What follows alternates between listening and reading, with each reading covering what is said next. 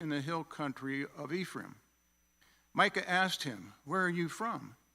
"I'm a Levite from Bethlehem in Judah," he said, "and I'm looking for a place to stay."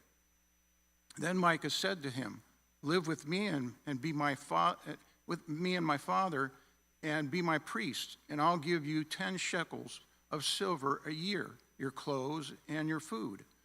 So the Levite agreed to live with him, and the young man became like one of his sons.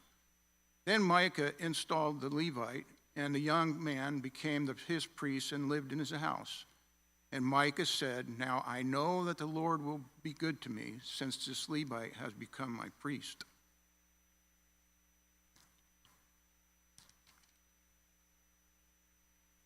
Chapter 18. In those days Israel had no king, and in those days the tribe of the Danites was seeking a place of their own where they might settle, because they had not yet come into inheritance among the tribes of Israel. So the Danites sent 5 of their leading men from Zorah and Eshtaol to spy out the land and explore it. These men represented all the Danites. They told them, "Go explore the land." So they entered the hill country of Ephraim and came to the house of Micah, where they spent the night. When they were near Micah's house, they recognized the voice of a young Levite, so they turned in there and asked him, "Who brought you here? What are you doing in this place? Why are you here?" He told them what Micah had done for him and said, "He has hired me, and I am his priest." Then they said to him, "Please inquire of God to learn whether our journey will be successful." The priest answered them, "Go in peace. Your journey has the Lord's approval." So the 5 men left and came to Laish, where they saw that the people were living in safety like the Sidonites, at peace and secure, and since their land lacked nothing, they were prosperous. Also, they lived a long way from the Sidonites and had no relationship with anyone else. When they returned from Zorah and Eshtaol, their fellow Danites asked them, "How did you find the things?" They answered, "Come on, let's attack them. We have seen the land, and it's very good. Aren't you going to do something? Don't hesitate to go there and take it. When they get there, you will find an unsuspecting people and a spacious land that God has put in your hands, a land that lacks nothing whatever." Then 600 men of the Danites, armed for battle, set out from Zoar and Eshtaol. On their way, they set up camp near Kiriath-Jearim in Judah. This is why the place west of Kiriath-Jearim is called Mahana Dan to this day. From there, they went on the hill country of Ephraim and came to Micah's house. Then the 5 men who had spied out the land of Laish said to their fellow Danites, "Do you know that one of these houses has an ephod, some household gods, and an image overlaid with silver? Now you know what to do." So they turned in there and went to the house of the young Levite at Micah's place and greeted him. The 600 Danites, armed for battle, stood at the entrance of the gate. The 5 men who had spied out the land went inside and took the idol, the ephod, and the household gods, while the priests and about 600 armed men stood at the entrance to the gate. When the 5 men went into Micah's house and took the idol, the ephod, and the household gods, the priest said to them, "What are you doing?" They answered him, "Be quiet. Don't say a word. Come with us and be our father and priest. Isn't it better that you serve a tribe and a clan in Israel as priests rather than just one man's household?" The priest was very pleased. He took the ephod, the household gods, and the idol and went along with the people. Putting their little children, their livestock, and their possessions in front of them, they turned away and left. When they had gone some distance from Micah's house, the men who lived near Micah were called together and overtook the Danites. As they shouted after them, the Danites turned and said to Micah, "What's the matter with you that you called out your men to fight?" He replied, "You took the gods I made, and my priests, and went away. What else do I have? How can you ask me, 'What's the matter with you?'" The Danites answered, "Don't argue with us, or some of the men may get angry and attack you, and you and your family will lose your lives." So the Danites went their way, and Micah, seeing that they were too strong for him, turned around and went back home. Then they took what Micah had made and his priest and went to Lachish against the people at peace and secure. They attacked them with the sword and burned down their city. There was no one to rescue them because they lived a long way from Sidon and had no relationship with anyone else. The city was in a valley near Beth Rehob. The Danites rebuilt the city and settled there. They named it Dan after their ancestor Dan, who was born in Israel, though the city used to be called Laish. There the Danites set up for themselves the idol, and Jonathan, son of Gishon, the son of Moses, and his sons were priests for the tribe of Dan until the time of the captivity of the land. They continued to use the idol Micah had made.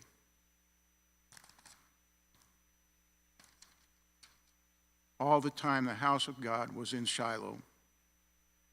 In those days, Israel had no king. Now a Levite who lived in a remote area of the hill country of Ephraim took a concubine from Bethlehem in Judah, but she was unfaithful to him. She left him and went back to her parents' home in Bethlehem, Judah. After she had been there 4 months, her husband went to her and persuaded her to return. He had with him his servant and 2 donkeys. She took him into her parents' home, and when her father saw him, he gladly welcomed him. His father-in-law, the woman's father, prevailed on him to stay, so he remained with him 3 days, eating and drinking and sleeping there. On the 4th day, they got up early, and he prepared to leave. But the woman's father said to his son-in-law, "Refresh yourself with something to eat, then you can go." So the 2 of them sat down to eat and drink together. Afterward, the woman's father said, "Please, stay tonight and enjoy yourself." And when the man got up to go, his father-in-law persuaded him, so he stayed there that night. On the morning of the 5th day, when he arose to go, the woman's father said, "Refresh yourself, wait till afternoon." So the 2 of them ate together.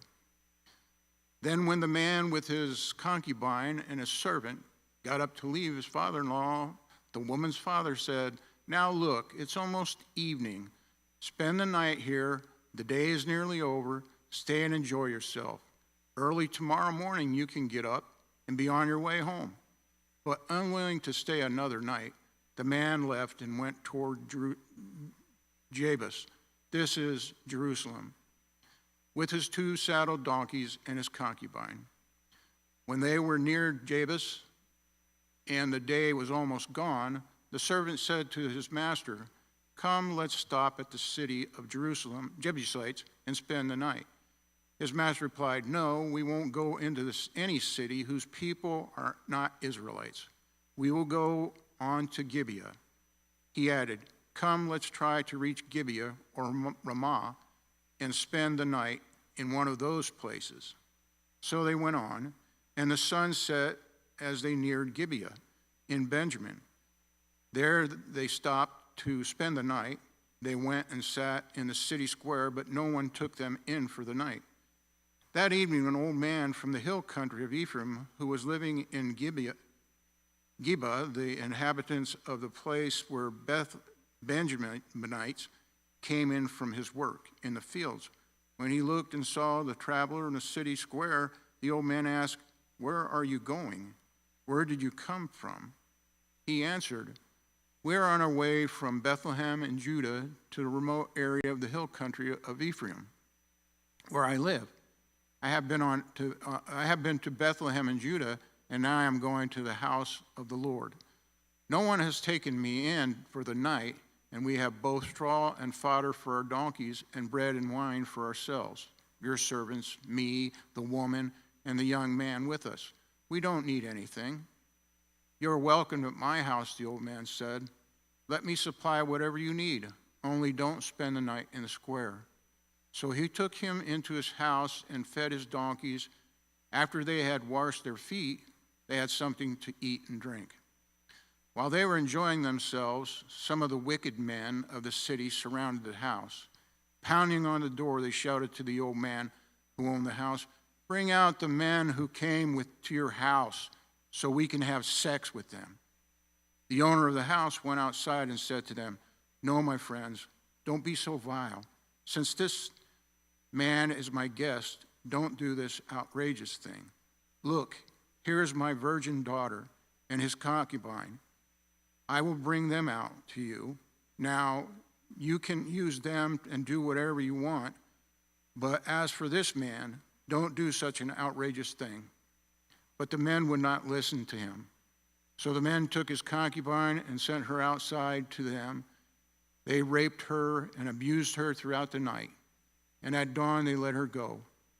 At daybreak, the woman went back to the house where her master was staying, fell down at the door, and lay there until daylight.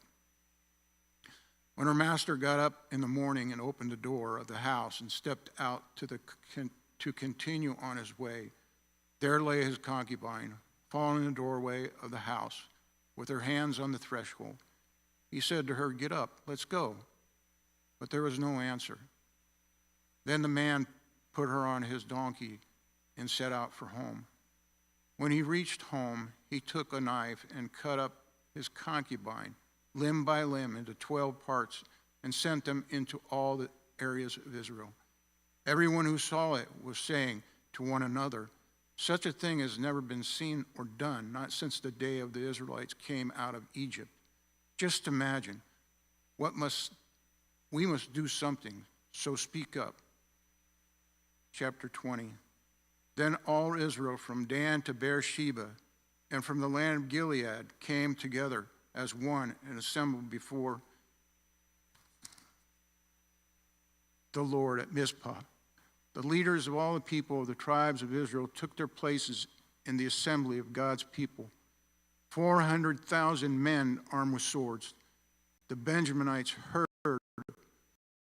that the Israelites had gone up to Mizpah. Then the Israelites said, "Tell us how this awful thing happened."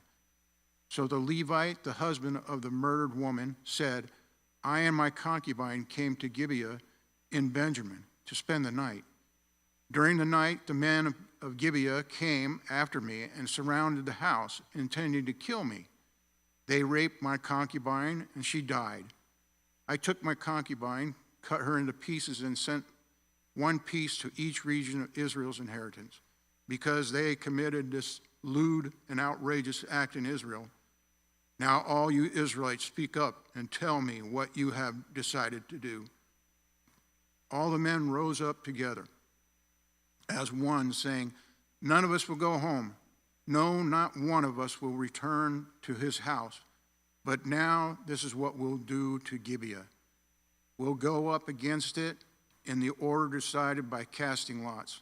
We'll take 10 men out of every 100 from all the tribes of Israel, and 100 from 1,000, and 1,000 from 10,000, to get provisions for the army Then when the army arrives at Gibeah and Benjamin, it can give them what they deserve for the outrageous act done in Israel.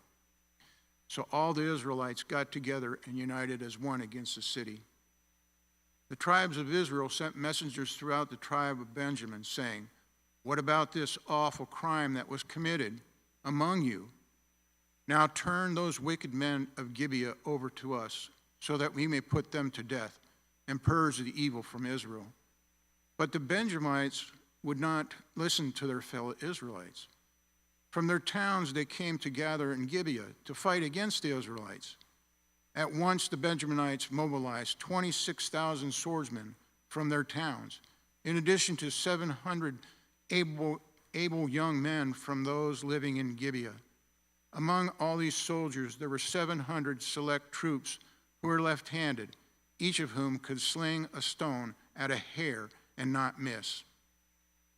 Israel, apart from Benjamin, mustered 400,000 swordsmen, all of them fit for battle. The Israelites went up to Bethlehem and inquired of God. They said, "Who of us is to go up first to fight against Benjaminites?" The Lord replied, "Judah shall go first." The next morning the Israelites got up and pitched camp near Gibeah. The Israelites went out to fight the Benjaminites and took up battle positions against them in Gibeah. The Benjaminites came out of Gibeah and cut down 22,000 Israelites on the battlefield that day. But the Israelites encouraged one another and again took up their positions where they had stationed themselves the first day.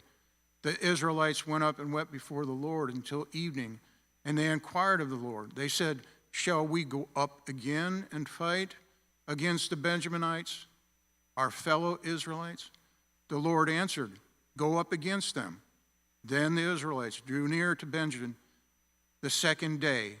This time, when the Benjaminites came out from Gibeah to oppose them, they cut down another 18,000 Israelites, all of them armed with swords. Then all the Israelites, the whole army, went up to Bethel, and there they sat weeping before the Lord. They fasted that day until evening and presented burnt offerings and fellowship offerings to the Lord. And the Israelites inquired of the Lord. In those days the Ark of the Covenant of God was there, with Phinehas, son of Eleazar, the son of Aaron, ministering before it. They asked, "Shall we go up again to fight against the Benjaminites, our fellow Israelites, or not?" The Lord responded, "Go, for tomorrow I will give them into your hands." Then Israel sat in ambush around Gibeah. They went up against the Benjaminites on the third day and took up positions against Gibeah as they had done before. The Benjaminites came out to meet them and were drawn away from the city. They began to inflict casualties on the Israelites as before. So about 30 men fell in the open field and on the roads, one leading to Bethel and the other to Gibeah. While the Benjaminites were saying, "We are defeating them," as before, the Israelites were saying, "Let's retreat and draw them away from the city to the roads." All the men of Israel moved from their place and took up positions at Baal Tamar. And the Israelite ambush charged out of his place on the west of Gibeah. Then 10,000 of Israel's able young men made frontal attacks on Gibeah. The fighting was so heavy that the Benjaminites did not realize how near disaster was. The Lord defeated Benjamin before Israel, and on that day the Israelites struck down 25,100 Benjaminites, all armed with swords.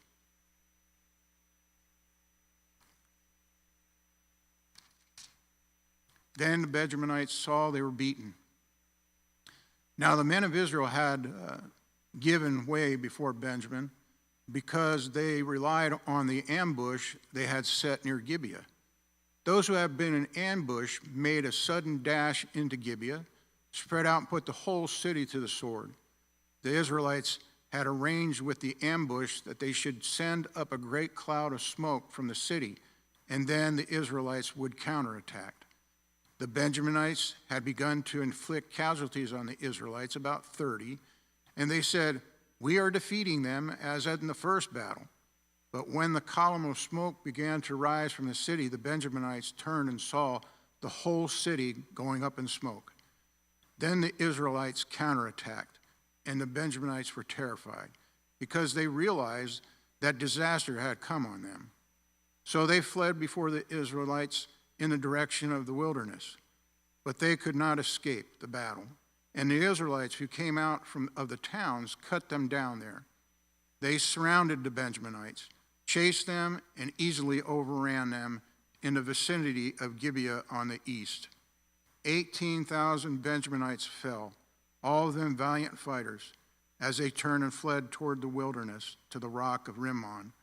The Israelites cut down 5,000 men along the roads. They kept pressing after the Benjaminites as far as Gidom and struck down 2,000 more. On that day, 25,000 Benjaminite swordsmen fell, all of them valiant fighters. But 600 of them turned and fled into the wilderness to the rock of Rimmon, where they stayed 4 months.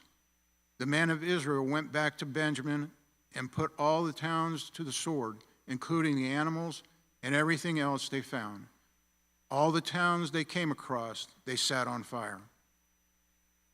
The men of Israel had taken an oath at Mizpah, not one of us will give his daughter in marriage to the Benjaminite. The people went to Bethel, where they sat before God until evening, raising their voices and weeping bitterly. Lord, God of Israel, they cried, why has this happened to Israel? Why should one tribe be missing from Israel today? Early the next day, the people built an altar and presented burnt offerings and fellowship offerings. Then the Israelites asked, who from all the tribes of Israel has failed to assemble before the Lord? For they had taken a solemn oath that anyone who failed to assemble before the Lord at Mizpah was to be put to death. Now the Israelites grieved for the tribe of Benjamin, their fellow Israelites. Today, one tribe is cut off from Israel, they said. How can we provide wives for those who are left, since we have taken an oath by the Lord not to give them any of our daughters in marriage? Then they asked, which one of the tribes of Israel failed to assemble before the Lord at Mizpah? They discovered that no one from Jabesh Gilead had come to the camp for the assembly. For when they counted the people, they found that none of the people of Jabesh Gilead were there. So the assembly sent 12,000 fighting men with instructions to go to Jabesh Gilead and put to sword those living there, including the women and the children. This is what you are to do, they said. Kill every male and every woman who is not a virgin. They found among the people living in Jabesh Gilead 400 young women who had never slept with a man, and they took them to the camp at Shiloh in Canaan. Then the whole assembly sent an offer of peace to the Benjaminites at the rock of Rimmon. So the Benjaminites returned at that time and were given the women of Jabesh Gilead, who had been spared, but there were not enough for all of them. The people grieved for the Benjamin because the Lord had made a gap in the tribes of Israel. And the elders of the assembly said, with the women of Benjamin destroyed, how shall we provide wives for the men who are left? Then Benjaminite survivors must have heirs, they said, so that the tribe of Israel will not be wiped out. We can't give them our daughters as wives, since we Israelites have taken this oath. Cursed be anyone who gives a wife to a Benjaminite. But look, there is an annual festival of the Lord at Shiloh, which lies north of Bethel, east of the road that goes from Bethel to Shechem, and south of Lebanon. So they instructed the Benjaminites, saying, go and hide in the vineyards and watch. When the young women of Shiloh come out to join in the dancing, rush from the vineyards, and each of you seize one of them to be your wife. Then return to the land of Benjamin. When their fathers or brothers complain to us, we will say to them, do us the favor of helping them, because we did not get wives for them during the war. You will not be guilty of breaking your oath, because you did not give your daughters to them.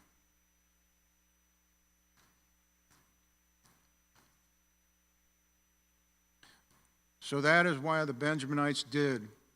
While the young women were dancing, each man caught one of the and carried her off to be his wife. Then they returned to their inheritance and rebuilt the towns and settled there.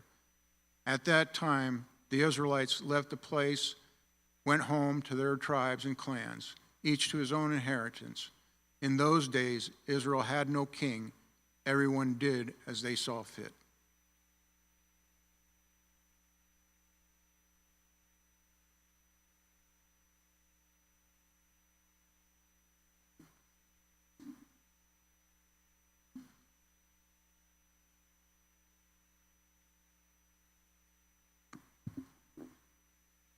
The Book of Ruth. In the days when the judges ruled, there was a famine in the land. So a man from Bethlehem in Judah, together with his wife and 2 sons, went to live for a while in the country of Moab. The man's name was Elimelech, his wife's name was Naomi, and the names of his 2 sons were Mahlon and Chilion. They were Ephrathites from Bethlehem, Judah, and they went to Moab and lived there. Now Elimelech, Naomi's husband, died, and she was left with her 2 sons. They married Moabite women, one named Orpah and the other Ruth. After they had lived there about 10 years, both Mahlon and Chilion also died, and Naomi was left without her 2 sons and her husband. When Naomi heard in Moab that the Lord had come to the aid of his people by providing food for them, she and her daughters-in-law prepared to return home from there. With her 2 daughters-in-law, she left the place where she had been living and set out on the road that would take them back to the land of Judah. Then Naomi said to her 2 daughters-in-law, "Go back, each of you, to your mother's home. May the Lord show you kindness as you have shown kindness to your dead husbands and to me. May the Lord grant that each of you will find rest in the home of another husband." Then she kissed them goodbye, and they wept aloud and said to her, "We will go back with you to your people." But Naomi said, "Return home, my daughters. Why would you come with me? Am I going to have any more sons? Who would become your husbands? Return home, my daughters. I am too old to have another husband. Even if I thought there was still hope for me, even if I had a husband tonight and then gave birth to sons, would you wait until they grew up? Would you remain unmarried for them? No, my daughters, it is more bitter for me than for you, because the Lord's hand has turned against me." At this they wept aloud again.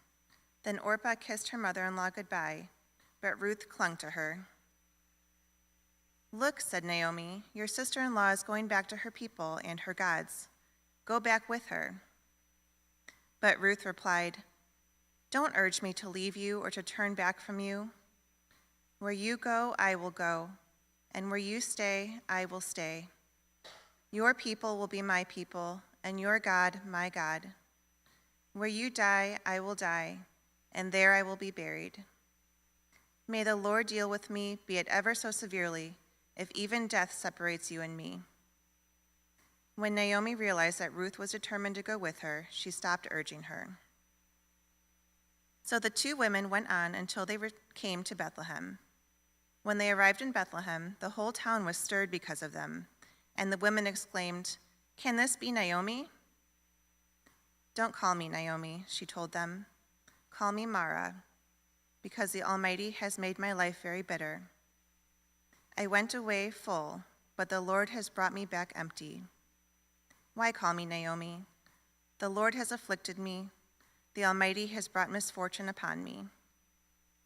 So Naomi returned from Moab, accompanied by Ruth the Moabite, her daughter-in-law, arriving in Bethlehem as the barley harvest was beginning. Now, Naomi had a relative on her husband's side, a man of standing from the clan of Elimelech, whose name was Boaz. And Ruth the Moabite said to Naomi, "Let me go to the fields and pick up the leftover grain behind anyone in whose eyes I find favor." Naomi said to her, "Go ahead, my daughter." So she went out, entered a field, and began to glean behind the harvesters. As it turned out, she was working in a field belonging to Boaz, who was from the clan of Elimelech. Just then Boaz arrived from Bethlehem and greeted the harvesters. "The Lord be with you." "The Lord bless you," they answered. Boaz asked the overseer of his harvesters, "Who does that young woman belong to?" The overseer replied, "She is the Moabite who came back from Moab with Naomi. She said, 'Please let me glean and gather among the sheaves behind the harvesters.' She came into the field and has remained here from morning till now, except for a short rest in the shelter." So Boaz said to Ruth, "My daughter, listen to me.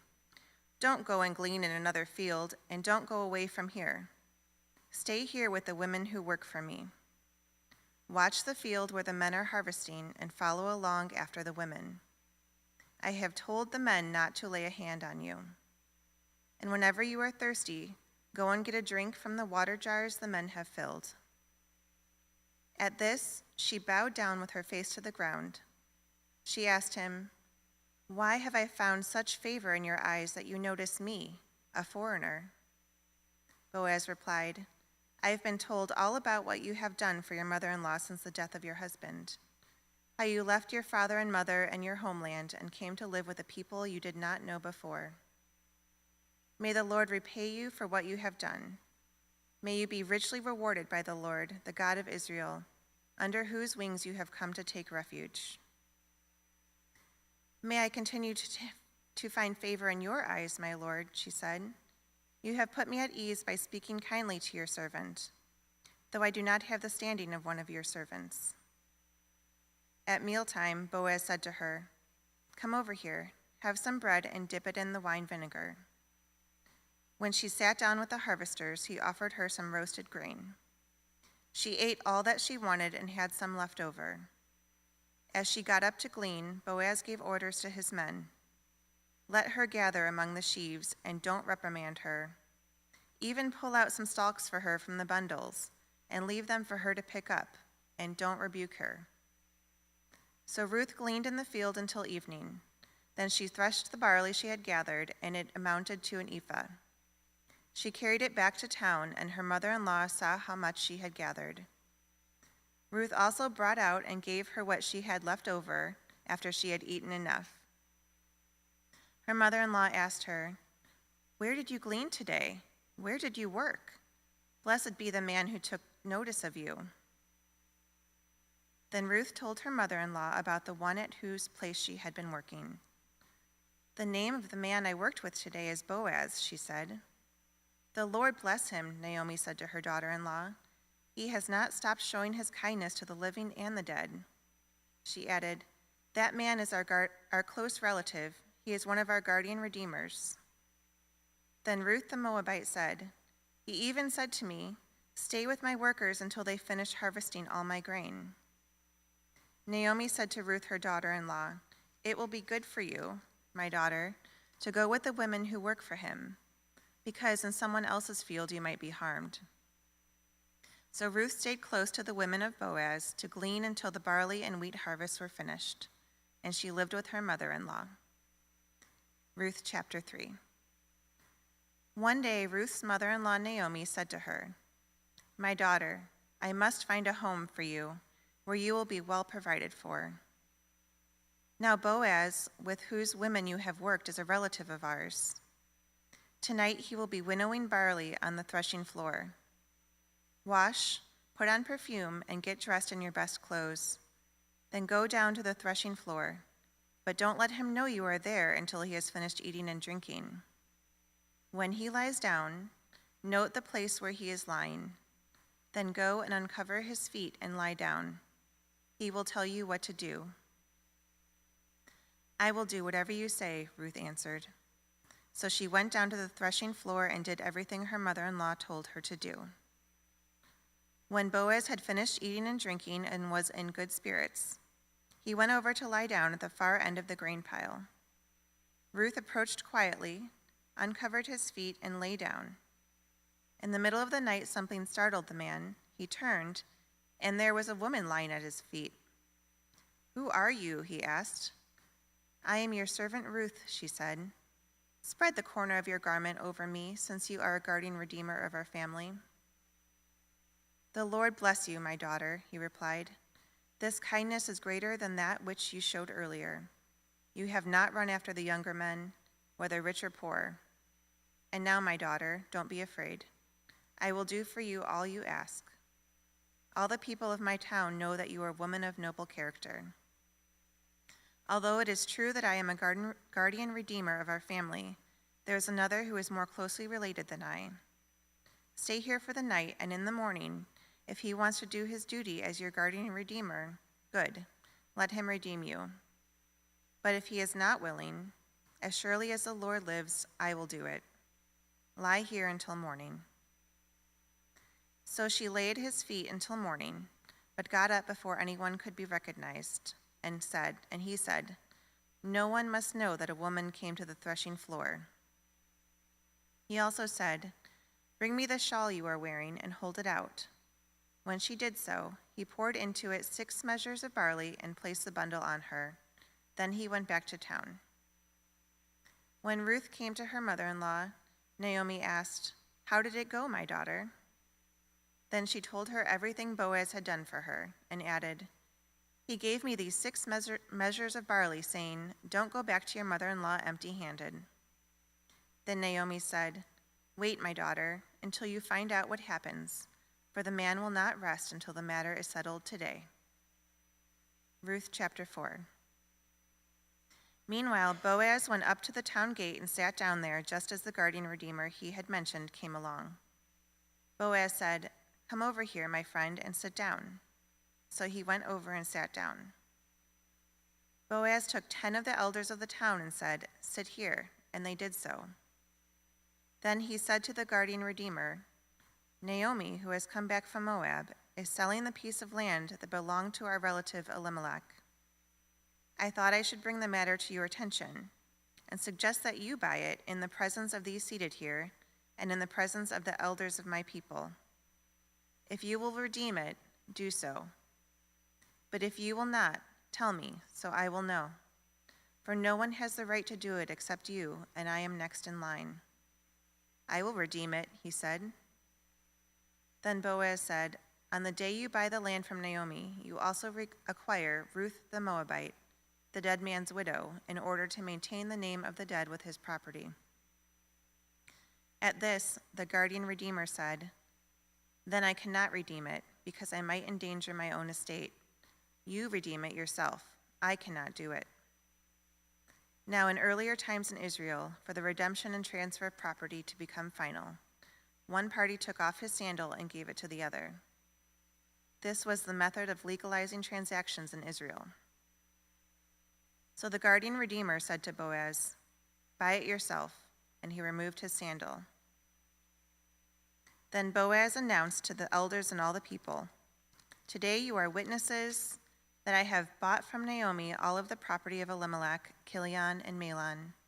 I have also acquired Ruth the Moabite, Mahlon's widow, as my wife, in order to maintain the name of the dead with his property, so that his name will not disappear from among his family or from his hometown. Today you are witnesses." Then the elders and all the people at the gate said, "We are witnesses. May the Lord make the woman who is coming into your home like Rachel and Leah, who together built up the family of Israel. May you have standing in Ephrathah and be famous in Bethlehem. Through the offspring the Lord gives you by this young woman, may your family be like that of Perez, whom Tamar bore to Judah." So Boaz took Ruth, and she became his wife. When he made love to her, the Lord enabled her to conceive, and she gave birth to a son. The women said to Naomi, "Praise be to the Lord, who this day has not left you without a guardian redeemer. May he become famous throughout Israel. He will renew your life and sustain you in your old age. For your daughter-in-law, who loves you and who is better to you than 7 sons, has given him birth."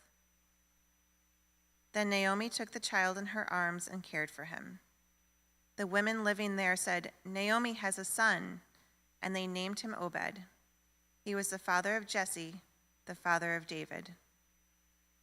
This then is the family line of Perez. Perez was the father of Hezron. Hezron the father of Ram, Ram the father of Amminadab, Amminadab the father of Nahshon, Nahshon the father of Salmon, Salmon the father of Boaz, Boaz the father of Obed, Obed the father of Jesse, and Jesse the father of David.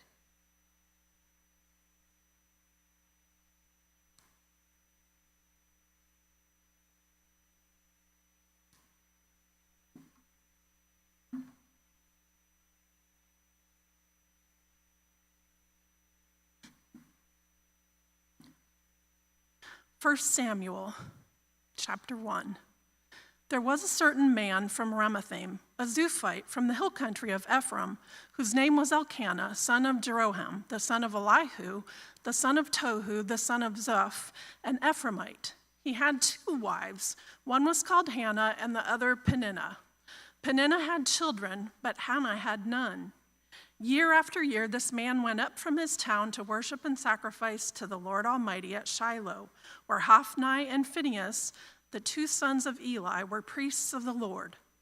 Whenever the day came for Elkanah to sacrifice, he would give portions of the meat to his wife Peninnah and to all her sons and daughters. But to Hannah he gave a double portion because he loved her, and the Lord had closed her womb.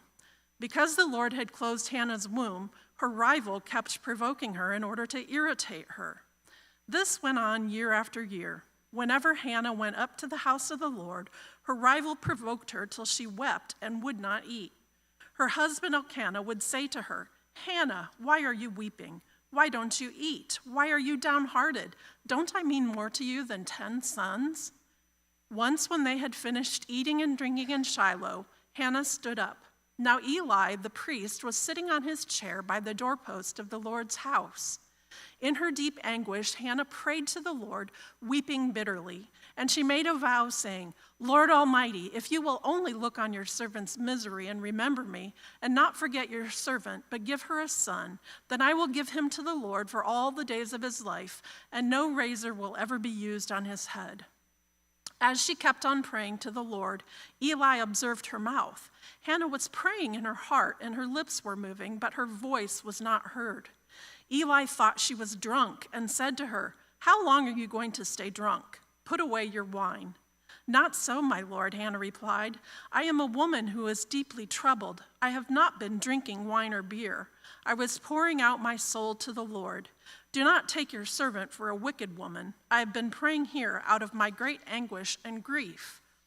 Eli answered, "Go in peace, and may the God of Israel grant you what you have asked of him." She said, "May your servant find favor in your eyes." Then she went on her way and ate something, and her face was no longer downcast. Early the next morning they arose and worshipped before the Lord, and then went back to their home at Ramah. Elkanah made love to his wife Hannah, and the Lord remembered her. So in the course of time, Hannah became pregnant and gave birth to a son. She named him Samuel, saying, "Because I asked the Lord for him."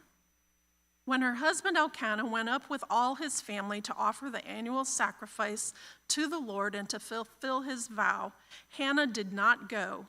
She said to her husband, "After the boy is weaned, I will take him and present him before the Lord, and he will live there always."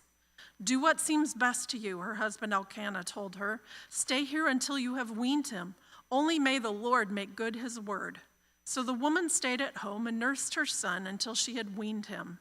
After he was weaned, she took the boy with her, young as he was, along with a 3-year-old bull, an ephah of flour, and a skin of wine, and brought him to the house of the Lord at Shiloh. When the bull had been sacrificed, they brought the boy to Eli, and she said to him, "Pardon me, my lord. As surely as you live, I am the woman who stood here beside you praying to the Lord. I prayed for this child, and the Lord has granted me what I asked of him. So now I give him to the Lord. For his whole life he will be given over to the Lord." And he worshiped the Lord there. Chapter 2. Then Hannah prayed and said, "My heart rejoices in the Lord. In the Lord my horn is lifted high. My mouth boasts over my enemies, and I delight in your deliverance. There is no one holy like the Lord. There is no one beside you. There is no rock like our God.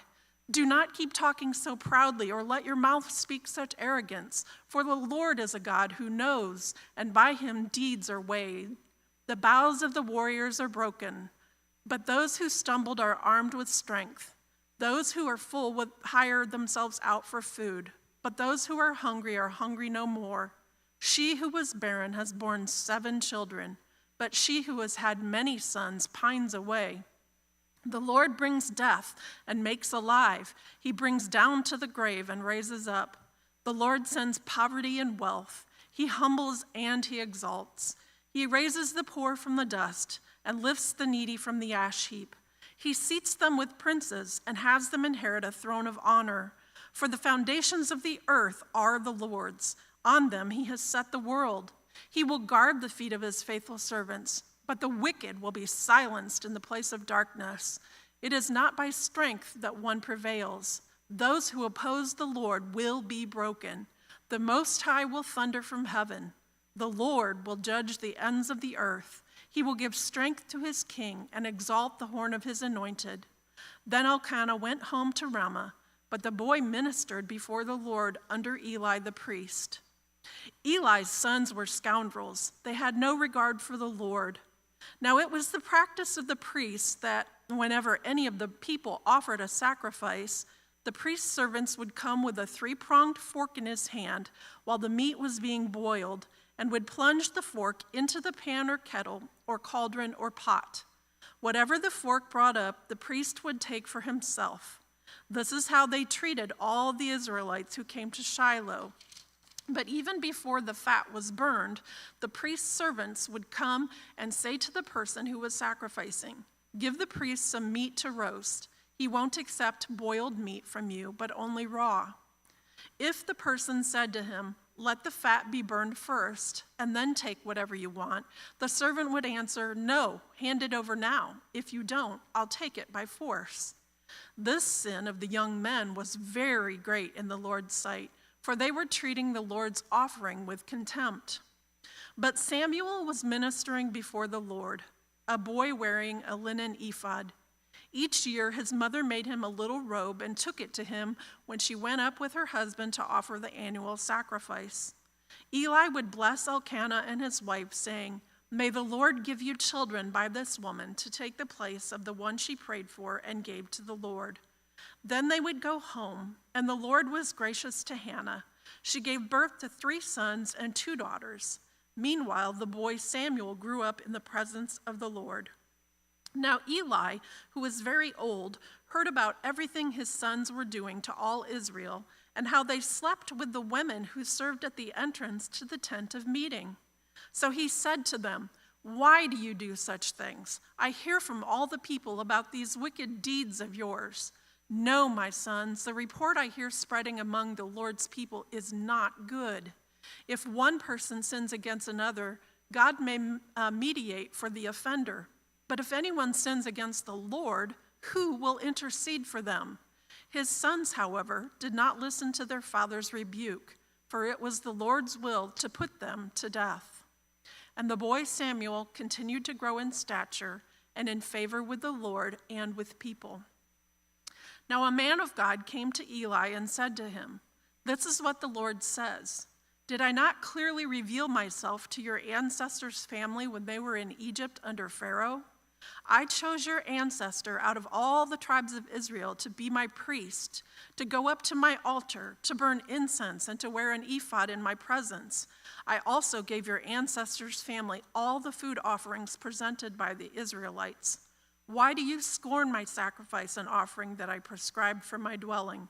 Why do you honor your sons more than me by fattening yourselves on the choice parts of every offering made by my people Israel? Therefore the Lord, the God of Israel, declares, I promised that members of your family would minister before me forever. But now the Lord declares, far be it from me. Those who honor me I will honor, but those who despise me will be disdained. The time is coming when I will cut short your strength and the strength of your priestly house, so that no one in it will reach old age, and you will see distress in my dwelling. Although good will be done to Israel, no one in your family line will ever reach old age. Every one of you that I do not cut off from serving at my altar, I will spare only to destroy your sight and sap your strength, and all your descendants will die in the prime of life. And what happens to your 2 sons, Hophni and Phinehas, will be assigned to you. They will both die on the same day. I will raise up for myself a faithful priest who will do according to what is in my heart and mind. I will firmly establish his priestly house, and they will minister before my anointed one always. Then everyone left in your family line will come and bow down before him for a piece of silver and a loaf of bread, and appoint me to some priestly office so I can have food to eat. Chapter 3. The boy Samuel ministered before the Lord under Eli. In those days, the word of the Lord was rare. There were not many visions. One night, Eli, whose eyes were becoming so weak that he could barely see, was lying down in his usual place. The lamp of God had not yet gone out, and Samuel was lying down in the house of the Lord, where the ark of God was. Then the Lord called Samuel. Samuel answered, "Here I am." And he ran to Eli and said, "Here I am, you called me." But Eli said, "I did not call. Go back and lie down." So he went and lay down. Again the Lord called, "Samuel." And Samuel got up and went to Eli and said, "Here I am, you called me." "My son," Eli said, "I did not call. Go back and lie down." Now Samuel did not yet know the Lord. The word of the Lord had not yet been revealed to him. A third time the Lord called, "Samuel." And Samuel got up and went to Eli and said, "Here I am, you called me." Then Eli realized that the Lord was calling the boy. So Eli told Samuel, "Go and lie down. And if he calls you, say, 'Speak, Lord, for your servant is listening.'" So Samuel went and lay down in his place. The Lord came and stood there, calling as at the other times, "Samuel, Samuel." Then Samuel said, "Speak, for your servant is listening." And the Lord said to Samuel, "See, I am about to do something in Israel that will make the ears of everyone who hears about it tingle. At that time, I will carry out against Eli everything I spoke against his family from beginning to end. For I told him that I would judge his family forever because of the sin he knew about. His sons blasphemed God, and he failed to restrain them. Therefore I swore to the house of Eli, the guilt of Eli's house will never be atoned for by sacrifice or offering." Samuel lay down until morning and then opened the doors of the house of the Lord. He was afraid to tell Eli the vision, but Eli called him and said, "Samuel, my son." Samuel answered, "Here I am." "What was it he said to you?" Eli asked, "Do not hide it from me. May God deal with you, be it ever so severely, if you hide from me anything he told you." So Samuel told him everything, hiding nothing from him. Then Eli said, "He is the Lord. Let him do what is good in his eyes." The Lord was with Samuel as he grew up, and he let none of Samuel's words fall to the ground. And all Israel, from Dan to Beersheba, recognized that Samuel was attested as a prophet of the Lord. The Lord continued to appear at Shiloh, and there he revealed himself to Samuel through his word. Chapter 4. And Samuel's word came to all Israel. Now the Israelites went out to the fight against the Philistines. The Israelites camped at Ebenezer, and the Philistines at Aphek. The Philistines deployed their forces to meet Israel, and as the battle spread, Israel was defeated by the Philistines, who killed about 4,000 of them on the battlefield. When the soldiers returned to camp, the elders of Israel asked, "Why did the Lord bring defeat on us today before the Philistines? Let us bring the ark of the Lord's covenant from Shiloh, so that he may go with us and save us from the hand of our enemies." So the people sent men to Shiloh, and they brought back the ark of the covenant of the Lord Almighty, who is enthroned between the cherubim. And Eli's 2 sons, Hophni and Phinehas, were there with the ark of the covenant of God. When the ark of the Lord's covenant came into the camp, all Israel raised such a great shout that the ground shook. Hearing the uproar, the Philistines asked, "What's all this shouting in the Hebrew camp?" When they learned that the ark of the Lord had come into the camp, the Philistines were afraid. "A god has come into the camp," they said. "Oh no, nothing like this has happened before. We are doomed. Who will deliver us from the hand of these mighty gods? They are the gods who struck the Egyptians with all kinds of plagues in the wilderness. Be strong, Philistines. Be men, or you will be subject to the Hebrews, as they have been to you. Be men and fight."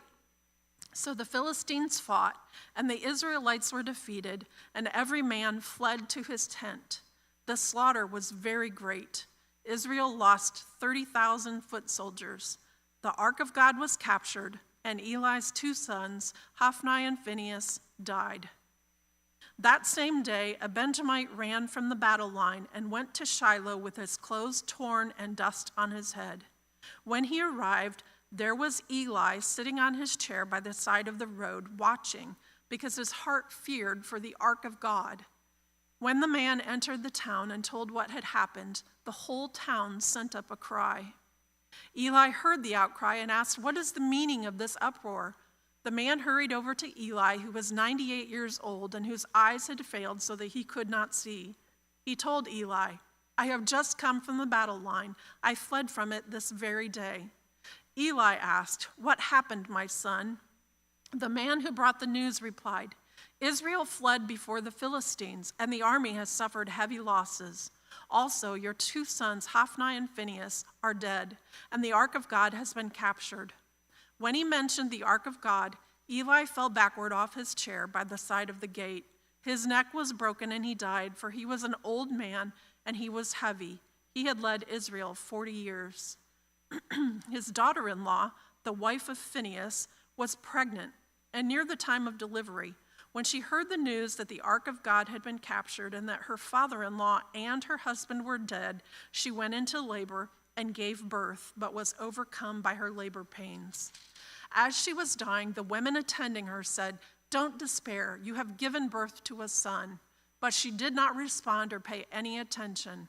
She named the boy Ichabod, saying, "The glory has departed from Israel," because of the capture of the ark of God and the deaths of her father-in-law and her husband.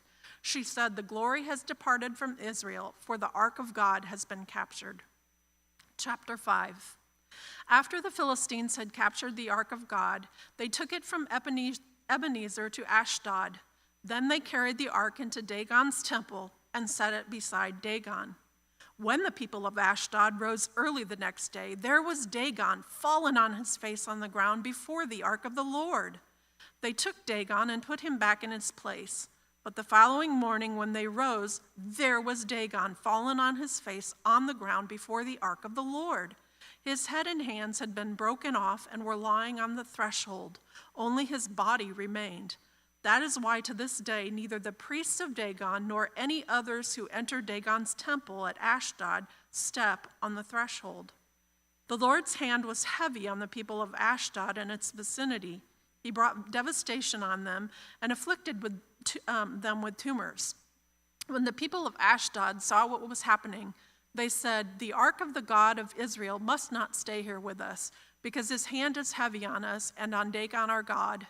So they called together all the rulers of the Philistines and asked them, "What shall we do with the ark of the God of Israel?" They answered, "Have the ark of the God of Israel moved to Gath." So they moved the ark of the God of Israel. But after they had moved it, the Lord's hand was against that city, throwing it into a great panic.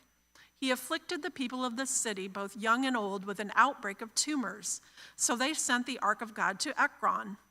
As the ark of God was entering Ekron, the people of Ekron cried out, "They have brought the ark of the God of Israel around to us to kill us and our people." So they called together all the rulers of the Philistines and said, "Send the ark of the God of Israel away. Let it go back to its own place, or it will kill us and our people." For death had filled the city with panic. God's hand was very heavy on it. Those who did not die were afflicted with tumors, and the outcry of the city went up to heaven. Chapter 6.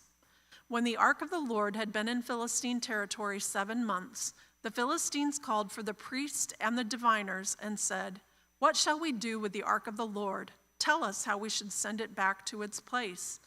They answered, "If you return the ark of the God of Israel, do not send it back to him without a gift. By all means, send a guilt offering to him. Then you will be healed, and you will know why his hand has not been lifted from you." The Philistines asked, "What guilt offering should we send to him?" They replied, 5 gold tumors and 5 gold rats, according to the number of the Philistine rulers, because the same plague has struck both you and your rulers. Make models of the tumors and of the rats that are destroying the country, and give glory to Israel's God. Perhaps he will lift his hand from you and your gods and your land. Why do you harden your hearts as the Egyptians and Pharaoh did? When Israel's God dealt harshly with them, did they not send the Israelites out so they could go on their way? Now then, get a new cart ready with 2 cows that have been calved and have never been yoked. Hitch the cows to the cart, but take their calves away and pen them up. Take the ark of the Lord and put it on the cart, and in a chest beside it put the gold objects you are sending back to him as a guilt offering. Send it on its way, but keep watching it. If it goes up to its own territory toward Beth Shemesh, then the Lord has brought this great disaster on us. But if it does not, then we will know that it was not his hand that struck us, but that it happened to us by chance." So they did this. They took 2 such cows and hitched them to the cart and penned up their calves. They placed the ark of the Lord on the cart, and along with it the chest containing the gold rats and the models of the tumors. Then the cows went straight up toward Beth Shemesh, keeping on the road and lowing all the way. They did not turn to the right or to the left. The rulers of the Philistines followed them as far as the border of Beth Shemesh. Now the people of Beth Shemesh were harvesting their wheat in the valley, and when they looked up and saw the ark, they rejoiced at the sight. The cart came to the field of Joshua of Beth Shemesh, and there it stopped beside a large rock. The people chopped up the wood of the cart and sacrificed the cows as a burnt offering to the Lord. The Levites took down the ark of the Lord together with the chest containing the gold objects and placed them on the large rock. On that day, the people of Beth Shemesh offered burnt offerings and made sacrifices to the Lord. The 5 rulers of the Philistines saw all this and then returned that same day to Ekron. These are the gold tumors the Philistines sent as a guilt offering to the Lord, 1 each for Ashdod, Gaza, Ashkelon, Gath, and Ekron. And the number of the gold rats was according to the number of Philistine towns belonging to the 5 rulers, the fortified towns with their country villages. The large rock on which the Levites set the ark of the Lord is a witness to this day in the field of Joshua of Beth Shemesh. But God struck down some of the inhabitants of Beth Shemesh, putting 70 of them to death because they looked into the ark of the Lord. The people mourned because of the heavy blow the Lord had dealt them. And the people of Beth Shemesh asked, "Who can stand in the presence of the Lord, this holy God? To whom will the ark go up from here?" Then they sent messengers to the people of Kiriath Jearim, saying, "The Philistines have returned the ark of the Lord. Come down and take it up to your town." So the men of Kiriath Jearim came and took up the ark of the Lord. They brought it to Abinadab's house on the hill and consecrated Eleazar his son to guard the ark of the Lord. The ark remained at Kiriath Jearim a long time, 20 years in all. Then all the people of Israel turned back to the Lord. So Samuel said to all the Israelites, "If you are returning to the Lord with all your hearts, then rid yourselves of the foreign gods and the Ashtoreths, and commit yourselves to the Lord and serve him only, and he will deliver you out of the hand of the Philistines." So the Israelites put away their Baals and Ashtoreths and served the Lord only. Then Samuel said, "Assemble all Israel at Mizpah, and I will intercede with the Lord for you." When they had assembled at Mizpah, they drew water and poured it out before the Lord. On that day they fasted, and there they confessed, "We have sinned against the Lord." Now Samuel was serving as leader of Israel at Mizpah. When the Philistines heard that Israel had assembled at Mizpah, the rulers of the Philistines came up to attack them. When the Israelites heard of it, they were afraid because of the Philistines. They said to Samuel, "Do not stop crying out to the Lord our God for us, that he may guard us from the hand of the Philistines." Then Samuel took a suckling lamb and sacrificed it as a whole burnt offering to the Lord. He cried out to the Lord on Israel's behalf, and the Lord answered him. While Samuel was sacrificing the burnt offering, The Philistines drew near to engage Israel in battle. But that day the Lord thundered with loud thunder against the Philistines and threw them into such a panic that they were routed before the Israelites. The men of Israel rushed out of Mizpah and pursued the Philistines, slaughtering them all along the way to a point below Beth-kar. Then Samuel took a stone and set it up between Mizpah and Shen. He named it Ebenezer, saying, "Thus far the Lord has helped us." So the Philistines were subdued, and they stopped invading Israel's territory. Throughout Samuel's lifetime, the hand of the Lord was against the Philistines. The towns from Ekron to Gath that the Philistines had captured from Israel were restored to Israel, and Israel delivered the neighboring territory from the hands of the Philistines. And there was peace between Israel and the Amorites. Samuel continued as Israel's leader all the days of his life. From year to year, he went on a circuit from Bethel to Gilgal to Mizpah, judging Israel in all those places. But he always went back to Ramah, where his home was, and there he also held court for Israel, and he built an altar there to the Lord. Chapter 8. When Samuel grew old, he appointed his sons as Israel's leaders. The name of his firstborn was Joel, and the name of his second was Abijah, and they served at Beersheba. But his sons did not follow his ways. They turned aside after dishonest gain and accepted bribes and perverted justice. So all the elders of Israel gathered together and came to Samuel at Ramah. They said to him, "You are old, and your sons do not follow your ways. Now appoint a king to lead, such as all the other nations have." But when they said, "Give us a king to lead us," this displeased Samuel. So he prayed to the Lord. And the Lord told him, "Listen to all that the people are saying to you. It is not you they have rejected, but they have rejected me as their king. As they have done from the day I brought them up out of Egypt until this day, forsaking me and serving other gods, so they are doing to you. Now listen to them, but warn them solemnly, and let them know what the king who will reign over them will claim as his rights." Samuel told all the words of the Lord to the people who were asking him for a king. He said, "This is what the king who will reign over you will claim as his rights. He will take your sons and make them serve with his chariots and horses, and they will run in front of his chariots. Some he will assign to be commanders of thousands and commanders of 50s, and others to plow his ground and reap his harvest, and still others to make weapons of war and equipment for his chariots. He will take your daughters to be perfumers and cooks and bakers. He will take the best of your fields and vineyards and olive groves and give them to his attendants. He will take a tenth of your grain and of your vintage and give it to his officials and his attendants. Your male and female servants and the best of your cattle and donkeys he will take for his own use. He will take a tenth of your flocks, and you yourselves will become his slaves. When that day comes, you will cry out for relief from the king you have chosen, but the Lord will not answer you in that day." But the people refused to listen to Samuel. "No," they said, "we want a king over us. Then we will be like all the other nations, with a king to lead us and to go out before us and fight our battles." When Samuel heard all that the people said, he repeated it before the Lord. The Lord answered, "Listen to them and give them a king." Then Samuel said to the Israelites, "Everyone go back to your own town." Chapter 9. There was a Benjamite, a man of standing, whose name was Kish, son of Abiel, the son of Zeror, the son of Bechorath, the son of Aphiah of Benjamin. Kish had a son named Saul, as handsome a young man as could be found anywhere in Israel, and he was a head taller than anyone else. Now the donkeys belonging to Saul's father Kish were lost, and Kish said to his son Saul, "Take one of the servants with you and go and look for the donkeys." So he passed through the hill country of Ephraim and through the area around Shalisha, and they did not find them.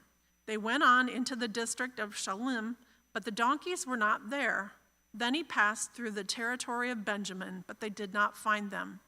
When they reached the district of Zuph, Saul said to the servant who was with him, "Come, let's go back, or my father will stop thinking about the donkeys and start worrying about us." But the servant replied, "Look, in this town there is a man of God. He is highly respected, and everything he says comes true. Let's go there now. Perhaps he will tell us what way to take." Saul said to his servant, "If we go, what can we give the man? The food in our sacks is gone. We have no gift to take to the man of God. What do we have?" The servant answered him again. "Look," he said, "I have a quarter of a shekel of silver. I will give it to the man of God so that he will tell us what way to take." Formerly in Israel, if someone went to inquire of God, they would say, "Come, let us go to the seer," because the prophet of today used to be called a seer. "Good," Saul said to his servant, "come, let's go." So they set out for the town where the man of God was. As they were going up the hill to the town, they met some young women coming out to draw water, and they asked them, "Is the seer here?" "He is," they answered. "He's ahead of you. Hurry now. He has just come to our town today, for the people have a sacrifice at the high place. As soon as you enter the town, you will find him before he goes up to the high place to eat. The people will not begin eating until he comes, because he must bless the sacrifice. Afterward, those who are invited will eat. Go up now. You should find him about this time." They went up to the town, and as they were entering it, there was Samuel coming toward them on his way up to the high place. Now the day before Saul came, the Lord had revealed this to Samuel. "About this time tomorrow I will send you a man from the land of Benjamin. Anoint him ruler over my people Israel. He will deliver them from the hand of the Philistines. I have looked on my people, for their cry has reached me." When Samuel caught sight of Saul, the Lord said to him, "This is the man I spoke to you about. He will govern my people." Saul approached Samuel in the gateway and asked, "Would you please tell me where the seer's house is?" "I am the seer," Samuel replied. "Go up ahead of me to the high place, for today you are to eat with me. And in the morning I will send you on your way and will tell you all that is in your heart. As for the donkeys you lost 3 days ago, do not worry about them. They have been found. And to whom is all the desire of Israel turned, if not to you and your whole family line?" Saul answered, "But am I not a Benjamite from the smallest tribe of Israel? And is not my clan the least of all the clans of the tribe of Benjamin? Why do you say such a thing to me?" Then Samuel brought Saul and his servant into the hall and seated them at the head of those who were invited, about 30 in number. Samuel said to the cook, "Bring the piece of meat I gave you, the one I told you to lay aside."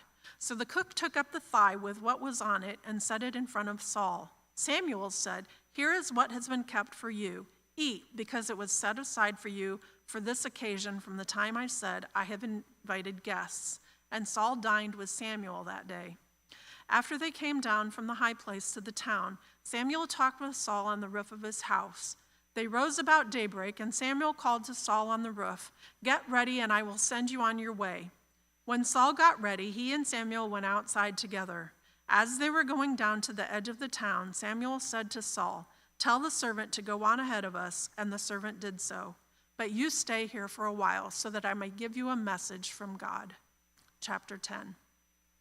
Then Samuel took a flask of olive oil and poured it on Saul's head and kissed him, saying, "Has not the Lord anointed you ruler over his inheritance? When you leave me today, you will meet 2 men near Rachel's tomb at Zelzah on the border of Benjamin. They will say to you, 'The donkeys you set out to look for have been found.' And now your father has stopped thinking about them and is worried about you. He is asking, 'What shall I do about my son?' Then you will go on from there until you reach the great tree of Tabor. 3 men going up to worship God at Bethel will meet you there. One will be carrying 3 young goats, another 3 loaves of bread, and another a skin of wine. They will greet you and offer you 2 loaves of bread, which you will accept from them. After that, you will go to Gibeah of God, where there is a Philistine outpost. As you approach the town, you will meet a procession of prophets coming down from the high places with lyres, timbrels, pipes, and harps being played before them, and they will be prophesying. The Spirit of the Lord will come powerfully upon you, and you will prophesy with them, and you will be changed into a different person. Once these signs are fulfilled, do whatever your hand finds to do, for God is with you. Go down ahead of me to Gilgal. I will surely come down to you to sacrifice burnt offerings and fellowship offerings, but you must wait 7 days until I come to you and tell you what you are to do." As Saul turned to leave Samuel, God changed Saul's heart, and all these signs were fulfilled that day. When he and his servant arrived at Gibeah, a procession of prophets met him. The Spirit of God came powerfully upon him, and he joined in all their prophesying. When all those who had formerly known him saw him prophesying with the prophets, they asked each other, "What is this that has happened to the son of Kish? Is Saul also among the prophets?"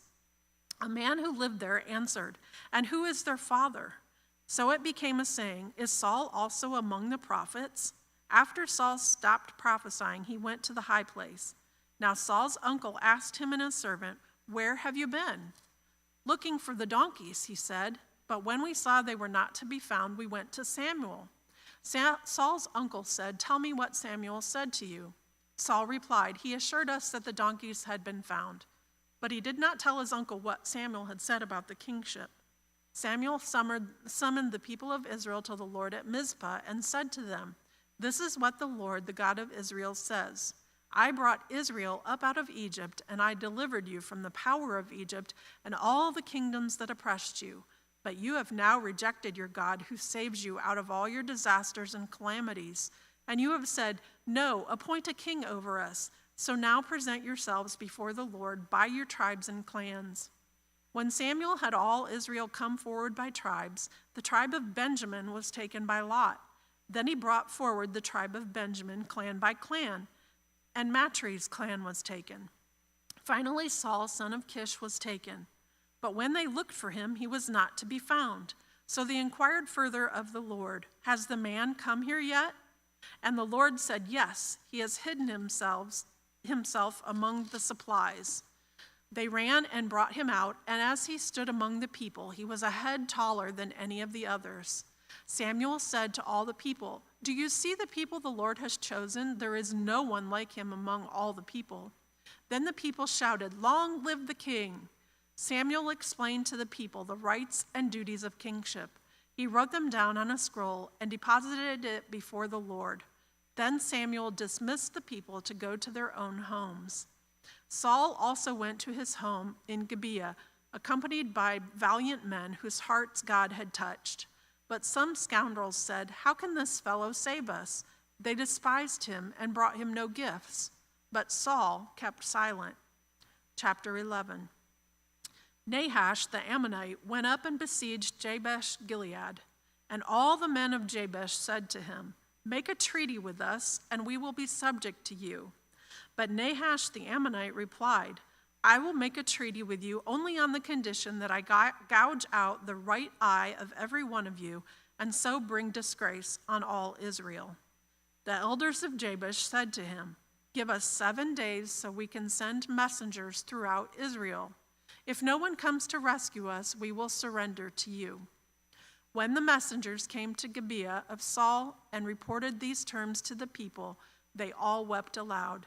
Just then, Saul was returning from the fields behind his oxen, and he asked, "What is wrong with everyone? Why are they weeping?" Then they repeated to him what the men of Jabesh had said.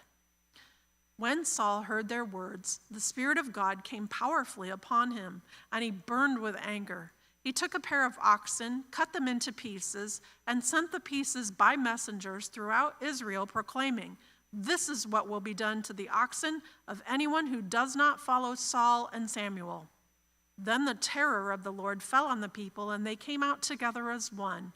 When Saul mustered them at Bezek, the men of Israel numbered 300,000, and those of Judah 30,000.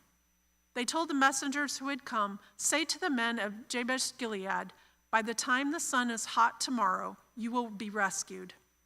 When the messengers went and reported this to the men at Jabesh, they were elated. They said to the Ammonites, "Tomorrow we will surrender to you, and you can do to us whatever you like." The next day, Saul separated his men into 3 divisions. During the last watch of the night, they broke into the camp of the Ammonites and slaughtered them until the heat of the day. Those who survived were scattered so that no 2 of them were left together. The people then said to Samuel, "Who was it that asked, 'Shall Saul reign over us?' Turn these men over to us so that we may put them to death." But Saul said, "No one will be put to death today, for this day the Lord has rescued Israel." Then Samuel said to the people, "Come, let us go to Gilgal and there renew the kingship." So all the people went to Gilgal and made Saul king in the presence of the Lord. There they sacrificed fellowship offerings before the Lord, and Saul and all the Israelites held a great celebration. Chapter 12. Samuel said to all Israel, I have listened to everything you have said to me and have set a king over you. Now you have a king as your leader. As for me, I am old and gray, and my sons are here with you. I have been your leader from my youth until this day. Here I stand. Testify against me in the presence of the Lord and his anointed. Whose ox have I taken? Whose donkey have I taken? Whom have I cheated? Whom have I oppressed?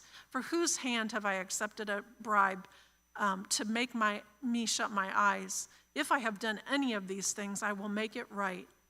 You have not cheated or oppressed us, they replied. You have not taken anything from anyone's hand. Samuel said to them, The Lord is witness against you, and also his anointed is witness this day, that you have not found anything in my hand. He is witness, they said. Then Samuel said to the people, It is the Lord who appointed Moses and Aaron and brought your ancestors up out of Egypt. Now then, stand here, because I am going to confront you with evidence before the Lord as to all the righteous acts performed by the Lord for you and your ancestors.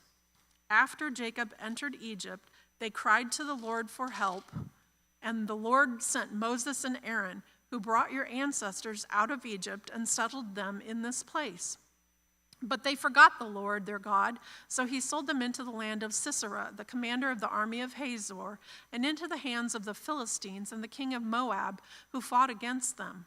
They cried out to the Lord and said, We have sinned, we have forsaken the Lord and served the Baals and the Ashtoreths. But now deliver us from the hands of your enemies, and we will serve you.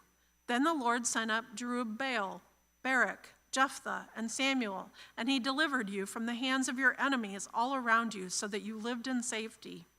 But when you saw that Nahash, king of the Ammonites, was moving against you, you said to me, No, we want a king to rule over us, even though the Lord your God was your king. Now here is the king you have chosen, the one you asked for. See, the Lord has set a king over you. If you fear the Lord and serve and obey him and do not rebel against his commands, and if both you and the king who reigns over you follow the Lord your God, good. But if you do not obey the Lord and if you rebel against his commands, his hand will be against you, as it was your ancestors. Now then, stand still and see this great thing the Lord is about to do before your eyes. Is it not wheat harvest now? I will call on the Lord to send thunder and rain, and you will realize what an evil thing you did in the eyes of the Lord when you asked for a king. Then Samuel called on the Lord, and that same day the Lord sent thunder and rain. So all the people stood in awe of the Lord and of Samuel. The people all said to Samuel, Pray to the Lord your God for your servants, so that we will not die, for we have added to all our other sins the evil of asking for a king. Do not be afraid, Samuel replied. You have done all this evil. Yet do not turn away from the Lord, but serve the Lord with all your heart. Do not turn away after useless idols. They can do you no good, nor can they rescue you, because they are useless. For the sake of his great name, the Lord will not reject his people, because the Lord was pleased to make you his own. As for me, far be it from me that I should sin against the Lord by failing to pray for you. And I will teach you the way that is good and right. But be sure to fear the Lord and serve him faithfully with all your heart. Consider what great things he has done for you. Yet if you persist in doing evil, both you and your king will perish. Chapter 13. Saul was 30 years old when he became king, and he reigned over Israel 42 years. Saul chose 3,000 men from Israel. 2,000 were with him at Michmash and in the hill country of Bethel, and 1,000 were with Jonathan at Gibeah in Benjamin. The rest of the men he sent back to their homes.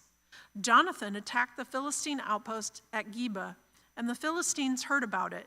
Then Saul had the trumpet blown throughout the land and said, Let the Hebrews hear. So all Israel heard the news. Saul has attacked the Philistine outpost, and now Israel has become obnoxious to the Philistines. And the people were summoned to join Saul at Gilgal. The Philistines assembled to fight Israel with 3,000 chariots, 6,000 charioteers, and soldiers as numerous as the sand on the seashore. They went up and camped at Michmash, east of Beth Aven. When the Israelites saw that their situation was critical and that their army was hard pressed, they hid in caves and thickets, among the rocks, and in pits and cisterns. Some Hebrews even crossed the Jordan to the land of Gad and Gilead.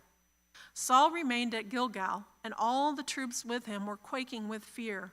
He waited 7 days, the time set by Samuel, but Samuel did not come to Gilgal, and Saul's men began to scatter.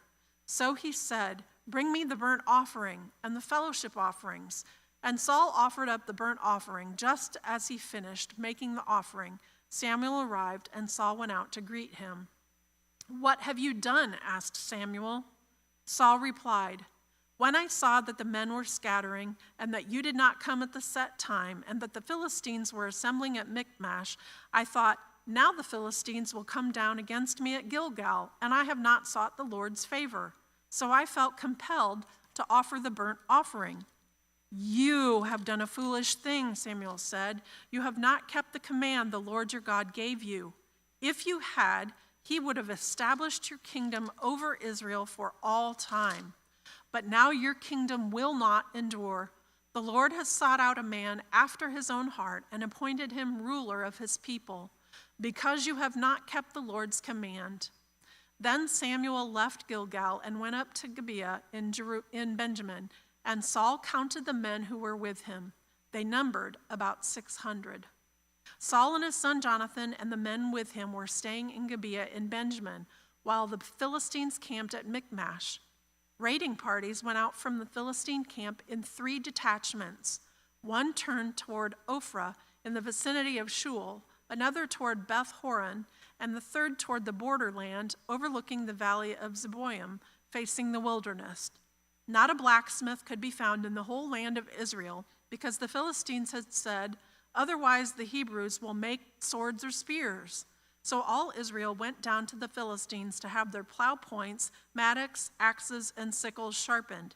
The price was 2/3 of a shekel for sharpening plow points and mattocks, and 1/3 of a shekel for sharpening forks and axes and for repointing goads. So on the day of the battle, not a soldier with Saul and Jonathan had a sword or spear in his hand. Only Saul and his son Jonathan had them. Now a detachment of Philistines had gone out to the pass at Michmash. Chapter 14. One day Jonathan, son of Saul, said to his young armor-bearer, "Come, let's go over to the Philistine outpost on the other side." But he did not tell his father. Saul was staying on the outskirts of Gibeah under a pomegranate tree in Migron. With him were about 600 men, among whom was Ahijah, who was wearing an ephod. He was a son of Ichabod's brother, Ahitub, son of Phinehas, the son of Eli, the Lord's priest in Shiloh. No one was aware that Jonathan had left. On each side of the pass that Jonathan intended to cross to reach the Philistine outpost was a cliff. One was called Bozez and the other one Sina. One cliff stood to the north toward Michmash, the other to the south toward Geba. Jonathan said to his young armor-bearer, "Come, let's go over to the outpost of those uncircumcised men. Perhaps the Lord will act on our behalf. Nothing can hinder the Lord from saving, whether by many or by few." "Do all that you have in mind," his armor-bearer said. "Go ahead, I am with you, heart and soul." Jonathan said, "Come on then, we will cross over toward them and let them see us. If they say to us, 'Wait there until we come to you,' we will stay where we are and not go up to them. But if they say, 'Come up to us,' we will climb up, because that will be our sign that the Lord has given them into our hands." So both of them showed themselves to the Philistine outpost. "Look," said the Philistines, "the Hebrews are crawling out of the holes they were hiding in." The men of the outpost shouted to Jonathan and his armor-bearer, "Come up to us and we'll teach you a lesson." So Jonathan said to his armor-bearer, "Climb up after me. The Lord has given them into the hand of Israel." Jonathan climbed up using his hands and feet with his armor-bearer right behind him. The Philistines fell before Jonathan, and his armor-bearer followed and killed behind him. In that first attack, Jonathan and his armor-bearer killed some 20 men in an area of about half an acre. Then panic struck the whole army, those in the camp and the field, and those in the outposts and raiding parties, and the ground shook. It was a panic sent by God. Saul's lookouts at Gibeah and Benjamin saw the army melting away in all directions. Then Saul said to the men who were with him, "Muster the forces and see who has left us." When they did, it was Jonathan and his armor-bearer who were not there. Saul said to Ahijah, "Bring the ark of God." At that time it was with the Israelites. While Saul was talking to the priest, the tumult in the Philistine camp increased more and more. So Saul said to the priest, "Withdraw your hand." Then Saul and all his men assembled and went to the battle. They found the Philistines in total confusion, striking each other with their swords. Those Hebrews who had been previously gone with the Philistines and had gone up with them to their camp went over to the Israelites who were with Saul and Jonathan. When all the Israelites who had hidden in the hill country of Ephraim heard that the Philistines were on the run, they joined the battle in hot pursuit. So on that day the Lord saved Israel, and the battle moved on beyond Beth-aven. Now the Israelites were in distress that day because Saul had bound the people under oath, saying, "Cursed be anyone who eats food before evening comes, before I have avenged myself on my enemies." So none of the troops tasted food. The entire army entered the woods, and there was honey on the ground. When they went into the woods, they saw the honey oozing out, yet no one put his hand to his mouth because they feared the oath. But Jonathan had not heard that his father had bound the people with the oath. So he reached out the end of the staff that was in his hand and dipped it into the honeycomb. He raised his hand to his mouth, and his eyes brightened. Then one of the soldiers told him, "Your father bound the army under a strict oath, saying, 'Cursed be anyone who eats food today.' That is why the men are faint." Jonathan said, "My father has made trouble for the country. See how my eyes brightened when I tasted a little of this honey? How much better it would be if the men had eaten today some of the plunder they took from their enemies. Would not the slaughter of the Philistines have been even greater?" That day, after the Israelites had struck down the Philistines from Michmash to Ajalon, they were exhausted. They pounced on the plunder, and taking sheep, cattle, and calves, they butchered them on the ground and ate them, together with the blood. Then someone said to Saul, "Look, the men are sinning against the Lord by eating meat that has blood in it." "You have broken faith," he said. "Roll a large stone over here at once." Then he said, "Go out among the men and tell them, 'Each of you bring me your cattle and sheep, and slaughter them here and eat them. Do not sin against the Lord by eating meat with blood still in it.'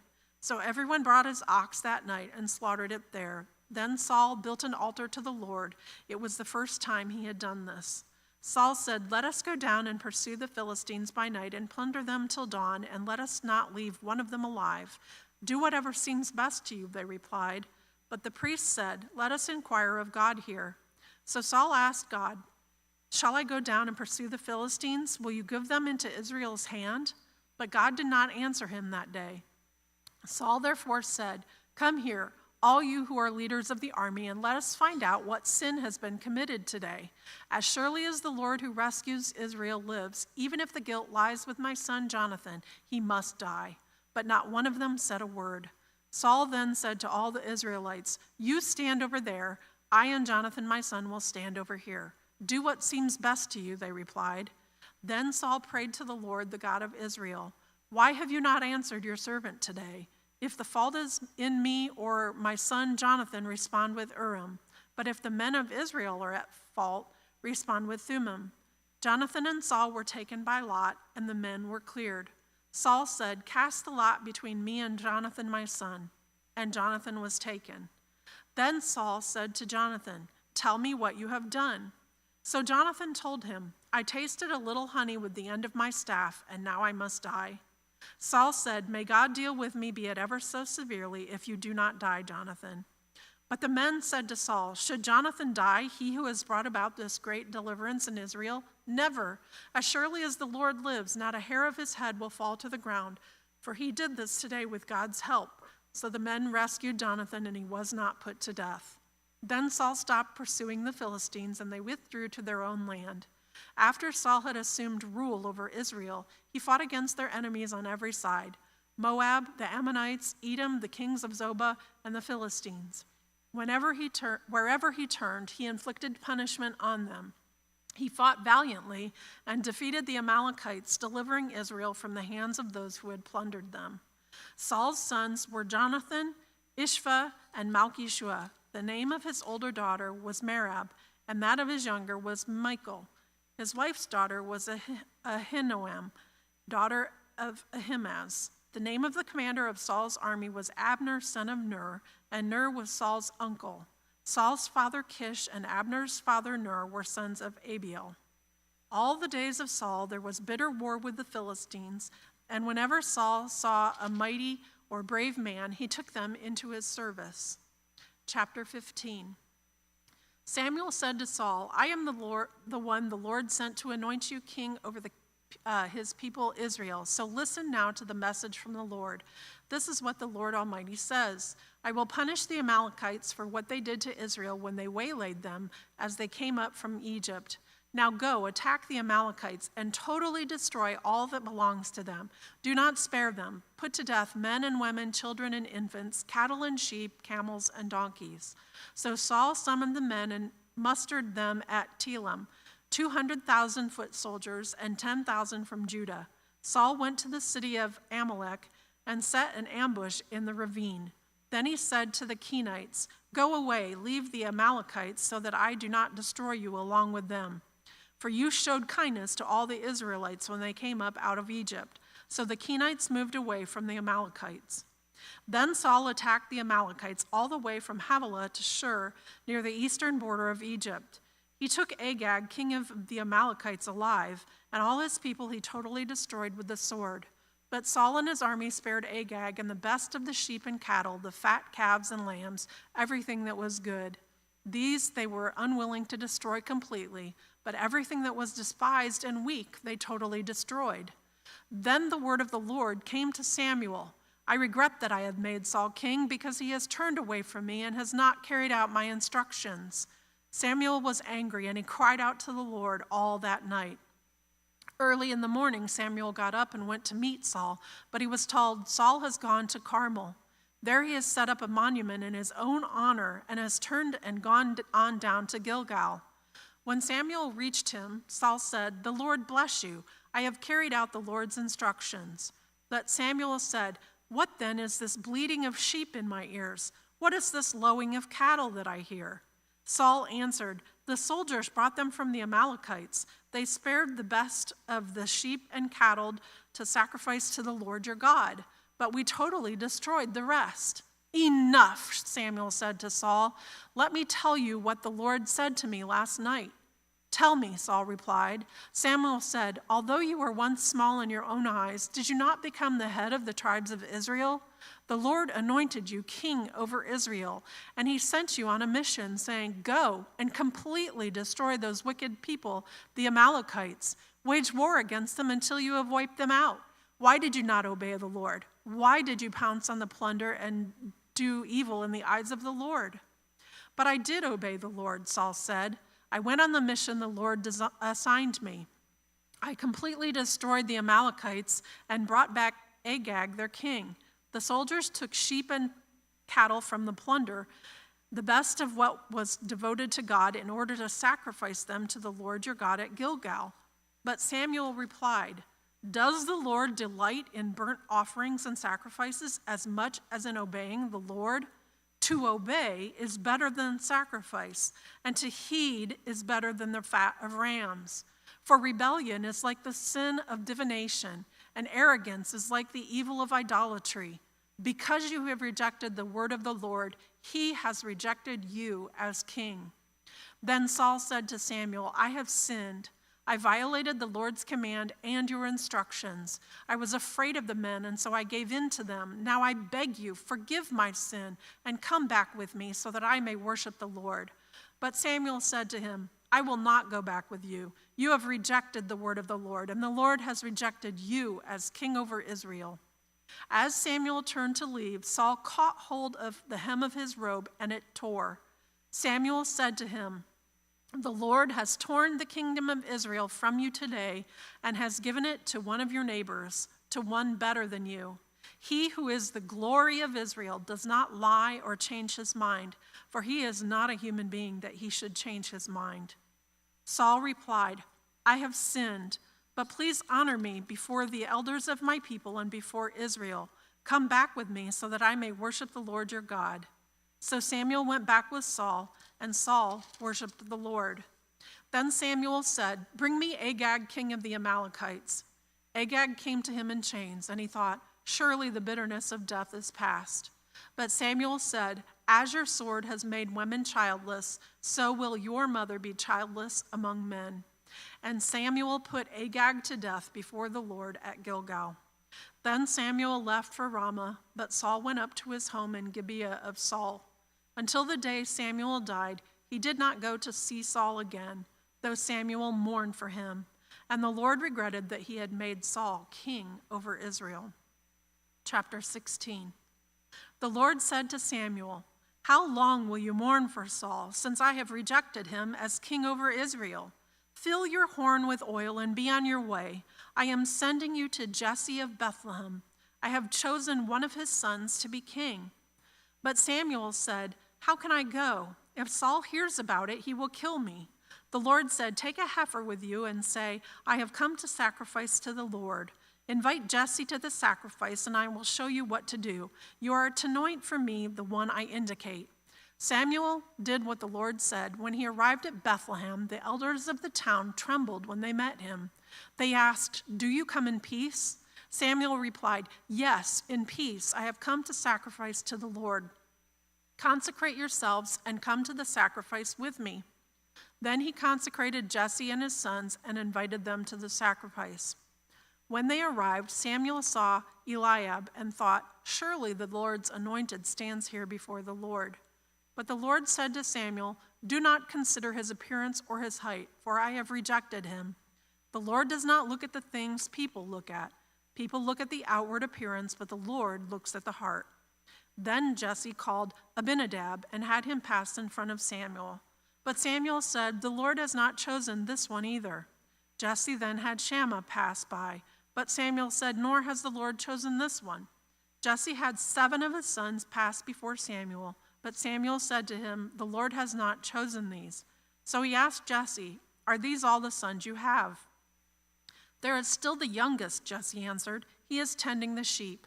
Samuel said, "Send for him. We will not sit down until he arrives." So he sent for him and had him brought in. He was glowing with health and had a fine appearance and handsome features. Then the Lord said, "Rise and anoint him. This is the one." So Samuel took the horn of oil and anointed him in the presence of his brothers. And from that day on, the Spirit of the Lord came powerfully upon David. Samuel then went on to Ramah. Now the Spirit of the Lord had departed from Saul, and an evil spirit from the Lord tormented him. Saul's attendants said to him, "See, an evil spirit from God is tormenting you. Let our Lord command his servants here to search for someone who can play the lyre. He will play when the evil spirit from God comes on you, and you will feel better."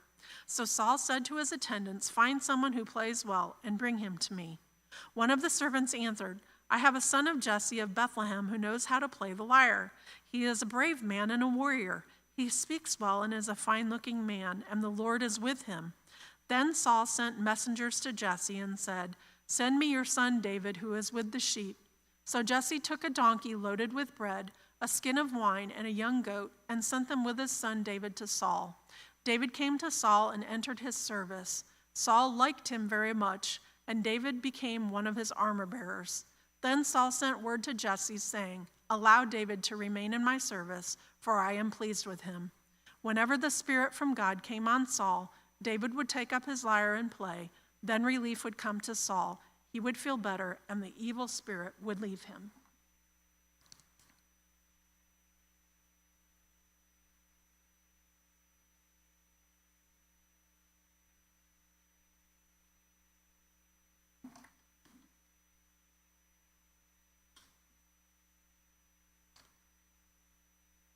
Chapter 17.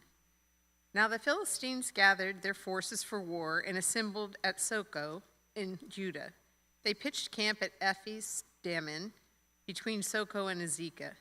Saul and the Israelites assembled encamped in the valley of Elah and drew up their battle line to meet the Philistines.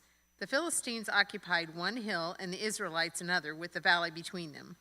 A champion named Goliath, who was from Gath, came out of the Philistine camp. His height was 6 cubits and a span. He had a bronze helmet on his head and wore a coat of scale armor of bronze weighing 5,000 shekels. On his legs he wore bronze greaves, and a bronze javelin was slung on his back. His spear shaft was like a weaver's rod, and its iron point weighed 600 shekels. His shield bearer went ahead of him. Goliath stood and shouted to the ranks of Israel, "Why do you come out and line up for battle? Am I not a Philistine, and are you not the servants of Saul? Choose a man and have him come down to me. If he is able to fight and kill me, we will become your subjects. But if I overcome him and kill him, you will become our subjects and serve us." Then the Philistines said, "This day I defy the armies of Israel. Give me a man and let us fight each other." On hearing the Philistines' words, Saul and all the Israelites were dismayed and terrified. Now David was the son of an Ephrathite named Jesse, who was from Bethlehem in Judah. Jesse had 8 sons, and in Saul's time he was very old. Jesse's 3 oldest sons had followed Saul to the war. The firstborn was Eliab, the second Abinadab, and the third Shema. David was the youngest. The 3 oldest followed Saul, but David went back and forth from Saul to tend his father's sheep at Bethlehem. For 40 days the Philistine came forward every morning and evening and took his stand. Now Jesse said to his son David, "Take this ephah of roasted grain and these 10 loaves of bread for your brothers and hurry to their camp. Take along these 10 cheeses to the commander of their unit. See how your brothers are and bring back some assurance from them. They are with Saul and all the men of Israel in the valley of Elah, fighting against the Philistines." Early in the morning, David left the flock in the care of a shepherd, loaded up, and set out, as Jesse had directed. He reached the camp as the army was going out its battle positions, shouting the war cry. Israel and the Philistines were drawing up their lines facing each other. David left his things with the keeper of supplies, ran to the battle lines, and asked his brothers how they were. As he was talking with them, Goliath, the Philistine, champion from Gath, stepped out from his lines and shouted his usual defiance, and David heard it. Whenever the Israelites saw the man, they all fled from him in great fear. Now the Israelites had been saying, "Do you see how this man keeps coming out? He comes out to defy Israel. The king will give great wealth to the man who kills him. He will also give him his daughter in marriage and will exempt his family from taxes in Israel." David asked the men standing near him, "What will be done for the man who kills this Philistine and removes this disgrace from Israel? Who is this uncircumcised Philistine, that he should defy the armies of the living God?" They repeated to him what they had been saying and told him, "This is what will be done for the man who kills him." When Eliab, David's oldest brother, heard him speaking with the men, he burned with anger at him and asked, "Why have you come down here? And with whom did you leave those few sheep in the wilderness? I know how conceited you are and how wicked your heart is. You came down only to watch the battle." "Now, what have I done?" said David. "Can't I even speak?" He then turned away to someone else and brought up the same matter, and the men answered him as before. What David said was overheard and reported to Saul, and Saul sent for him. David said to Saul, "Let no one lose heart on account of this Philistine. Your servant will go and fight him." Saul replied, "You are not able to go out against this Philistine and fight him. You are only a young man, and he has been a warrior from his youth." But David said to Saul, "Your servant has been keeping his father's sheep. When a lion or bear came and carried off a sheep from the flock, I went after it, struck it, and rescued the sheep from its mouth. When it turned on me, I seized it by its hair, struck it, and killed it. Your servant has killed both the lion and the bear. This uncircumcised Philistine will be like one of them, because he has defied the armies of the living God. The Lord who rescued me from the paw of the lion and the paw of the bear will rescue me from the hand of this Philistine." Saul said to David, "Go, and the Lord be with you." Then Saul dressed David in his own tunic. He put a coat of armor on him and a bronze helmet on his head. David fastened on his sword over the tunic and tried walking around because he was not used to them. I cannot go to these, he said to Saul, because I'm not used to them. So he took them off. Then he took his staff in his hand, chose 5 smooth stones from the stream, put them in the pouch of his shepherd's bag, and, with his sling in his hand, approached the Philistine. Meanwhile, the Philistine, with his shield bearer in front of him, kept coming closer to David. He looked David over and saw that he was a little more than a boy, glowing with health and handsome, and he despised him. He said to David, "Am I a dog that you come at me with sticks?" And the Philistine cursed David by his gods. "Come here," he said, "and I'll give your flesh to the birds and the wild animals." David said to the Philistine, "You come against me with sword and spear and javelin, but I come against you in the name of the Lord Almighty, the God of the armies of Israel, whom you have defied. This day the Lord will deliver you into my hands, and I'll strike you down and cut off your head. This very day I will give the carcasses of the Philistine army to the birds and the wild animals, and the whole world will know that there is a God in Israel. All those gathered here will know that it is not by sword or spear that the Lord saves. For the battle is the Lord's, and he will give all you into our hands." As the Philistine moved closer to attack him, David ran quickly toward the battle line to meet him. Reaching into his bag and taking out a stone, he slung it and struck the Philistine on the forehead. The stone sank into his forehead, and he fell face down on the ground. So David triumphed over the Philistine with a sling and a stone. Without a sword in his hand, he struck down the Philistine and killed him. David ran and stood over him. He took hold of the Philistine's sword and drew it from the sheath. After he killed him, he cut off his head with the sword. When the Philistines saw that their hero was dead, they turned and ran. Then the men of Israel and Judah surged forward with a shout and pursued the Philistines to the entrance of Gath and to the gates of Ekron. Their dead were strewn along this Shaharim road to Gath and Ekron. When the Israelites returned from chasing the Philistines, they plundered the camp. David took the Philistines' head and brought it to Jerusalem. He put the Philistines' weapons in his own tent. As Saul watched David going out to meet the Philistine, he said to Abner, commander of the army, "Abner, whose son is that young man?" Abner replied, "As surely as you live, your majesty, I don't know." The king said, "Find out whose son this young man is." As soon as David returned from killing the Philistine, Abner took him and brought him before Saul, with David still holding the Philistine's head. "Whose son are you, young man?" Saul asked. David said, "I am the son of your servant, Jesse of Bethlehem." Chapter 18. After David had finished talking with Saul, Jonathan became one in spirit with David, and he loved him as himself. From that day, Saul kept David with him and did not let him return home to his family. And Jonathan made a covenant with David because he loved him as himself. Jonathan took off the robe he was wearing, gave it to David, along with his tunic and even his sword, his bow, and his belt.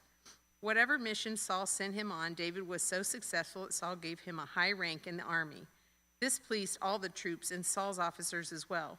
When the men were returning home after David had killed the Philistine, the women came out from all the towns of Israel to meet King Saul with singing and dancing, with joyful songs and with timbrels and lyres. As they danced, they sang.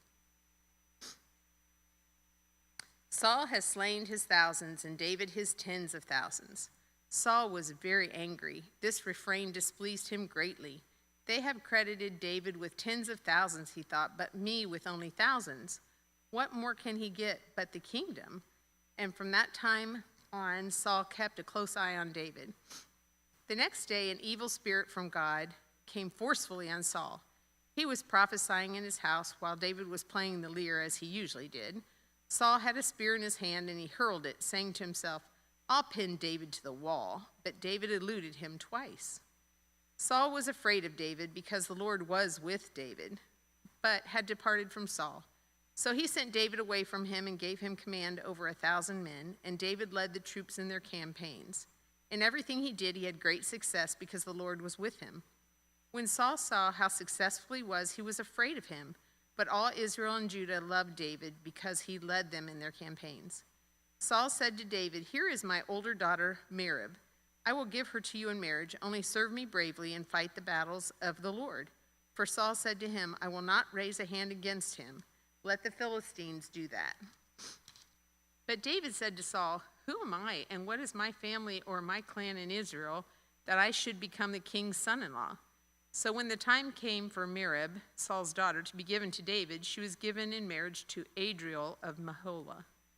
Now Saul's daughter Michal was in love with David, and when they told Saul about it, he was pleased. "I will give her to him," he thought, "so that she may be a snare to him, and so that the hand of the Philistines may be against him." So Saul said to David, "Now you have a second opportunity to become my son-in-law." Then Saul ordered his attendants, "Speak to David privately and say, 'Look, the king likes you, and his attendants all love you. Now become his son-in-law.'" They repeated these words to David, but David said, "Do you think it is a smaller matter to become the king's son-in-law? I'm only a poor man and little known." When Saul's servants told him that David had said, Saul replied, "Say to David, 'The king wants no other price for the bride than 100 Philistine foreskins to take revenge on his enemies.'" Saul's plan was to have David fall by the hands of the Philistines.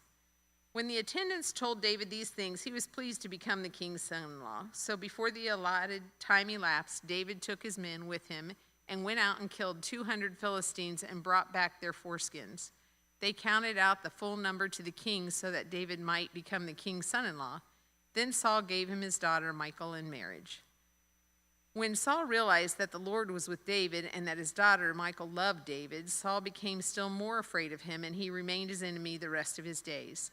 The Philistine commanders continued to go out to battle, and as often as they did, David met with more success than the rest of Saul's officers, and his name became well known. Chapter 19.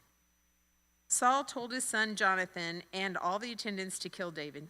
But Jonathan had taken a great liking to David and warned him, "My father Saul is looking for a chance to kill you. Be on your guard tomorrow morning. Go into hiding and stay there. I will go out and stand with my father in the field where you are.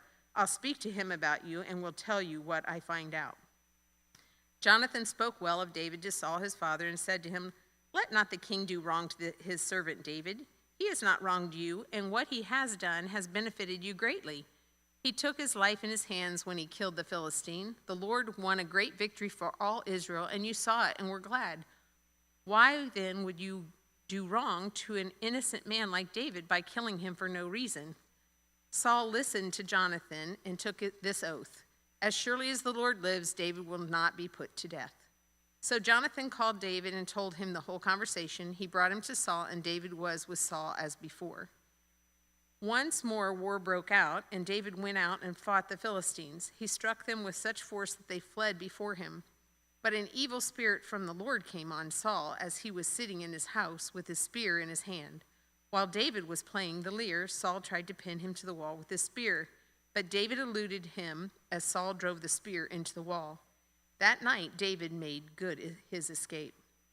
Saul sent men to David's house to watch it and to kill him in the morning. But Michal, David's wife, warned him, "If you don't run for your life tonight, tomorrow you will be killed." So Michal let David down through a window, and he fled and escaped. Then Michal took an idol and laid it on the bed, covered it with a garment, and putting some goat's hair on the head. When Saul sent the men to capture David, Michal said, "He is ill." Then Saul sent the men back to see David and told them, "Bring him to me in his bed so that I may kill him." But when the men entered, there was the idol in the same bed, and at the head was some goat's hair. Saul said to Michal, "Why did you deceive me like this and send my enemy away so that he escaped?" Michal told him, "He said to me, 'Let me get away. Why should I kill you?'" When David had fled and made his escape, he went to Samuel at Ramah and told him all that Saul had done to him. Then he and Samuel went to Noath and stayed there. word came to Saul, David is in Noath in Ramah. So he sent men to capture him. But when they saw a group of prophets prophesying, with Samuel standing there as their leader, the Spirit of God came on Saul's men, and they all prophesied. Saul was told about it, and he sent more men, and they prophesied too. Saul sent men a third time, and they also prophesied. Finally, he himself left for Ramah and went to the great cistern at Seku. And he asked, "Where are Samuel and David?" "Over in Naioth and Ramah," they said.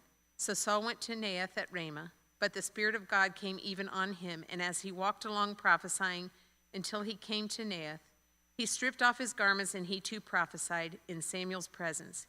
He lay naked all that day and all that night. This is why people say, "Is Saul also among the prophets?" Then David fled from Naioth at Ramah and went to Jonathan and asked, "What have I done? What is my crime? How have I wronged your father that he is trying to kill me?" "Never," Jonathan replied. "You are not going to die. Look, my father doesn't do anything great or small without letting me know. Why would he hide this from me? It isn't so." But David took an oath and said, "Your father knows very well that I have found favor in your eyes," and he has said to himself, "Jonathan must not know this, or he will be grieved. Yet as surely as the Lord lives and as you live, there is only a step between me and death." Jonathan said to David, "Whatever you want me to do, I'll do for you." So David said, "Look, tomorrow is the new moon feast, and I am supposed to dine with the king. But let me go and hide in the field until the evening of the day after tomorrow. If your father misses me at all, tell him." David earnestly asked my permission to hurry to Bethlehem, his hometown, because an annual sacrifice is being made there for his whole clan. If he says, "Very well," then your servant is safe. But if he loses his temper, you can be sure that he is determined to harm me. As for you, show kindness to your servant, for you have brought him into a covenant with you before the Lord. If I am guilty, then kill me yourself. Why hand me over to your father?" "Never," Jonathan said. "If I had the least inkling that my father was determined to harm you, wouldn't I tell you?"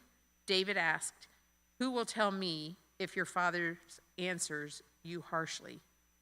"Come," Jonathan said, "let's go out into the field." So they went there together. Then Jonathan said to David, "I swear by the Lord, the God of Israel, that I will surely sound out my father by this time, the day after tomorrow. If he is favorably disposed toward you, will I not send you word and let you know? But if my father intends to harm you, may the Lord deal with Jonathan, be it ever so severely, if I do not let you know and send you away in peace. May the Lord be with you as he has been with my father.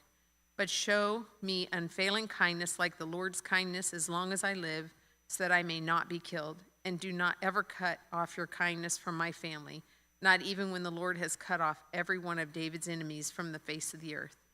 So Jonathan made a covenant with the house of David, saying, "May the Lord call David's enemies to account."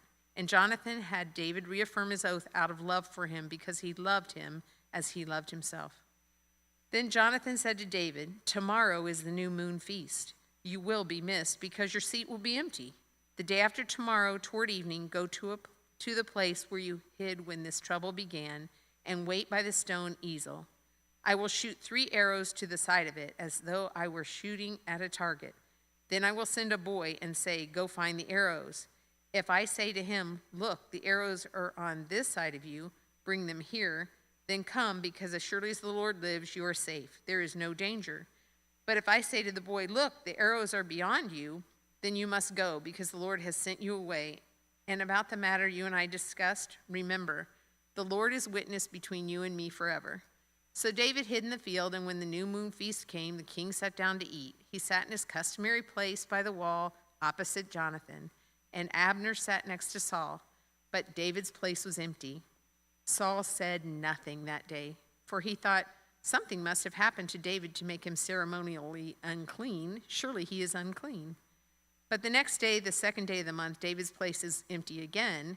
Then Saul said to his son Jonathan, "Why hasn't the son of Jesse come to the meal either yesterday or today?"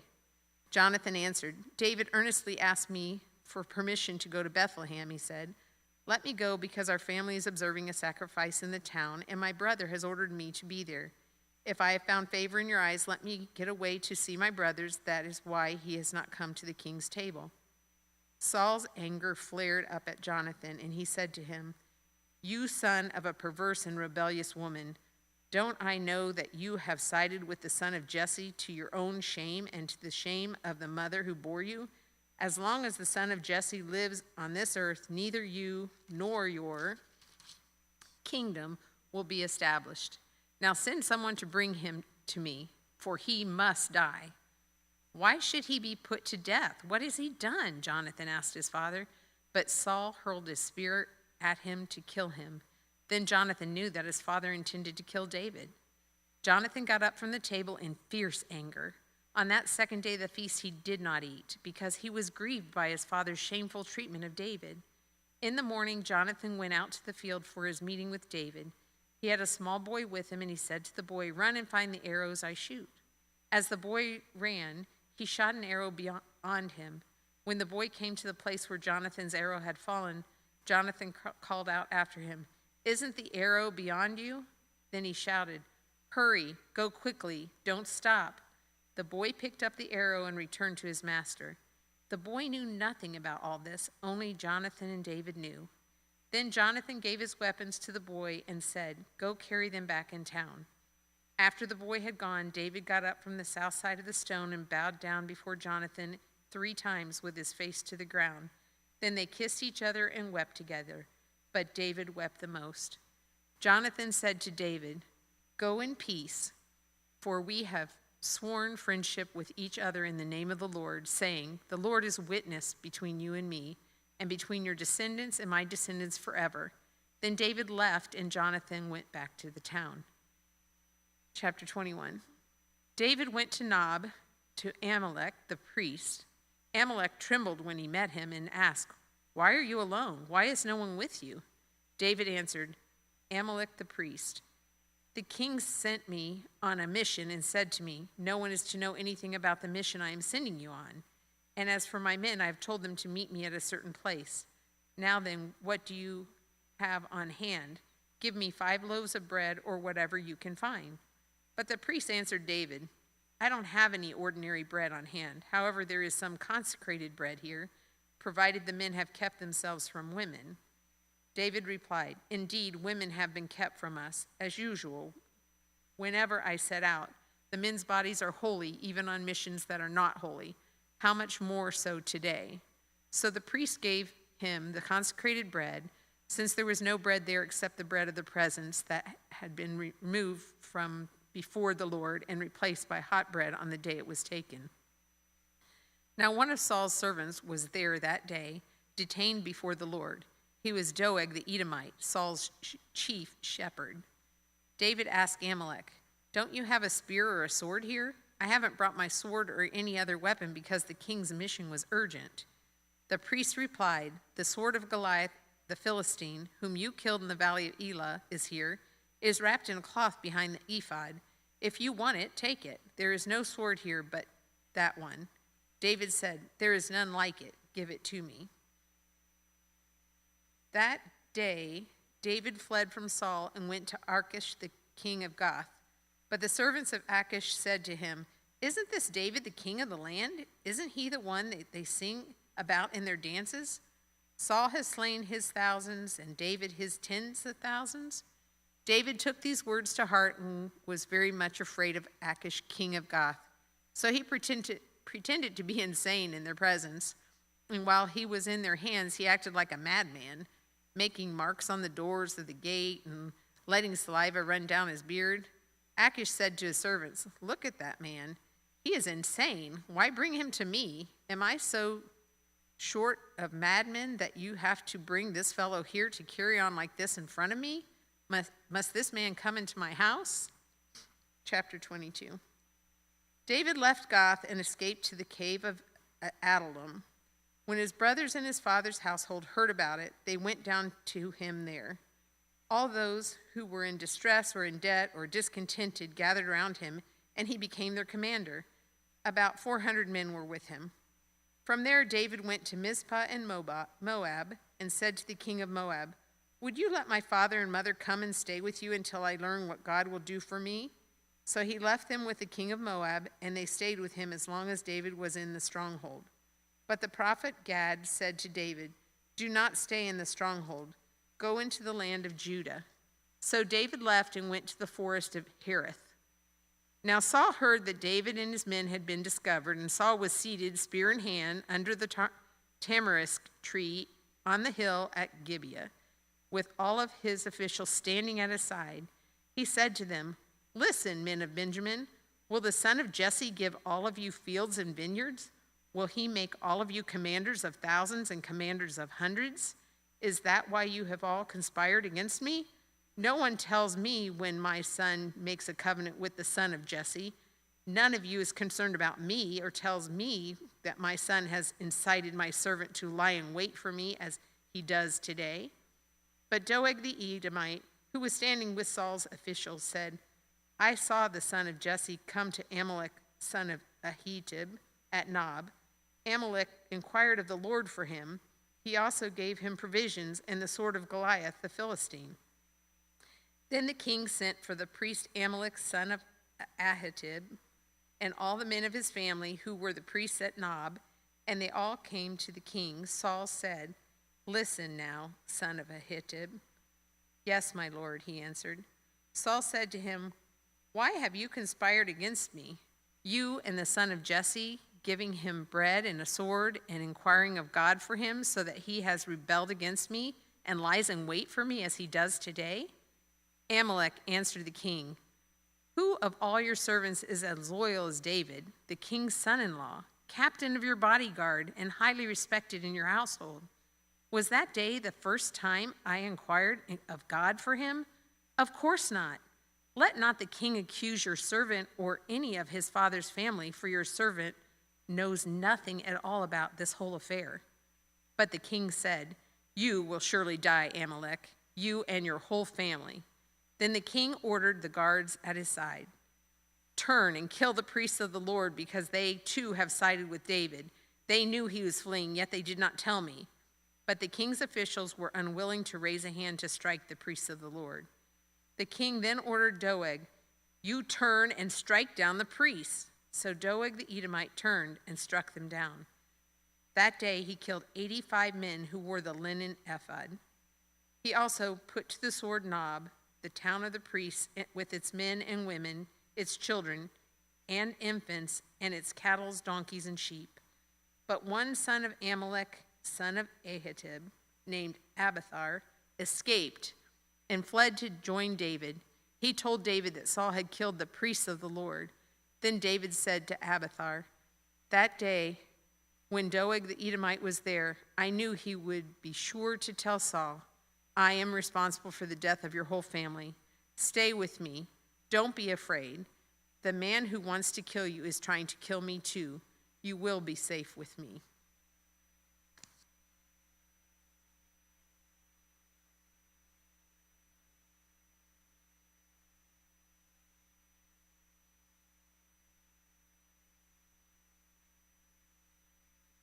First Samuel chapter 23. When David was told, "Look, the Philistines are fighting against Keloth and are looting the threshing floors," he inquired of the Lord, saying, "Shall I go and attack these Philistines?" The Lord answered him, "Go, attack the Philistines and save Kirath." But David's men said to him, "Here in Judah we are afraid. How much more then if we go to Kiriloth against the Philistine forces?" Once again David inquired of the Lord, and the Lord answered him, "Go down to Keilah, for I am going to give the Philistines in your hand." So David and his men went to Keilah, fought the Philistines, and carried off their livestock. He inflicted heavy losses on the Philistines and saved the people of Keilah. Now Abiathar, son of Ahimelech, had brought the ephod down with him when he fled to David in Keilah. Saul pursues David. Saul was told that David had gone to Keilah, and he said, God has delivered him into my hands, for David has imprisoned himself by entering a town with gates and bars. And Saul called up all his forces for battle to go to Keilah to besiege David and his men. When David learned that Saul was plotting against him, he said to Abiathar the priest, "Bring the ephod." David said, "Lord God of Israel, your servant has heard definitely that Saul plans to come to Keilah and destroy the town on account of me. Will the citizens of Keilah surrender me to him? Will Saul come down as your servant has heard? Lord God of Israel, tell your servant." And the Lord said, "He will." Again David asked, "Will the citizens of Keilah surrender me and my men to Saul?" And the Lord said, "They will." So David and his men, about 600 in number, left Keilah and kept moving from place to place. When Saul was told that David had escaped from Keilah, he did not go there. David stayed in the wilderness strongholds and in the hills of the desert of Ziph. Day after day, Saul searched for him, but God did not give David into his hands. While David was at Horesh in the desert of Ziph, he learned that Saul had come out to take his life. And Saul's son Jonathan went to David at Horesh and helped him find strength in God. "Don't be afraid," he said. "My father Saul will not lay a hand on you. You will be king over Israel, and I will be second to you. Even my father Saul knows this." The two of them made a covenant before the Lord. Then Jonathan went home, but David remained in Horesh. The Ziphites went up to Saul at Gibeah and said, "Is not David hiding among us at the strongholds of Horesh, on the hill of Hachilah, south of Jeshim? Now, your majesty, come down whenever it pleases you to do so, and we will be responsible for giving him into your hands." Saul replied, "The Lord bless you, for your concern for me. Go and get more information. Find out where David usually goes and who is seen with him there. Then tell me he is very crafty. Find out about all the hiding places he uses and come back to me with definite information. Then I will go with you. If he is in the area, I will track him down among all the clans of Judah." So they set out and went to Ziph ahead of Saul. Now David and his men were in the desert of Mahan in the Arabah, south of Jeshurun. Saul and his men began to search, and when David was told about it, he went down to the rock and stayed in the desert of Moan. When Saul heard this, he went into the desert of Moan in pursuit of David. Saul was going along one side of the mountain, and David and his men were on the other side, hurrying to get away from Saul. As Saul and his forces were closing in on David and his men to capture them, a messenger came to Saul saying, "Come quickly, the Philistines are raiding the land." Then Saul broke off pursuit of David and went to meet the Philistines. That is why they call this place Seir Hamath Lakoth. And David went up from there and lived in the surrounding strongholds of En-Gedi. Chapter 24. After Saul returned from pursuing the Philistines, he was told David is in the desert of En-Gedi. So Saul took 3,000 able young men from all Israel and set out to look for David and his men near crags of the wild goats. He came to the sheep pen along the way. A cave was there, and Saul went in to relieve himself. David and his men were far back in a cave. The men said, "This is the day the Lord spoke of when he said to you, 'I will give your enemy into your hands, for you to deal with as you wish.'"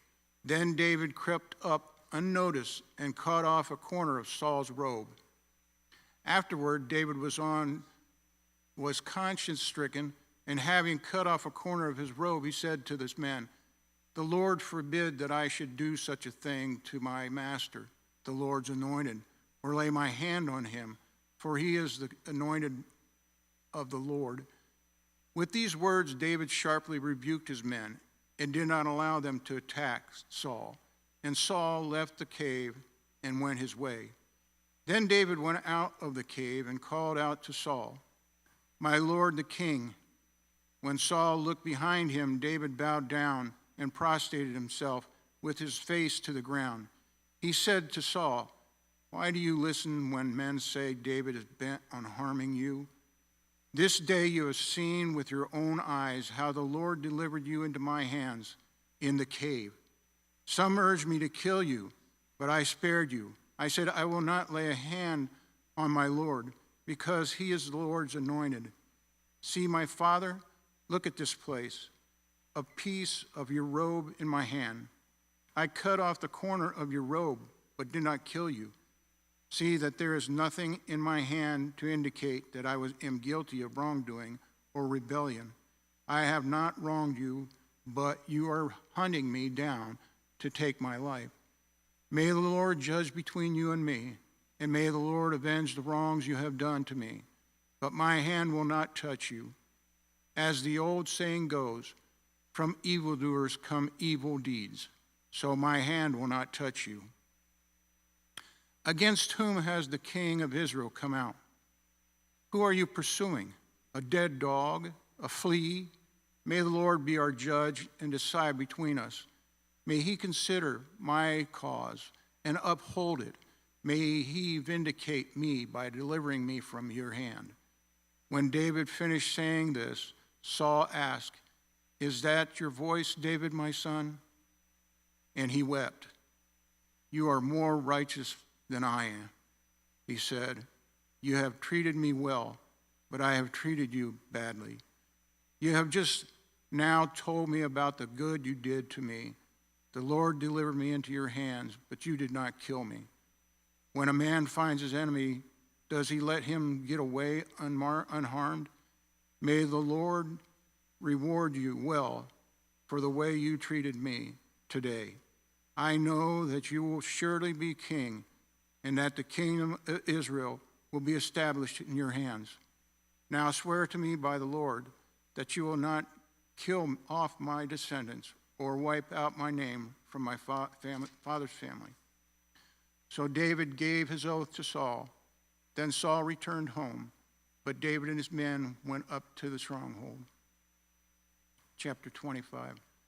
Now Samuel died, and all Israel assembled and mourned for him, and they buried him in his home in Ramah. Then David moved down into the desert of Paran. A certain man named Moan, who had property there at Carmel, was very wealthy. He had 1,000 goats and 3,000 sheep, which he was shearing in Carmel. His name was Nabal, and his wife's name was Abigail. She was an intelligent and beautiful woman, but her husband was surly and mean in his dealings. He was a Calebite. While David was in the wilderness, he heard that Nabal was shearing sheep. So he sent 10 young men and said to them, "Go up to Nabal at Carmel and greet him in my name. Say to him, 'Long life to you, good health to you and your household, and good health to all that is yours. Now I hear that it is sheep shearing time. When your shepherds were with us, we did not mistreat them, and the whole time they were in Carmel, nothing of theirs was missing. Ask your own servants, and they will tell you. Therefore, be favorable toward my men. Since we come at a festive time, please give your servants and your son David whatever you can find for them.' When David's men arrived, they gave Nabal this message in David's name. Then they waited. Nabal answered David's servants, 'Who is this David? Who is the son of Jesse? Many servants are breaking away from their masters these days. Why should I take my bread and water and the meat I have slaughtered for my shearers and give it to the men coming from who knows where?' David's men turned around and went back. When they arrived, they reported every word David said to the men. Each of you strap on your sword. So they did, and David strapped his on as well. About 400 men went up with David, while 200 stayed with supplies. One of the servants told Abigail, Nabal's wife, David sent messengers from the wilderness to give our master his greetings, but he hurled insults at them. Yet these men were very good to us. They did not mistreat us, and the whole time we were out in the fields near them, nothing was missing. Night and day, they were a wall around us the whole time. We were herding our sheep near them. Now think it over and see what you can do, because disaster is hanging over our masters and his whole household. He is such a wicked man that no one can talk to him. Abigail acted quickly. She took 200 loaves of bread, 2 skins of wine, 5 dressed sheep, 5 scythes of roasted grain, 100 cakes of raisins, and 200 cakes of pressed figs, and loaded them on donkeys. Then she told her servants, "Go on ahead, I'll follow you." But she did not tell her husband, Nabal. As she came riding her donkey into the mountain ravine, there were David and his men descending toward her, and she met them. David had just said, "It's been useless. All my watching over these fellows' property in the wilderness so that nothing of his was missing. He has paid me back evil for good. May God deal with David, be it ever so severely, if by morning I leave alive one male of all who belong to him." When Abigail saw David, she quickly got off her donkey and bowed down before David with her face to the ground. She fell at his feet and said, "Pardon your servant, my lord, and let me speak to you. Hear what your servant has to say. Please pay no attention, my lord, to the wicked man Nabal. He is just like his name. His name means fool, and folly goes with him. And as for me, your servant, I did not see the men my lord sent. And now, my lord, as surely as the Lord your God lives, and as you live, since the Lord has kept you from bloodshed and from avenging yourself with your own hands, may your enemies and all who are intent on harming my lord be like Nabal. And let these gifts which your servant has brought to my lord be given to the men who follow you. Please forgive your servant's presumption. The Lord your God will certainly make a lasting dynasty from my lord, because you fight the Lord's battles, and no wrongdoing will be found in you as long as you live. Even though someone is pursuing you to take your life, the life of my Lord will be bound securely in the bundle of the living by the Lord your God. But the lives of your enemies he has hurled away as far as from the pocket of a sling. When the Lord has fulfilled for my Lord every good thing he has promised concerning him, and has appointed him ruler of Israel, my Lord will not have on his conscience the staggering burden of needless bloodshed, or of having avenged himself. And when the Lord your God has brought my Lord success, remember your servant." David said to Abigail, "Praise be to the Lord, the God of Israel, who has sent you today to meet me. May you be blessed for your good judgment and for your keeping me from bloodshed this day, and from avenging myself with my own hands. Otherwise, as surely as the Lord, the God of Israel lives, who has kept me from harming you, if you had not come quickly to meet me, not one male belonging to Nabal would have been left alive by daybreak." Then David accepted from her hand what she had brought him, and said, "Go home in peace. I have heard your words and granted your request." When Abigail went to Nabal, he was in the house holding a banquet like that of a king. He was in high spirits and very drunk. So she told him nothing at all until daybreak. Then in the morning, when Nabal was sober, his wife told him all the things, and his heart failed him, and he became like a stone. About 10 days later, the Lord struck Nabal, and he died. When David heard that Nabal was dead, he said, "Praise be to the Lord, who has upheld my cause against Nabal for treating me with contempt. He has kept his servant from doing wrong and has brought Nabal's wrongdoing down on his own head." Then David sent word to Abigail, asking her to become his wife. His servants went to Carmel and said to Abigail, "David has sent us to you to take you become his wife." She bowed down with her face to the ground and said, "I am your servant, and am ready to serve you and wash the feet of my Lord's servants." Abigail quickly got on a donkey and, attended by her 5 female servants, went with David's messengers and became his wife. David also married Ahinoam of Jezreel, and they both were his wives. But Saul had given his daughter Michal, David's wife, to Petiel, son of Lish, who was from Gilead. Chapter 26. The Ziphites went to Saul at Gibeah and said, "Is not David hiding on a hill of Hachilah, which faces Jeheshmon?" So Saul went down to the desert of Ziph with his 3,000 select Israelite troops to search there for David. Saul made his camp beside the road on the hill of Hachilah, facing Jeshimon, but David stayed in the wilderness. When he saw that Saul had followed him there, he sent out scouts and learned that Saul had definitely arrived. Then David set out and went to the place where Saul had camped. He saw where Saul and Abner, son of Ner, the commander of the army, had lain down. Saul was lying inside the camp with the army encamped around him. David then asked Ahimelech the Hittite and Abishai, son of Zeruiah, Joab's brother, "Who will go down into the camp with me to Saul?" "I'll go with you," said Abishai. So David and Abishai went to the army that night, by night.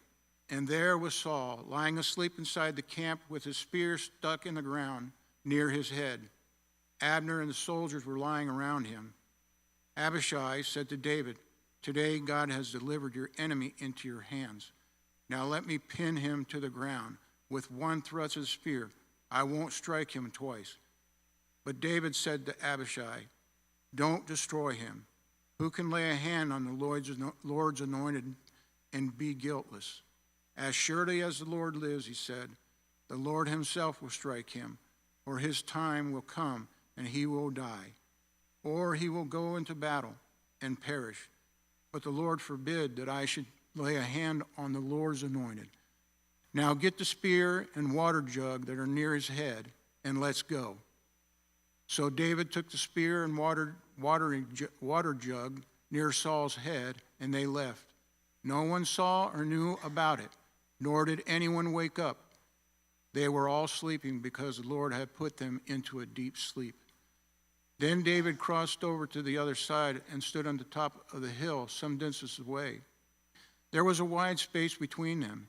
He called out to the army of Abner, son of Ner, "Aren't you going to answer me, Abner?" Abner replied, "Who are you who calls to the king?" David said, "You're a man, aren't you? And who is like you in Israel? Why didn't you guard your lord the king? Someone came to destroy the Lord your king. What you have done is not good. As surely as the Lord lives, you and your men must die, because you did not guard your master, the Lord's anointed. Look around you. Where are the king's spear and water jug that were near his head?" Saul recognized David's voice and said, "Is that your voice, David, my son?" David replied, "Yes, it is, my lord the king." And he added, "Why is my lord pursuing his servant? What have I done, and what wrong am I guilty of? Now let my lord the king listen to his servant's words. If the Lord has incited you against me, then may he accept an offering. If, however, people have done it, may they be cursed before the Lord. They have driven me today from my share of the Lord's inheritance, and have said, go serve other gods. Now do not let my blood fall to the ground far from the presence of the Lord. The king of all Israel have come out to look for a flea, as one hunts a partridge in the mountains. Then Saul said, I have sinned. Come back, David, my son, because you considered my life precious today. I will not try to harm you again. Surely I have acted like a fool and have been terribly wrong. Here is the king's spear, David answered. Let one of your young men come over and get it. The Lord rewards everyone for their righteousness and faithfulness. The Lord delivered you into my hands, but I would not lay a hand on the Lord's anointed. As surely I value your life today, so may the Lord value my life and deliver me from all trouble. Then Saul said to David, may you be blessed, David, my son. You will do great things and surely triumph. So David went on his way, and Saul returned home. Chapter 27. But David thought to himself, one of these days I'll be destroyed by the hand of Saul. The best thing I can do is to escape to the land of the Philistines. Then Saul will give up searching for me anywhere in Israel, and I will slip out of his hands. So David and 600 men with him left and went over to Achish, son of Maach, king of Gath. David and his men settled in Gath with Achish. Each man had his family with him, and David had his 2 wives, Ahinoam of Jezreel and Abigail of Carmel. The widow of Nabal, when Saul was told that David had fled to Gath, he no longer searched for him. Then David said to Achish, if I have found favor in your eyes, let a place be assigned to me in one of the country towns, that I may live there. Why should your servant live in a royal city with you? So on the day Achish gave him Ziklag, and it has belonged to the kings of Judah ever since. David lived in Philistine territory 1 year and 4 months. Now David and his men went up and raided the Girgashites, the Girzites, and the Amalekites. From ancient time, these people had lived in the land extending to Shur and Egypt. Whenever David attacked an area, he did not leave a man or woman alive, but took sheep and cattle, donkeys and camels, and clothes. Then he returned to Achish. When Achish asked, where do you go raiding today? David would say, against the Negev of Judah, or against the Negev of Jerahmeel, or against the Negev of the Kenites. He did not leave a man or woman alive to be brought to Gath, for he thought they might inform on us and say, this is what David did, and such was his practice as long as he lived in the Philistine territory. Achish trusted David and said to himself, he has become so obnoxious to his people, the Israelites, that he will be my servant for life. Chapter 28. In those days, the Philistines gathered their forces to fight against Israel. Achish said to David, you must understand that you and your men will accompany me in the army. David said, then you will see for yourself what your servant can do. Achish replied, very well, I will make you my bodyguard for life. Now Samuel was dead, and all Israel had mourned for him, and buried him in his own town, in Ramoth. Saul had expelled the mediums and spiritists from the land. The Philistines assembled and came and set up camp at Shunem, while Saul gathered all Israel and set up camp at Gilboa. When Saul saw the Philistine army, he was afraid. Terror filled his heart. He inquired of the Lord, but the Lord did not answer him by dreams or Urim or prophets. Saul then said to his attendants, find me a woman who has a medium, so I may go and inquire of her. There was one in Endor, they said. So Saul disguised himself, putting on other clothes, and at night he and 2 men went to the woman. "Consult a spirit for me," he said, "and bring up for me the one I name." But the woman said to him, "Surely you know what Saul has done. He has cut off the mediums and the spiritists from the land. Why have you set a trap for my life to bring about my death?" Saul swore to her by the Lord, "As surely as the Lord lives, you will not be punished for this." Then the woman asked, "Whom shall I bring you?" "Bring up Samuel," he said. When the woman saw Samuel, she cried out at the top of her voice and said to Saul, "Why have you deceived me? You are Saul." The king said to her, "Don't be afraid. What do you see?" The woman said, "I see a ghostly figure coming up out of the earth." "What does he look like?" he asked. "An old man wearing a robe is coming up," she said. Then Saul knew it was Samuel, and he bowed down and prostrated himself with his face to the ground. Samuel said to Saul, "Why have you disturbed me by bringing me up?" "I am in the great distress," Saul said. "The Philistines are fighting against me, and God has departed from me, no longer answers me, either by prophets or by dreams. So I have called on you to tell me what to do." Samuel said, "Why do you consult me, now that the Lord has departed from you and become your enemy? The Lord has done what he predicted through me. The Lord has torn the kingdom out of your hands and given it to your neighbors, to David, because you did not obey the Lord or carry out his fierce wrath against the Amalekites. The Lord had done this to you today. The Lord will deliver both Israel and you into the hands of the Philistines, and tomorrow you and your sons will be with me. The Lord will also give the army of Israel into the hands of the Philistines." Immediately Saul fell full length on the ground.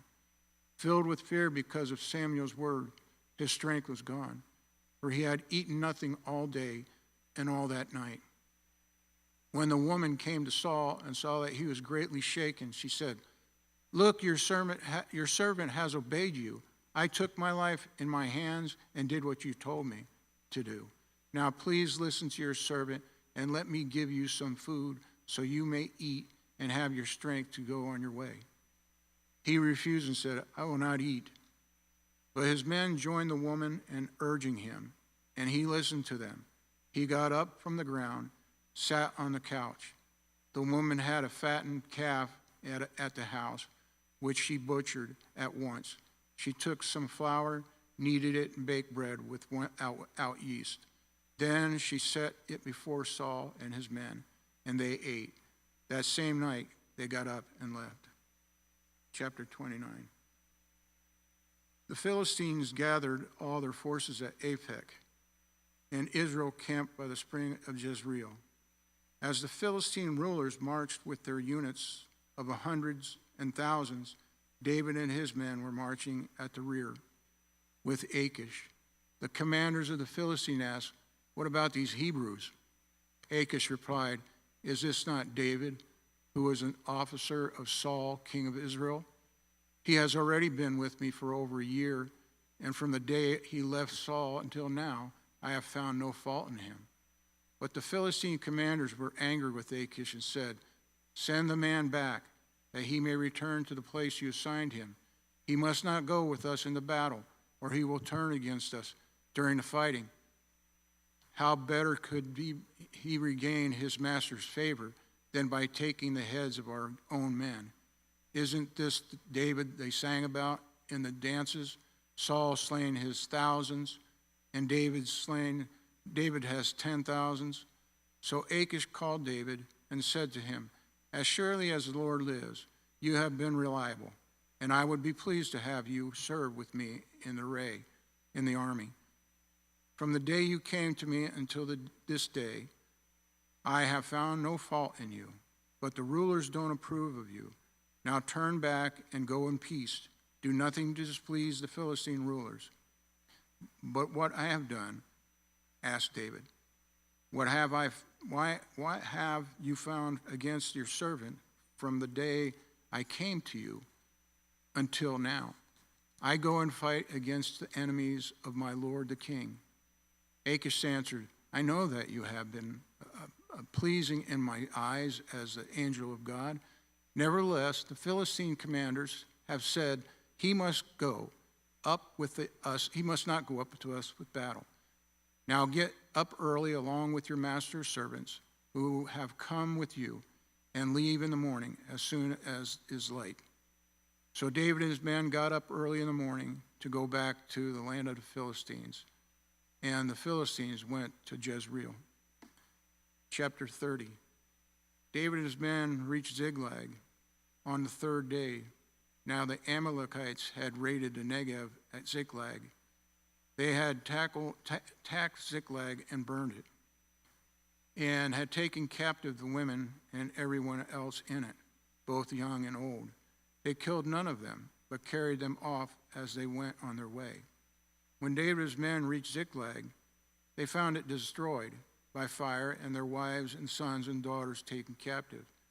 So David and his men wept aloud until they had no strength left to weep.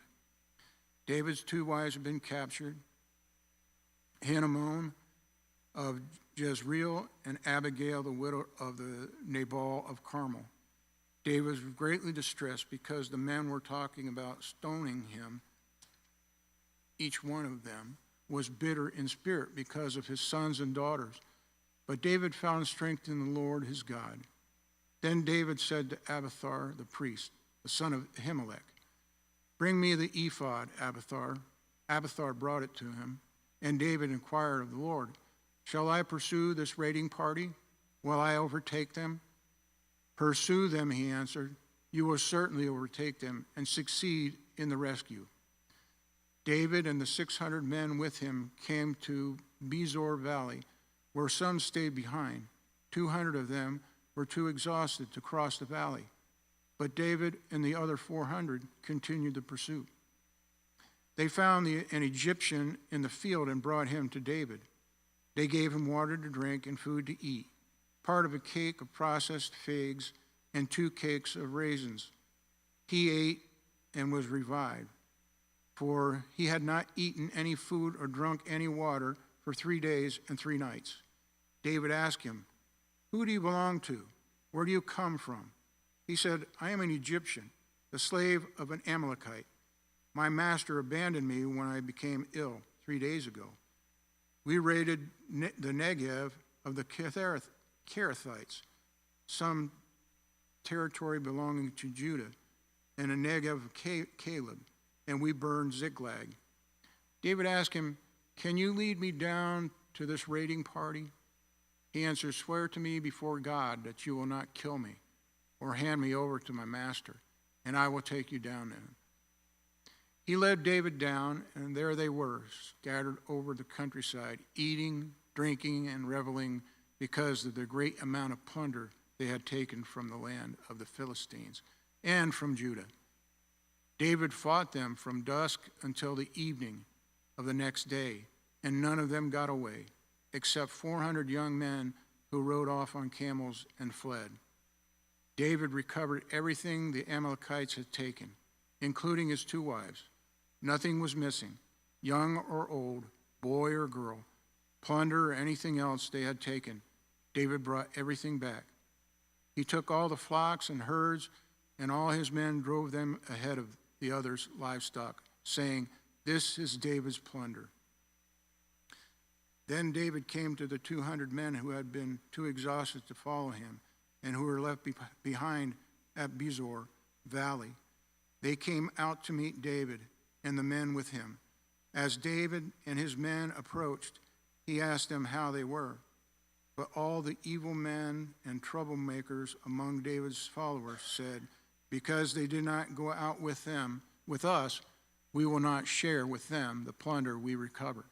However, each man may take his wife and children and go.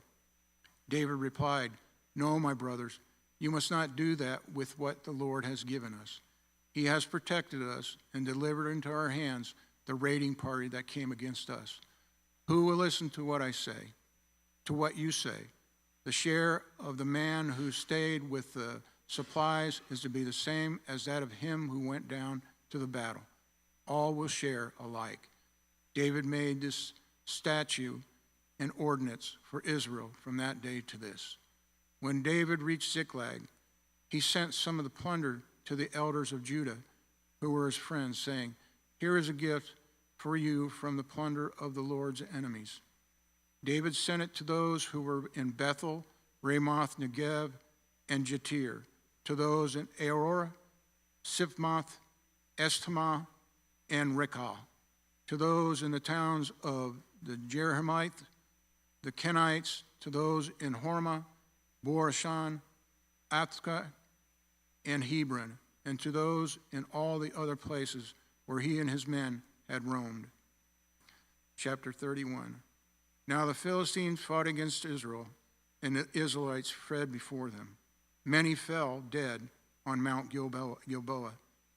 The Philistines were in hot pursuit of Saul and his sons, and they killed his son Jonathan, Abinadab, and Melchishua. The fighting grew fierce around Saul, and when the archers overtook him, they wounded him critically. Saul said to his armor-bearer, "Draw your sword and run me through, or these uncircumcised fellows will come and run me through and abuse me." But his armor-bearer was terrified and would not do it. So Saul took his own sword and fell on it. When the armor-bearer saw that Saul was dead, he too fell on his sword and died with him. So Saul and his 3 sons and his armor-bearer and all the men died together the same day. When the Israelites along the valley of those across the Jordan saw that the Israelite army had fled and that Saul and his sons had died, they abandoned their towns and fled, and the Philistines came and occupied them. The next day, when the Philistines came to strip the dead, they found Saul and his 3 sons fallen on Mount Gilboa. They cut off his head and stripped off his armor, and they sent messengers throughout the land of the Philistines to proclaim the news in the temple of their idols and among the people. They put his armor in the temple of the Ashtaroth and fastened his body to the wall in Bethshan. When the people of Jabesh Gilead heard that what the Philistines had done to Saul, all their valiant men marched through the night to Bethshan. They took down the bodies of Saul and his sons from the wall at Bethshan and went to Jabesh. There they buried them. They took their bones and they buried them under the tamarisk tree at Jabesh, and they fasted 7 days.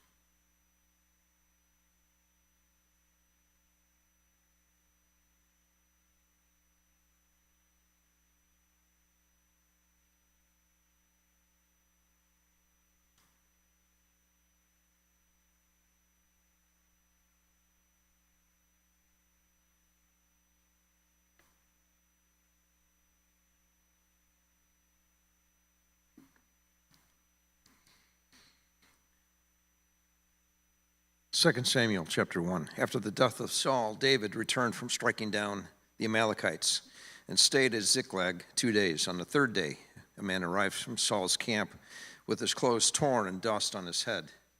When he came to David, he fell to the ground to pay him honor. "Where have you come from?" David asked him. He answered, "I have escaped from the Israelite camp." "What happened?" David asked. "Tell me." "The men fled from the battle," he replied. "Many of them fell and died, and Saul and his son Jonathan are dead." Then David said to the young man who brought him the report, "How do you know that Saul and his son Jonathan are dead?" "I happened to be on Mount Gilboa," the young man said, "and there was Saul leaning on his spear with the chariots and their drivers in hot pursuit.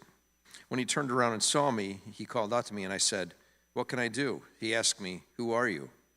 'An Amalekite,' I answered. Then he said to me, 'Stand here by me and kill me. I am in the throes of death, but I'm still alive.' So I stood beside him and killed him, because I knew that after he had fallen, he could not survive. And I took the crown that was on his head and the band on his arm, and I brought them here to my Lord." Then David and all the men with him took hold of their clothes and tore them. They mourned and wept and fasted till evening for Saul and his son Jonathan, and for the army of the Lord, and for the nation of Israel, because they had fallen by the sword. David said to the young man who brought him the report, "Where are you from?" "I am the son of a foreigner, an Amalekite," he answered. David asked him, "Why weren't you afraid to lift your hand to destroy the Lord's anointed?" Then David called one of his men and said, "Go strike him down." So he struck him down, and he died. For David had said to him, "Your blood be on your own head. Your own mouth testified against you when you said, 'I killed the Lord's anointed.'" David took up this lament concerning Saul and his son Jonathan, and he ordered that the people of Judah be taught this lament of the bow. It is written in the book of Jasher, "A gazelle lies slain on your heights, Israel. How the mighty have fallen. Tell it not in Gath, proclaim it not in the streets of Ashkelon. Lest the daughters of the Philistines be glad, lest the daughters of the uncircumcised rejoice. Mountains of Gilboa, may you have neither dew nor rain. May no showers fall on your terraced fields, for there the shield of the mighty was despised, the shield of Saul no longer rubbed with oil. From the blood of the slain, from the flesh of the mighty, the bow of Jonathan did not turn back, the sword of Saul did not return unsatisfied. Saul and Jonathan, in life they were loved and admired, and in death they were not parted. They were swifter than eagles. They were stronger than lions. Daughters of Zion, weep for Saul, who clothed you in scarlet and finery, who adorned your garments with ornaments of gold. How the mighty have fallen in battle. Jonathan lies slain on your heights. I grieve for you, Jonathan, my brother. You were very dear to me. Your love for me was wonderful, more wonderful than that of women. How the mighty have fallen. The weapons of war have perished. Chapter 2. In the course of time, David inquired of the Lord, "Shall I go up to one of the towns of Judah?" he asked. The Lord said, "Go up." David said, "Where shall I go?" To Hebron, the Lord answered. So David went up there with his two wives, Ahinoam of Jezreel and Abigail, the wife of Nabal of Carmel. David also took the men who were with him, each with his own family, and they settled in Hebron and its towns. Then the men of Judah came to Hebron, and there anointed David king over the tribe of Judah. When David was told that it was the men from Jabesh Gilead who had buried Saul, he sent messengers to them to say to them, "The Lord bless you for showing this kindness to Saul your master by burying him. May the Lord now show you kindness and faithfulness, and I too will show you the same favor because you have done this. Now then be strong and brave, for Saul your master is dead, and the people of Judah have anointed me king over them." Meanwhile, Abner, son of Ner, the commander of Saul's army, had taken Ishbosheth, son of Saul, and brought him over to Mahanaim. He made him king over Gilead, Asherai, and Jezreel, and also Ephraim, Benjamin, and all Israel. Ishbosheth, son of Saul, was 40 years old when he became king over Israel, and he reigned 2 years. The tribe of Judah, however, remained loyal to David. The length of time David was king in Hebron over Judah was 7 years and 6 months. Abner, son of Ner, together with the men of Ishbosheth, son of Saul, left Mahanaim and went to Gibeon. Joab, son of Zeruiah, and David's men went out and met them at the pool of Gibeon. One group sat down on one side of the pool and one group on the other side. Then Abner said to Joab, "Let's have some of the young men get up and fight, hand to hand in front of us." "All right, let them do it," Joab said. So they stood up and were counted off, 12 men for Benjamin, and Ishbosheth, son of Saul, and 12 for David. Then each man grabbed his opponent by the head and thrust his dagger into his opponent's side, and they fell down together. So that place in Gibeon was called Helkath Hazaraim. The battle that day was very fierce, and Abner and the Israelites were defeated by David's men. The 3 sons of Zeruiah were there, Joab, Abishai, and Asahel. Now, Asahel was fleet-footed as a wild gazelle. He chased Abner, turning neither to the right nor to the left as he pursued him. Abner looked behind him and asked, "Is that you, Asahel?" "It is," he answered. Then Abner said to him, turn aside to the right or to the left, take one of the young men and strip him of his weapons." But Asahel would not stop chasing him. Again, Abner warned Asahel, "Stop chasing me. Why should I strike you down? How could I look your brother Joab in the face?" But Asahel refused to give up the pursuit. So Abner thrust the butt of his spear into Asahel's stomach, and the spear came out through his back. He fell there and died on the spot. And every man stopped when he came to the place where Asahel had fallen and died. But Joab and Abishai pursued Abner. And as the sun was setting, they came to the hill of Ammah, near Giah, on the way to the wasteland of Gibeon. Then the men of Benjamin rallied behind Abner. They formed themselves into a group and took their stand on top of a hill. Abner called out to Joab, "Must the sword devour you forever? Don't you realize that this will end in bitterness? How long before you order your men to stop pursuing their fellow Israelites?" Joab answered, "As surely as God lives, if you had not spoken, the men would have continued pursuing them until morning." So Joab blew the trumpet, and all the troops came to a halt. They no longer pursued Israel, nor did they fight anymore. On that night, Abner and his men marched through the Arabah. They crossed the Jordan, continued through the morning hours, and came to Mahanaim. Then Joab stopped pursuing Abner and assembled the whole army. Besides Asahel, 19 of David's men were found missing. But David's men had killed 360 Benjamites who were with Abner. They took Asahel and buried him in his father's tomb at Bethlehem. Then Joab and his men marched all night and arrived at Hebron by daybreak. 2 Samuel chapter 3. The war between the house of Saul and the house of David lasted a long time. David grew stronger and stronger, while the house of Saul grew weaker and weaker. Sons were born to David in Hebron. His firstborn was Amnon, the son of Ahinoam of Jezreel. His second, Chileab, the son of Abigail, the widow of Nabal of Carmel. The third, Absalom, the son of Maacah, daughter of Talmai, king of Geshur. The fourth, Adonijah, the son of Haggith. The fifth, Shephatiah, the son of Abital. And the sixth, Ethream, the son of David's wife, Eglah. These were born to David in Hebron. During the war between the house of Saul and the house of David, Abner had been strengthening his own position in the house of Saul. Now Saul had a concubine named Rizpah, daughter of Aiah. And Ishbosheth said to Abner, "Why did you sleep with my father's concubine?" Abner was very angry because of what Ishbosheth said. So he answered, "Am I a dog's head on Judah's side? This very day I am loyal to the house of your father Saul and to his family and friends. I haven't handed you over to David, yet now you accuse me of an offense involving this woman. May God deal with Abner, be it ever so severely, if I do not for David what the Lord promised him on oath, and transfer the kingdom from the house of Saul, and establish David's throne over Israel and Judah, from Dan to Beersheba." Ishbosheth did not dare say another word to Abner, because he was afraid of him. Then Abner sent messengers on his behalf to say to David, "Whose land is it? Make an agreement with me, and I will help you bring Israel all over to you." "Good," said David, "I will make an agreement with you, but I demand one thing of you. Do not come into my presence unless you bring Michal, daughter of Saul, when you come to see me." Then David sent messengers to Ishbosheth, son of Saul, demanding, "Give me my wife Michal, whom I betrothed to myself, for the price of 100 Philistine foreskins." So Ishbosheth gave orders and had her taken away from her husband, Paltiel, son of Laish. Her husband, however, went with her, weeping behind her all the way to Bahurim.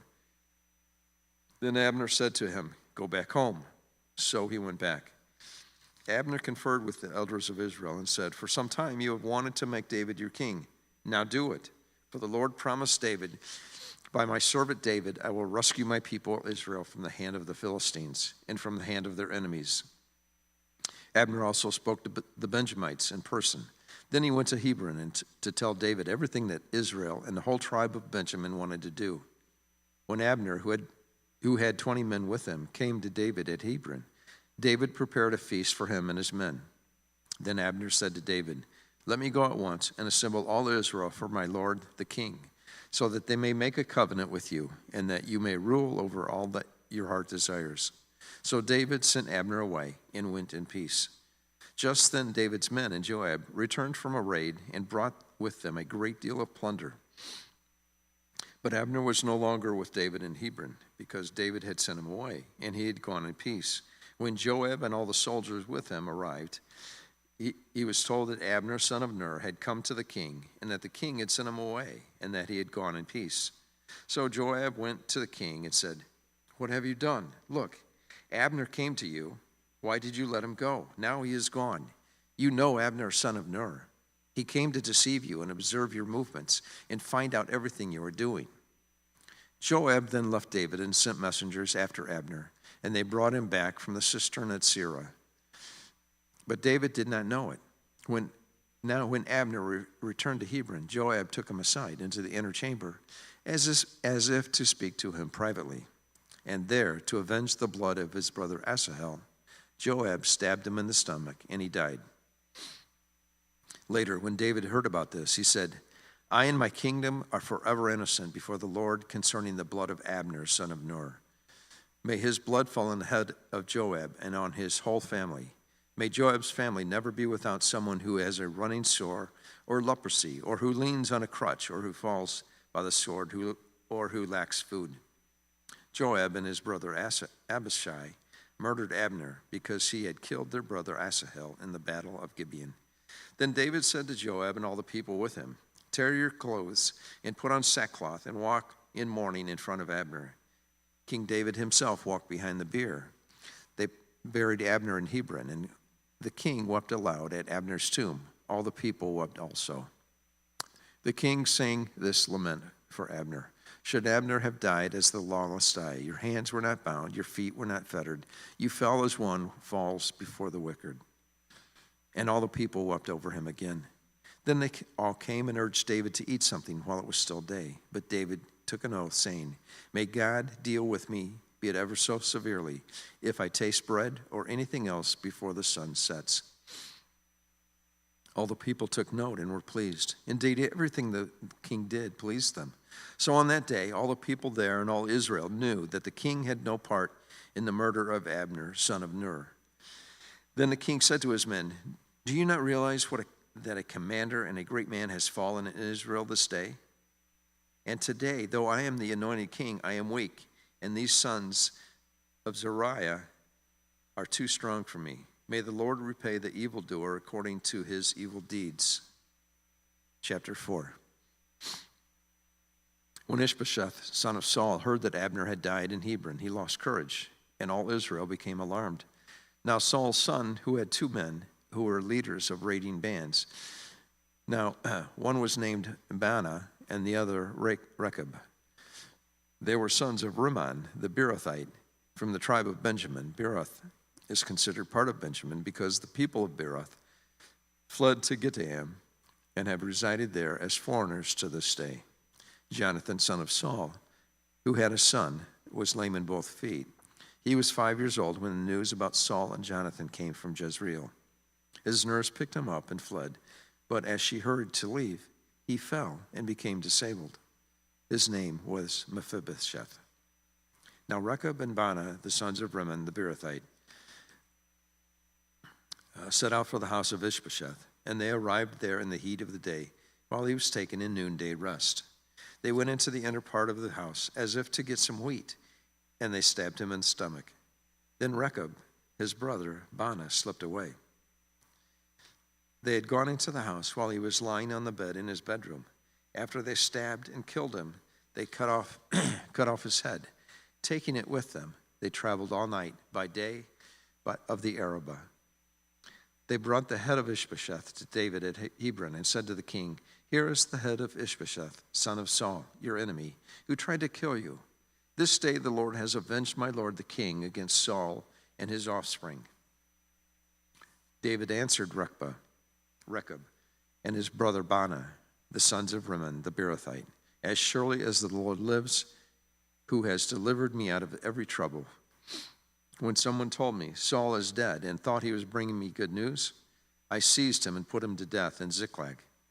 That was the reward I gave him for his news. How much more when wicked men have killed an innocent man in his own house and on his own bed?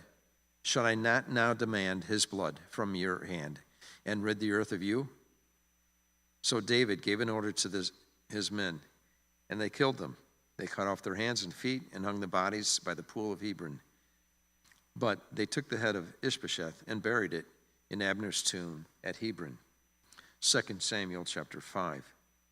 All the tribes of Israel came to David at Hebron and said, "We are your own flesh and blood. In the past, while Saul was king over us, you were the one who led Israel on their military campaigns. And the Lord said to you, 'You will shepherd my people Israel, and you will become their ruler.'" When all the elders of Israel had come to King David at Hebron, the king made a covenant with them at Hebron before the Lord, and they anointed David over Israel. David was 30 years old when he became king, and he reigned 40 years. In Hebron, he reigned over Judah 7 years and 6 months, and in Jerusalem, he reigned over all Israel and Judah 33 years. The king and his men marched to Jerusalem to attack the Jebusites who lived there. The Jebusites said to David, "You will not get in here. Even the blind and the lame can ward you off." They thought, "David cannot get in here." Nevertheless, David captured the fortress of Zion, which is the city of David. On that day, David had said, "Anyone who conquers the Jebusites will have to use the water shaft to reach the house, those lame and blind who are David's enemies." That is why they say, "The blind and lame will not enter the palace." David took up residence in the fortress and called it the city of David. He built up the area around it, from the terraces inward, and he became more and more powerful because the Lord God Almighty was with him. Now Hiram, king of Tyre, sent envoys to David, along with cedar logs and carpenters and stonemasons, and they built a palace for David. Then David knew that the Lord had established him as king over Israel and had exalted his kingdom for the sake of his people Israel. After he left Hebron, David took more concubines and wives in Jerusalem, and more sons and daughters were born to him. These are the names of the children born to him there: Shemua, Shobab, Nathan, Solomon, Ibhar, Elisha, Nepheg, Japhiah, Elishama, Eliada, and Eliphelet. When the Philistines heard that David had been anointed king over Israel, they went up in full force to search for him, but David heard about it and went down to the stronghold. Now the Philistines had come and spread out in the valley of Rephaim. So David inquired of the Lord, "Shall I go and attack the Philistines? Will you deliver me into their hands? Deliver them into my hands." The Lord answered him, "Go, and I will surely deliver the Philistines into your hands." So David went to Baal Perazim, and there he defeated them. He said, "As waters break out, the Lord has broken out against my enemies before me." So that place was called Baal Perazim. The Philistines abandoned their idols there, and David and his men carried them off. Once more the Philistines came up and spread out in the valley of Rephaim. So David inquired of the Lord, and he answered, "Do not go straight up, but circle around behind them and attack them in front of the poplar trees. As soon as you hear the sound of marching in the tops of the poplar trees, move quickly, because that will mean the Lord has gone out in front of you to strike the Philistine army." So David did as the Lord commanded him, and he struck down the Philistines all the way from Gibeon to Geser. Chapter 6. David again brought together all the able young men of Israel, 30,000. He and all his men went up to Baalah in Judah to bring up from there the ark of God, which is called by the name of the Lord Almighty, who is enthroned between the cherubim on the ark. They set the ark of God on a new cart and brought it from the house of Abinadab, which was on the hill. Uzzah and Ahio, sons of Abinadab, were guiding the new cart with the ark of God on it, and Ahio was walking in front of it. David and all Israel were celebrating with all their might before the Lord, with castanets, harps, lyres, timbrels, sistrums, and cymbals. When they came to the threshing floor of Nacon, Uzzah reached out and took hold of the ark of God, because the oxen stumbled. The Lord's anger burned against Uzzah because of his irreverent act. Therefore God struck him down, and he died there beside the ark of God. Then David was angry because the Lord's wrath had broken out against Uzzah, and to this day that place is called Perez Uzzah. David was afraid of the Lord that day and said, "How can the ark of the Lord ever come to me?" He was not willing to take the ark of the Lord to be with him in the city of David. Instead, he took it to the house of Obed-Edom, the Gittite. The ark of the Lord remained at the house of Obed-Edom, the Gittite, for 3 months, and the Lord blessed him and his entire household. Now King David was told, "The Lord has blessed the household of Obed-Edom and everything he has because of the ark of God." So David went to bring the ark of God from the house of Obed-Edom to the city of David with rejoicing. When those who were carrying the ark of the Lord had taken 6 steps, he sacrificed a bull and a fattened calf. Wearing a linen ephod, David was dancing before the Lord with all his might, while he and all Israel were bringing up the ark of the Lord with shouts and the sounds of trumpets. As the ark of the Lord was entering the city of David, Michal, daughter of Saul, watched from a window. And when she saw King David leaping and dancing before the Lord, she despised him in her heart. They brought the ark of the Lord and set it in his place inside the tent that David had pitched for it. And David sacrificed offerings and burnt offerings before the Lord. After he had finished sacrificing the burnt offerings and fellowship offerings, he blessed the people in the name of the Lord Almighty. Then he gave a loaf of bread, a cake of dates, and a cake of raisins to each person in the whole crowd of Israelites. Both men and women and all the people went to their homes. When David returned home to bless his house, Michal, daughter of Saul, came out to meet him and said, "How the king has distinguished himself today, going around half naked in full view of the slave girls of his servants as any vulgar fellow would." David said to Michal, "It was before the Lord who chose me rather than your father or anyone from his house when he appointed me ruler over the Lord's people, Israel. I will celebrate before the Lord. I will become even more undignified than this, and I will be humiliated in my own eyes. But by these slave girls you spoke of, I will be held in honor." And Michal, daughter of Saul, had no children to the day of her death. 2 Samuel chapter 7. After the king was settled in his palace, and the Lord had given him rest from all his enemies around him, he said to Nathan the prophet, "Here I am, living in a house of cedar, while the ark of God remains in a tent." Nathan replied to the king, "Whatever you have in mind, go ahead and do it, for the Lord is with you." But that night the word of the Lord came to Nathan, saying, "Go and tell my servant David, this is what the Lord says. Are you the one to build me a house to dwell in? I have not dwelt in a house from the day I brought the Israelites up out of Egypt to this day. I have been moving from place to place with a tent as my dwelling. Wherever I have moved with all the Israelites, did I ever say to any of the rulers whom I commanded to shepherd my people Israel, 'Why have you not built me a house of cedar?' Now then, tell my servant David, this is what the Lord Almighty says. I took you from the pasture, from tending the flock, and appointed you ruler over my people Israel. I have been with you wherever you have gone. I have cut off all your enemies from before you. Now I will make your name great, like the names of the greatest men on earth. And I will provide a place for my people, Israel, and I will plant them so that they can have a home of their own and no longer be disturbed. Wicked people will not oppress them anymore as they did at the beginning and have done ever since the time I appointed leaders over my people, Israel. I will also give you rest from all your enemies. The Lord declares to you that the Lord himself will establish a house for you. When your days are over and you rest with your ancestors, I will raise up your offspring to succeed you, your own flesh and blood, and I will establish his kingdom. He is the one who will build a house for my name, and I will establish the throne of his kingdom forever. I will be his father, and he will be my son. When he does wrong, I will punish him with a rod wielded by men, with floggings inflicted by human hands.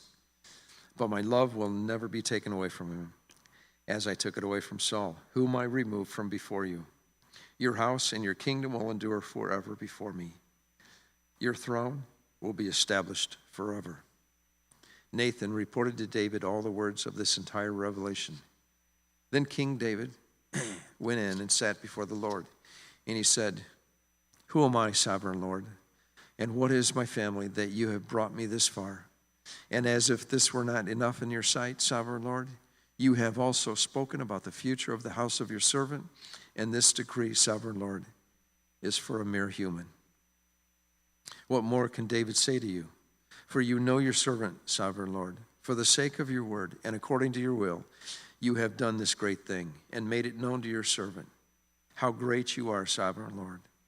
There is no one like you, and there is no God but you, as we have heard with our own ears, and who is like your people Israel, the one nation on earth that God went out to redeem as people for himself, and to make a name for himself, and to perform great and awesome wonders by driving out nations and their gods before your people, whom you redeemed from Egypt. You have established your people Israel as your very own forever, and you, Lord, have become their God. And now, Lord God, keep forever the promise you have made concerning your servant and his house. Do as you promised, so that your name will be great forever. Then people will say, the Lord Almighty is God over Israel, and the house of your servant David will be established in your sight. Lord Almighty, God of Israel, you have revealed this to your servant, saying, I will build a house for you. So your servant has found courage to pray this prayer to you. Sovereign Lord, you are God. Your covenant is trustworthy, and you have promised these good things to your servant. Now be pleased to bless the house of your servant, that it may continue forever in your sight. For you, sovereign Lord, have spoken, and with your blessing the house of your servant will be blessed forever. Chapter 8. In the course of time, David defeated the Philistines and subdued them, and he took Metheg Ammon from the control of the Philistines. David also defeated the Moabites. He made them lie down on the ground and measured them off with a length of cord. Every 2 lengths of them were put to death, and the 3rd length was allowed to live. So the Moabites became subject to David and brought him tribute. Moreover, David defeated Hadadezer, son of Rehob, king of Zobah, when he went to restore his monument at the Euphrates River. David captured 1,000 of his chariots, 7,000 charioteers, and 20,000 foot soldiers. He hamstrung all but 100 of the chariot horses. When the Arameans of Damascus came to help Hadadezer, son of king of Zobah, David struck down 22,000 of them. He put garrisons in the Aramean kingdom of Damascus, and the Arameans became subject to him and brought tribute. The Lord gave David victory wherever he went. David took the gold shields that belonged to the officers of Hadadezer and brought them to Jerusalem from Tebah and Berothai, towns that belonged to Hadadezer. King David took a great quantity of bronze. When Tau, king of Hamath, heard that David had defeated the entire army of Hadadezer, he sent his son Joram to King David to greet him and congratulate him on his victory in battle over Hadadezer, who had been at war with Tau. Joram brought with him articles of silver, of gold, and of bronze.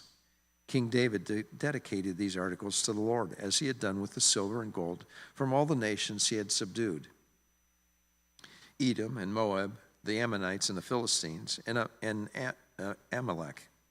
He also dedicated the plunder taken from Hadadezer, son of Rehob, king of Zobah. And David became famous after he returned from striking down 18,000 Edomites in the Valley of Salt. He put garrisons throughout Edom, and all the Edomites became subject to David. The Lord gave David victory wherever he went. David reigned over all Israel, doing what was just and right for all his people. Joab, son of Zeruiah, was over the army. Jehoshaphat, son of Ahilud, was recorder. Zadok, son of Ahibud, and Ahimelech, and son of Abiathiah, were priests. Sariah was secretary. Benaiah, was son of Jehoiada, was over the Kerethites and Pelethites, and David's sons were priests. 2 Samuel chapter 9. David asked, "Is there anyone still left in the house of Saul, to whom I can show kindness for Jonathan's sake?" Now there was a servant of Saul's household named Ziba. They summoned him to appear before David, and the king said to him, "Are you Ziba?" "At your service," he replied. The king asked him, "Is there no one still alive from the house of Saul, to whom I can show God's kindness?" Ziba answered the king, "There is still a son of Jonathan. He is lame in both feet." "Where is he?" the king asked. Ziba answered, "He is at the house of Machir, son of Amiel, in Lodebar." So King David had him brought from Lodebar, from the house of Machir of Amiel. When Mephibosheth, son of Jonathan, the son of Saul, came to David, he bowed down to pay him honor. David said, "Mephibosheth, at your service," he replied. "Don't be afraid," David said to him, "for I will surely show you kindness for the sake of your father Jonathan. I will restore to you all the land that belonged to your grandfather Saul, and you will always eat at my table." Mephibosheth bowed down and said, "What is your servant, that you should notice a dead dog like me?" Then the king summoned Ziba, Saul's steward, and said to him, "I have given your master's grandson everything that belonged to Saul and his family. You and your sons and your servants are to farm the land for him and bring in the crops, so that your master's grandson may be provided for. And Mephibosheth, grandson of your master, will always eat at my table." Now Ziba had 15 sons and 20 servants. Then Ziba said to the king, "Your servant will do whatever my lord the king commands his servant to do." So Mephibosheth ate at David's table like one of his king's sons. Mephibosheth had a young son named Micah, and all the members of Ziba's household were servants of Mephibosheth. And Mephibosheth lived in Jerusalem because he always ate at the king's table. He was lame in both feet. Chapter 10. In the course of time, the king of the Ammonites died, and his son Hanun succeeded him as king. David thought, "I will show kindness to Hanun, son of Nahash, just as his father showed kindness to me." So David sent a delegation to express his sympathy to Hanun concerning his father. When David's men came to the land of the Ammonites, the Ammonite commanders said to Hanun, their lord, "Do you think David is honoring your father by sending envoys to you to express sympathy? Hasn't David sent them to you only to explore the city and spy it out and overthrow it?" So Hanun seized David's envoys, shaved off half of each man's beard, cut off their garments at the buttocks, and sent them away. When David was told about this, he sent messengers to greet the men, for they were greatly humiliated. The king said, "Stay at Jericho till your beards have grown, and then come back." When the Ammonites realized that they had become obnoxious to David, they hired 20,000 Aramean foot soldiers from Beth Rahab and Zobah, as well as the king of Makkah, and 1,000 men, and also 12,000 men from Tob. On hearing this, David sent Joab out with the entire army of fighting men. The Ammonites came out and drew up in battle formation at the entrance of their city gate, while the Arameans of Zobah and Rehab and the men of Tob and Makkah were there by themselves in the open country. Joab saw that there were battle lines in front of him and behind him, so he selected some of the best troops in Israel and deployed them against the Arameans. He put the rest of the men under the command of Abishai, his brother, and deployed them against the Ammonites. Joab said, "If the Arameans are too strong for me, then you are to come to my rescue. But if the Ammonites are too strong for you, then I will come to rescue you. Be strong and let us fight bravely for our people and the cities of our God. The Lord will do what is good in his sight." Then Joab and the troops with him advanced to fight the Arameans, and they fled before him. When the Ammonites realized that the Arameans were fleeing, they fled before Abishai and went into the city. So Joab returned from fighting the Ammonites and came to Jerusalem. After the Arameans saw that they had been routed by Israel, they regrouped. Hadadezer had Arameans brought from beyond the Euphrates River. They went to Helam and Shobak, and commander of the Hadadezer's army leading them. When David was told of this, he gathered all Israel, crossed the Jordan, and went to Helam. The Arameans formed their battle lines to meet David and fought against him. But they fled before Israel, and David killed 700 of their charioteers and 40,000 of their foot soldiers. He also struck down Shobak, the commander of their army, and he died there. And when all the kings who were vassals of Hadadezer saw that they had been routed by Israel, they made peace with the Israelites and became subject to them. So the Arameans were afraid to help the Ammonites anymore. 2 Samuel chapter 11. In the spring at the time when kings go off to war, David sent Joab out with the king's men and the whole Israelite army. They destroyed the Ammonites and besieged Rabbah. But David remained in Jerusalem. One evening, David got up from his bed and walked around on the roof of the palace. From the roof, he saw a woman bathing. The woman was very beautiful, and David sent someone to find out about her. The man said, "She is Bathsheba, the daughter of Eliam, and the wife of Uriah the Hittite." Then David sent messengers to get her. She came to him, and he slept with her. Now she was purifying herself from her monthly uncleanness. Then she went back home. The woman conceived and said to David, saying, "I am pregnant." So David sent this word to Joab, "Send Uriah the Hittite." And Joab sent him to David. Uriah came to him. David asked him how Joab was, how the soldiers were, and how the war was going. Then David said to Uriah, "Go down to your house and wash your feet." So Uriah left the palace, and a gift from the king was sent after him. But Uriah slept at the entrance to the palace with all his master's servants and did not go down to his house. David was told that Uriah did not go home. So he asked Uriah, "Haven't you just come from a military campaign? Why didn't you go home?" Uriah said to David, "The ark and Israel and Judah are staying in tents, and my commander Joab and my lord's men are camped in the open country. How could I go to my house to eat and drink and make love to my wife? As surely as you live, I will not do such a thing." Then David said to him, "Stay here one more day, and tomorrow I will send you back." So Uriah remained in Jerusalem that day and the next. At David's invitation, he ate and drank with him, and David made him drunk. But in the evening, Uriah went out to sleep on his mat among his master's servants. He did not go home. In the morning, David wrote a letter to Joab and sent it with Uriah. In it, he wrote, "Put Uriah out in front where the fighting is fiercest. Then withdraw from him, so he will be struck down and die." So while Joab had the city under siege, he put Uriah at a place where he knew the strongest defenders were. When the men of the city came out and fought against Joab, some of the men in David's army fell. Moreover, Uriah the Hittite died. Joab sent David a full account of the battle. He instructed the messenger, "When you have finished giving the king this account of the battle, the king's anger may flare up, and he may ask you, 'Why did you get so close to the city to fight? Didn't you know they would shoot arrows from the wall?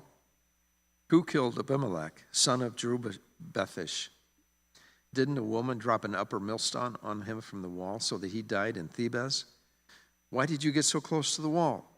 If he asks you this, then say to him, 'Moreover, the servant Uriah the Hittite is dead.'"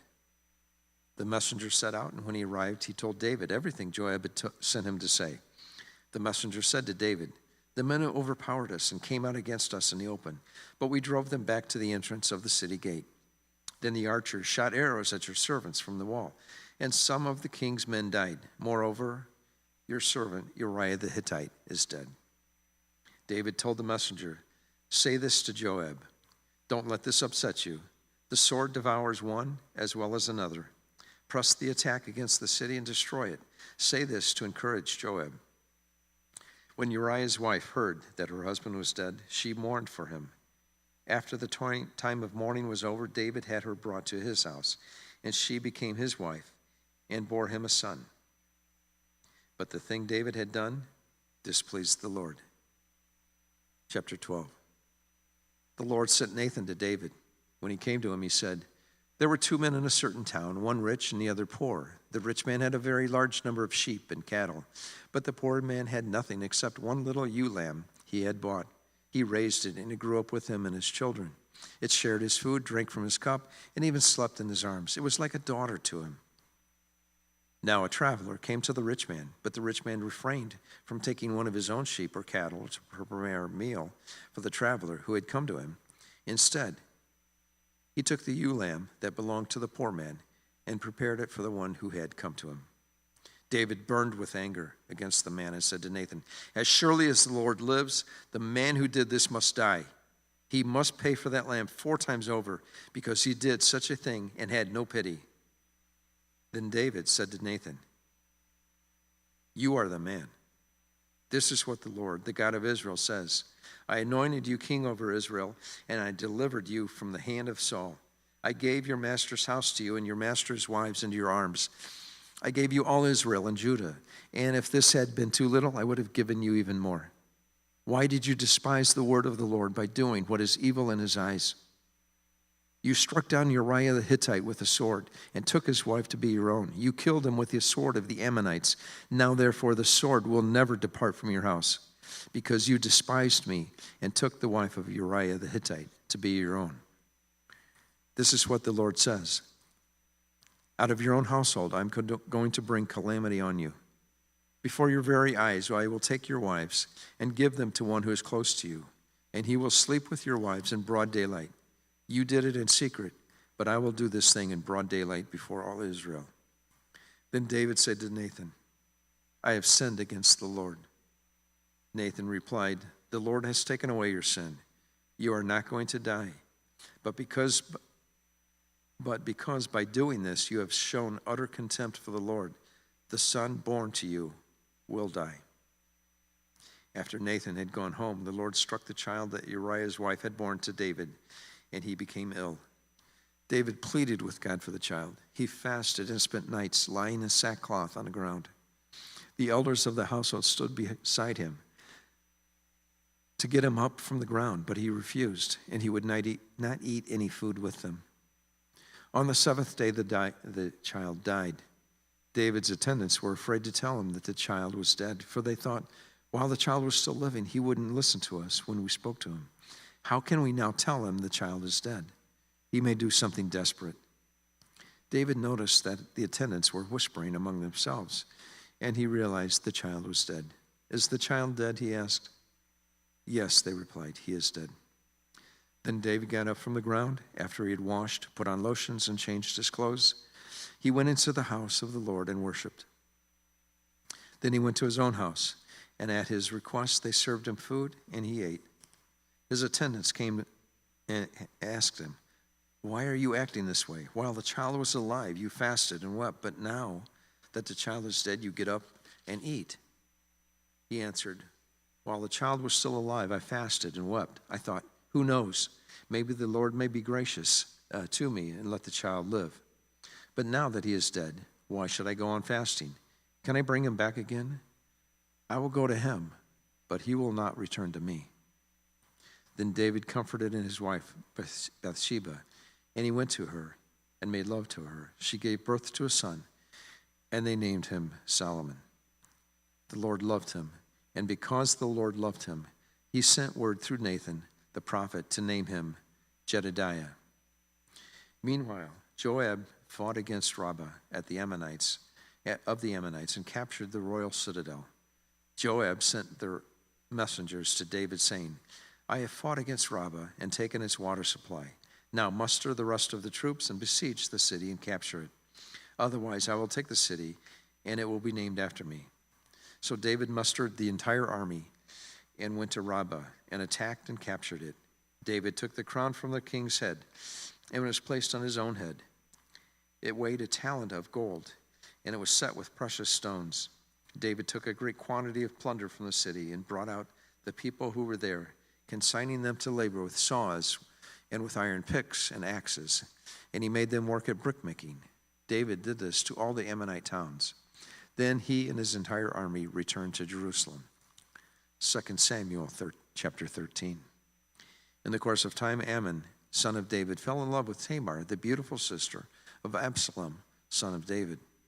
Amnon became so obsessed with his sister Tamar that he made himself ill. She was a virgin, and it seemed impossible for him to do anything to her. Now Amnon had an advisor named Jonadab, son of Shemaiah, David's brother. Jonadab was a very shrewd man. He asked Amnon, "Why do you, the king's son, look so haggard, morning after morning? Won't you tell me?" Amnon said to him, "I am in love with Tamar, my brother Absalom's sister." "Go to bed and pretend to be ill," Jonadab said. "When your father comes to you, say to him, 'I would like my sister Tamar to come and give me something to eat. Let her prepare the food in my sight so I may watch her and then eat it from her hand.'" So Amnon lay down and pretended to be ill. When the king came to him, Amnon said to him, "I would like my sister Tamar to come and make some special bread in my sight so I may eat from her hand." David sent word to Tamar at the palace, "Go to the house of your brother Amnon and prepare some food for him." So Tamar went to the house of her brother Amnon, who was lying down. She took some dough, kneaded it, made the bread in his sight, and baked it. Then she took the pan and served him with the bread, but he refused to eat. "Send everyone out of here," Amnon said. So everyone left him. Then Amnon said to Tamar, "Bring the food here into my bedroom so I may eat from your hand."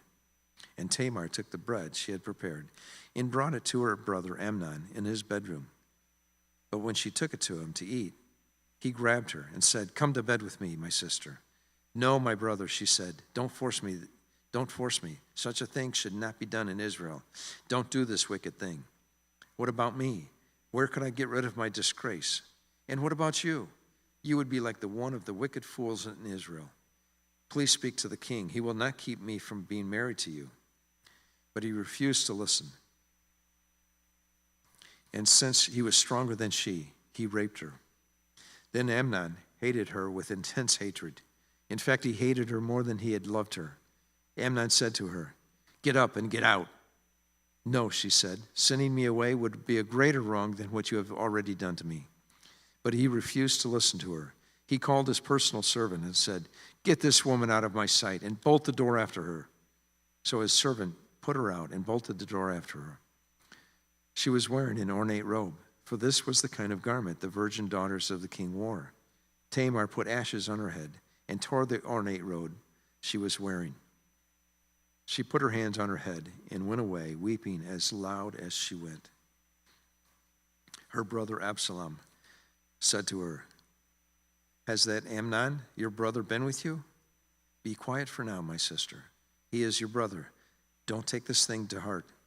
And Tamar lived in her brother Absalom's house, a desolate woman.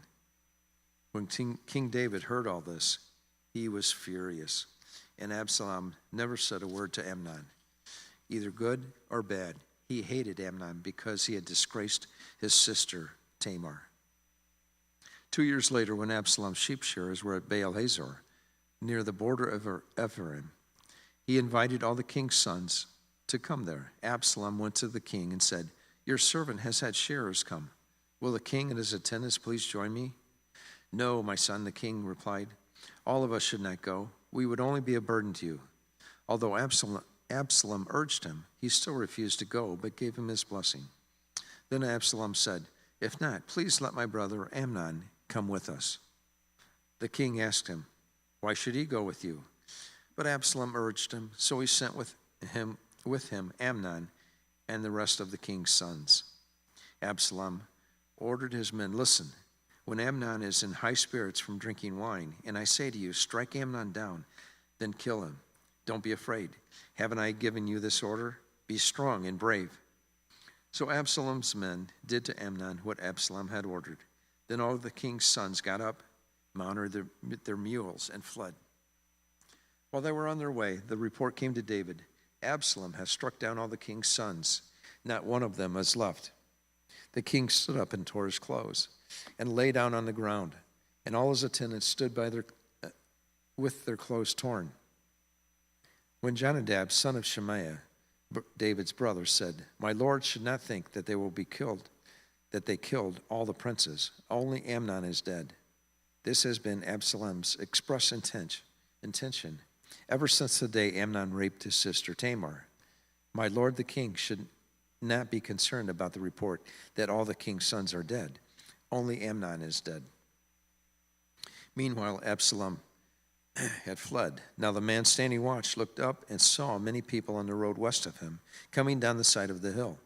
The watchman went and told the king, I see men in the direction of Horonaim on the side of the hill. Jonadab said to the king, see, the king's sons have come. It has happened just as your servant said. As he finished speaking, the king's sons came in, wailing loudly. The king, too, and all his attendants wept bitterly. Absalom fled and went to Talmai, son of Amminahub, the king of Geshur. But King David mourned many days for his son.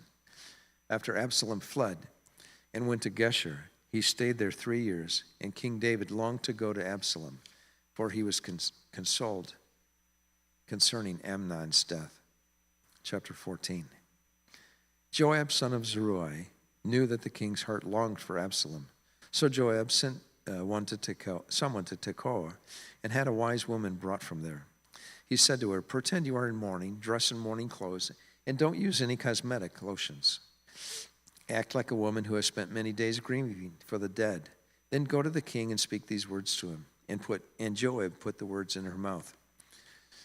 When the woman from Tekoa went to the king, she fell with him to her face to the ground and to pay him honor. And she said, help me, your majesty. The king asked her, what is troubling you? She said, I am a widow. My husband is dead. I, your servant, had 2 sons. They got into a fight with each other in the field, and no one was there to separate them. One struck the other and killed him. Now the whole clan has risen up against your servant. They say, hand over the one who struck his brother down, so that we may put him to death for the life of his brother, whom he killed. Then we will get rid of their heir as well. They would put out the only burning coal I have left, leaving my husband neither name nor descendant on the face of the earth. The king said to the woman, go home, and I will issue an order on your behalf. The woman from Tekoa said to him, let my lord, the king, pardon me and my family, and let the king and his throne be without guilt. The king replied, if anyone says anything to you, bring them to me, and they will not bother you again. She said, then let the king invoke the Lord his God to prevent the avenger of blood from adding to the destruction, so that my son will not be destroyed. As surely as the Lord lives, he said, not one hair of your son's head will fall to the ground. Then the woman said, let your servant speak a word to my lord the king. Speak, he replied. The woman said, why then have you devised a thing like this against the people of God? When the king says this, does he not convict himself? For the king has not brought back his banished son. Like water spilled on the ground, which cannot be recovered, so we must die. But that is not what God desires. Rather, he devises ways so that a banished person does not remain banished from him. And now I have come to say this to my lord the king, because the people have made me afraid. Your servant thought, I will speak to the king. Perhaps he will grant your servant's request. Perhaps the king will agree to deliver his servant from the hand of the man who is trying to cut off both me and my son from God's inheritance. And now your servant says, may the word of my lord the king secure my inheritance. For my lord the king is like an angel of God in discerning good and evil. May the Lord your God be with you. Then the king said to the woman, don't keep from me the answer to what I'm going to ask you. Let my lord the king speak, the woman said. The king asked, isn't the hand of Joab with you in all of this? The woman answered, as surely as you live, my lord the king, no one can turn to the right or to the left from anything my lord the king says. Yes, it was your servant Joab who instructed me to do this, and who put these words into the mouth of your servant. Your servant Joab did this to change the present situation. My lord has wisdom like that of an angel of God. He knows everything that happens in the land. The king said to Joab, very well, I will do it. Go, bring back the young man Absalom. Joab fell with his face to the ground to pay him honor, and he blessed the king.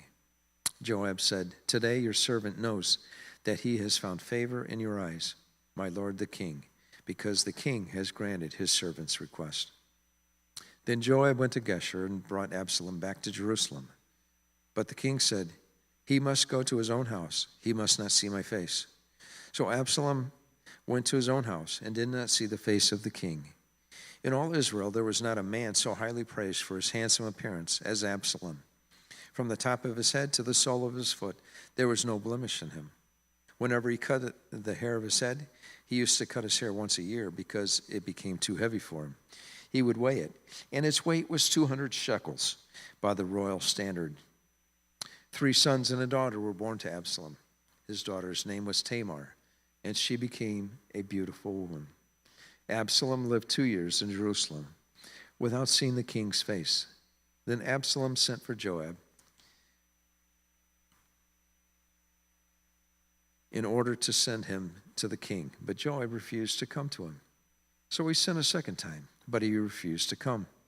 Then he said to his servants, "Look, Joab's field is next to mine, and he has barley there. Go and set it on fire." So Absalom's servants set the field on fire. Then Joab did go to Absalom's house, and he said to him, "Why have your servants set my field on fire?" Absalom said to Joab, "Look, I sent word to you and said, 'Come here, so I can send you to the king to ask, why have I come from Geshur? It would be better for me if I were still there. Now then, I want to see the king's face, and if I am guilty of anything, let him put me to death.'" So Joab went to the king and told him this. Then the king summoned Absalom, and he came in and bowed down with his face to the ground before the king, and the king kissed Absalom's. 2 Samuel chapter 15. In the course of time, Absalom provided himself with a chariot and horses, and with 50 men to run ahead of him. He would get up early and stand by the side of the road leading to the city gate.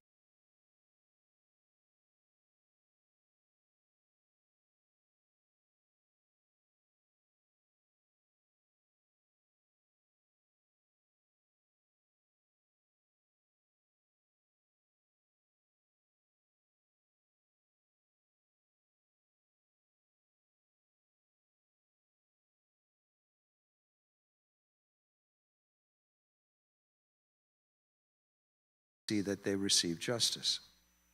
Also, whenever anyone approached him to bow down before him, Absalom would reach out his hand, take hold of him, and kiss him.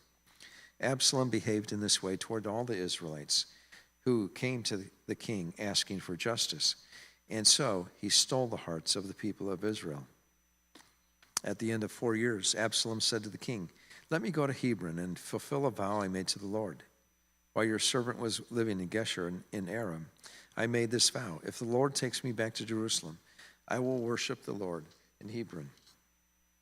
The king said to him, "Go in peace." So he went to Hebron.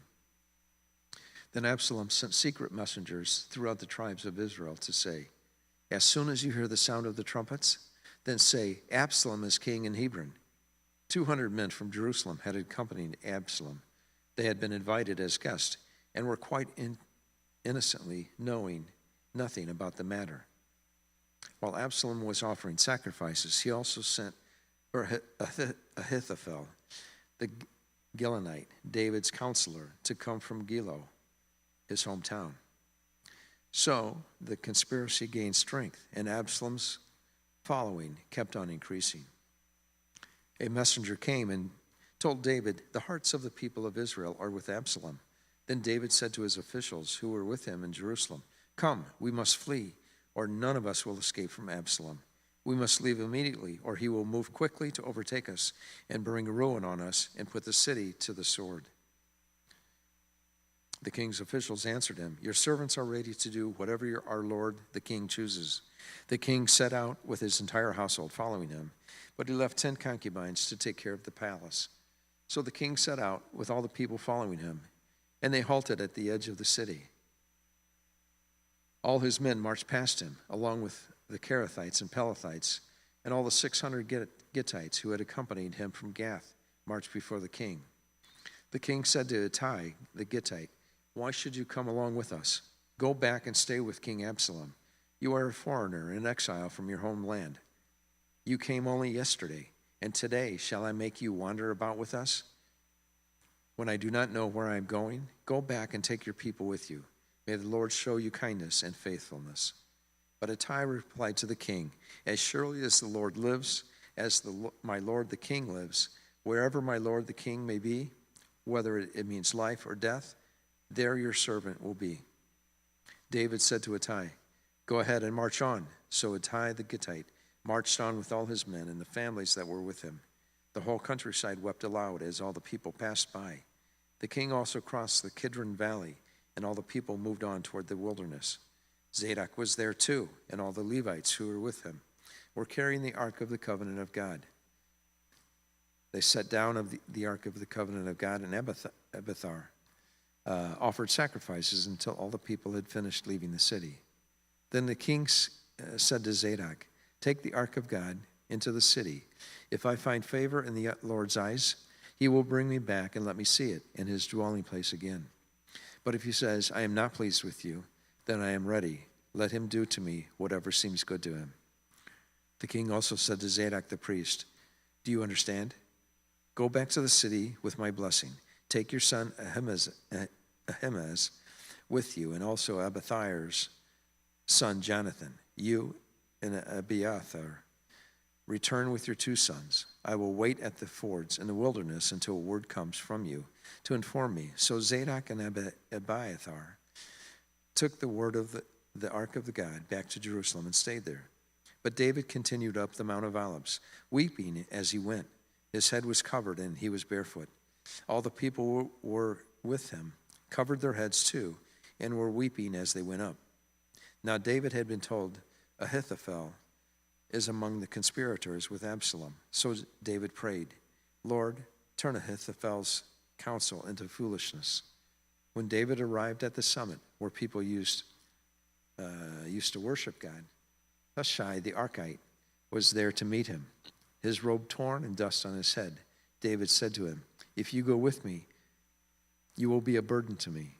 But if you return to the city and say to Absalom, 'Your Majesty, I will be your servant. I was your father's servant in the past, but now I will be your servant,' then you can help me by frustrating Ahithophel's advice. Won't the priests Zadok and Abiathar be there with you?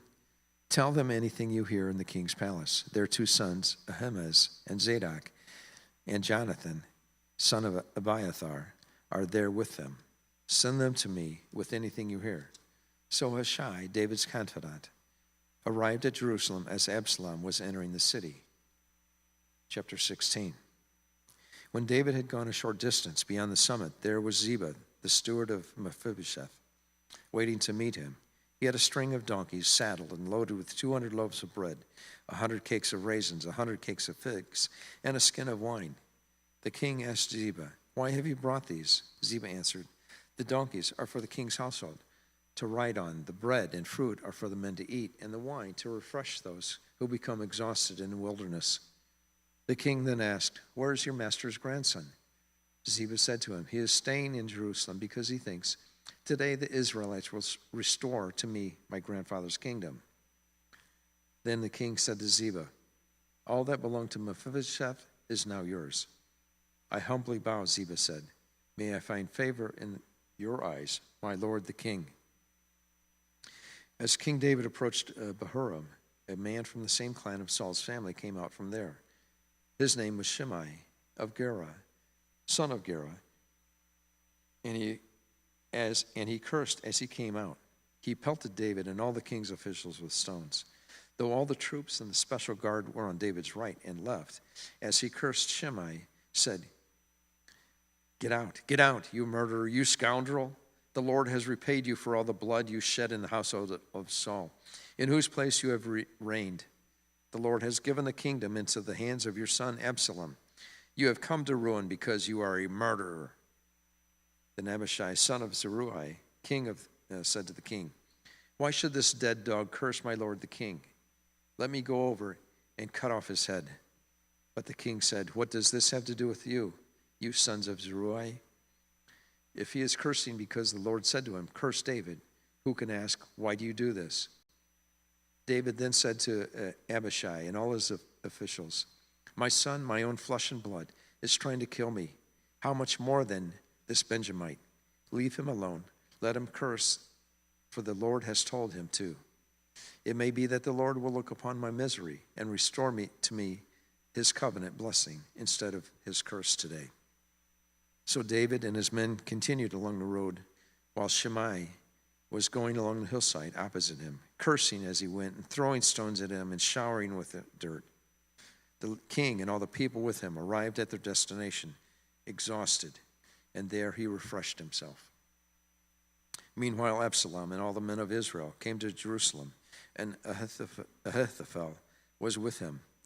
Then Hushai the Archite and David's confidant went to Absalom and said to him, "Long live the king, long live the king." Absalom said to Hushai, "So this is the love you show your friend? If he's your friend, why didn't you go with him?" Hushai said to Absalom, "No, the one chosen by the Lord, by these people, and by the men of Israel, his I will be, and I will remain with him. Furthermore, whom should I serve? Should I not serve the son, just as I served your father? So I will serve you." Absalom said to Ahithophel, "Give us your advice. What should we do?" Ahithophel answered, "Sleep with your father's concubines, whom you left to take care of the palace. Then all Israel will hear that you have made yourself obnoxious to your father, and the hands of everyone with you will be more resolute." So they pitched a tent for Absalom on the roof, and he slept with his father's concubines in the sight of all Israel. Now in those days the advice of Ahithophel gave was like that of one who inquires of God. That was how David and Absalom regarded all of Ahithophel's advice. Ahithophel said to Absalom, "I would choose 12,000 men and set out tonight in pursuit of David. I would attack him while he is weary and weak. I would strike him with terror, and then all the people with him will flee. I would strike down only the king, and bring all the people back to you. The death of the man you seek will mean the return of all. All the people will be unharmed." This plan seemed good to Absalom and to all the elders of Israel. But Absalom said, "Summon also Hushai the Archite, so we can hear what he has to say as well." When Hushai came to him, Absalom said, "Ahithophel has given this advice. Should we do what he says? If not, give us your opinion." Hushai replied to Absalom, "The advice Ahithophel has given you is not good this time. You know your father and his men. They are fighters, and as fierce as a wild bear robbed of her cubs. Besides, your father is an experienced fighter. He will not spend the night with the troops. Even now he is hidden in a cave or some other place. If you should attack your troops first, whoever hears about it will say, 'There has been a slaughter among the troops who follow Absalom.' Then even the bravest soldier, whose heart is like the heart of a lion, will melt with fear. For all Israel knows that your father is a fighter, and that those with him are brave. So I advise you, let all Israel, from Dan to Beersheba, as numerous as the sand on the seashore, be gathered to you, with you yourself leading them into battle. Then he will attack him, wherever he may be found, and he will fall on him as dew settles on the ground. Neither he nor any of his men will be left alive. If he withdraws into the city, then all Israel will bring ropes to that city and will drag it down to the valley until not so much as a pebble is left." Absalom and all the men of Israel said, "The advice of Hushai the Archite is better than that of Ahithophel." For the Lord had determined to frustrate the good advice of Ahithophel in order to bring disaster on Absalom. Hushai told Zadok and Abiathar the priests, "Ahithophel has advised Absalom and the elders of Israel to do such and such, but I have advised them to do so and so. Now send a message at once and tell David, 'Do not spend the night at the fords in the wilderness. Cross over without fail, or the king and all the people with him will be swallowed up.'" Jonathan and Ahimaaz were staying at Enrogel.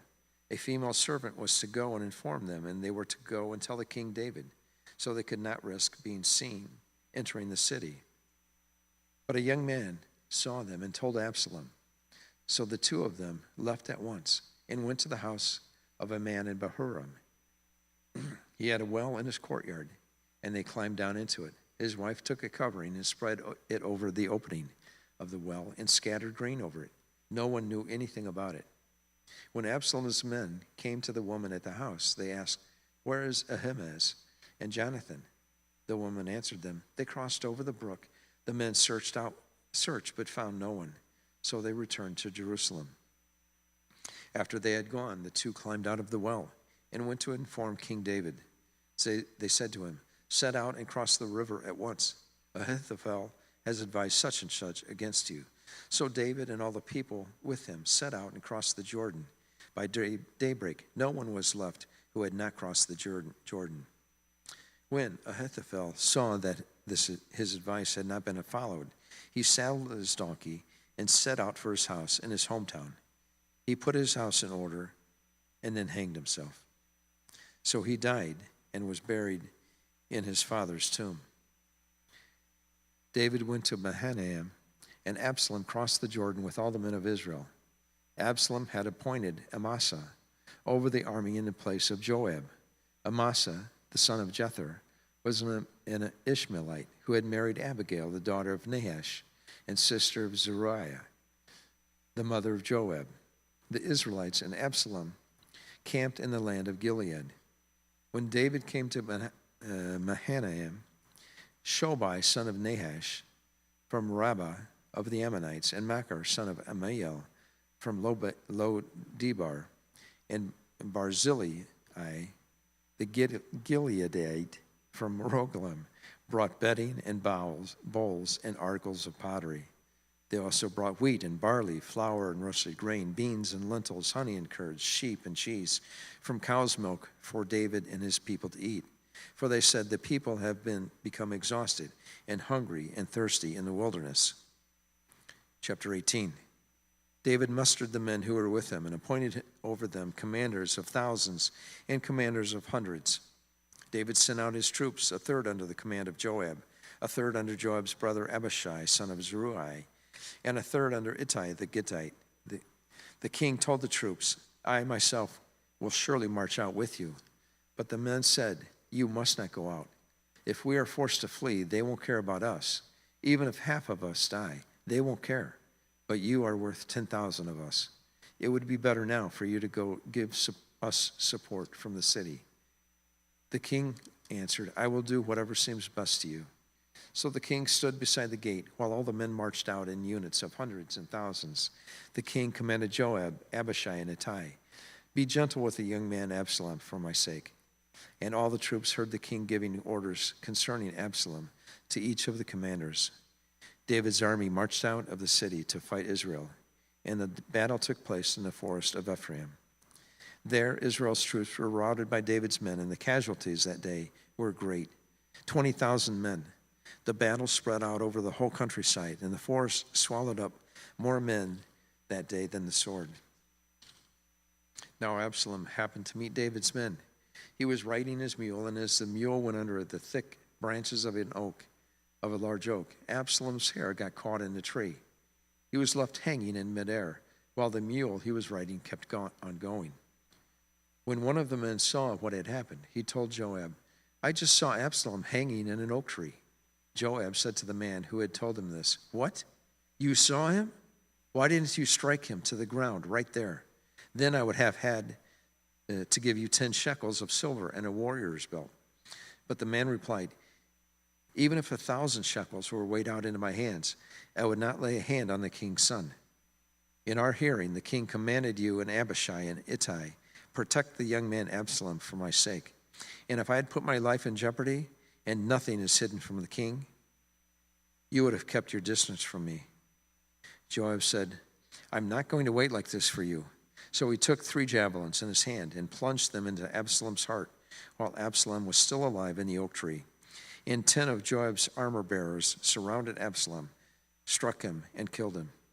Then Joab sounded the trumpet, and the troops stopped pursuing Israel, for Joab halted them. They took Absalom, threw him into a big pit in the forest, and piled up a large heap of rocks over him. Meanwhile, all the Israelites fled to their homes. During his lifetime, Absalom had taken a pillar and erected it in the king's valley as a monument to himself, for he thought, "I have no son to carry on the memory of my name." He named the pillar after himself, and it is called Absalom's monument to this day. Now Ahimaaz, son of Zadok, said, "Let me run and take the news to the king that the Lord has vindicated him by delivering him from the hand of his enemies." "You are not the one to take the news today," Joab told him. "You may take the news another time, but you must not do so today, because the king's son is dead." Then Joab said to a Cushite, "Go, tell the king what you have seen." The Cushite bowed down before Joab and ran off. Ahimaaz, son of Zadok, again said to Joab, "Come what may, please let me run behind the Cushite." But Joab replied, "My son, why do you want to go? You don't have any news that will bring you a reward." He said, "Come what may, I want to run." So Joab said, "Run." Then Ahimaaz ran by the way of the plain and outran the Cushite. While David was sitting between the inner and outer gates, the watchman went up on the roof of the gateway by the wall. As he looked out, he saw a man running alone.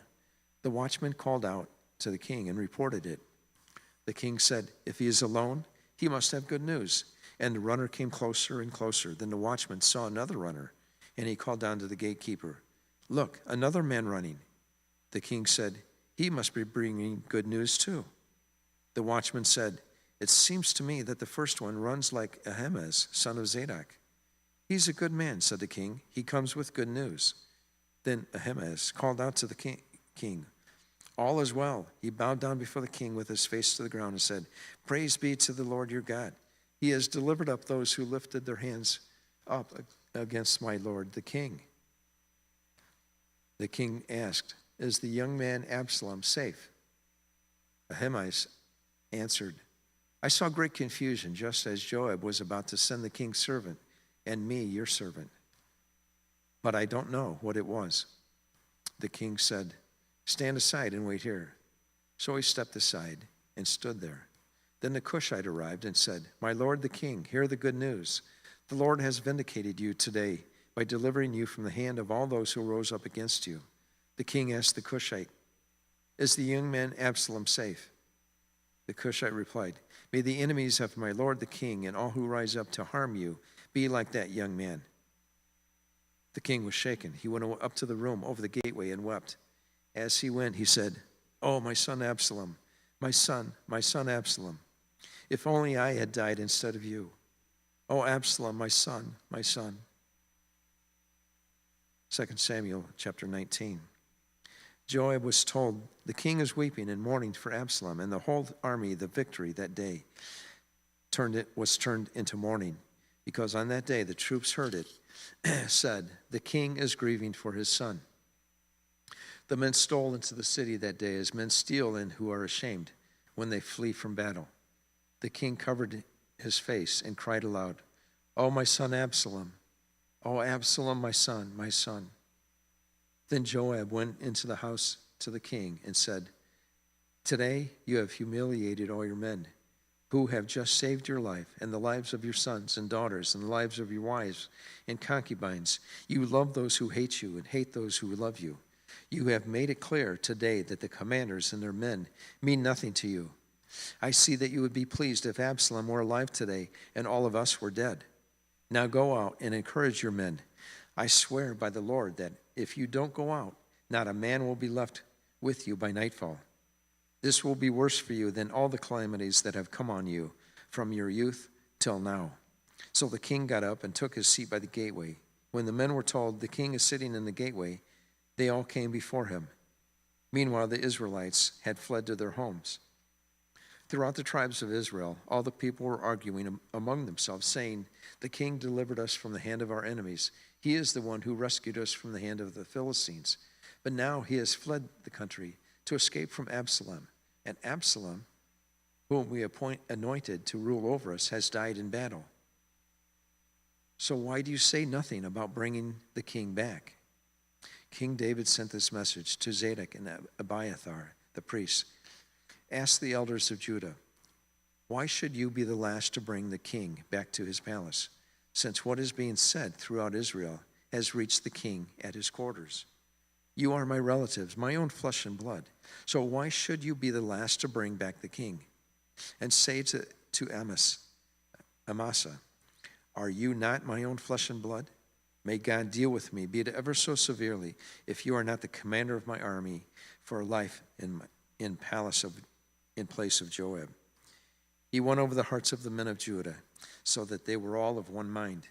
They sent word to the king, "Return, you and all your men." Then the king returned and went as far as the Jordan. Now the men of Judah had come to Gilgal to go out and meet the king and bring him across the Jordan. Shimei, son of Gera, the Benjamite from Bahurim, hurried down with the men of Judah to meet King David. With him were 1,000 Benjamites, along with Ziba, the steward of Saul's household, and his 15 sons and 20 servants. They rushed to the Jordan where the king was. They crossed at the ford to take the king's household over and to do whatever he wished. When Shimei, son of Gera, crossed the Jordan, he fell prostrate before the king and said to him, "May my lord not hold me guilty. Do not remember how your servant did wrong on the day my lord the king left Jerusalem. May the king put it out of his mind. For I, your servant, know that I have sinned. But today I have come here as the first from the tribes of Joseph to come down and meet my lord the king." Then Abishai said to son of Zeruiah, "Shouldn't Shimei be put to death for this? He cursed the Lord's anointed." David replied, "What does this have to do with you, you sons of Zeruiah? What right do you have to interfere? Should anyone be put to death in Israel today? Don't I know that today I am king over Israel?" So the king said to Shimei, "You shall not die." And the king promised him on oath. Mephibosheth, Saul's grandson, also went down to meet the king. He had not taken care of his feet, or trimmed his mustache, or washed his clothes from the day the king left until the day he returned safely. When he came from Jerusalem to meet the king asked, "Why didn't you go with me, Mephibosheth?" He said, "My lord the king, since I your servant, am lame, I said, I will have my donkey saddled, and I will ride on it, so I can go with the king. But Ziba, my servant, betrayed me, and he has slandered your servant to my lord the king. My lord the king is like an angel of God, so do whatever you wish. All my grandfather's descendants deserved nothing but death for my lord the king. But you gave your servant a place among those who eat at your table. So what right do I have to make any more appeals to the king?" The king said to him, "Why say more? I order you and Ziba to divide the land." Mephibosheth said to the king, "Let him take everything, now that my lord the king has returned home safely." Barzillai the Gileadite also came down from Rogelim to cross the Jordan with the king and to send him on his way. Now Barzillai was very old, 80 years of age. He had provided for the king during the stay in Mahanaim, for he was a very wealthy man. The king said to Barzillai, "Cross over with me and stay with me in Jerusalem, and I will provide for you." But Barzillai answered the king, "How many more years will I live, that I should go up to Jerusalem with the king? I am now 80 years old. Can I tell the difference between what is enjoyable and what is not? Can your servant taste what he eats and drinks? Can I still hear the voices of male and female singers? Why should your servant be an added burden to my lord the king? Your servant will cross over the Jordan with the king a short distance, but why should the king reward me in this way? Let your servant return, that I may die in my own town, near the tomb of my father and mother. But here is your servant Kimham. Let him cross over with the Lord the king. Do for him whatever you wish." The king said, "Kimham shall cross over with me, and I will do for him whatever you wish, and anything you desire from me, I will do for you." So all the people crossed the Jordan, and then the king crossed over. The king kissed Barzillai and bid him farewell, and Barzillai returned to his home. When the king crossed over to Gilgal, Kimham crossed with him. All the troops of Judah and half the troops of Israel had taken the king over.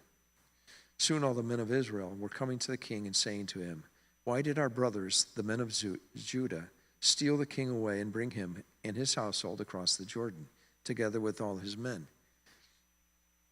All the men of Judah answered the men of Israel, "We did this because the king is closely related to us.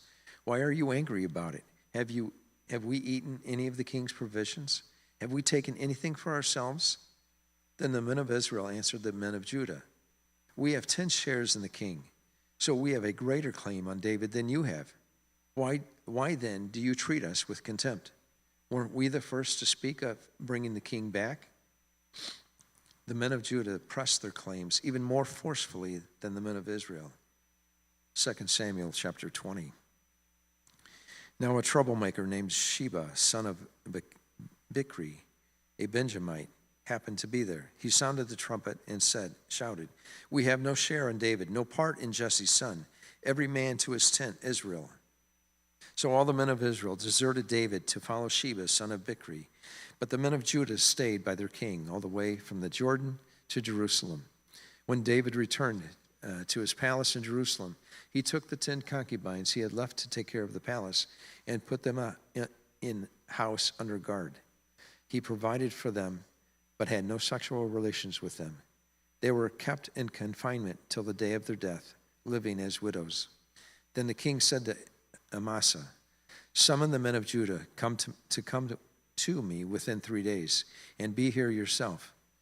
But when Amasa went to summon Judah, he took longer than the time the king had set for him. David said to Abishai, "Now Sheba, son of Bichri, will do us more harm than Absalom did. Take your master's men and pursue him, and he will find fortified cities and escape from us." So Joab's men and the Kerethites and the Pelethites and all the mighty warriors went out under the command of Abishai. They marched out of Jerusalem to pursue Sheba, son of Bichri. While they were at the great rock in Gibeon, Amasa came to meet them. Joab was wearing his military tunic, and strapped over at his waist was a belt with a dagger in its sheath. As he stepped forward, it dropped out of its sheath. Joab said to Amasa, "How are you, my brother?" Then Joab took Amasa by the beard with his right hand to kiss him. Amasa was not on his guard against the dagger in Joab's hand, and Joab plunged it into his belly, and his intestines spilled out on the ground. Without being stabbed again, Amasa died. Then Joab and his brother Abishai pursued Sheba, son of Bichri. One of Joab's men stood beside Amasa and said, "Whoever favors Joab and whoever is for David, let him follow Joab." Amasa lay wallowing in his blood in the middle of the road, and the man saw that all the troops came to a halt there. When he realized that everyone who came up to Amasa stopped, he dragged him from the road into a field and threw a garment over him. After Amasa had been removed from the road, everyone went on with Joab to pursue Sheba, son of Bichri. Sheba passed through all the tribes of Israel to Abel Beth-maachah and through the entire region of the Bichriites, who gathered together and followed him. All the troops with Joab came and besieged Sheba in Abel Beth-maachah. They built a siege ramp up to the city, and it stood against the outer fortifications. While they were battering the wall to bring it down, a wise woman called from the city, "Listen, listen, tell Joab to come here so I can speak to him." He went toward her, and she asked, "Are you Joab?" "I am," he answered. She said, "Listen to what your servant has to say." "I'm listening," he said. She continued, "Long ago they used to say, 'Get your answer at Abel,' and that settled it. We are the peaceful and faithful in Israel. You are trying to destroy a city that is a mother in Israel. Why do you want to swallow up the Lord's inheritance?" "Far be it from me," Joab replied. "Far be it from me to swallow up or destroy. That is not the case. A man named Sheba, son of Bichri, from the hill country of Ephraim, has lifted up his hand against the king, against David. Hand over this one man, and I'll withdraw from the city." The woman said to Joab, "His head will be thrown to you from the wall." Then the woman went to all the people with her wise advice, and they cut off the head of Sheba, son of Bichri, and threw it to Joab. So he sounded the trumpet, and his men dispersed from the city, each returning to his home. And Joab went back to the king in Jerusalem. Joab was over Israel's entire army. Benaiah, son of Jehoiada, was over the Kerethites and Pelethites, and Adoniram was in charge of forced labor. Jehoshaphat, son of Ahulad, was recorder. Sheva was secretary. Zadok and Abiathar were priests, and Ira the Jairite was David's priests. Chapter 21. During the reign of King David, there was a famine for 3 successive years. So David sought the face of the Lord. The Lord said, "It is on account of Saul and his blood-stained house. It is because he put the Gibeonites to death." The king summoned the Gibeonites and spoke to them. Now, the Gibeonites were not part of Israel, but they were survivors of the Amorites. The Israelites had sworn to spare them, but Saul, in his zeal for Israel and Judah, had tried to annihilate them. David asked the Gibeonites, "What shall I do for you? How shall I make atonement so that you will bless the Lord's inheritance?" The Gibeonites answered him, "We have no right to demand silver or gold from Saul or his family, nor do we have the right to put anyone in Israel to death." "What do you want me to do for you?" David asked. They answered the king, "As for the man who destroyed us and plotted against us, so that we have been decimated and have no place anywhere in Israel, let 7 of his male descendants be given to us to be killed, and their bodies exposed before the Lord at Gibeah of Saul, the Lord's chosen one." So the king said, "I will give them to you." The king spared Mephibosheth, son of Jonathan, the son of Saul, because of the oath before the Lord between David and Jonathan, son of Saul. But the king took Armani and Mephibosheth, the 2 sons of Aiah's daughters, Rizpah, whom she had borne to Saul, together with the 5 sons of Saul's daughter Merab, whom she had borne to Adriel, son of Barzillai, the Mahathalite. He handed them over to the Gibeonites, who killed them and exposed their bodies on a hill before the Lord. All 7 of them fell together. They were put to death during the first days of the harvest, just as the barley harvest was beginning. Rizpah, daughter of Aiah, took sackcloth and spread it out for herself on a rock. From the beginning of the harvest till the rain poured down from the heavens on the bodies, she did not let the birds touch them by day or wild animals by night. When David was told what Aiah's daughter Rizpah, Saul's concubine, had done, he went and took the bones of Saul and his son Jonathan from the citizens of Jabesh Gilead. They had stolen their bodies from the public square at Bethshan, where the Philistines had hung them after they struck Saul down on Gilboa. David brought the bones of Saul and his son Jonathan from there, and the bones of those who had been killed and exposed were gathered up. They buried the bones of Saul and his son Jonathan in the tomb of Saul's father Kish at Zelah in Benjamin, and did everything the king commanded. After that, the king answered prayer. God answered prayer in behalf of the land. Once again, there was a battle between the Philistines and Israel. David went down with his men to fight against the Philistines, and he became exhausted. And Ishbi-Benob, one of the descendants of Rapha, whose bronze spearhead weighed 300 shekels, and who was armed with a new sword, said he would kill David. But Abishai, son of Zeruiah, came to David's rescue. He struck the Philistine down and killed him. Then David's men swore to him, saying, "Never again will you go out with us to battle, so that the lamp of Israel would not be extinguished."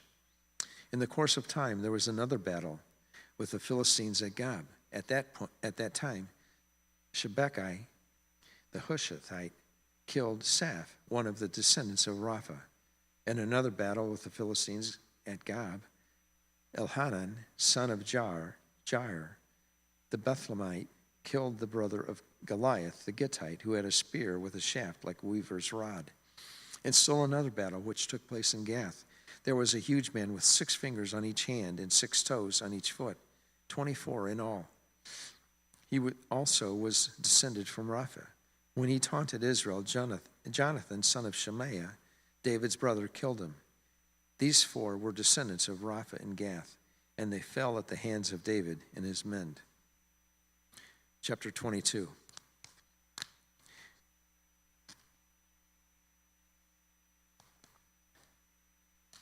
David sang to the Lord the words of the song. When the Lord delivered him from the hand of his enemies and from the hand of Saul, he said, "The Lord is my rock, my fortress, and my deliverer. My God is my rock, in whom I take refuge, my shield and the horn of my salvation. He is my stronghold, my refuge, and my Savior. From violent people you saved me. I called to the Lord, who is worthy of praise, and have been saved from my enemies. The waves of death swirled about me. The torrents of destruction overwhelmed me. The cords of the grave coiled around me. The snares of death confronted me. In my distress, I called to the Lord. I called out to my God. From his temple, he heard my voice. My cry came to his ears. The earth trembled and quaked. The foundations of the heavens shook. They trembled because he was angry. Smoke rose from his nostrils. Consuming his fire came from his mouth. Burning coals blazed out of it. He parted the heavens and came down. Dark clouds were under his feet. He mounted the cherubim and flew. He soared on the wings of the wind. He made darkness his canopy around him. The dark rain clouds of the sky. Out of the brightness of his presence, bolts of lightning blazed forth. The Lord thundered from heaven. The voice of the Most High resounded. He shot his arrows and scattered with the enemy. With great bolts of lightning he routed them. The valleys of the sea were exposed, and the foundations of the earth laid bare. At the rebuke of the Lord, at the blast of breath from his nostrils, he reached down from on high and took hold of me. He drew me out of deep waters. He rescued me from my powerful enemy, from my foes who were too strong for me. They confronted me in the day of my disaster, but the Lord was my support. He brought me out into a spacious place. He rescued me because he delighted in me. The Lord has dealt with me according to my righteousness. According to the cleanness of my hands, he has rewarded me. For I have kept the ways of the Lord. I am not guilty of turning from my God. All his laws are before me. I have not turned away from his decrees. I have been blameless before him. I have kept myself from sin. The Lord has rewarded me according to my righteousness, according to my cleanness in his sight. To the faithful you show yourself faithful. To the blameless you show yourself blameless. To the pure you show yourself pure. But to the devious you show yourself shrewd. You save the humble, but your eyes are on the haughty to bring them low. You, Lord, are my lamp. The Lord turns my darkness into light. With your help I can advance against a troop. With my God I can scale a wall. As for God, his way is perfect. The Lord's word is flawless. He shields all who take refuge in him. For who is God besides the Lord? And who is the rock except our God? It is God who arms me with strength and keeps my way secure. He makes my feet like the feet of a deer. He causes me to stand in the heights. He trains my hands for battle. My arms can bend a bow with bronze. You make your saving help my shield. Your help has made me great. You provide a broad path for my feet, so that my ankles do not give way. I pursued my enemies and crushed them. I did not turn back till they were destroyed. I crushed them completely, and they could not rise. They fell beneath my feet. You armed me with strength for battle. You humbled my adversaries before me. You made my enemies turn their backs in flight, and I destroyed my foes. They cried for help, but there was no one to save them. To the Lord, but he did not answer. I beat them as fine as the dust of the earth. I pounded and trampled them like mud in the streets. You have delivered me from the attacks of the peoples. You have preserved me as the head of nations. People I did not know serve me. Foreigners cower before me. As soon as they hear of me, they obey me. They all lose heart. They come trembling from their strongholds. The Lord lives. Praise be to my rock. Exalted be my God, the rock, my Savior. He is the God who avenges me, who puts the nations under me, who sets me free from my enemies. You exalted me above my foes. From a violent man you rescued me. Therefore, I will praise you, Lord, among the nations. I will sing the praises of your name. He gives his great king victories. He shows unfailing kindness to his anointed, to David and his descendants forever. These are the last words of David, the inspired utterance of David, son of Jesse, the utterance of the man exalted by the Most High, the man anointed by the God of Jacob, the hero of Israel's songs. The Spirit of the Lord spoke through me. His word was on my tongue. The God of Israel spoke. The rock of Israel said to me, when one rules over the people in righteousness, when he rules the fear of God, he is like the light of morning at sunrise, on a cloudless morning, like the brightness after rain that brings grass from the earth. If my house were not right with God, surely he would not have made with me an everlasting covenant, arranged and secured in every part. Surely he would not bring to fruition my salvation and grant me my every desire. But evil men are all to be cast aside like thorns, which are not gathered with the hand. Whoever touches the thorns uses a tool of iron or the shaft of a spear. They are burned up where they lie.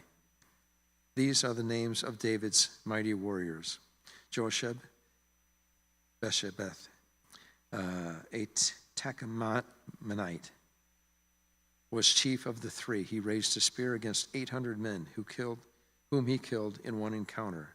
Next to him was Eleazar, son of Dodai, the Ahohite. As one of the three mighty warriors, he was David when they taunted with the Philistines gathered at Pas-dammim for battle. Then the Israelites retreated, but Eleazar stood his ground and struck down the Philistines till his hand grew tired and froze to the sword. The Lord brought about a great victory that day. The troops returned to Eleazar, but only to strip the dead. Next to him was Shammah, son of Agi, the Harite. When the Philistines banded together at a place where there was a field full of lentils, Israel's troops fled from them. But Shammah took his stand in the middle of the field. He defended it and struck the Philistines down, and the Lord brought about a great victory. During harvest time, 3 of the 30 chief warriors came down to David at the cave of Adullam, while a band of Philistines was encamped at the valley of Rephaim. At that time, David was in the stronghold, and the Philistine garrison was at Bethlehem. David longed for water and said, "Oh, that someone would get me a drink of water from the well near the gate of Bethlehem." So the 3 mighty warriors broke through the Philistine lines, drew water from the well near the gate of Bethlehem, and carried it back to David. But he refused to drink it. Instead, he poured it out before the Lord. "Far be it from me, Lord, to do this." He said, "Is it not the blood of men who went at the risk of their lives?" And David would not drink it. Such were the exploits of the 3 mighty warriors. Abishai, the brother of Joab, son of Zeruiah, was chief of the 3. He raised a spear against the 300 men whom he killed, and so he became as famous as the 3. Was he not held in greater honor than the 3? He became their commander, even though he was not included among them. Benaiah, son of Jehoiada, a valiant fighter from Gabzeel, performed great exploits. He struck down Moab's 2 mightiest warriors. He also went down into a pit on a snowy day and killed a lion, and he struck down a huge Egyptian. Although the Egyptian had a spear in his hand, Benaiah went against him with a club. He snatched the spear from the Egyptian's hand and killed him with his own spear. Such were the exploits of Benaiah, son of Jehoiada. He too was as famous as the 3 mighty warriors. He was held in greater honor than any of the 30, but he was not included among the 3, and David put him in charge of his bodyguard. Among the 30 were Asahel, the brother of Joab, Elhanan, son of Dodo from Bethlehem, Shammah the Harodite, Elika the Harodite, Helaz the Peltite, Ira, son of Ikish from Tekoa, Abiezer from Anatha, Sibbecai the Hushite, Zalman the Ahiathite, Mahari the Netophathite, Helad, son of Bana the Netophathite, Ethiah, son of Ribai from Gibeah in Benjamin, Benaiah the Parathonite, Hiddai from the ravines of Gash, Alban the Arbanite, Asmarth the Barhumite, Eliahabite the Shalbanite, the son of Jashan, Jonathan, son of Shammah the Hararite, Ahiram, son of Shahar, Hararite, Eliphelet, son of Ahashbai, the Machathite, Eliam, son of Ahithophel, the Gilonite, Hezro, the Carmelite, Parai, the Arbite, Igal, the son of Nathan from Zobah, the son of Hagri, Zelek, the Ammonite, Nahari, the Berothite, the armor-bearer of Joab, son of Zeruiah, Ira, the Ithrite, Gareb, the Ithrite, and Uriah, the Hittite. There were 37 in all. Chapter 24. Again, the anger of the Lord burned against Israel, and he incited David against them, saying, "Go and take census of Israel and Judah." So the king said to Joab and the army commanders with him, Go throughout the tribes of Israel, from Dan to Beersheba, and enroll fighting men, so that I may know how many there are. But Joab replied to the king, May the Lord your God multiply the troops 100 times over, and may the eyes of my lord the king see it. But why does my lord the king want to do such a thing? The king's word, however, overruled Joab and the army commanders. So they left the presence of the king to enroll the fighting men of Israel. After crossing the Jordan, they camped near Aroer, south of the town in Gorge, and then went through Gad onto Jazer. They went to Gilead and to the region of Tatim, Hadashi, and on to Dan-Jan, and around toward Sidon. Then they went toward the fortress of Tyre and all the towns of the Hivites and Canaanites. Finally, they went to Beersheba in the Negev of Judah. After they had gone through the entire land, they came back to Jerusalem at the end of 9 months and 20 days. Joab reported the number of the fighting men to the king. In Israel, there were 800,000 able-bodied men who could handle a sword, and in Judah, 500,000. David was conscience-stricken after he had counted the fighting men, and he said to the Lord, I have sinned greatly in what I have done. Now, Lord, I beg you, take away the guilt of your servant. I have done a very foolish thing. Before David got up the next morning, the word of the Lord had come to Gad, the prophet, David's seer. Go and tell David, this is what the Lord says. I am giving you 3 options. Choose one of them for me to carry out against you. So Gad went to David and said to him, Shall there come on you 3 years of famine in your land? Or 3 months of fleeing from your enemies while they pursue you? Or 3 days of plagues in your land? Now then, think it over and decide how I should answer the one who sent me. David said to Gad, I am in deep distress. Let us fall into the hands of the Lord, for his mercy is great. But do not let me fall into the human hands. So the Lord sent a plague on Israel from that morning until the end of the time designated. And 70,000 of the people from Dan to Beersheba died. When the angel stretched out his hand to destroy Israel, Jerusalem, the Lord relented in concerning the disaster and said to the angel who was afflicting the people, Enough, withdraw your hand. The angel of the Lord was then at the threshing floor of Araunah, the Jebusite. When David saw the angel who was striking down the peoples, he said to the Lord, I have sinned. I, the shepherd, have done wrong. These are but sheep. What have they done? Let your hand fall on me and my family. On that day, Gad went to David and said to him, Go up and build an altar to the Lord on the threshing floor of Araunah, the Jebusite. So David went up as the Lord had commanded through Gad. When Araunah looked and saw the king and his officials coming toward him, he went out and bowed down before the king with his face to the ground. Araunah said, Why has my lord the king come to his servant? To buy your threshing floor, David said, so I can build an altar to the Lord, that the plague on the people may be stopped.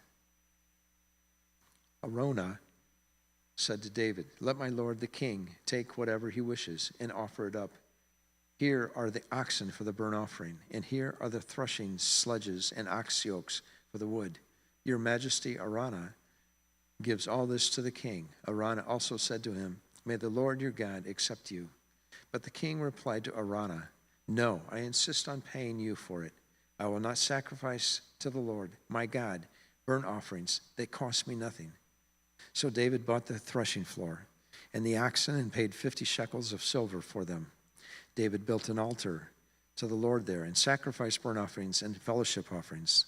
Then the Lord answered his prayer in behalf of the land, and the plague on Israel was stopped.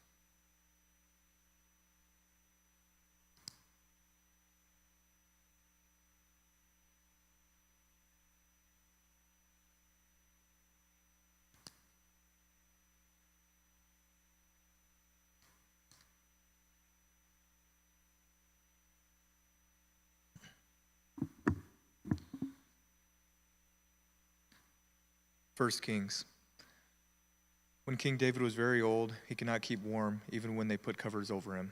So his attendants said to him, Let us look for a young virgin to serve the king and take care of him. She can lie beside him so that our Lord, the king, may keep warm.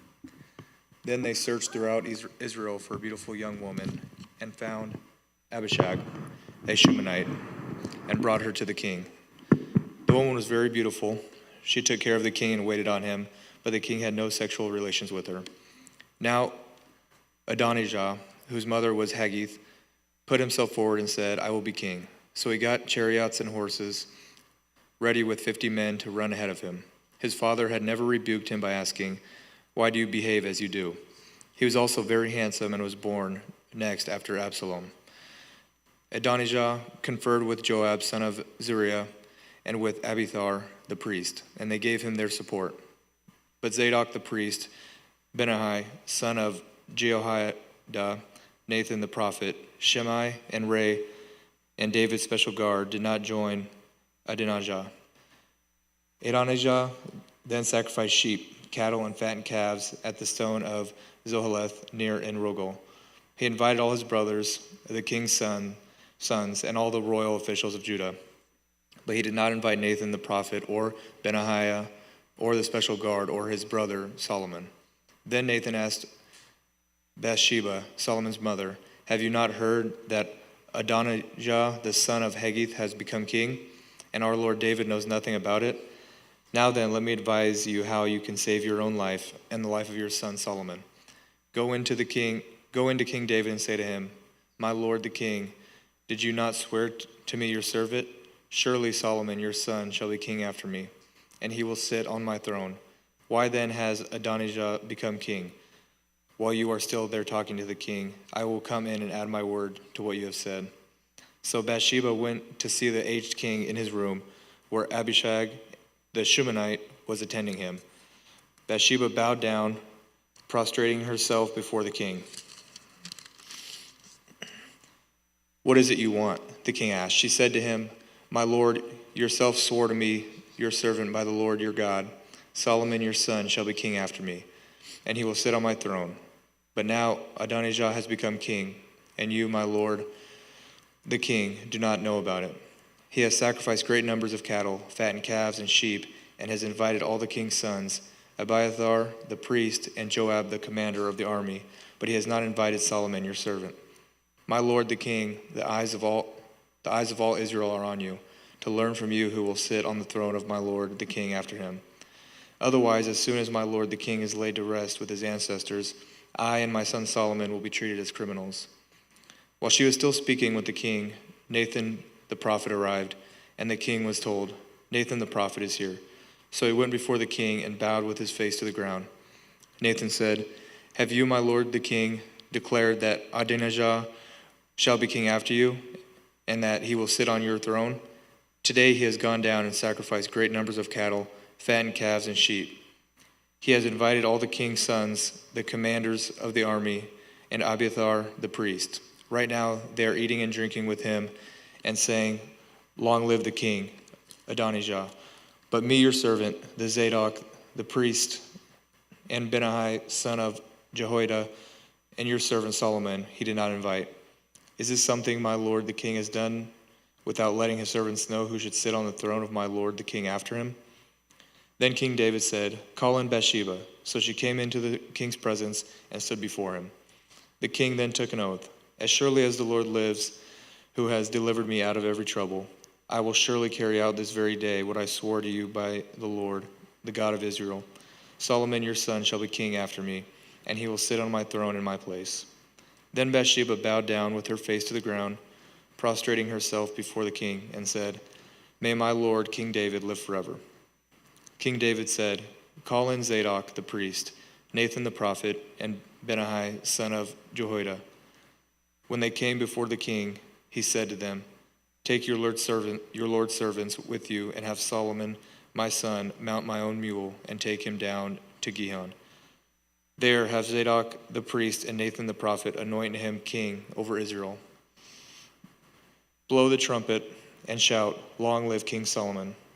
Then you are to go up with him, and he is to come and sit on my throne and reign in my place. I have appointed him ruler over Israel and Judah. Benaiah, son of Jehoiada, answered the king, amen. May the Lord, the God of my lord, the king, so declare it. As the Lord was with my lord the king, so may he be with Solomon, to make his throne even greater than the throne of my lord King David.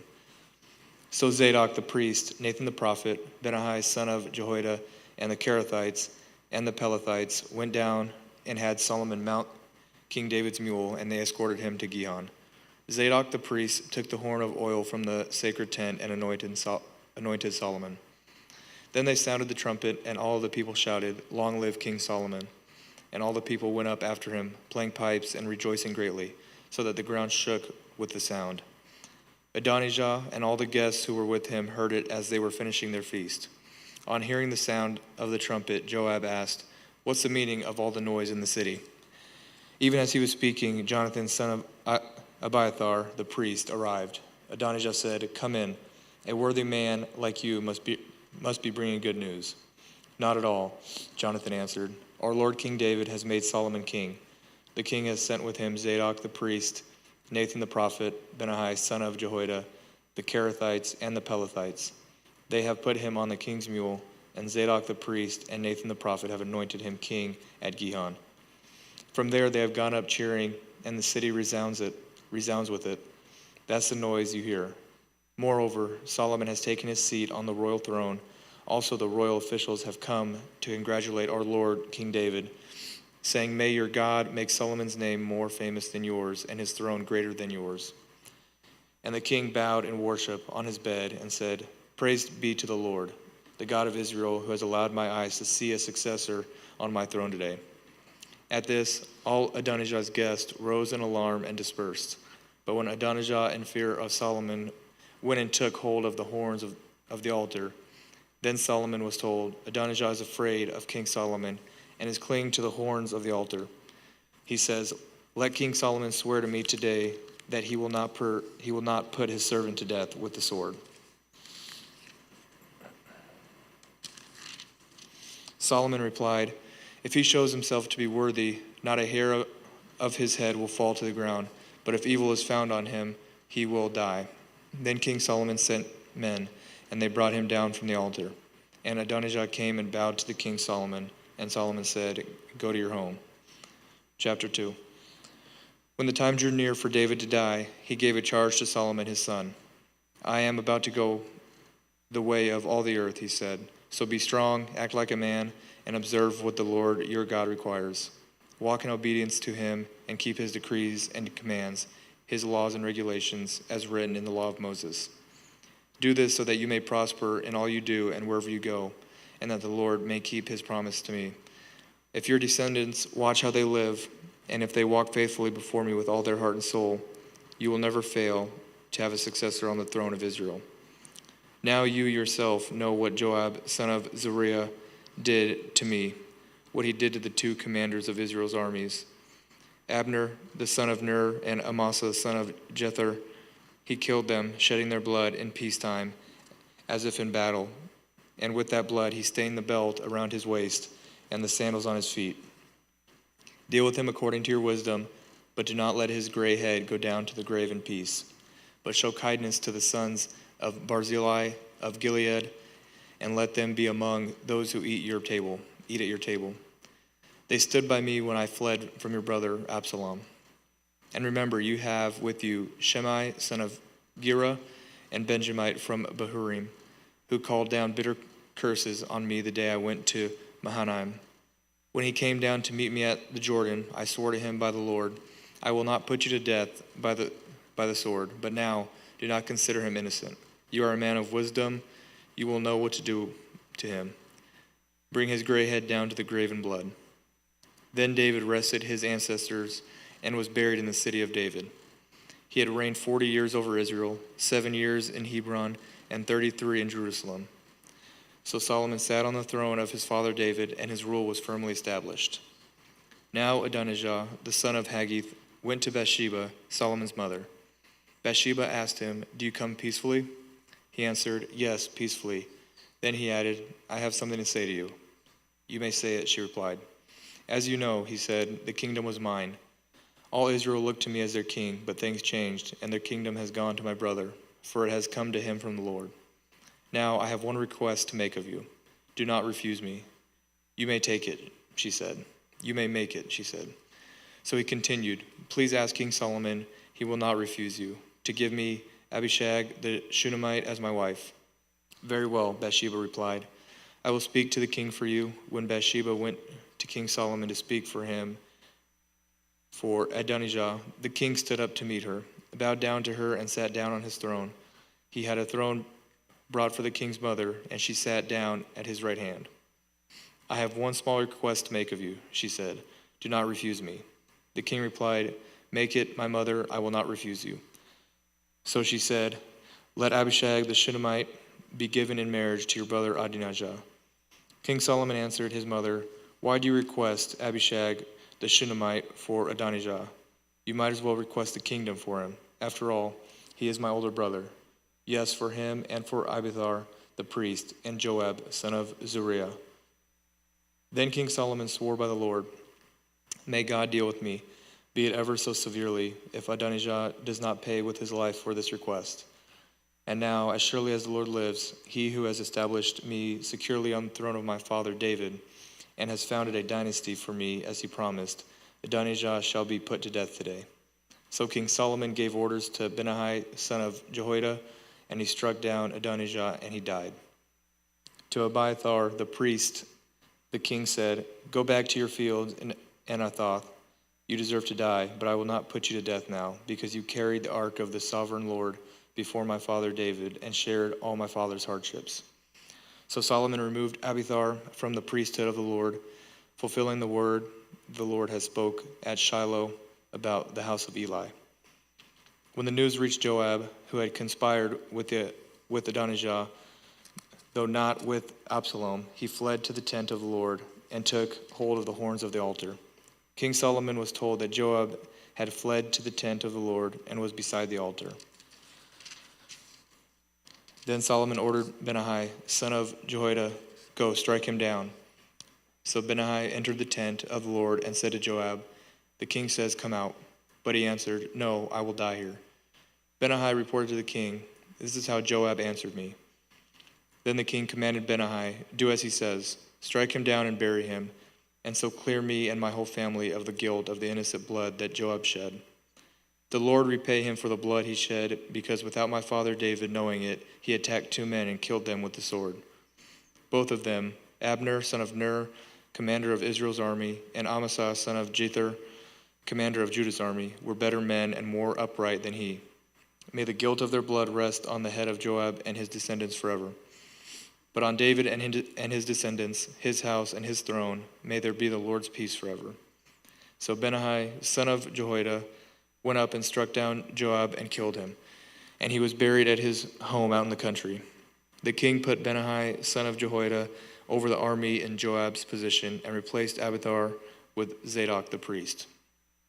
Then the king sent for Shimei and said to him, "Build yourself a house in Jerusalem and live there, but do not go anywhere else. The day you leave and cross the Kidron Valley, you can be sure you will die. Your blood will be on your own head."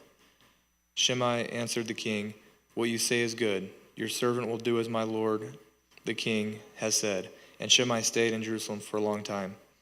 But 3 years later, 2 of Shimei's slaves ran off to Achish, son of Maacah, king of Gath, and Shimei was told, "Your slaves are in Gath."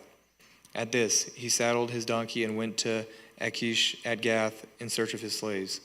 So Shimei went away and brought the slaves back from Gath. When Solomon was told that Shimei had gone from Jerusalem to Gath and had returned, the king summoned Shimei and said to him, "Did I not make you swear by the Lord and warn you? On the day you leave and go anywhere else, you can be sure you will die. At that time you said to me, 'What you say is good, I will obey.' Why then did you not keep your oath to the Lord and obey the command I gave you?" The king also said to Shimei, "You know in your heart all the wrong you did to my father David. Now the Lord will repay you for your wrongdoing. But King Solomon will be blessed, and David's throne will remain secure before the Lord forever." Then the king gave the order to Benaiah, son of Jehoiada, and he went out and struck Shimei down, and he died. The kingdom was now established in Solomon's hands. Chapter 3. Solomon made an alliance with the Pharaoh, king of Egypt, and married his daughter. He brought her to the city of David until he finished building his palace and the temple of the Lord and the wall around Jerusalem.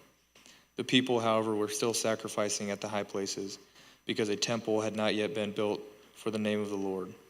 Solomon showed his love for the Lord by walking according to the instructions given him by his father David, except that he offered sacrifices and burned incense on the high places.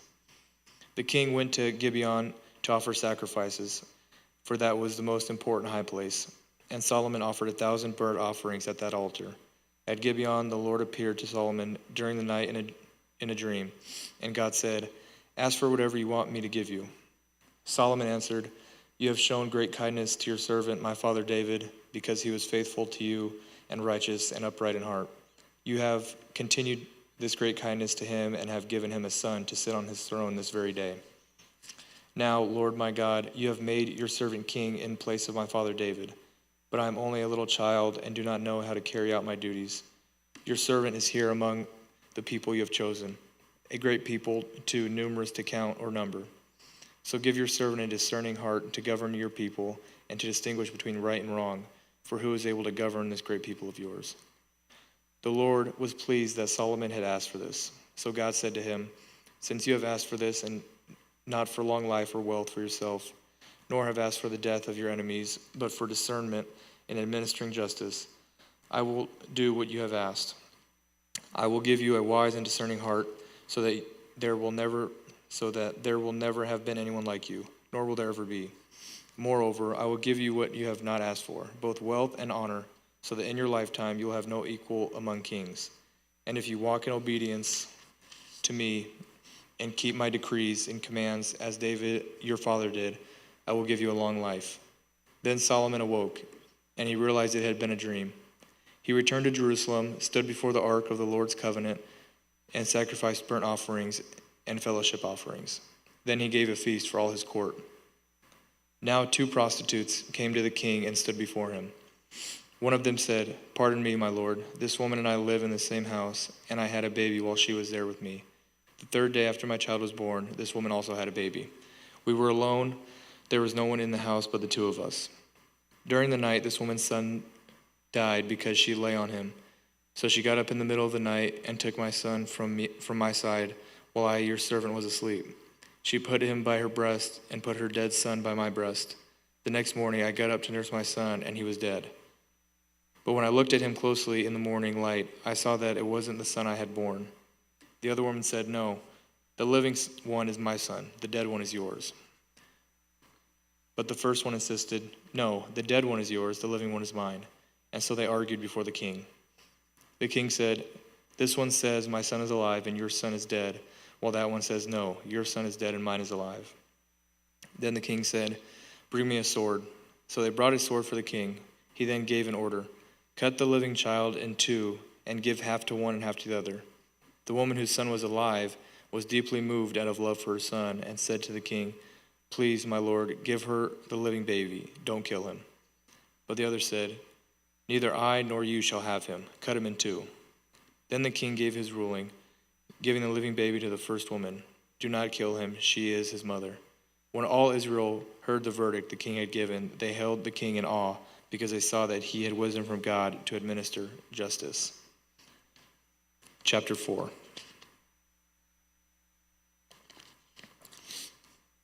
So King Solomon ruled over all Israel, and these were his chief officials: Azariah, son of Zadok the priest, Elirapha and Ahijah, sons of Shisha, secretaries, Josaphat, son of Ehud, recorder, Benaiah, son of Jehoiada, commander-in-chief, Zadok and Abiathar, priests, Azariah, son of Nathan, in charge of the district governors, Zabud, son of Nathan, a priest and advisor to the king, Ahishar, palace administrator, Adoniram, son of Abda, in charge of forced labor. Solomon had 12 district governors over all Israel, who supplied provisions for the king and the royal household. Each one had to provide supplies for 1 month in the year. These are their names: Ben-Hur in the hill country of Ephraim, Ben-Deker in Makaz, Shalabim, Beth Shemesh, and Elon Beth-Nahan. Ben-Hesed in Arubath, Soko, and all the land of Hepher were his. Ben-Abdinad in Naphoth, Dor, he was married to Tapheth, daughter of Solomon. Bana, son of Ahilud, in Tanakh of Megiddo, and in all of Beth Shan next to Zarethan, below Jezreel, from Beth Shan to Abel Meholah, across to Jokmeam. Ben Geber and Ramoth Gilead, the settlements of Jar, son of Manasseh, in Gilead were his, as well as the region of Argob in Bashan and its 60 large walled cities with bronze gate bars. Ahinadab, son of Edo, in Mahinan. Ahimaaz in Naphtali, he had married Basemath, daughter of Solomon. Bana, son of Hushai, in Asher and Aloth. Jehoshaphat, son of Paruah, in Issachar. Shimei, son of Elah, in Benjamin. Geber, son of Uri, in Gilead, the country of Shion, king of the Amorites, and the country of Og, king of Bashan. He was the only governor over the district.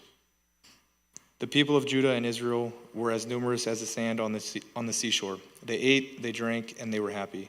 And Solomon ruled over all the kingdoms from the Euphrates River to the land of the Philistines, as far as the border of Egypt. These countries brought tribute and were Solomon's subjects all his life. Solomon's daily provisions were 30 cores of the finest flour and 60 cores of meal, 10 head of stall-fed cattle, 20 of pasture-fed cattle, and 100 sheep and goats, as well as deer, gazelles, roebucks, and choice fowl. For he ruled over all the kingdoms west of Euphrates River, from Tiphash to Gaza, and had peace on all sides. During Solomon's lifetime, Judah and Israel, from Dan to Beersheba, lived in safety, everyone under their own vine and under their own fig tree. Solomon had 4,000 stalls for chariot horses and 12,000 horses. The district governors, each in his month, supplied provisions for King Solomon and all who came to the king's table. They saw to it that nothing was lacking. They also brought to the proper place their quotas of barley and straw for the chariot horses and the other horses. God gave Solomon wisdom and very great insight, and a breadth of understanding as measureless as the sand on the seashore. Solomon's wisdom was greater than the wisdom of all the people of the east, and greater than all the wisdom of Egypt. He was wiser than anyone else, including Ethan the Israelite, wiser than Heman, Calcol, and Darda, the sons of Mahol, and his fame spread to all the surrounding nations.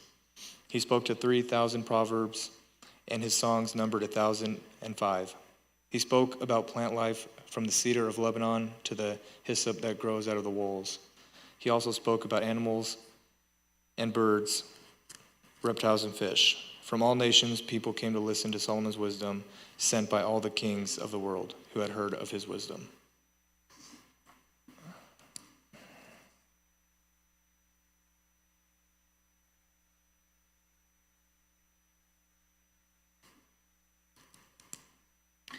When Hiram, king of Tyre, heard that Solomon had been anointed king to succeed his father David, he sent his envoys to Solomon because he had always been on friendly terms with David. Solomon sent back his message to Hiram. You know that because of the wars waged against my father David from all sides, he could not build a temple for the name of the Lord his God until the Lord put his enemies under his feet. But now the Lord my God has given me rest on every side, and there is no adversary or disaster.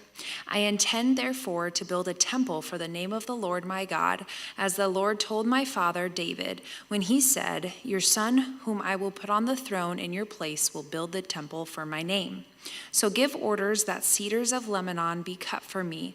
My men will work with yours, and I will pay you for your men whatever wages you set.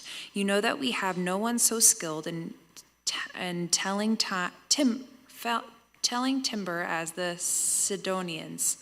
When Hiram heard Solomon's message, he was greatly pleased and said, praise be to the Lord today, for he has given David a wise son to rule over this great nation. So Hiram sent word to Solomon, I have received the message you sent me and will do all you want in providing the cedar and juniper logs. My men will haul them down from Lebanon to the Mediterranean Sea, and I will float them as rafts by sea to the place you specify. There I will separate them, and you can take them away, and you are to grant my wish by providing food for my royal household. In this way, Hiram kept Solomon supplied with all the cedar and juniper logs he wanted, and Solomon gave Hiram 20,000 cores of wheat as food for his household, in addition to 20,000 baths of pressed olive oil. Solomon continued to do this for Hiram year after year. The Lord gave Solomon wisdom, just as he had promised him. There were peaceful relations between Hiram and Solomon, and the two of them made a treaty. King Solomon conscripted laborers from all Israel, 30,000 men. He sent them off to Lebanon in shifts of 10,000 a month, so that they spent 1 month in Lebanon and 2 months at home. Adoniram was in charge of the forced labor. Solomon had 70,000 carriers and 80,000 stonecutters in the hills, as well as 3,300 foremen who supervised the project and directed the workers. At the king's command, they removed from the quarry large blocks of high-grade stone to provide a foundation of dressed stone for the temple. The craftsmen of Solomon and Hiram and workers from Byblos cut and prepared the timber and stone for the building of the temple. Chapter 6. In the 480th year after the Israelites came out of Egypt, in the 4th year of Solomon's reign over Israel, in the month of Ziv, the 2nd month, he began to build the temple of the Lord. The temple that King Solomon built for the Lord was 60 cubits long, 20 wide, and 30 high. The portico at the front of the main hall of the temple extended the width of the temple, that is 20 cubits, and projected 10 cubits from the front of the temple. He made narrow windows high up in the temple walls. Against the walls of the main hall and inner sanctuary, he built a structure around the building in which there were side rooms. The lowest floor was 5 cubits wide, the middle floor 6 cubits, and the third floor 7. He made offset ledges around the outside of the temple so that nothing would be inserted into the temple walls. In the building, the temple, only blocks dressed at the quarry were used, and no hammer, chisel, or any other iron tool was heard at the temple site while it was being built. The entrance to the lowest floor was on the south side of the temple. A stairway led up to the middle level and from there to the third. So he built the temple and completed it, roofing it with beams and cedar planks. And he built the side rooms all along the temple. The height of each was 5 cubits, and they were attached to the temple by beams of cedar. The word of the Lord came to Solomon. As for this temple you are building, if you follow my decrees, observe my laws, and keep all my commands and obey them, I will fulfill them through your promise that I gave to David your father. And I will live among the Israelites and will not abandon my people Israel. So Solomon built the temple and completed it. He lined its interior walls with cedar boards, paneling them from the floor of the temple to the ceiling, and covered the floor of the temple with planks of juniper. He partitioned off 20 cubits at the rear of the temple with cedar boards from floor to ceiling to form within the temple an inner sanctuary, the most holy place. The main hall in front of this room was 40 cubits long. The inside of the temple was cedar, carved with gourds and open flowers. Everything was cedar, no stone was to be seen. He prepared the inner sanctuary within the temple to set the Ark of the Covenant of the Lord there. The inner sanctuary was 20 cubits long, 20 wide, and 20 high. He overlaid the inside with pure gold, and he also overlaid the altar of cedar. Solomon covered the inside of the temple with pure gold and extended gold chains across the front of the inner sanctuary, which was overlaid with gold. So he overlaid the whole interior with gold. He also overlaid with gold the altar that belonged to the inner sanctuary. For the inner sanctuary, he had made a pair of cherubim out of the olive wood, each 10 cubits high. One wing of the first cherub was 5 cubits long, and the other wing 5 cubits, 10 cubits from wingtip to wingtip. The second cherubim also measured 10 cubits, for the 2 cherubim were identical in size and shape. The height of each cherubim was 10 cubits. He placed the cherubim inside the innermost room of the temple with their wings spread out. The wing of one cherubim touched one wall, while the wing of the other touched the other wall, and their wings touched each other in the middle of the room. He overlaid the cherubim with gold. On the walls all around the temple, in both the inner and outer rooms, he carved cherubim, palm trees, and open flowers. He also covered the floors of both the inner and outer rooms of the temple with gold. For the entrance to the inner sanctuary, he made doors out of olive wood that were 1/5 of the width of the sanctuary. And on the 2 olive wood doors, he had carved cherubim, palm trees, and open flowers, and overlaid the cherubim and palm trees with hammered gold. In the same way, for the entrance to the main hall, he had made door frames out of olive wood that were 1/4 of the width of the hall. He also made 2 doors out of juniper wood, each having 2 leaves that turned in sockets.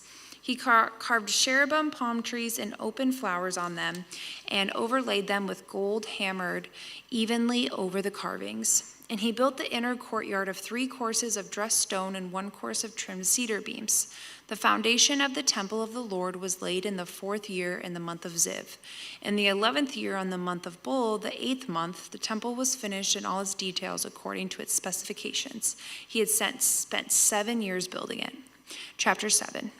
It took Solomon 13 years, however, to complete the construction of his palace. He built the palace of the forest of Lebanon, 100 cubits long, 50 wide, and 30 high, with 4 rows of cedar columns supporting trimmed cedar beams.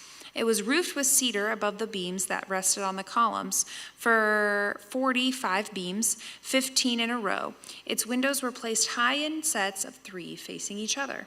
All the doorways had rectangular frames. They were in the front part in sets of 3 facing each other.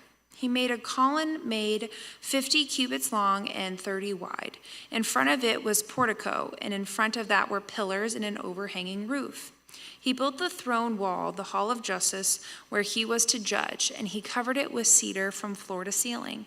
And the palace in which he was to live, set farther back, was similar in design. Solomon also made a palace like this hall in Pharaoh's daughter, whom he had married. All these structures, from and outside to the great courtyard and from foundation to eaves, were made of blocks and high-grade stone cut to size and smoothed on their inner and outer faces. The foundations were laid with large stones of good quality, some measuring 10 cubits and some 8. Above were high-grade stones cut to size and cedar beams. The great courtyard was surrounded by a wall of 3 courses of dressed stone and 1 course of trimmed cedar beams, as was the inner courtyard of the temple of the Lord with its portico. King Solomon sent to Tyre and brought Huram, whose mother was a widow from the tribe of Naphtali, and whose father was from Tyre, and a skilled craftsman in bronze. Huram was filled with wisdom, with understanding, and with knowledge to do all kinds of bronze work. He came to King Solomon and did all the work as assigned to him.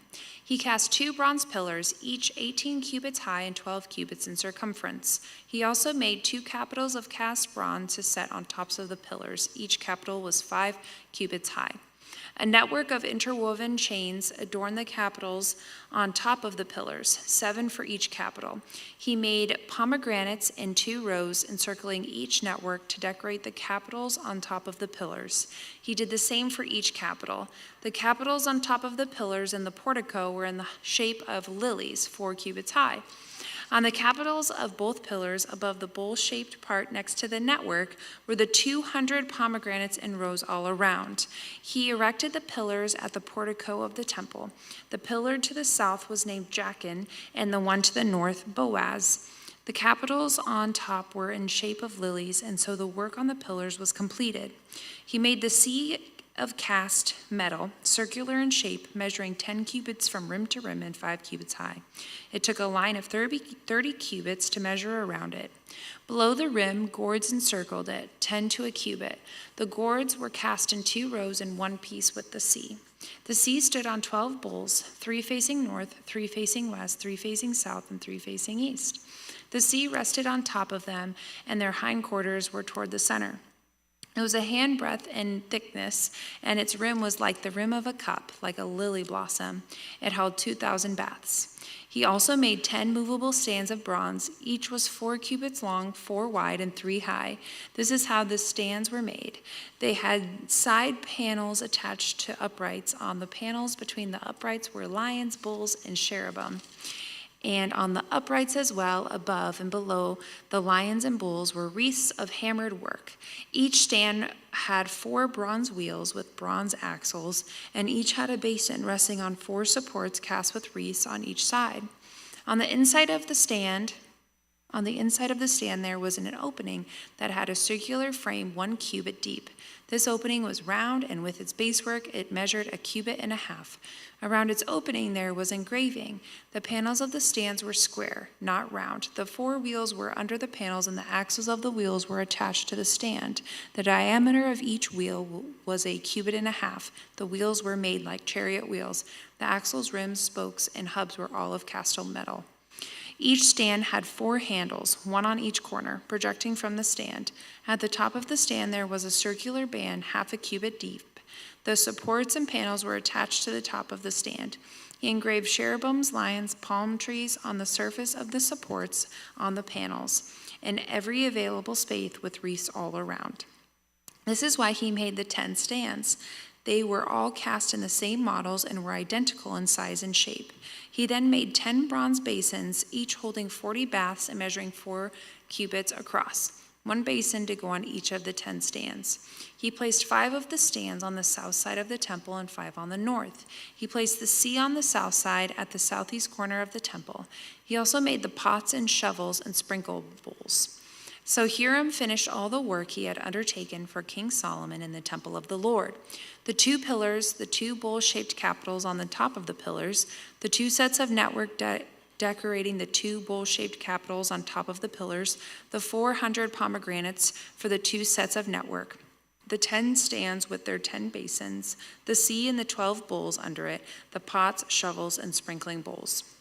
All these objects that Hiram made for King Solomon for the temple of the Lord were of burnished bronze. The king had them cast in clay molds in the plain of the Jordan between Succoth and Zarethan. Solomon left all these things unweighed because there were so many. The weight of the bronze was not determined. Solomon also made all the furnishings that were in the Lord's temple: the golden altar, the golden table on which was the bread of the presence, the lampstands of pure gold, 5 on the right and 5 on the left in the front of the inner sanctuary, the gold floral work and lamp and tongues, the pure gold basins, wick trimmers, sprinkling bowls, dishes, and censers, and the gold socket for the doors of the innermost room, the most holy place, and also for the doors of the main hall of the temple. When all the work of King Solomon had done for the temple of the Lord was finished, he brought in the things his father David had dedicated, the silver and gold and all the furnishings, and he placed them in the treasures of the Lord's temple. Chapter 8. Then King Solomon summoned into his presence at Jerusalem the elders of Israel, all the heads of the tribes and the chiefs of the Israelite families, to bring up the ark in the Lord's covenant from Zion, the city of David. All the Israelites came together to King Solomon at the time of the festival in the month of Ethanim, the 7th month. When all the elders of Israel had arrived, the priests took up the ark, and they brought up the ark of the Lord and the tent of meeting and all the sacred furnishings in it. The priests and Levites carried them up, and King Solomon and the entire assembly of Israel that had gathered about him were before the ark, sacrificing so many sheep and cattle that they could not be recorded or counted. The priests then brought the ark of the Lord's covenant to its place in the inner sanctuary of the temple, the most holy place, and put it beneath the wings of the cherubim. The cherubim spread their wings over the place of the ark and overshadowed the ark and its carrying poles. These poles were so long that their ends could be seen from the holy place in front of the inner sanctuary, but not from outside the holy place, and they are still there today. There was nothing in the ark except the 2 stone tablets that Moses had placed in it at Horeb, where the Lord made a covenant with the Israelites after they came out of Egypt. When the priests withdrew from the holy place, the cloud filled the temple of the Lord, and the priests could not perform their service because of the cloud, for the glory of the Lord filled his temple. Then Solomon said, "The Lord has said that he would dwell in a dark cloud. I have indeed built a magnificent temple for you, a place for you to dwell forever." While the whole assembly of Israel was standing there, the king turned around and blessed them. Then he said, "Praise be to the Lord, the God of Israel, who with his own hand has fulfilled what he promised with his own mouth to my father David. For he said, 'Since the day I brought my people Israel out of Egypt, I have not chosen a city in any tribe of Israel to have a temple built so that my name might be there, but I have chosen David to rule my people Israel.' My father David had it in his heart to build a temple for the name of the Lord, the God of Israel. But the Lord had said to my father David, 'You did well to have it in your heart to build a temple for my name. Nevertheless, you are not the one to build the temple, but your son, your own flesh and blood. He is the one who will build the temple for my name.' The Lord has kept the promise he made. I have succeeded David my father, and now I sit on the throne of Israel, just as the Lord promised. And I have built the temple for the name of the Lord, the God of Israel. I have provided a place there for the ark in which the covenant of the Lord that he made with our ancestors when he brought them out of Egypt." Then Solomon stood before the altar of the Lord in front of the whole assembly of Israel, spread out his hands towards heaven, and said, "Lord, the God of Israel, there is no God like you in heaven above or on earth below. You who keep your covenant of love with your servants who continue wholeheartedly in your way. You have kept your promise to your servant David, my father. With your mouth you have promised, and with your hand you have fulfilled it, as it is today. Now, Lord, the God of Israel, keep for your servant David, my father, the promises you made to him when you said, 'You shall never fail to have a successor to sit before me on the throne of Israel.' If only your descendants are careful in all they do to walk before me faithfully as you have done. And now, God of Israel, let your word that you promised your servant David, my father, come true. But would God really dwell on earth? The heavens, even the highest heaven, cannot contain you. How much less this temple I have built? Yet give attention to your servant's prayer and his plea for mercy, Lord my God. Hear the cry and the prayer that your servant is praying in your presence this day. May your eyes be open toward this temple night and day, this place of which you said, 'My name shall be there,' so that you will hear the prayer your servant prays toward this place. Hear the supplication of your servant and of your people Israel when they pray toward this place.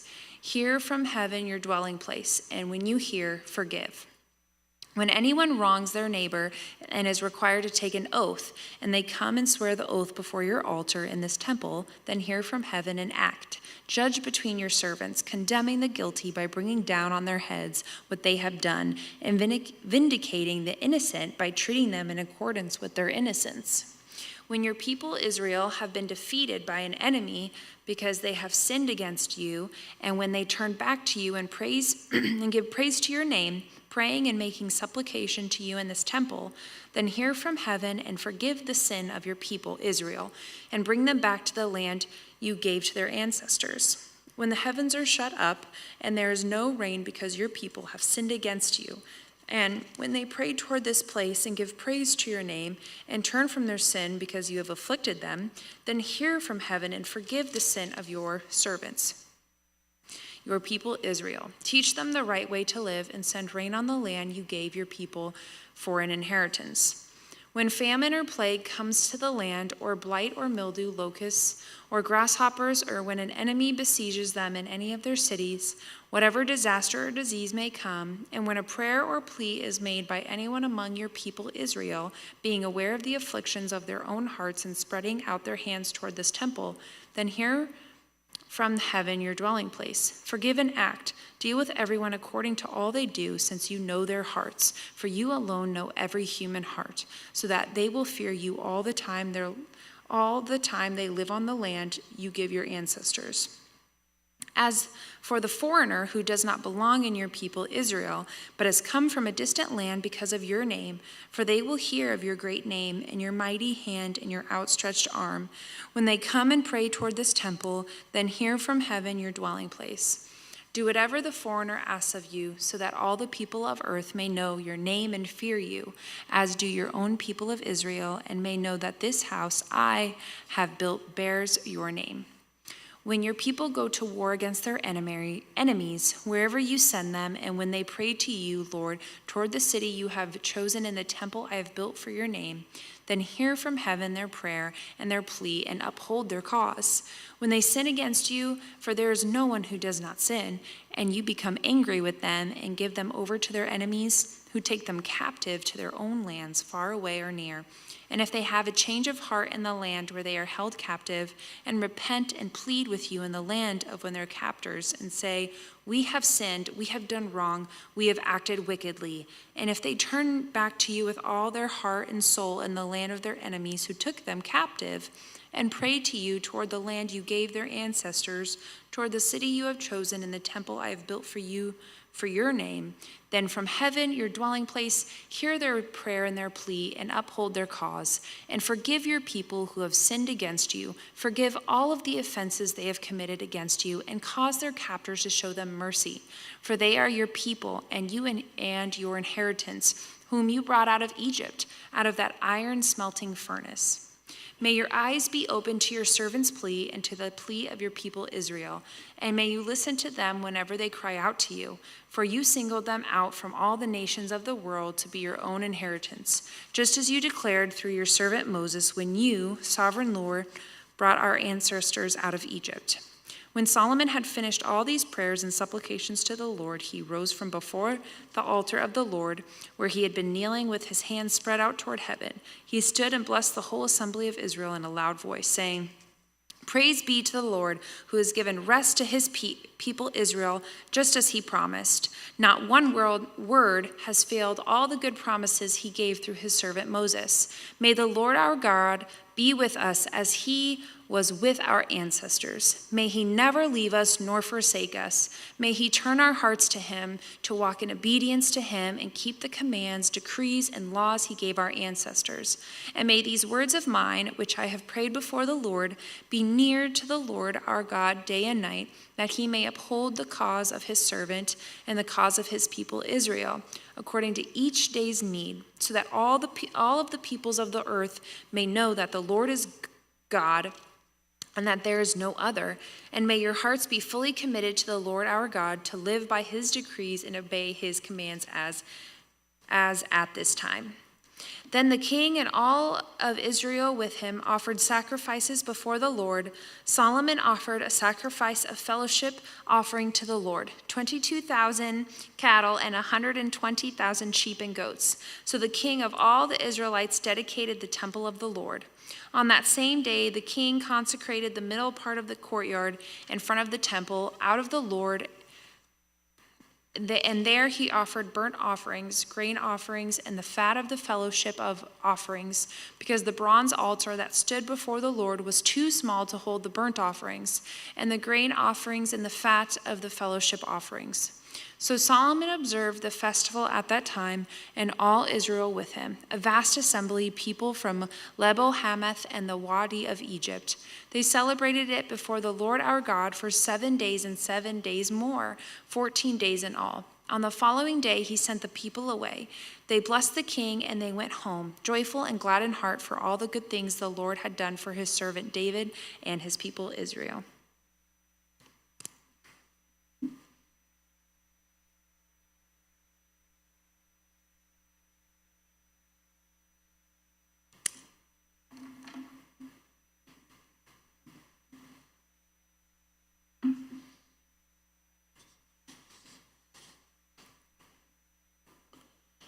First Kings chapter 9.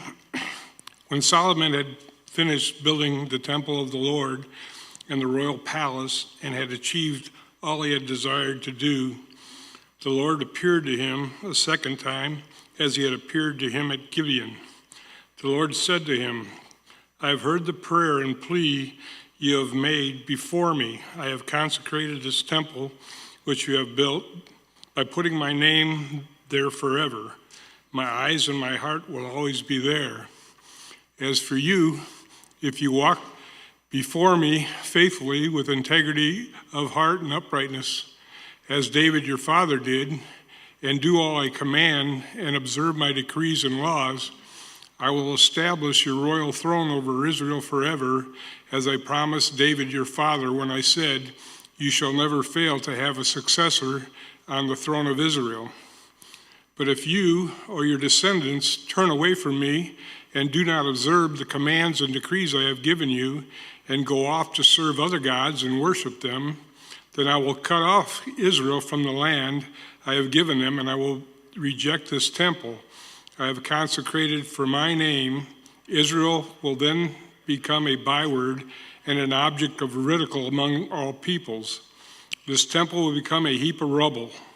All who pass by will be appalled and will scoff and say, why has the Lord done such a thing to this land and to this temple? People will answer, because they have forsaken the Lord their God, who brought their ancestors out of Egypt, and have embraced other gods, worshiping and serving them.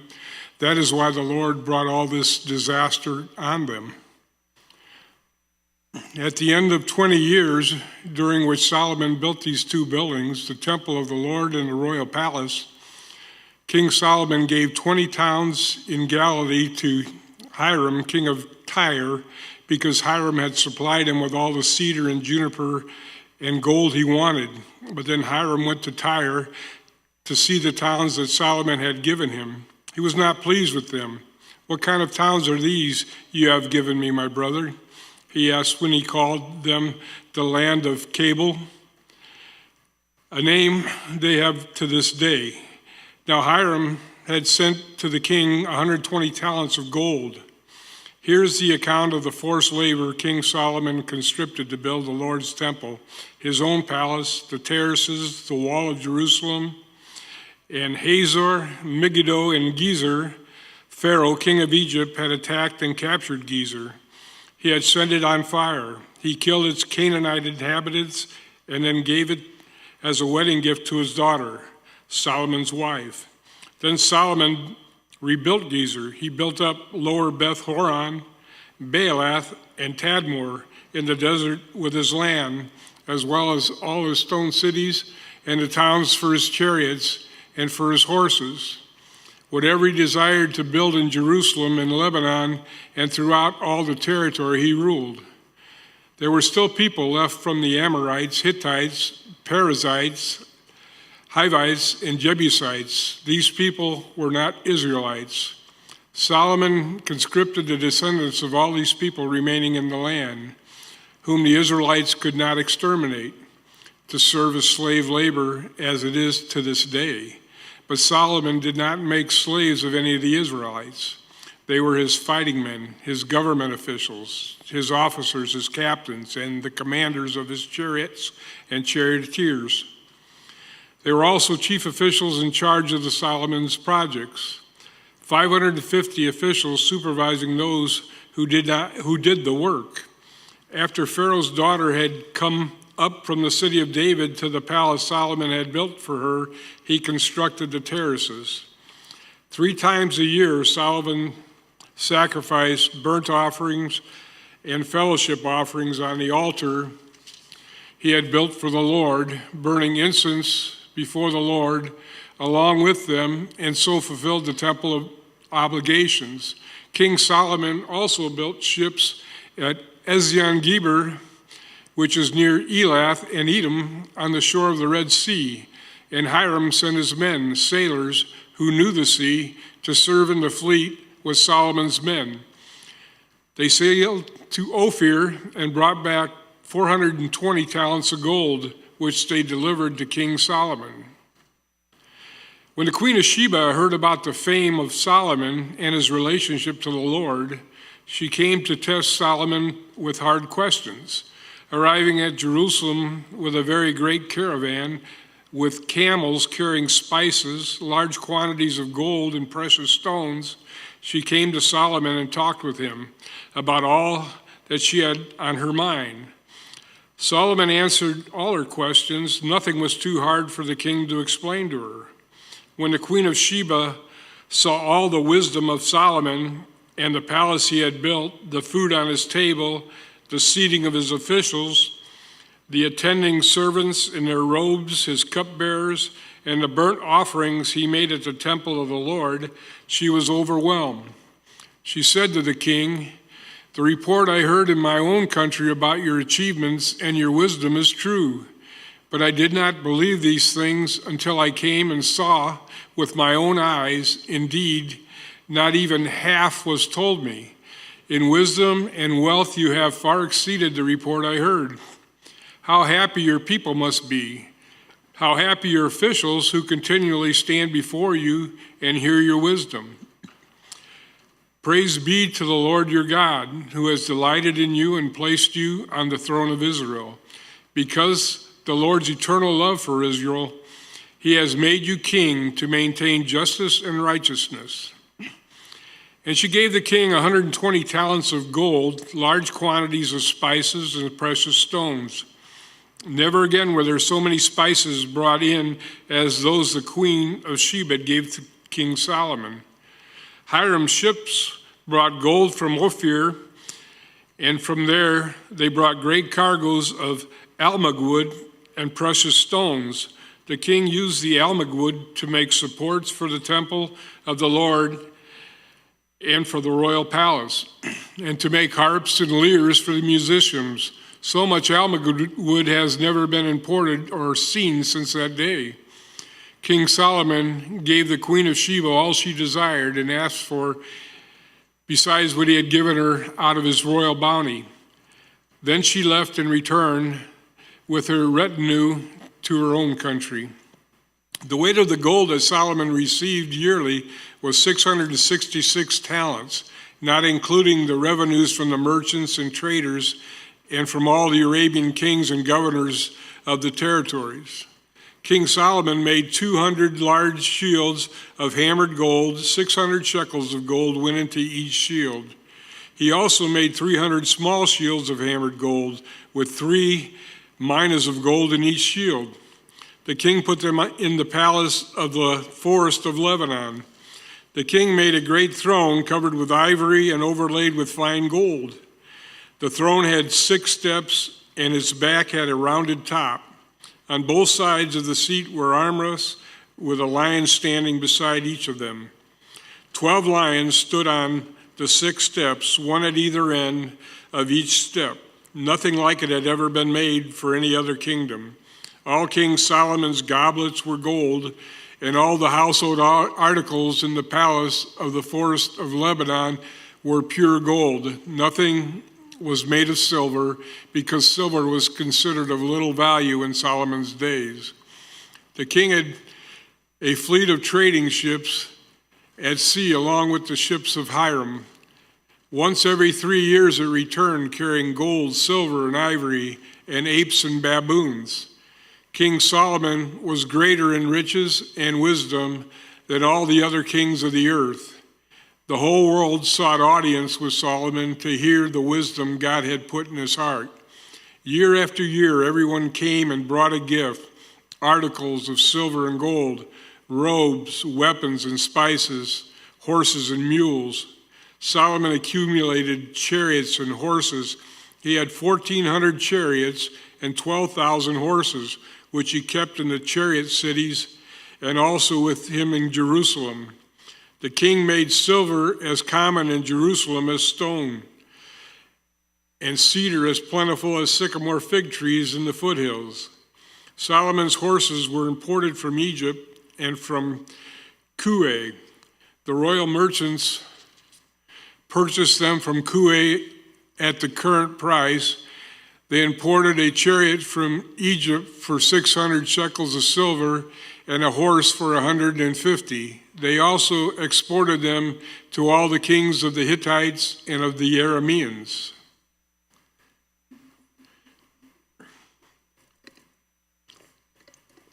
Chapter 11.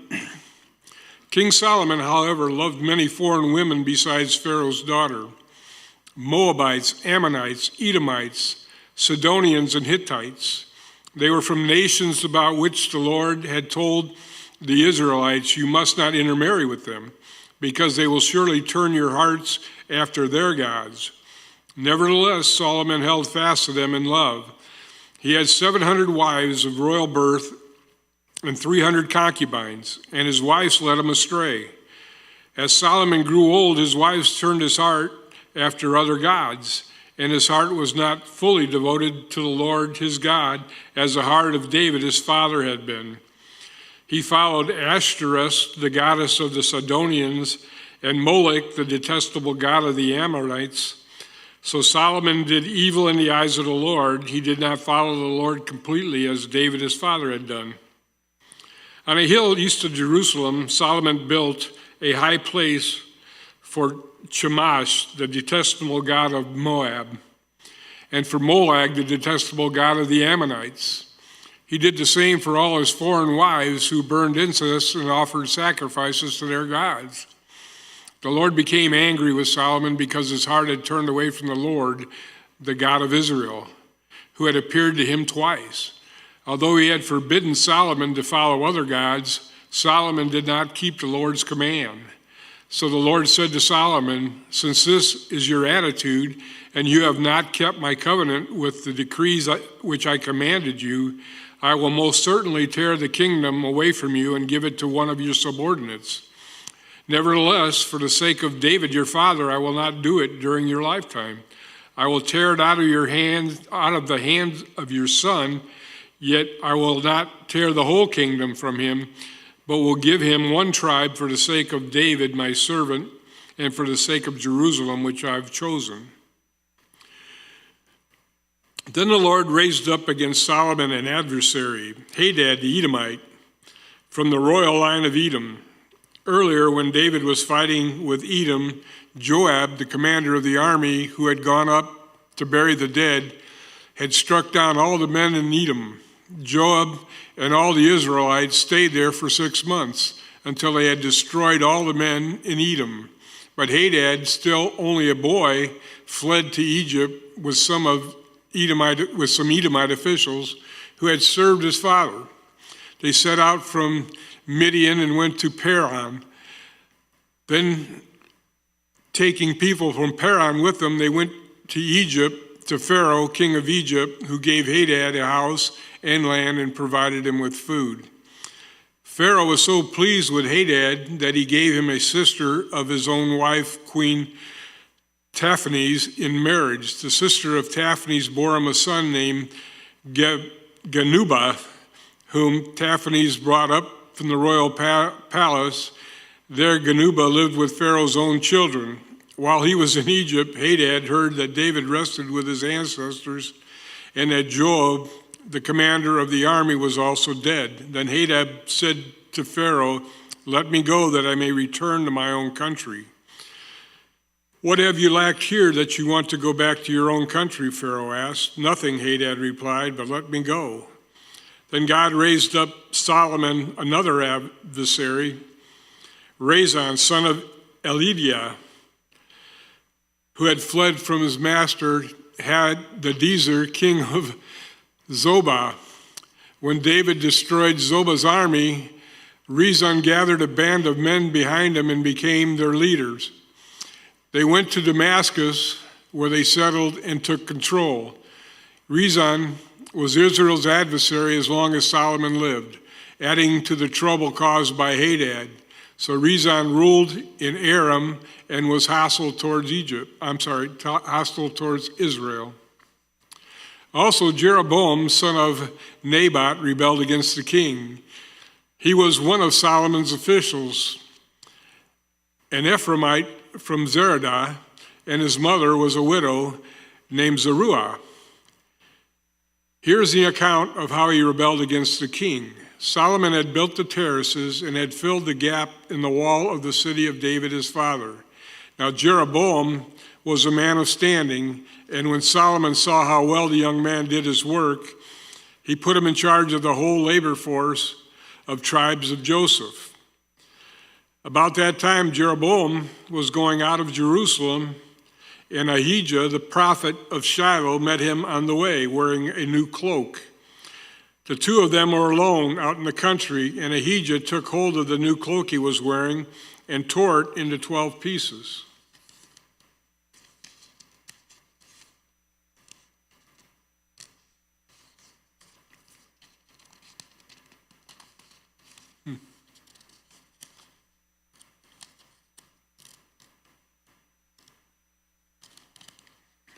pages are stuck together. There we go. Then he said to Jeroboam, take 10 pieces for yourself, for this is what the Lord, the God of Israel, says.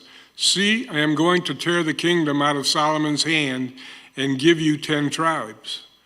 But for the sake of my servant David and the city of Jerusalem, which I have chosen out of all the tribes of Israel, he will have one tribe. I will do this because they have forsaken me and worshiped Ashtoreth, the goddess of the Sidonians, Chemosh, the god of the Moabites, and Molech, the god of the Ammonites, and have not walked in obedience with me, nor done what is right in my eyes, nor kept my decrees and laws as David, Solomon's father, did.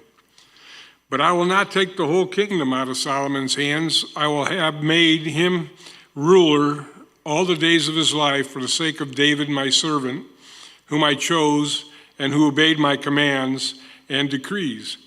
I will take the kingdom from his son's hands and give you 10 tribes. I will give one tribe to his son, so that David, my servant, may always have a lamp before me in Jerusalem, the city where I chose to put my name. However, as for you, I will take you, and you will rule over all that your heart desires. You will be king over Israel if you do whatever I command you and walk in obedience to me and do what is right in my eyes by obeying my decrees and commands, as David my servant did. I will be with you. I will build you a dynasty as enduring as the one I built for David, and I will give Israel to you. I will humble David's descendants because of this, but not forever. Solomon tried to kill Jeroboam, but Jeroboam fled to Egypt, to Shishak, the king, and stayed there until Solomon's death.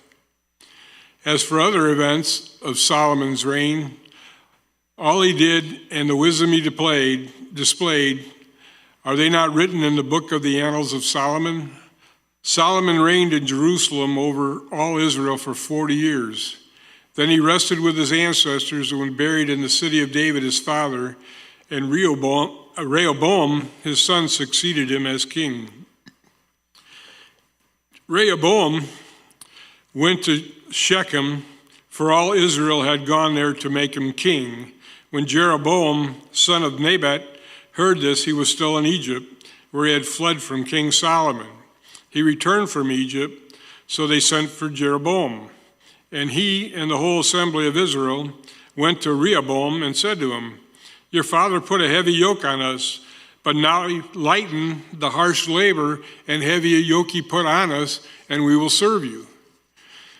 Rehoboam answered, go away for 3 days, then come back to me. So the people went away. Then King Rehoboam consulted the elders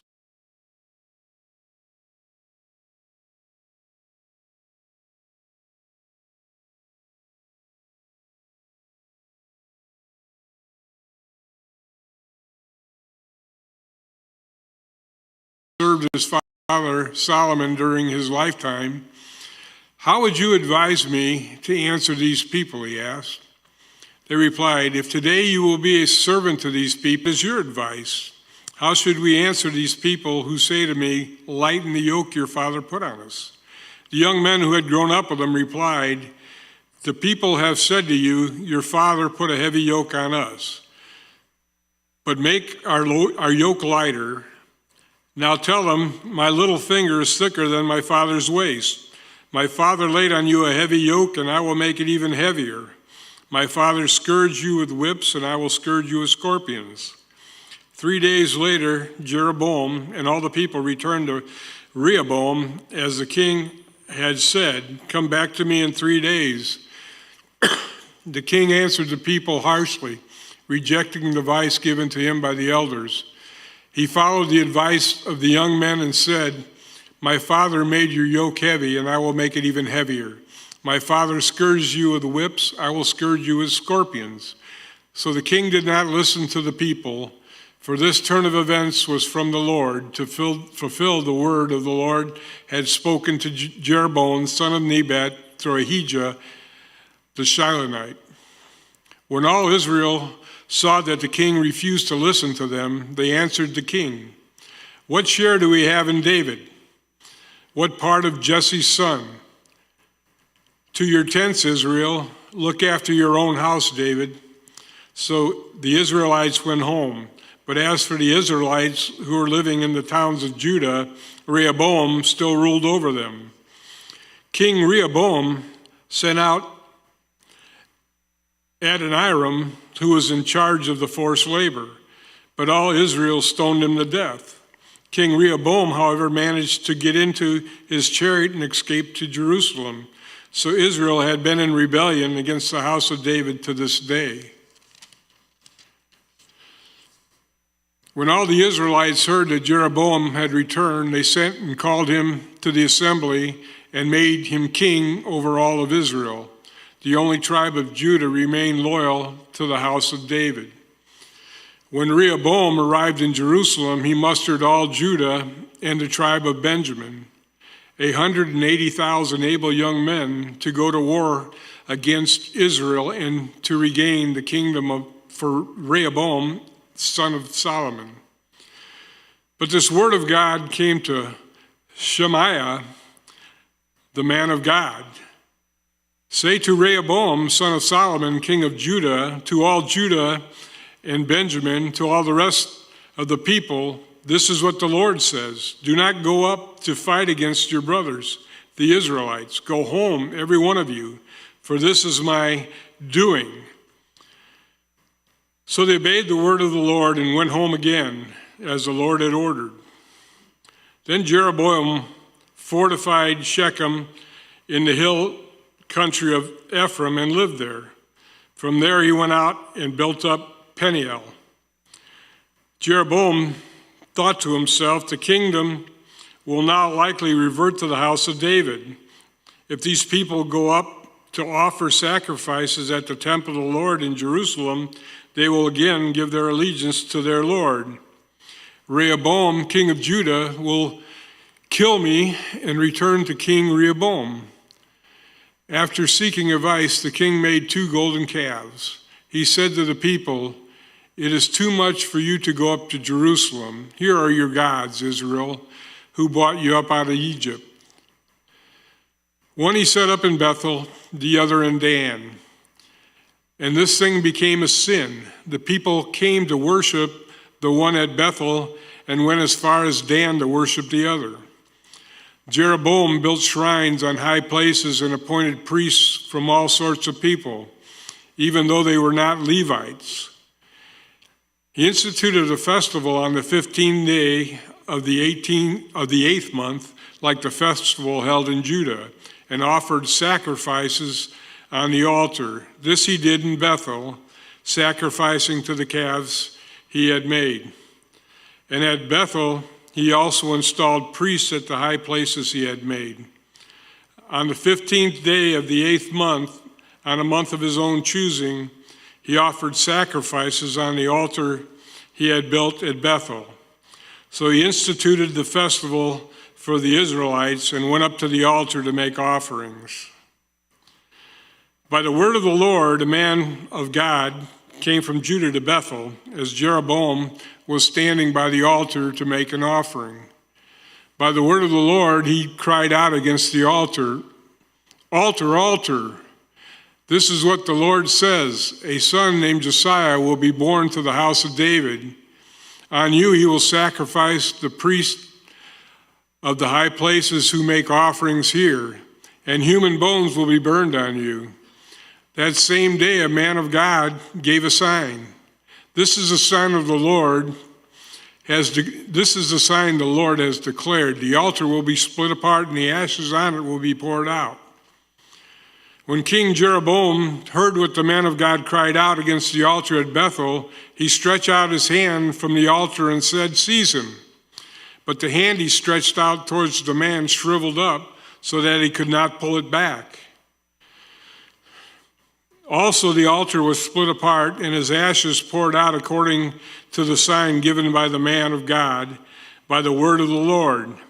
And the king said to the man of God, "Intercede with the Lord your God and pray for me that my hand may be restored." So the man of God interceded with the Lord, and the king's hand was restored, and became as it was before. The king said to the man of God, "Come home with me for a meal, and I will give you a gift." But the man of God answered the king, "Even if you were to give me half of your possessions, I would not go with you, nor would I eat the bread or drink the water here. For I was commanded by the word of the Lord, you must not eat bread or drink water or return by the way home. And return by the way you came." So he took another road and did not return by the way he had come to Bethel. Now there was a certain old prophet living in Bethel, whose sons came and told him all that the man of God had done there that day. They also told their father what he had said to the king. And their father asked them, "Which way did he go?" And his sons showed him which road the man of God from Judah had taken. So he said to his sons, "Saddle the donkey for me."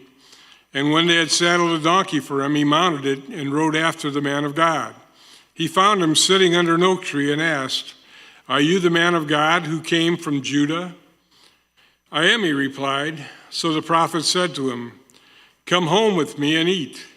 The man of God said, "I cannot turn back and go with you, nor can I eat bread or drink water with you at this place. I have been told by the word of the Lord, you must not eat bread or drink water there or return by the way you came." The old prophet answered, "I too am a prophet, as you are. And an angel said to me by the word of the Lord, bring him back with you to your house so that he may eat bread and drink water."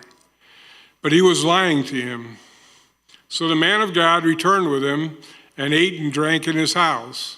While they were sitting at the table, the word of the Lord came to the old prophet who had brought him back and cried out to the man of God who had come from Judah.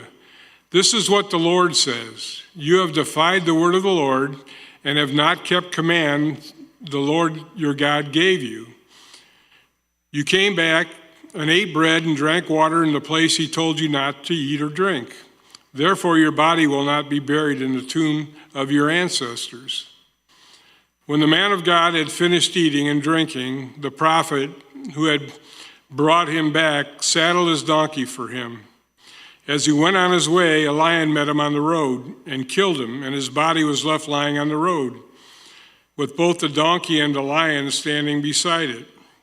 Some people who passed by saw the body lying there, with the lion standing beside the body, and they went and reported it in the city where the old prophet lived.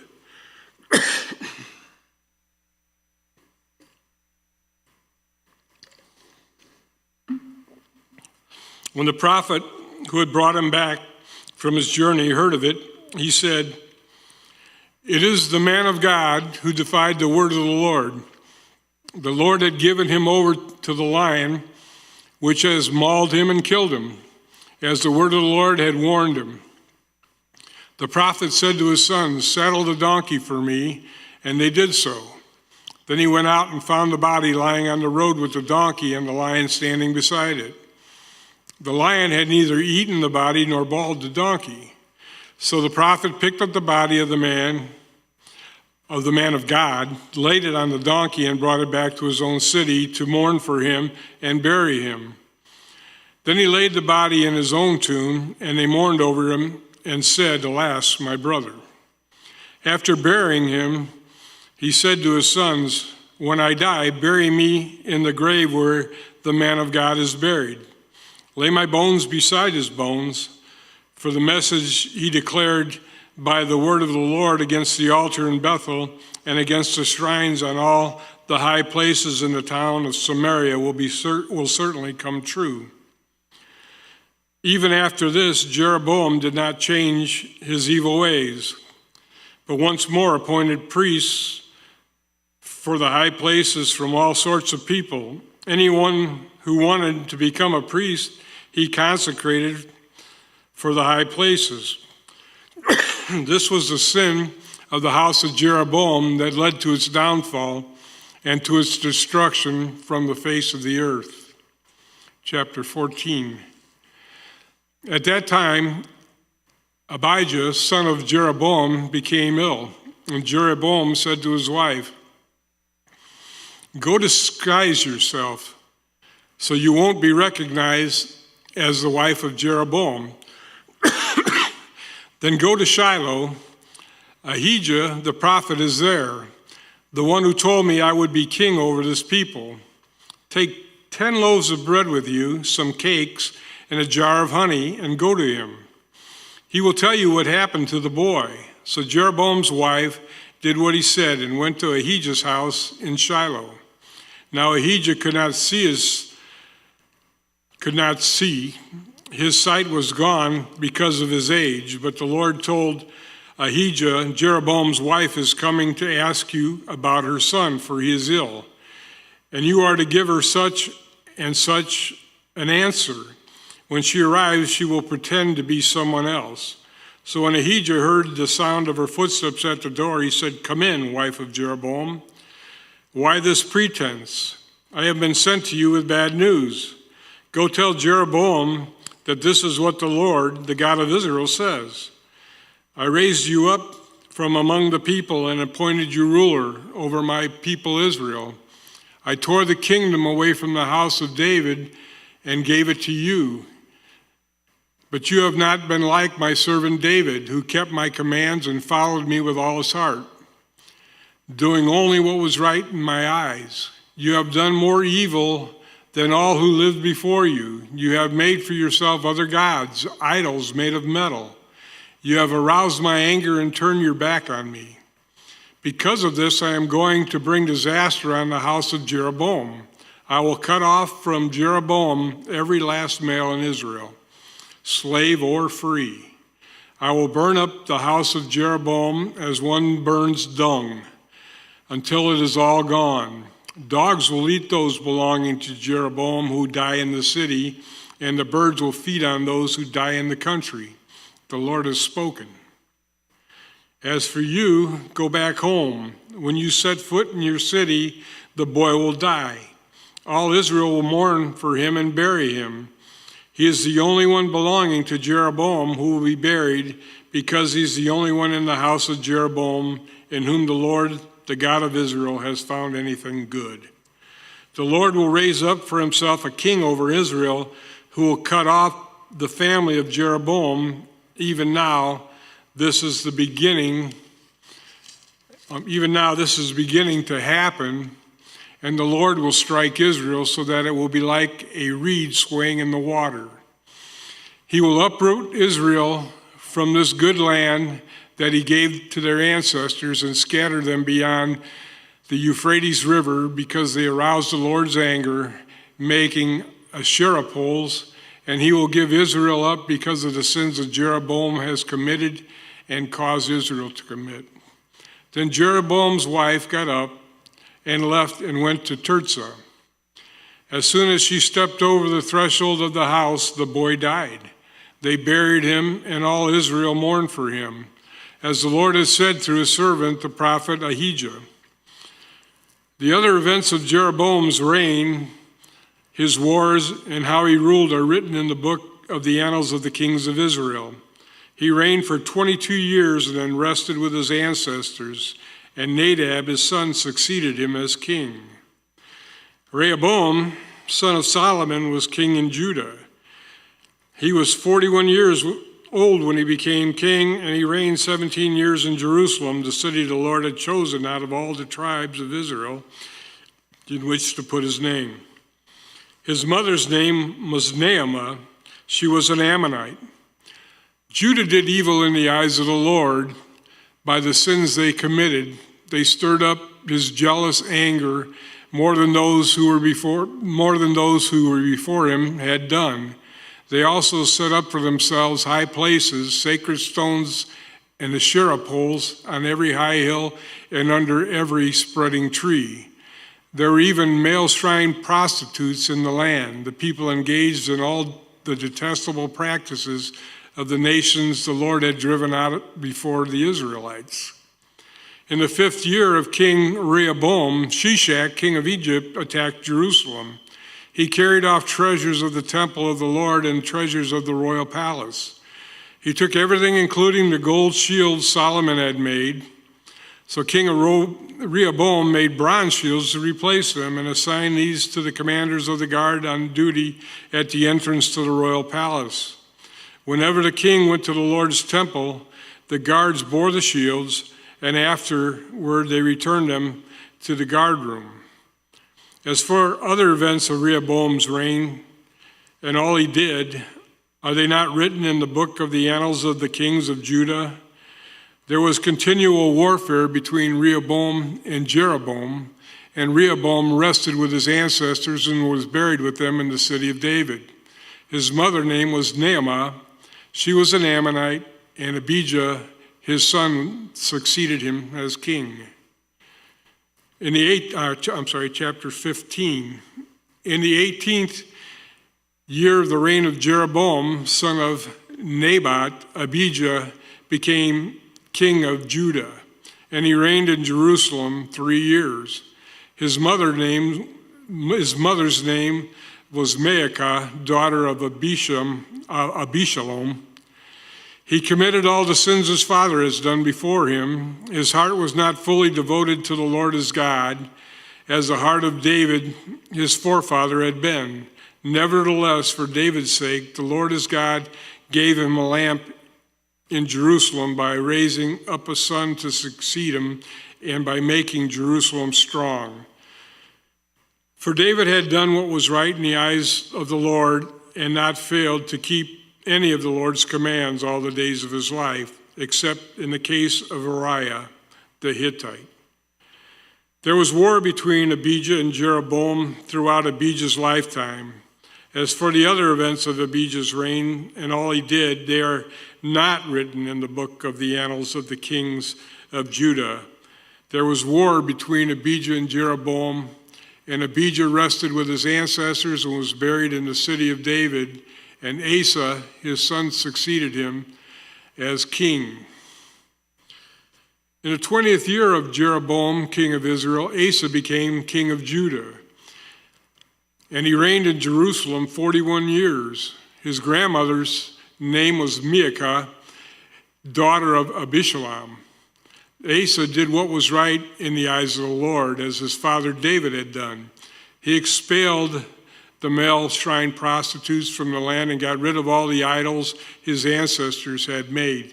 He even deposed his grandmother, Maacah, from her position as queen mother because she had made a repulsive image for the worship of Asherah.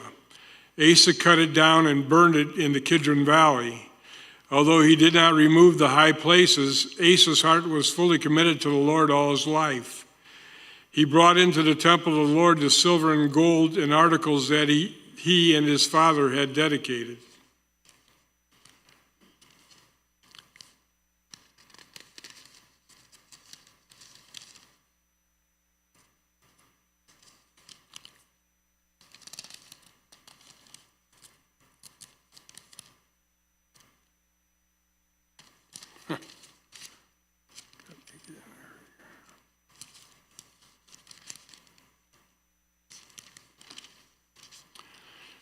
There was a war between Asa and Baasha, king of Israel, throughout their reigns. Baasha, king of Israel, went up against Judah and fortified Ramah to prevent anyone from leaving or entering the territory of Asa, king of Judah. Asa then took all the silver and gold that was left in the treasuries of the Lord's temple and of his own palace. He entrusted it to his officials and sent them to Ben-Hadad, son of Tribimam, the son of Hezion, the king of Aram, who was ruling in Damascus. Let there be a treaty between me and you, he said, as there was between my father and your father. See, I am sending you a gift of silver and gold. Now break your treaty with Baasha, king of Israel, and he will withdraw from me. Ben-Hadad agreed with King Asa and sent commanders of his forces against the towns of Israel. He conquered Ijon, Dan, Abel, Beth-Maacah, and Kinnereth, in addition to Naphtali.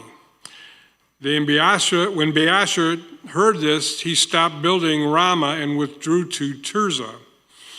Then King Asa issued an order to all Judah. No one was exempt, and they carried away from Ramah the stones and timber Baasha had been using there.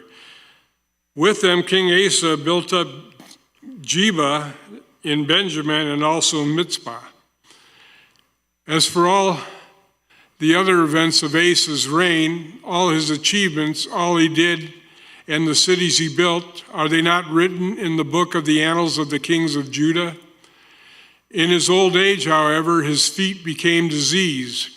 Then Asa rested with his ancestors and was buried with them in the city of his father David. And Jehoshaphat, his son, succeeded him as king. Nadab, son of Jeroboam, became king of Israel in the second year of Asa, king of Judah, and he reigned over Israel 2 years. He did evil in the eyes of the Lord, following the ways of his father and committing the same sin his father had caused Israel to commit. Baasha, son of Ahijah, from the tribe of Issachar, plotted against him, and he struck down at Gibbethon, a Philistine town, while Nadab, and all Israel were besieging it. Baasha killed Nadab in the 3rd year of Asa, king of Judah, and succeeded him as king. As soon as he began to reign, he killed Jeroboam's whole family. He did not leave Jeroboam anyone that breathed, but destroyed them all. According to the word of the Lord given through his servant Ahijah the Shilonite, this happened because of the sins that Jeroboam had committed and had caused Israel to commit, and because he aroused the anger of the Lord, the God of Israel. As for the other events of Nadab's reign and all he did, are they not written in the book of the annals of the kings of Israel? There was war between Asa and Baasha, king of Israel, throughout their reigns. In the 3rd year of Asa, king of Judah, Baasha, son of Ahijah, became king of all of Israel in Tirzah, and he reigned 27 years. He did evil in the eyes of the Lord, following the ways of Jeroboam and committing the same sins Jeroboam had caused Israel to commit.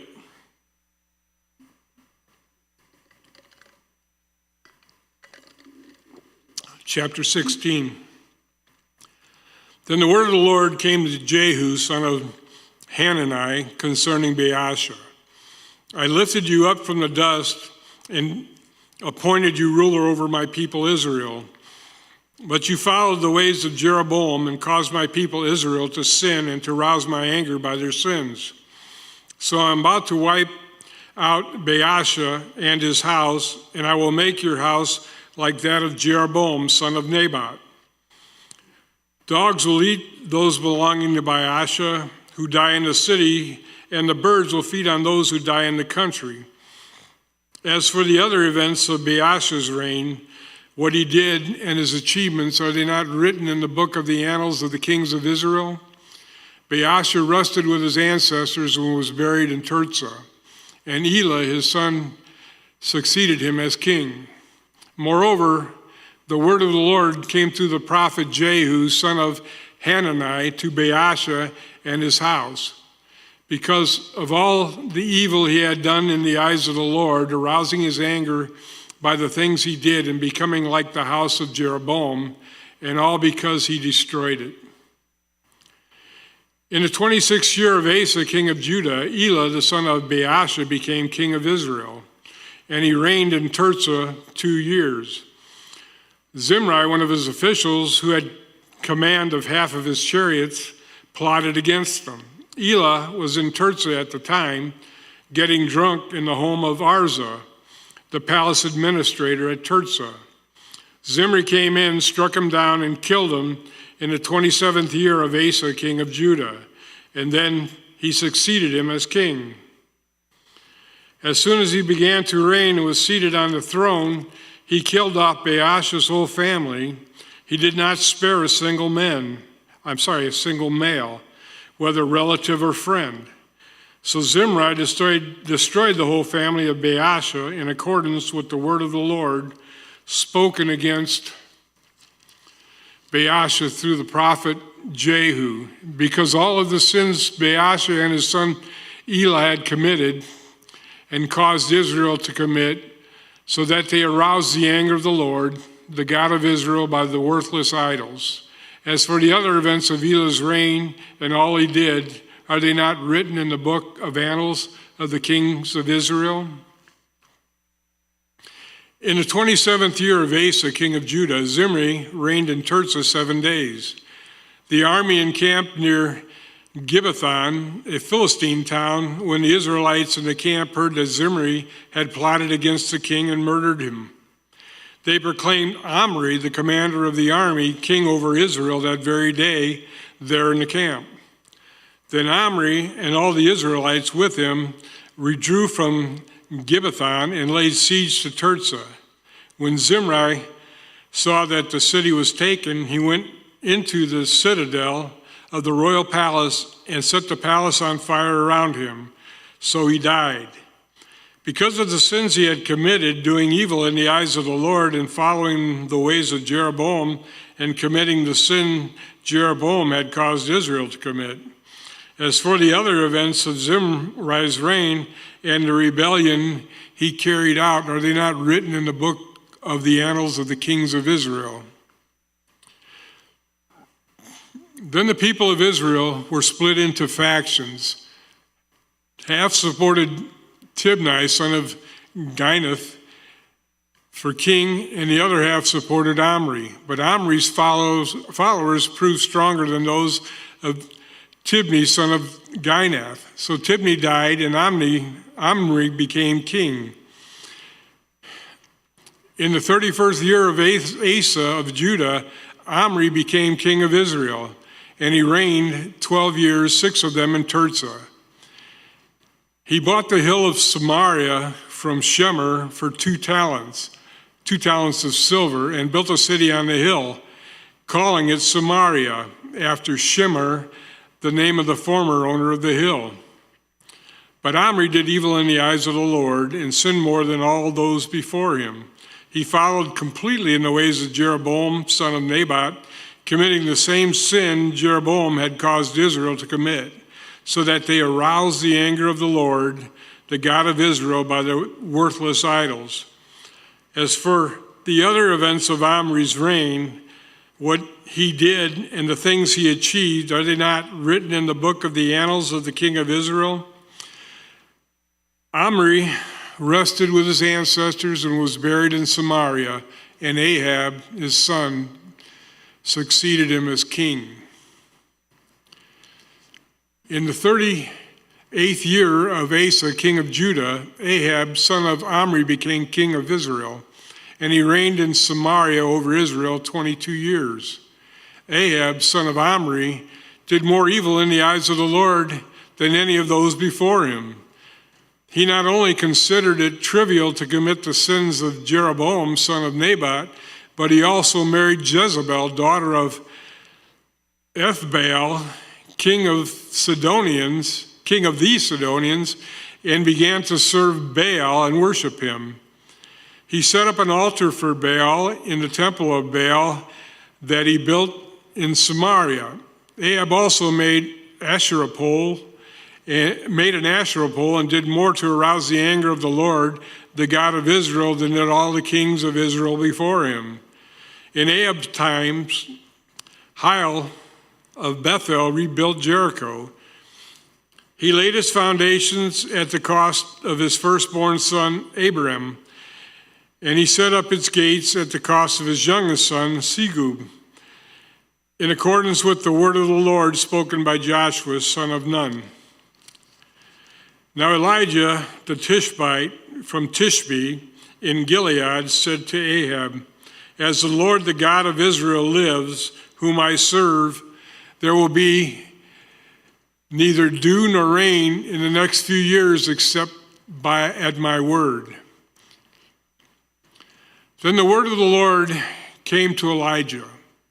"Leave here, turn eastward, and hide in the Kerith ravine, east of the Jordan. You will drink from the brook, and I have directed the ravens to supply you with food there."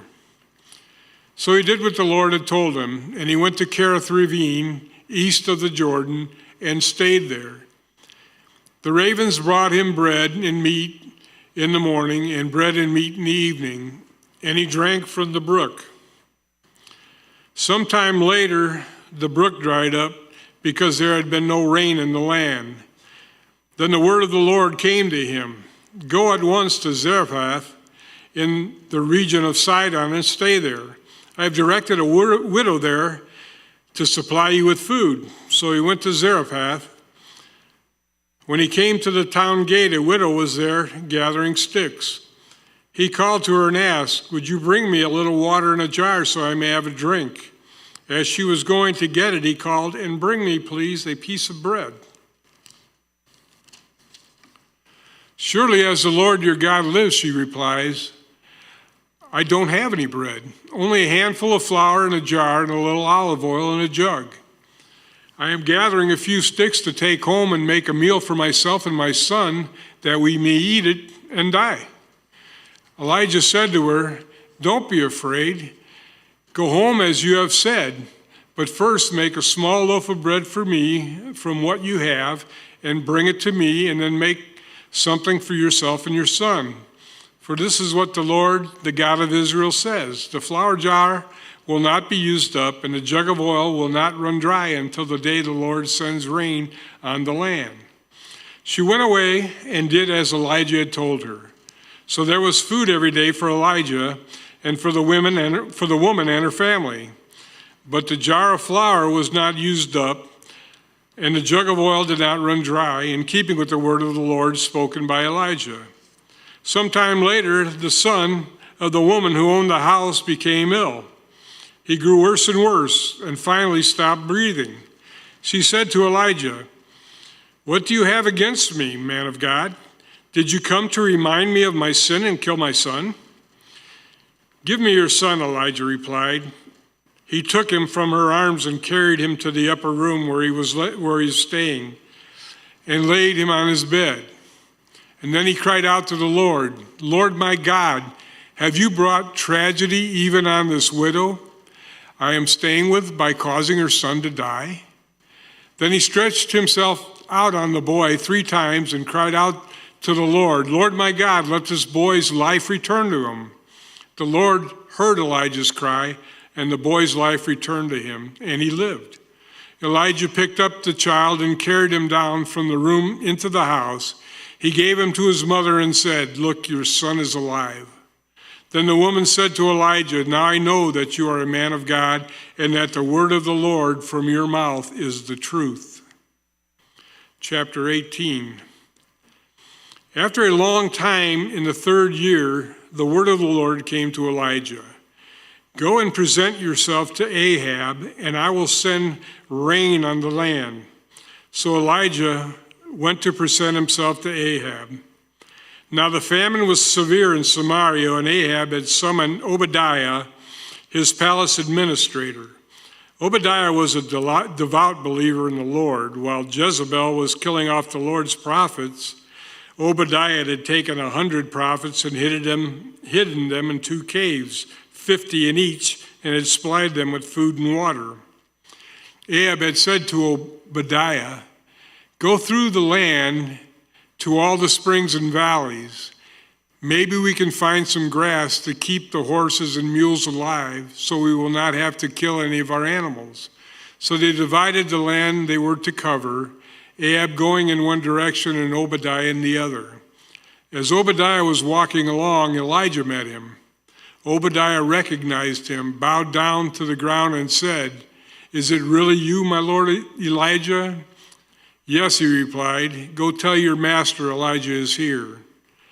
"What have I done wrong?" asked Obadiah, "that you are handing your servant over to Ahab to be put to death? As surely as the Lord your God lives, there is not a nation or kingdom where my master has not sent someone to look for you. And whenever a nation or kingdom claimed you were not there, he made them swear they could not find you. But now tell me to go to my master and say, Elijah is here. I don't know where the Spirit of the Lord may carry you when I leave you. If I go tell Ahab and he doesn't find you, he will kill me. Yet I, your servant, have worshiped the Lord since my youth. Haven't you heard, my Lord, what I did while Jezebel was killing the prophets of the Lord? I hid 100 of the Lord's prophets in 2 caves, 50 in each, and supplied them with food and water. And now you tell me to go to my master and say, Elijah is here. He will kill me. Elijah said, as the Lord Almighty lives, whom I serve, I will surely present myself to Ahab today. So Obadiah went to meet Ahab and told him, and Ahab went to meet Elijah. When he saw Elijah, he said to him, is that you, you troubler of Israel? I have not made trouble for Israel, Elijah replied, but you and your father's family have. You have abandoned the Lord's commands and have followed the Baals. Now summon the people from all over Israel to meet me on Mount Carmel, and bring the 450 prophets of Baal and the 400 prophets of Asherah who will eat at Jezebel's table. So Ahab sent word throughout all Israel and assembled the prophets on Mount Carmel. Elijah went before the people and said, how long will you waver between 2 opinions? If the Lord is God, follow him, but if Baal is God, follow him. But the people said nothing. Then Elijah said to them, I am the only one of the Lord's prophets left, but Baal has 450 prophets. Get 2 bulls for us, let Baal's prophet choose one for themselves, and let them cut it into pieces and put it on the wood, but not set fire to it. I will prepare the other bull and put it on the wood, but not set fire to it. When you call on the name of your God, and I will call on the name of the Lord, the God who answers by fire, he is God. Then all the people said, what you say is good. Elijah said to the prophets of Baal, choose one of the bulls and prepare it first. Since there are so many of you, call on the name of your God, but do not light the fire. So they took the bull given to them and prepared it. And then they called on the name of Baal from morning till noon. Baal, answer us, they shouted, but there was no response. No one answered, and they danced around the altar they had made.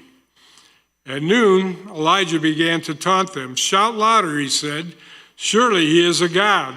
Perhaps he is in deep thought, or busy, or traveling. Maybe he is sleeping and must be awakened. So they shouted louder and slashed themselves with swords and spears, as was their custom, until blood flowed. Midday passed, and they continued their frantic prophesying until the time for the evening sacrifice, but there was no response, no one answered, no one paid attention. Then Elijah said to all the people, come here to me. They came to him, and he prepared the altar of the Lord, which had been torn down. Elijah took 12 stones, one for each of the tribes descended from Jacob, to whom the word of the Lord had come, saying, your name shall be Israel. With the stones he built an altar in the name of the Lord, and he dug a trench around it, large enough to hold 2 seahs of seed.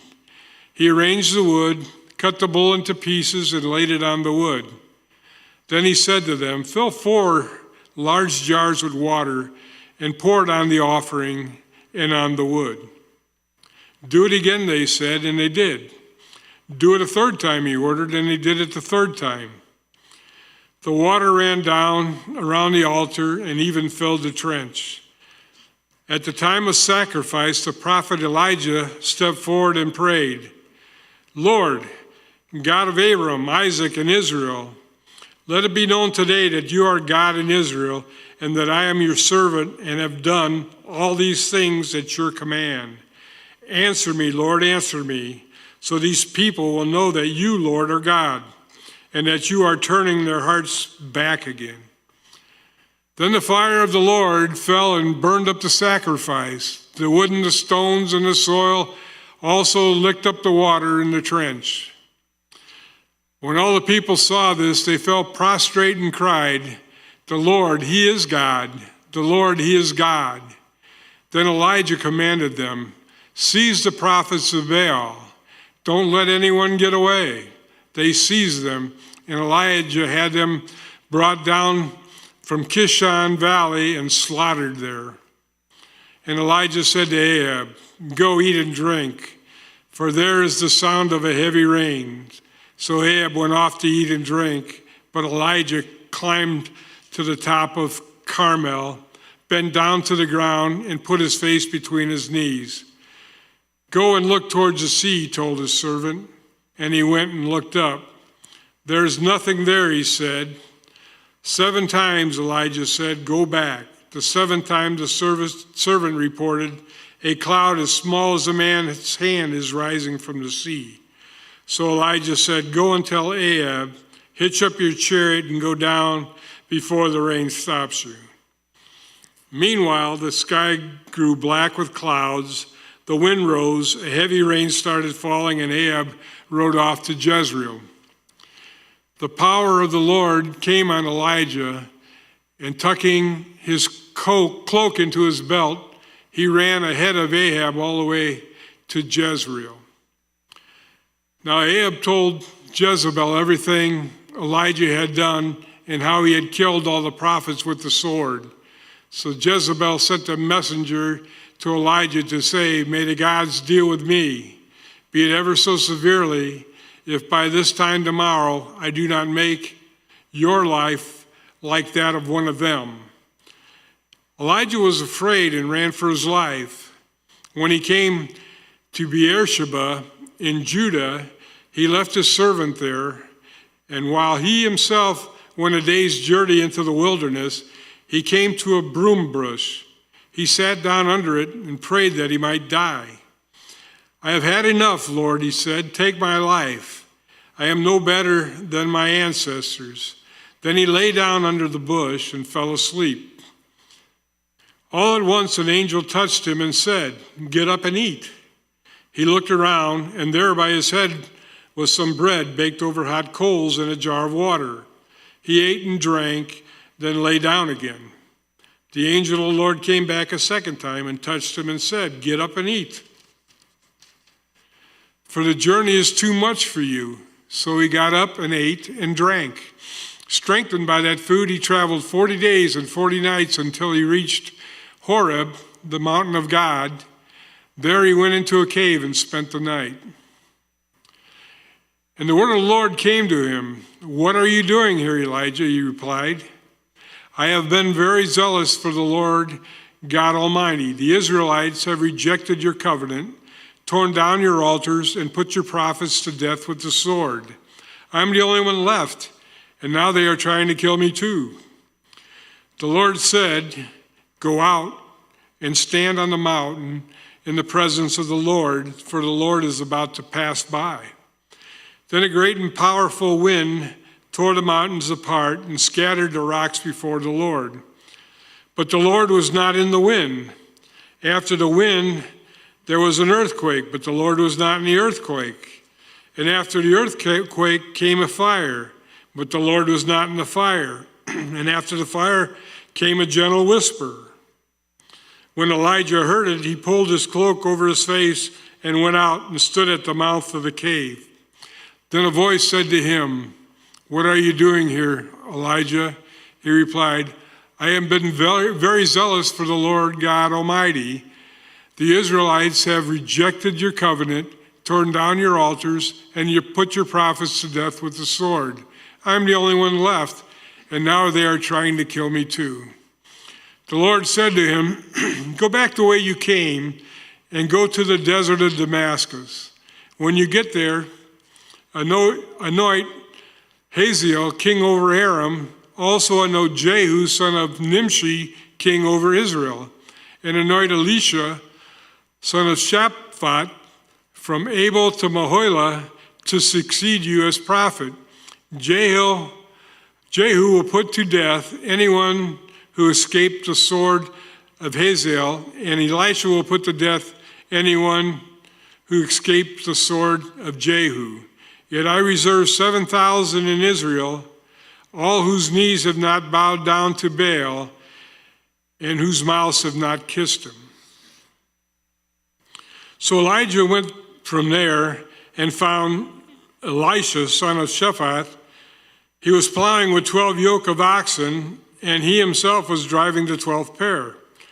Elijah went up to him and threw his cloak around him. Elisha then left his oxen and ran after Elijah. "Let me kiss my father and mother goodbye," he said, "and then I will come with you." "Go back," Elijah replies, "what I have done to you." So Elijah left him and went back. He took his yoke of oxen and slaughtered them. He burned the plowing equipment to cook the meat and gave it to the people, and they ate it.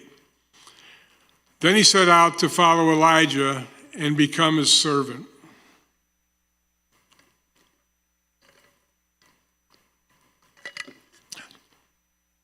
First Kings chapter 20.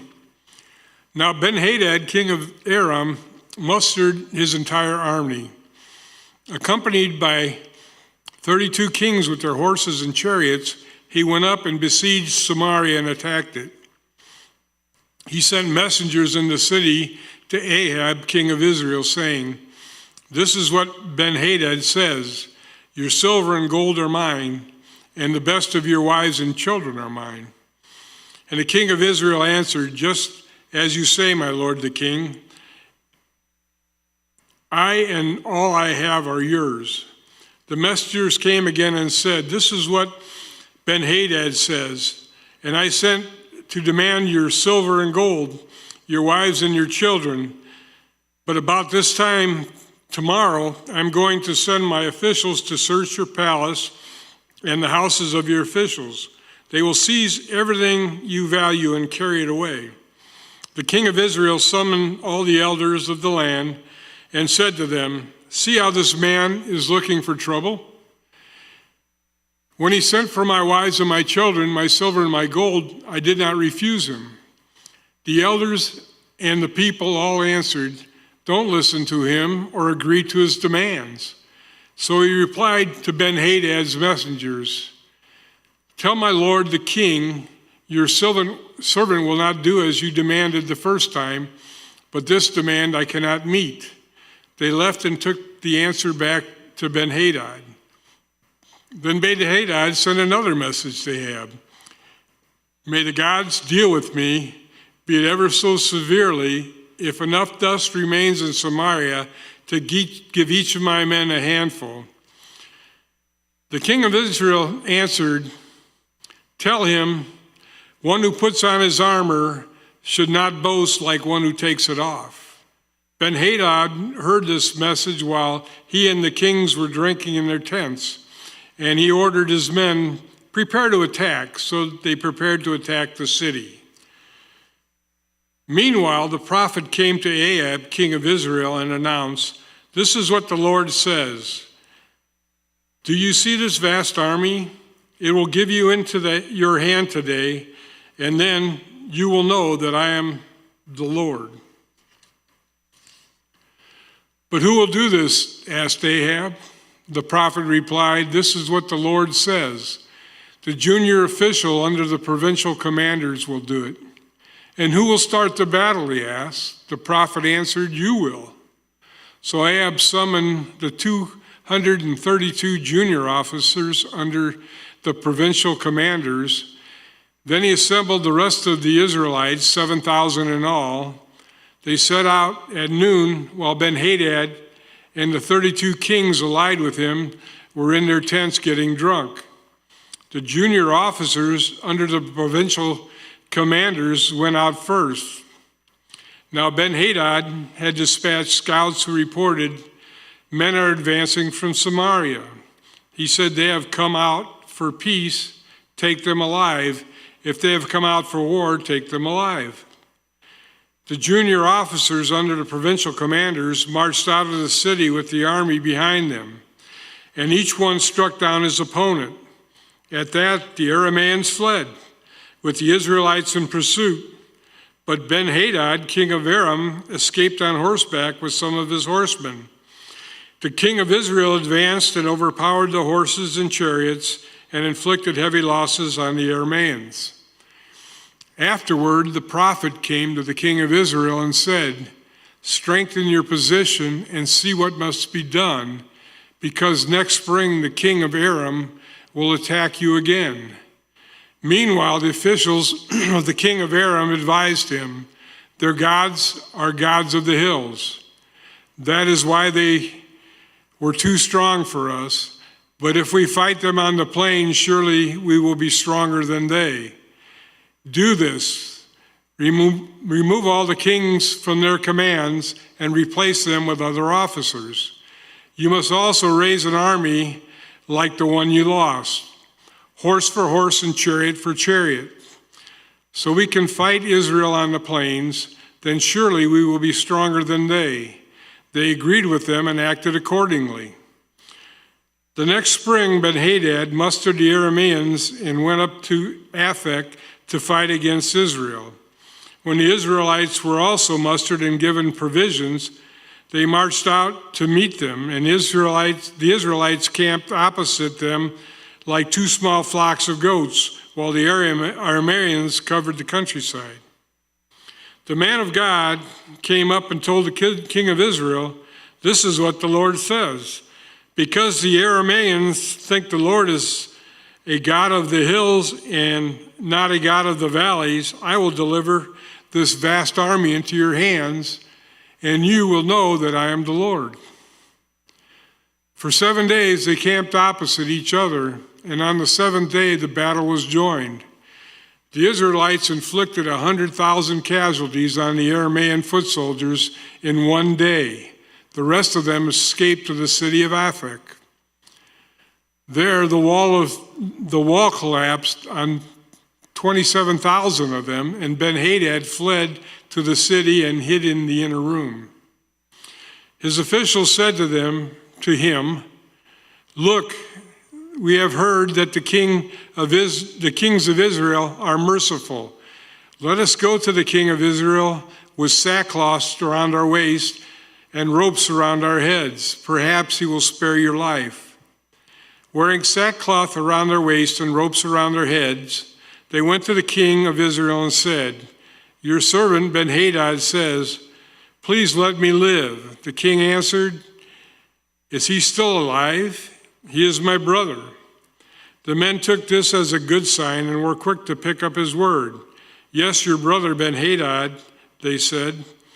"Go and get him," the king said.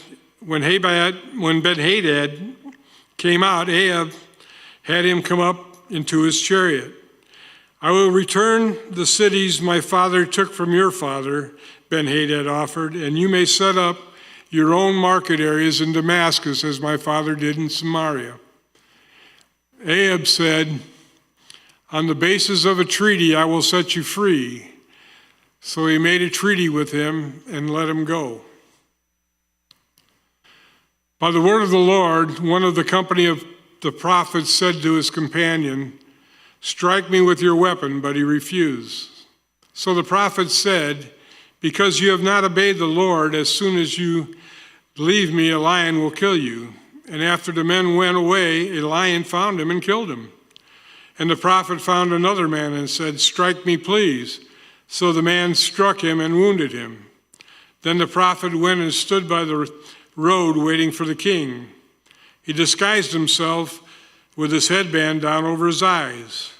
As the king passed by, the prophet called out to him, "Your servant went into the thick of the battle, and someone came to me with a captive and said, 'Guard this man. If he is missing, it will be your life for his life, or you must pay a talent of silver.' While your servant was busy here and there, the man disappeared." "What is your sentence?" the king of Israel said. "Have you pronounced it yourself?" Then the prophet quickly removed the headband from his eyes, and the king of Israel recognized him as one of the prophets. He said to the king, "This is what the Lord says. You have set free a man I had determined should die. Therefore it is your life for his life, your people for his people. Sullen and angry, the king of Israel went to his palace in Samaria. Chapter 21. Sometime later, there was an incident involving a vineyard belonging to Naboth the Jezreelite. The vineyard was in Jezreel, close to the palace of Ahab, king of Samaria. Ahab said to Naboth, "Let me have your vineyard to use for a vegetable garden, since it is close to my palace. In exchange, I will give you a better vineyard, or if you prefer, I will pay you whatever it's worth." But Naboth replied, "The Lord forbid that I should give you the inheritance of my ancestors."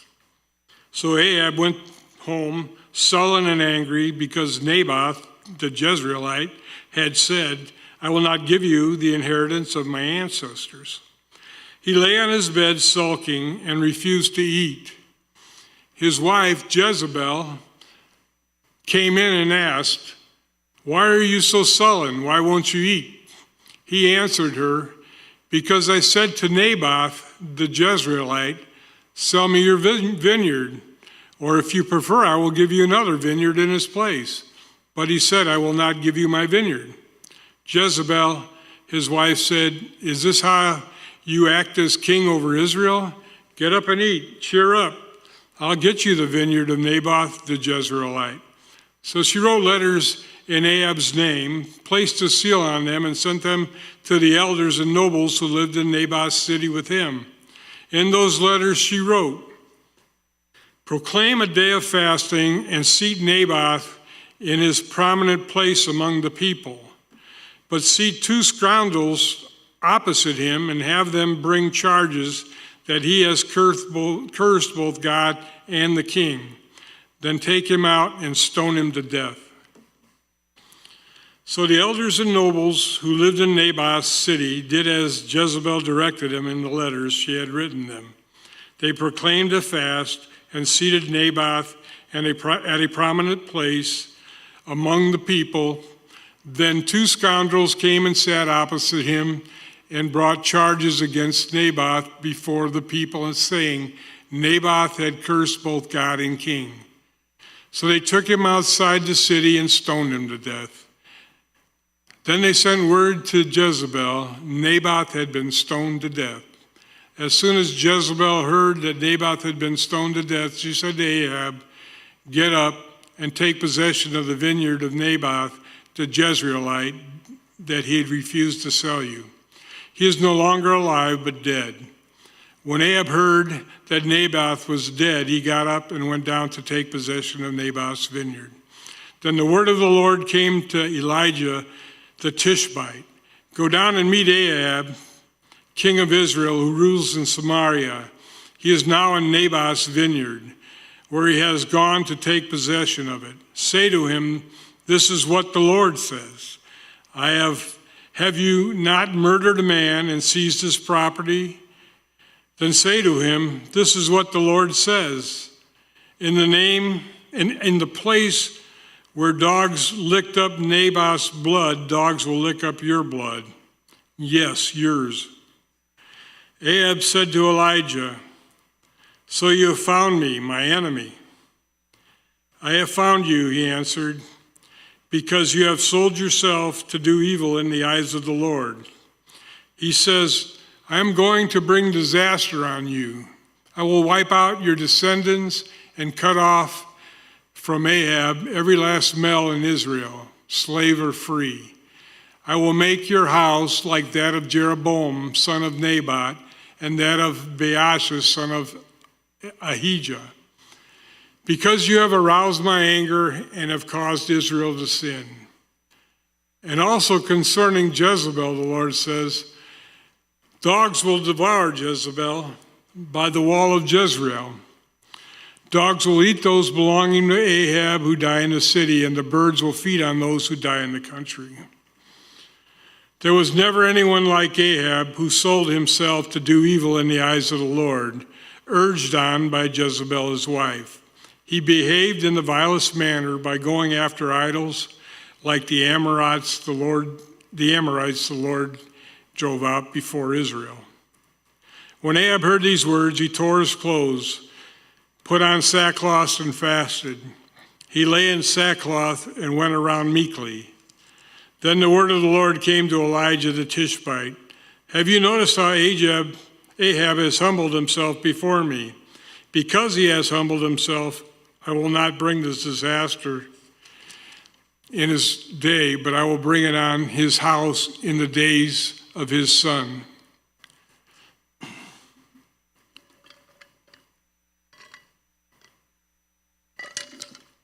Chapter 22. For 3 years there was no war between Abram and Israel, but in the 3rd year, Jehoshaphat, king of Judah, went down to see the king of Israel. The king of Israel had said to his officials, "Don't you know that Ramoth Gilead belongs to us, and yet we are doing nothing to retake it from the king of Aram?" So he said to Jehoshaphat, "Will you go with me and fight against Ramoth Gilead?"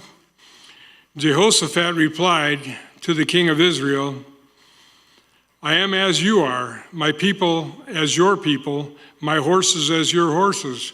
But Jehoshaphat also said to the king of Israel, "First seek the counsel of the Lord." So the king of Israel brought together the prophets, about 400 men, and asked them, "Shall I go to war against Ramoth Gilead, or shall I refrain?" "Go," they answered, "for the Lord will give it into the king's hand." But Jehoshaphat asked, "Is there no longer a prophet of the Lord here whom we can inquire of?"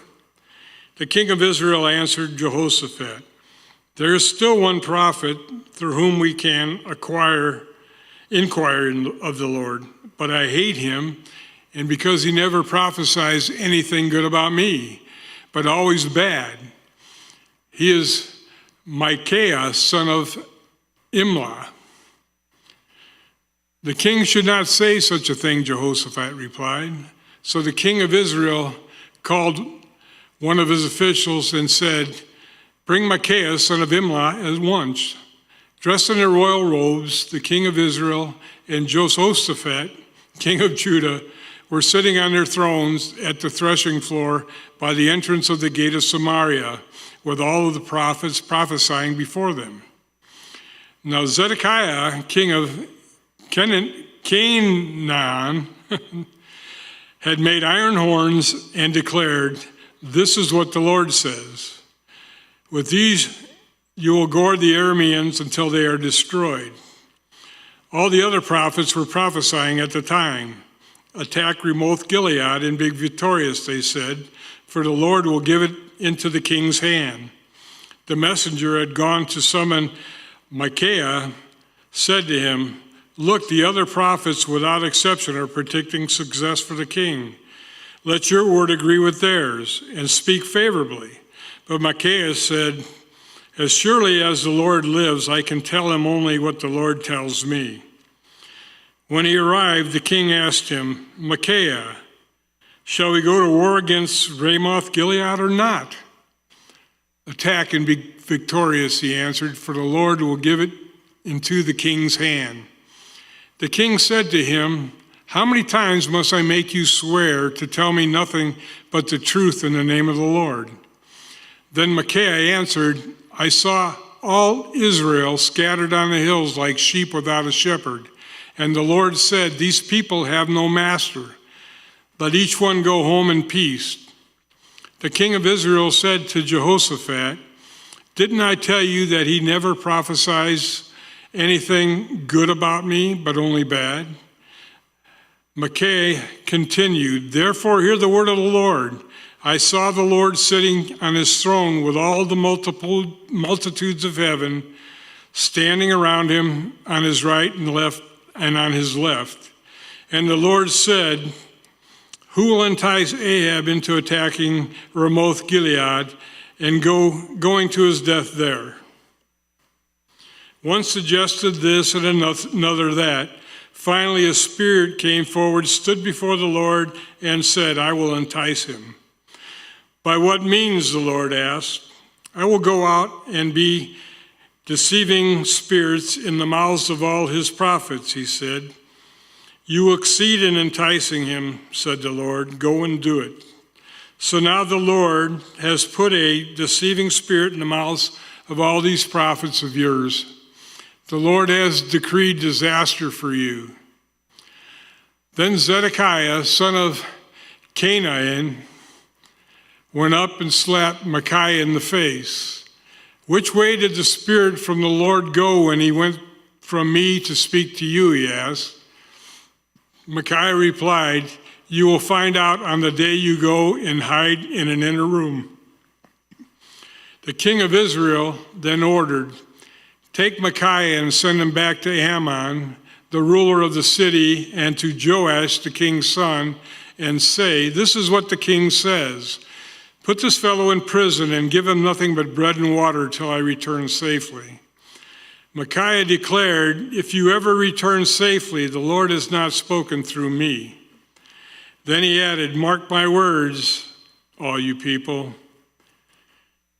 So the king of Israel and Jehoshaphat, king of Judah, went up to Ramon Gilead. The king of Israel said to Jehoshaphat, I will enter the battle in disguise, but you wear your royal robes. So the king of Israel disguised himself and went into battle. Now the king of Aram had ordered his 32 chariot commanders, do not fight with anyone small or great except the king of Israel. And when the chariot commanders saw Jehoshaphat, they thought, surely this is the king of Israel. So they turned to attack him. But when Jehoshaphat cried out, the chariot commanders saw that he was not the king of Israel and stopped pursuing him. But someone drew his bow at random and hit the king of Israel between the sections of his armor. The king told his chariot driver, wheel around and get me out of the fighting. I've been wounded. All day long the battle raged, and the king was propped up in his chariot facing the Arameans. The blood from his wound ran onto the floor of the chariot, and that evening he died. As the sun was setting, a cry spread through the army, every man to his town, every man to his land. So the king died and was brought to Samaria, and they buried him there. They washed the chariot at a pool in Samaria where the prostitutes had bathed. And the dogs licked up his blood as the word of the Lord had declared. As for the other events of Ahab's reign, including all he did, the palace he built and adorned with ivory, and the cities he fortified, are they not written in the books of the annals of the king of Israel? Ahab rested with his ancestors, and Ahaziah, the son, succeeded him as king. Jehoshaphat, son of Asa, became king of Judah in the 4th year of Ahab, king of Israel. Jehoshaphat was 35 years old when he became king, and he reigned in Jerusalem 25 years. His mother's name was Azubah, daughter of Shilhi. In everything he followed the ways of his father Asa and did not stray from them. He did what was right in the eyes of the Lord. The high places, however, were not removed, and the people continued to offer sacrifices and burn incense there. Jehoshaphat was also at peace with the king of Israel. As for the other events in Jehoshaphat's reign, the things he achieved and his military exploits, are they not written in the book of the annals of the kings of Judah? He rid the land of the rest of the male shrine prostitutes who remained there even after the reign of his father Asa. There was then no king in Edom, and a provincial governor ruled. Now Jehoshaphat built a fleet of trading ships to go to Ophir for gold, but they never set sail. They were wrecked at Ezion-Geber. At the time, Ahaziah, son of Ahab, said to Jehoshaphat, let my men sail with yours, but Jehoshaphat refused. Then Jehoshaphat rested with his ancestors and was buried with them in the city of David, his father, and Jehoram the son succeeded him as king. Ahaziah, son of Ahab, became king of Israel in Samaria in the 17th year of Jehoshaphat, king of Judah, and he reigned over Israel 2 years. He did evil in the eyes of the Lord because he followed the ways of his father and mother and Jeroboam, son of Nebat, who caused Israel to sin. He served and worshiped Baal and aroused anger in the Lord, the God of Israel, just as his father had done.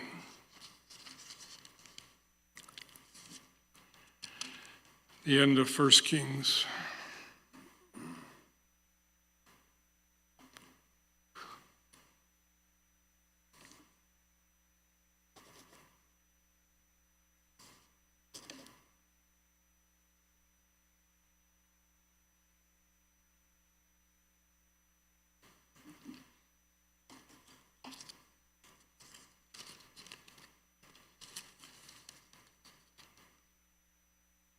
Oops.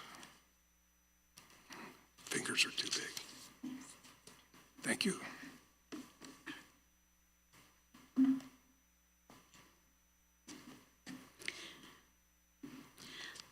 Second Kings.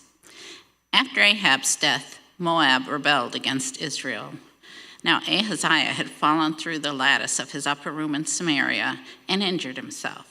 So he sent his messengers, saying to them, "Go and consult Beelzebub, the god of Ekron, to see if I will recover from this injury." But the angel of the Lord said to Elijah the Tishbite, "Go up and meet the messengers of the king of Samaria and ask them, is it because there is no God in Israel that you are going off to consult Beelzebub, the god of Ekron? Therefore, this is what the Lord says, you will not leave the bed you are lying on, you will certainly die." So Elijah went. When the messengers returned to the king, he asked them, "Why have you come back?" "A man came to meet us," they replied, "and he said to us, 'Go back to the king who sent you and tell him, this is what the Lord says. Is it because there is no God in Israel that you are sending messengers to consult Beelzebub, the god of Ekron? Therefore you will not leave the bed you are lying on. You will certainly die.' The king asked them, "What kind of man was it who came to meet you and told you this?" They replied, "He had a garment of hair and had a leather belt around his waist." The king said, "That was Elijah the Tishbite." Then he sent to Elijah a captain with his company of 50 men. The captain went up to Elijah, who was sitting on the top of a hill, and said to him, "Man of God, the king says, 'Come down.'" Elijah answered the captain, "If I am a man of God, may fire come down from heaven and consume you and your 50 men." Then fire fell from heaven and consumed the captain and his men. At this, the king sent to Elijah another captain with his 50 men. The captain said to him, "Man of God, this is what the king says. Come down at once." "If I am a man of God," Elijah replied, "may fire come down from heaven and consume you and your 50 men." Then the fire of God fell from heaven and consumed him and his 50 men. So the king sent a third captain with his 50 men. This third captain went up and fell on his knees before Elijah. "Man of God," he begged, "please have respect for my life and the lives of these 50 men, your servants. See, fire has fallen from heaven and consumed the first 2 captains and all their men, but now have respect for my life." The angel of the Lord said to Elijah, "Go down with him, do not be afraid of him." So Elijah got up and went down with him to the king. He told the king, "This is what the Lord says. Is it because there is no God in Israel for you to consult that you have sent messengers to consult Beelzebub, the god of Ekron? Because you have done this, you will never leave the bed you are lying on. You will certainly die." And so he died, according to the word of the Lord that Elijah had spoken. Because Ahaziah had no son, Joram succeeded him as king in the 2nd year of Jehoram, son of Jehoshaphat, king of Judah. As for all the other events of Ahaziah's reign, what he did, are they not written in the book of the annals of the kings of Israel? When the Lord was about to take Elijah up to heaven in a whirlwind, Elijah and Elisha were on their way from Gilgal. Elijah said to Elisha, "Stay here. The Lord has sent me to Bethel." But Elisha said, "As surely as the Lord lives and as you live, I will not leave you." So they went down to Bethel. The company of the prophets at Bethel came out to Elisha and asked, "Do you know that the Lord is going to take your master from you today?" "Yes, I know," Elisha replied, "so be quiet." Then Elijah said to him, "Stay here, Elisha. The Lord has sent me to Jericho." And he replied, "As surely as the Lord lives and as you live, I will not leave you." So they went to Jericho. The company of the prophets at Jericho went up to Elisha and asked him, "Do you know that the Lord is going to take your master from you today?" "Yes, I know," he replied, "so be quiet." Then Elijah said to him, "Stay here. The Lord has sent me to the Jordan." And he replied, "As surely as the Lord lives and as you live, I will not leave you." So the two of them walked on. 50 men from the company of the prophets went and stood at a distance, facing the place where Elijah and Elisha had stopped at the Jordan. Elijah took his cloak, rolled it up, and struck the water with it. The water divided to the right and to the left, and the two of them crossed over on dry ground. When they had crossed, Elijah said to Elisha, "Tell me, what can I do for you before I am taken from you?" "Let me inherit a double portion of your spirit," Elisha replied. You have asked for a difficult thing," Elijah said. "Yet if you see me when I am taken from you, it will be yours. Otherwise, it will not." As they were walking along and talking together, suddenly a chariot of fire and horses of fire appeared and separated the two of them, and Elijah went up to heaven in a whirlwind. Elisha saw this and cried out, my father, the chariots and horsemen of Israel." And Elisha saw him no more. Then he took hold of his garment and tore it in two. Elisha then picked up Elijah's cloak that had fallen from him and went back and stood on the bank of the Jordan. He took the cloak that had fallen from Elijah and struck the water with it. "Where now is the Lord, the God of Elijah?" he asked. When he struck the water, it divided to the right and to the left, and he crossed over. The company of the prophets from Jericho, who were watching, said, "The spirit of Elijah is resting on Elisha." And they went to meet him and bowed to the ground before him. "Look," they said, "we, your servants, have 50 able men. Let them go and look for your master. Perhaps the Spirit of the Lord has picked him up and set him down on some mountain or in some valley." "No," Elisha replied, "do not send them." But they persisted until he was too embarrassed to refuse, so he said, "Send them." And they sent 50 men who searched for 3 days but did not find him.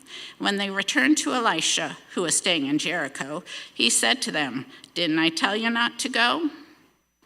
The people of the city said to Elisha, "Look, our lord, this town is well situated, as you can see, but the water is bad and the land is unproductive."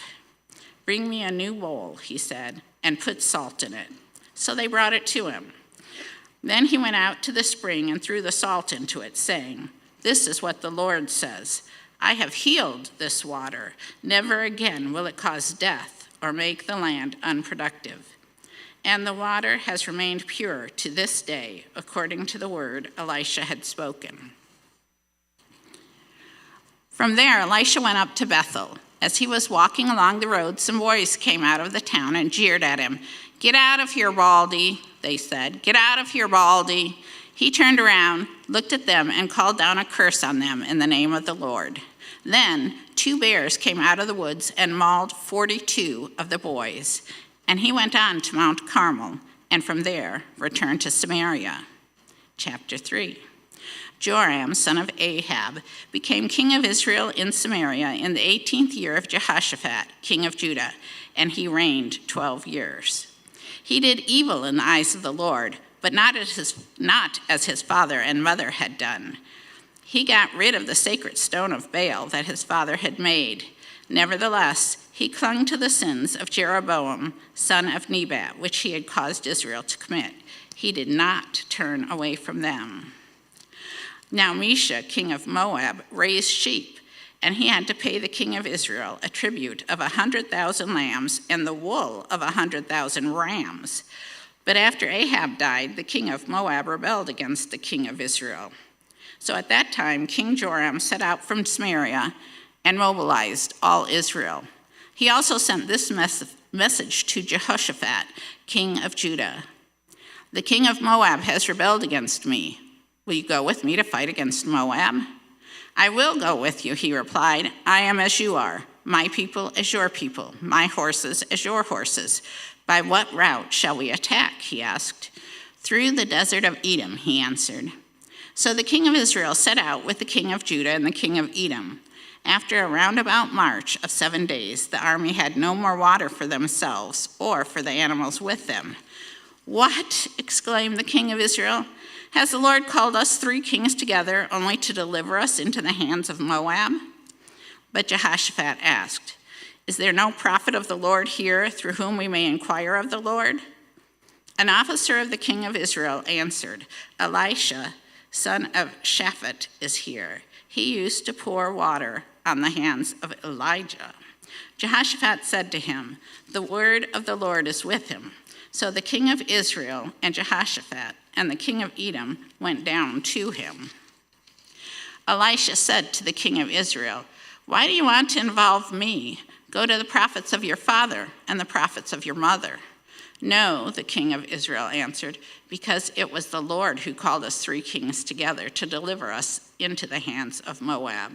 Elisha said, As surely as the Lord Almighty lives, whom I serve, if I did not have respect for the presence of Jehoshaphat, king of Judah, I would not pay any attention to you. But now, bring me a harpist. While the harpist was playing, the hand of the Lord came on Elisha, and he said, This is what the Lord says.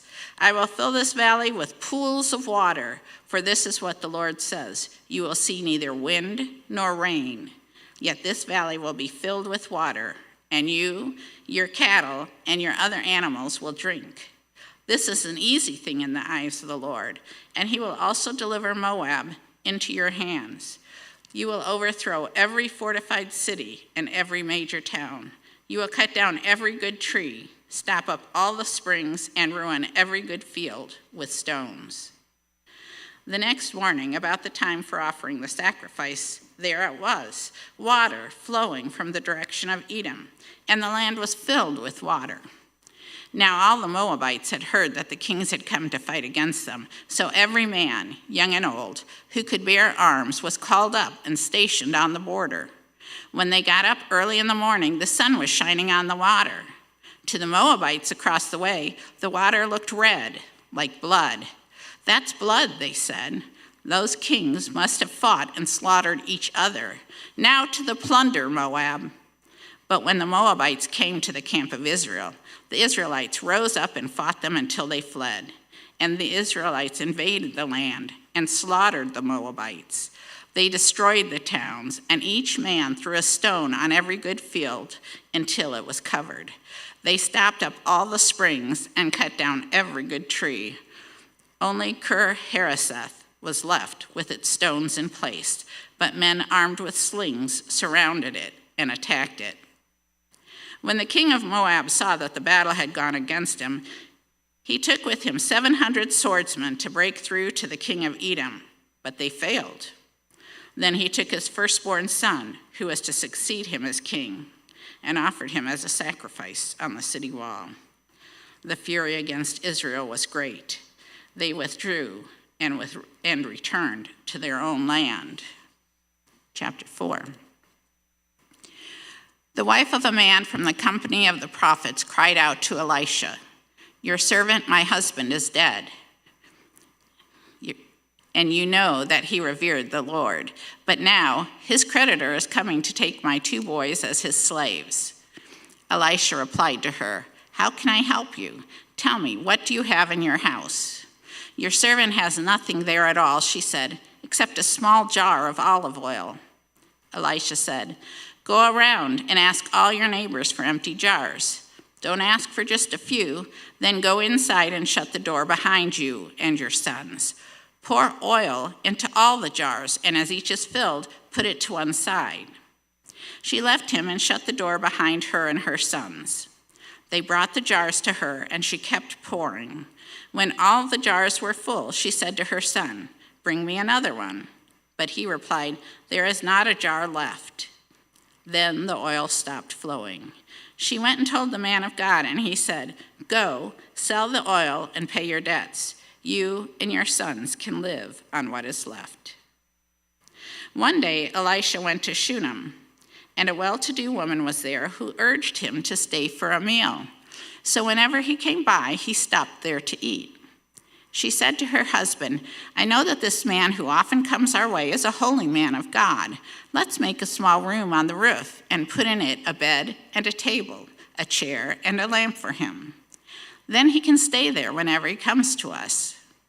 One day when Elisha came, he went up to his room and lay down there. He said to his servant Gehazi, "Call the Shunammite."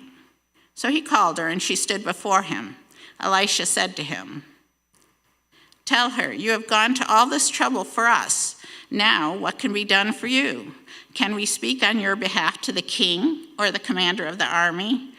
She replied, "I have a home among my own people."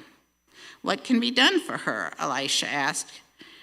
Gehazi said, "She has no son, and her husband is old." Then Elisha said, "Call her."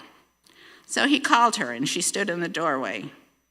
"About this time next year," Elisha said, "you will hold a son in your arms." "No, my lord," she objected. "Please, man of God, don't mislead your servant." But the woman became pregnant, and the next year, about that same time, she gave birth to a son, just as Elisha had told her. The child grew, and one day he went out to his father, who was with the reapers. And he said to his father, "My head, my head." His father told a servant, "Carry him to his mother." After the servant had lifted him up and carried him to his mother, the boy sat on her lap until noon, and then he died. She went up and laid him on the bed of the man of God, then shut the door and went out. She called her husband and said, "Please send me one of the servants and a donkey so I can go to the man of God quickly and return." "Why go to him today?" he asked. "It's not the new moon or the Sabbath." "That's all right," she said. She saddled the donkey and said to her servant, "Lead on. Don't slow down for me unless I tell you." So she set out and came to the man of God at Mount Carmel. When he saw her in the distance, the man of God said to his servant Gehazi, "Look, there's the Shunammite. Run to meet her and ask her, 'Are you all right? Is your husband all right? Is your child all right?' 'Everything is all right,' she said. When she reached the man of God at the mountain, she took hold of his feet. Gehazi came over to push her away, but the man of God said, "Leave her alone. She is in bitter distress. But the Lord has hidden it from me and has not told me why." "Did I ask you for a son, my lord?" she said. "Didn't I tell you don't raise my hopes?" Elisha said to Gehazi, "Tuck your cloak into your belt. Take my staff in your hand and run. Don't greet anyone you meet. And if anyone greets you, do not answer. Lay my staff on the boy's face." But the child's mother said, "As surely as the Lord lives and as you live, I will not leave you." So he got up and followed her. Gehazi went on ahead and laid the staff on the boy's face, but there was no sound or response. So Gehazi went back to meet Elisha and told him, "The boy has not awakened." When Elisha reached the house, there was the boy lying dead on his couch. He went in, shut the door on the two of them, and prayed to the Lord. Then he got on the bed and lay on the boy, mouth to mouth, eyes to eyes, hands to hands. As he stretched him out on him, the boy's body grew warm. Elisha turned away and walked back and forth in the room, and then got on the bed and stretched out on him once more. The boy sneezed 7 times and opened his eyes. Elisha summoned Gehazi and said, "Call the Shunammite." And he did. When she came, he said, "Take your son." She came in, fell at his feet, and bowed to the ground. Then she took her son and went out. Elisha returned to Gilgal, and there was a famine in that region. While the company of the prophets was meeting with him, he said to his servant, "Put on the large pot and cook some stew for these prophets." One of them went out into the fields to gather herbs and found a wild vine and picked as many of its gourds as his garment could hold. When he returned, he cut them up into the pot of stew, though no one knew what they were. The stew was poured out for the men, but as they began to eat it, they cried out, "Man of God, there is death in this pot." And they could not eat it. Elisha said, "Get some flour." He put it into the pot and said, "Serve it to the people to eat." And there was nothing harmful in the pot. A man came from Baal, Shalisha, bringing the man of God 20 loaves of barley bread, baked from the first ripe grain, along with some heads of new grain. "Give it to the people to eat," Elisha said. "How can I set this before 100 men?" his servant asked.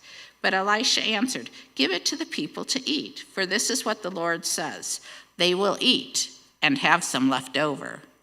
Then he set it before them, and they ate and had some left over, according to the word of the Lord. Now Naaman was commander of the army of the king of Aram. He was a great man in the sight of his master and highly regarded, because through him the Lord had given victory to Aram. He was a valiant soldier, but he had leprosy. Now bands of raiders from Aram had gone out and had taken captive a young girl from Israel, and she served Naaman's wife. She said to her mistress, "If only my master would see the prophet who is in Samaria, he would cure him of his leprosy." Naaman went to his master and told him what the girl from Israel had said. "By all means go," the king of Aram replied. "I will send a letter to the king of Israel." So Naaman left, taking with him 10 talents of silver, 6,000 shekels of gold, and 10 sets of clothing. The letter that he took to the king of Israel read, "With this letter I am sending my servant Naaman to you, so that you may cure him of his leprosy." As soon as the king of Israel read the letter, he tore his robes and said, "Am I God? Can I kill and bring back to life?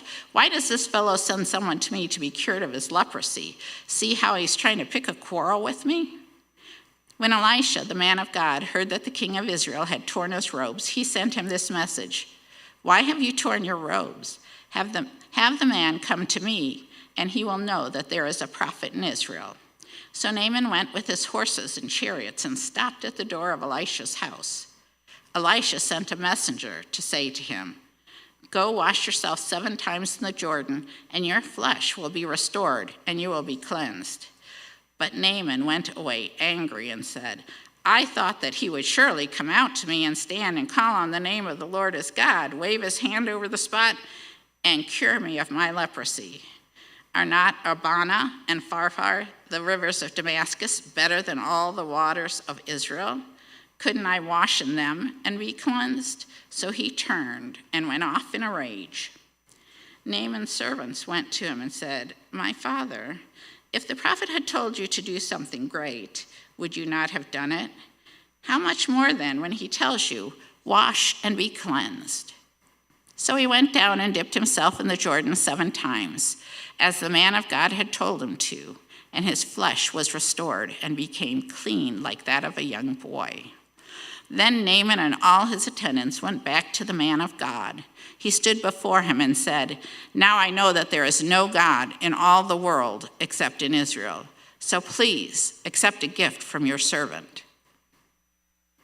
The prophet answered, "As surely as the Lord lives, whom I serve, I will not accept a thing." And even though Naaman urged him, he refused. "If you will not," said Naaman, "please let me, your servant, be given as much earth as a pair of mules can carry, for your servant will never again make burnt offerings and sacrifices to any other god but the Lord. But may the Lord forgive your servant for this one thing. When my master enters the temple of Rimmon to bow down, and he is leaning on my arm, and I have to bow there also, when I bow down in the temple of Rimmon, may the Lord forgive your servant for this." "Go in peace," Elisha said. After Naaman had traveled some distance, Gehazi, the servant Elisha, the man of God, said to himself, "My master was too easy on Naaman, this Aramean, by not accepting from him what he brought. As surely as the Lord lives, I will run after him and get something from him." So Gehazi hurried after Naaman, and when Naaman saw him running toward him, he got down from the chariot to meet him. "Is everything all right?" he asked.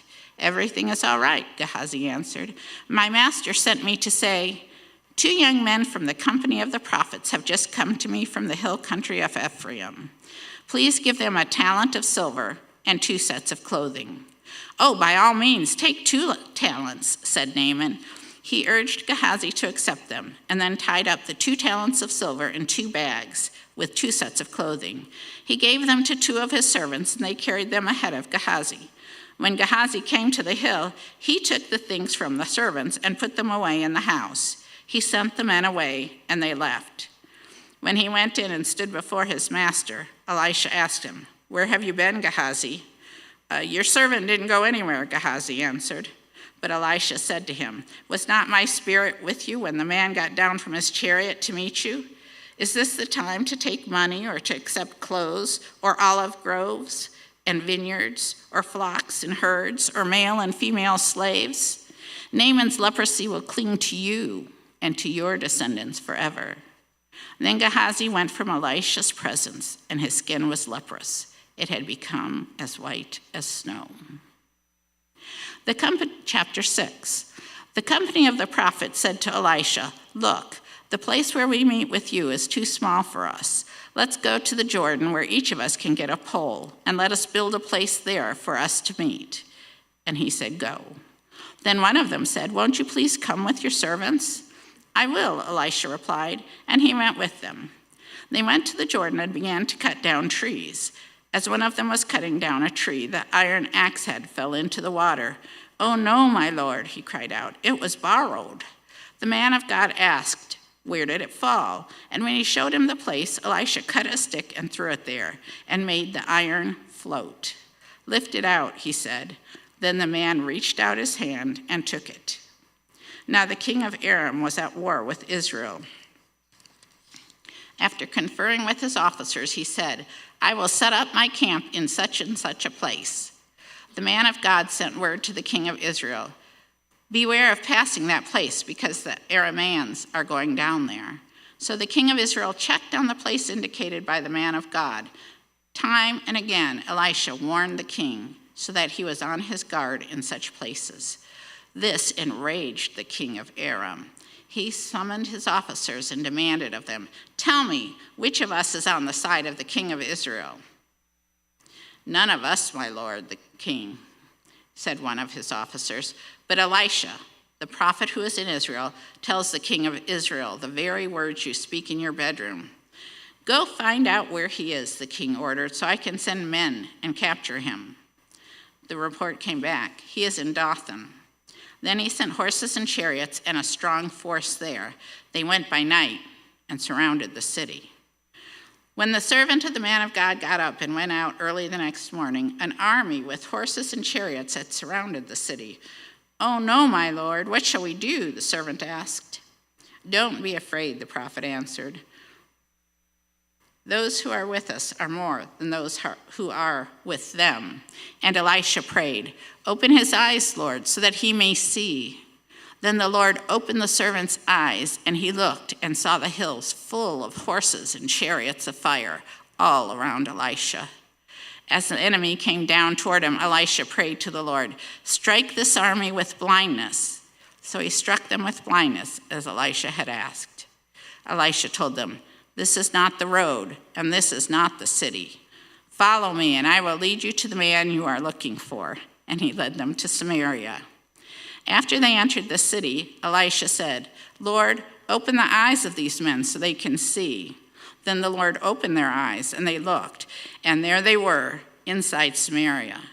When the king of Israel saw them, he asked Elisha, "Shall I kill them, my father? Shall I kill them?" "Do not kill them," he answered. "Would you kill those you have captured with your own sword or bow? Set food and water before them so that they may eat and drink and then go back to their master." So he prepared a great feast for them, and after they had finished eating and drinking, he sent them away, and they returned to their master. So the bands from Aram stopped raiding Israel's territory. Sometime later, Ben-Hadad, king of Aram, mobilized his entire army and marched up and laid siege to Samaria. There was a great famine in the city. The siege lasted so long that a donkey's head sold for 80 shekels of silver and a quarter of a cab of seed pods for 5 shekels. As the king of Israel was passing by on the wall, a woman cried to him, "Help me, my lord the king." The king replied, "If the Lord does not help you, where can I get help for you? From the threshing floor? From the winepress?" Then he asked her, "What's the matter?" She answered, "This woman said to me, 'Give up your son so we may eat him today, and tomorrow we'll eat my son.' So we cooked my son and ate him.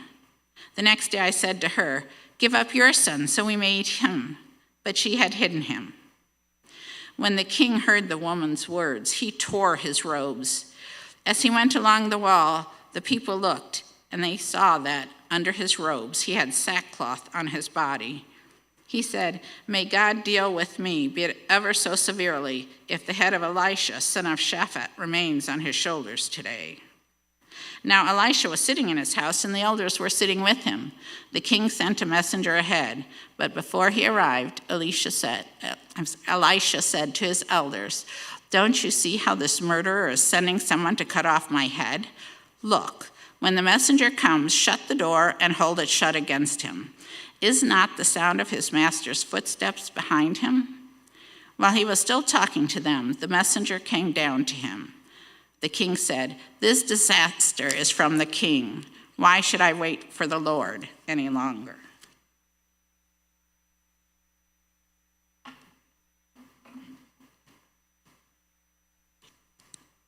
there you are.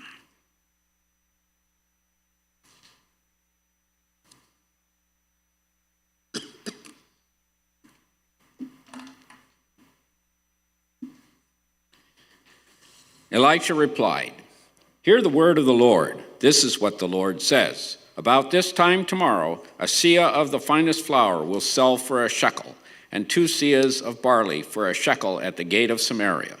The officer on whose arm the king was leaning said to the man of God, "Look, even if the Lord should open the floodgates of heaven, could this happen?" "You will see it with your own eyes," answered Elisha, "but you will not eat of it."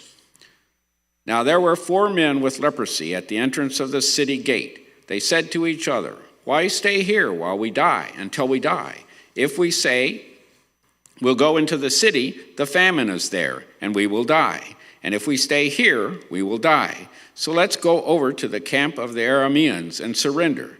If they spare us, we live. If they kill us, then we die." At dusk, they got up and went to the camp of the Arameans. When they reached the edge of the camp, no one was there,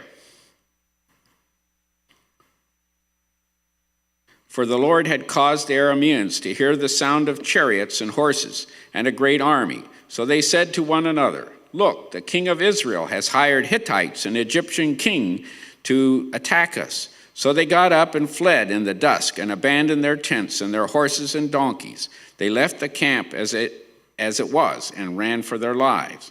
The men who had leprosy reached the edge of the camp, entered one of the tents, and ate and drank. And they took silver and gold and clothes and went off and hid them. They returned and entered another tent and took some things from it and hid them also. Then they said to each other, "What are we doing? What we are doing is not right. This is a day of good news, and we are keeping it to ourselves. We wait until daylight. Punishment will overtake us. Let's go at once and report this to the royal palace." So they went and called out to the city gatekeepers and told them, "We went to the Aramean camp, and no one was there, not a sound of anyone, not a tethered horse and donkeys, only tethered horses and donkeys, and the tents were left as they were." The gatekeepers shouted the news, and it was reported within the palace. The king got up in the night and said to his officers, "I will tell you what the Arameans have done to us. They know we are starving, so they have left the camp to hide in the countryside, thinking they will surely come out, and then we will take them alive and get into the city." One of his officers answered, "Have some men take 5 of the horses that are left in the city.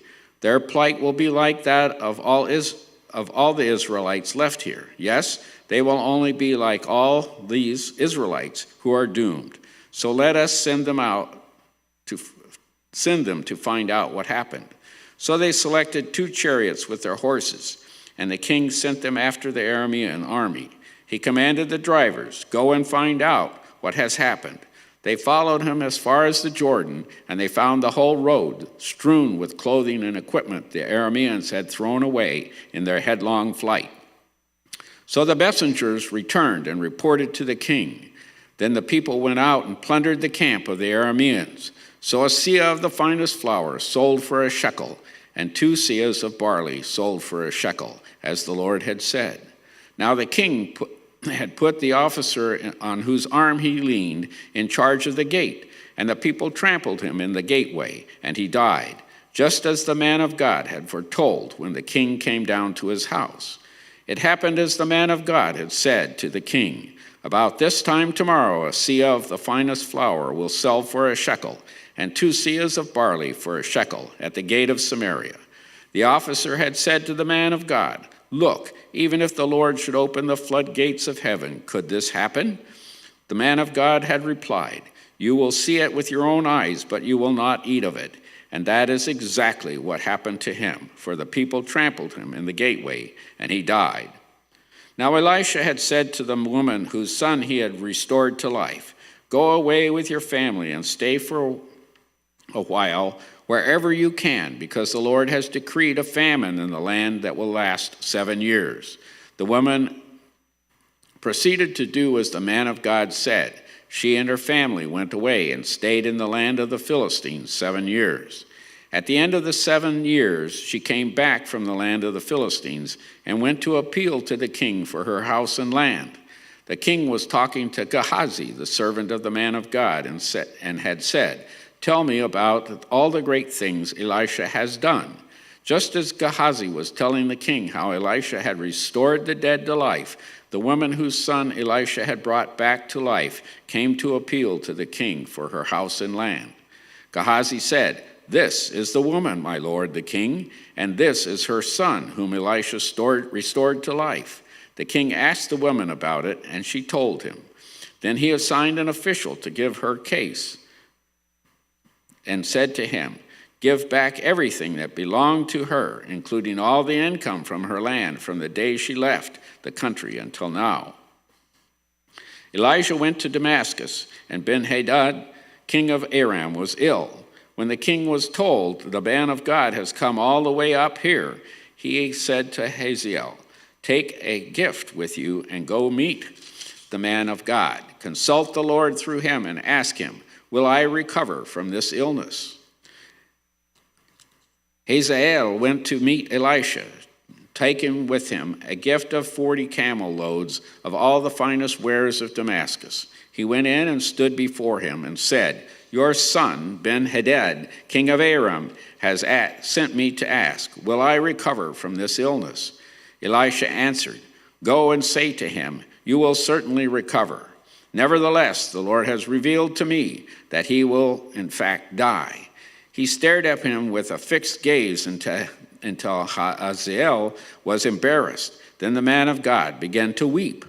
"Why is my Lord weeping?" asked Hazael. "Because I know the harm you will do to the Israelites," he answered. "You will set fire to their fortified places, kill their young men with the sword, dash their little children to the ground, and rip open their pregnant women." Hazael said, "How could your servant, a mere dog, accomplish such a feat?" "The Lord has shown me that you will become king of Aram," answered Elisha. Then Hazael left Elisha and returned to his master. When Ben-Hadad asked, "What did Elisha say to you?" Hazael replied, "He told me that you would certainly recover." But the next day he took a thick cloth, soaked it in water, and spread it over the king's face so that he died. Then Hazael succeeded him as king. In the 5th year of Joram, son of Ahab, king of Israel, when Jehoshaphat was king of Judah, Jehoram, son of Jehoshaphat, began his reign as king of Judah. He was 32 years old when he became king, and he reigned in Jerusalem 8 years. He followed the ways of the kings of Israel, as the house of Ahab had done, for he married a daughter of Ahab. He did evil in the eyes of the Lord. Nevertheless, for the sake of his servant David, the Lord was not willing to destroy Judah. He had promised to maintain a lamp for David and his descendants forever. In the time of Jehoram, Edom rebelled against Judah and set up its own king. So Jehoram went to Zair with all his chariots. The Edomites surrounded him and his chariot commanders, but he rose up and broke through by night. His army, however, fled back home. To this day, Edom has been in rebellion against Judah. Libnah revolted at the same time. As for the other events of Jehoram's reign and all that he did, are they not written in the book of the annals of the kings of Judah? Jehoram rested with his ancestors and was buried with them in the city of David, and Ahaziah, his son, succeeded him as king. In the 12th year of Joram, son of Ahab, king of Israel, Ahaziah, son of Jehoram, king of Judah, began to reign. Ahaziah was 22 years old when he became king, and he reigned in Jerusalem 1 year. His mother's name was Athaliah, a granddaughter of Omri, king of Israel. He followed the ways of the house of Ahab and did evil in the eyes of the Lord, as the house of Ahab had done, for he was related by marriage to Ahab's family. Ahaziah went with Joram, son of Ahab, to war against Hazael, king of Aram, at Ramoth Gilead, and the Arameans wounded Joram. So King Joram returned to Jezreel to recover from the wounds, and the Arameans had inflicted on him at Ramoth in his battle with Hazael, king of Aram. Then Ahaziah, son of Jehoram, king of Judah, went down to Jezreel to see Joram, son of Ahab, because he had been wounded. The prophet Elijah summoned a man from the company of the prophets and said to him, "Tuck your cloak into your belt. Take this flask of olive oil with you and go to Ramoth Gilead. When you get there, look for Jehu, son of Jehoshaphat, the son of Nimshi. Go to him and get him away from his companions and take him into an inner room.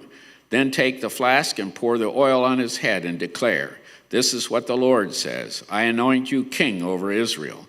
Then open the door and run. Don't delay." So the young prophet went to Ramoth Gilead. When he arrived, he found the army officers sitting together. "I have a message for you, commander," he said. "For which of us?" asked Jehu. "For you, commander," he replied. Jehu got up and went into the house. Then the prophet poured the oil on Jehu's head and declared, "This is what the Lord, the God of Israel, says. I anoint you king over the Lord's people Israel. You are to destroy the house of Ahab, your master, and I will avenge the blood of my servants, the prophets, and the blood of all the Lord's servants shed by Jezebel.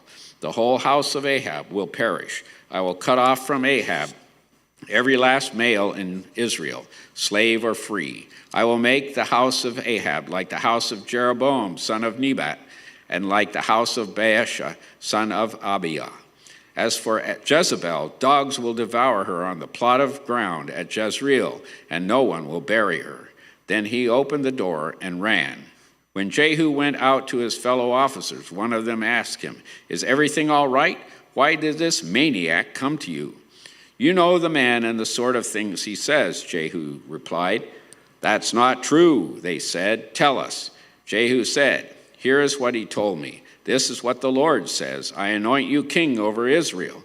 They quickly took their cloaks and spread them under him on the bare steps. Then they blew the trumpet and shouted, "Jehu is king." So Jehu, son of Jehoshaphat, son of Nimshi, conspired against Joram. Now Joram and all Israel had been defending Ramoth Gilead against Hazael, king of Aram. But King Joram had returned to Jezreel to recover from the wounds the Arameans had inflicted on him in the battle with Hazael, king of Aram. Jehu said, "If you desire to make me king, don't let anyone slip out of the city and go tell the news in Jezreel.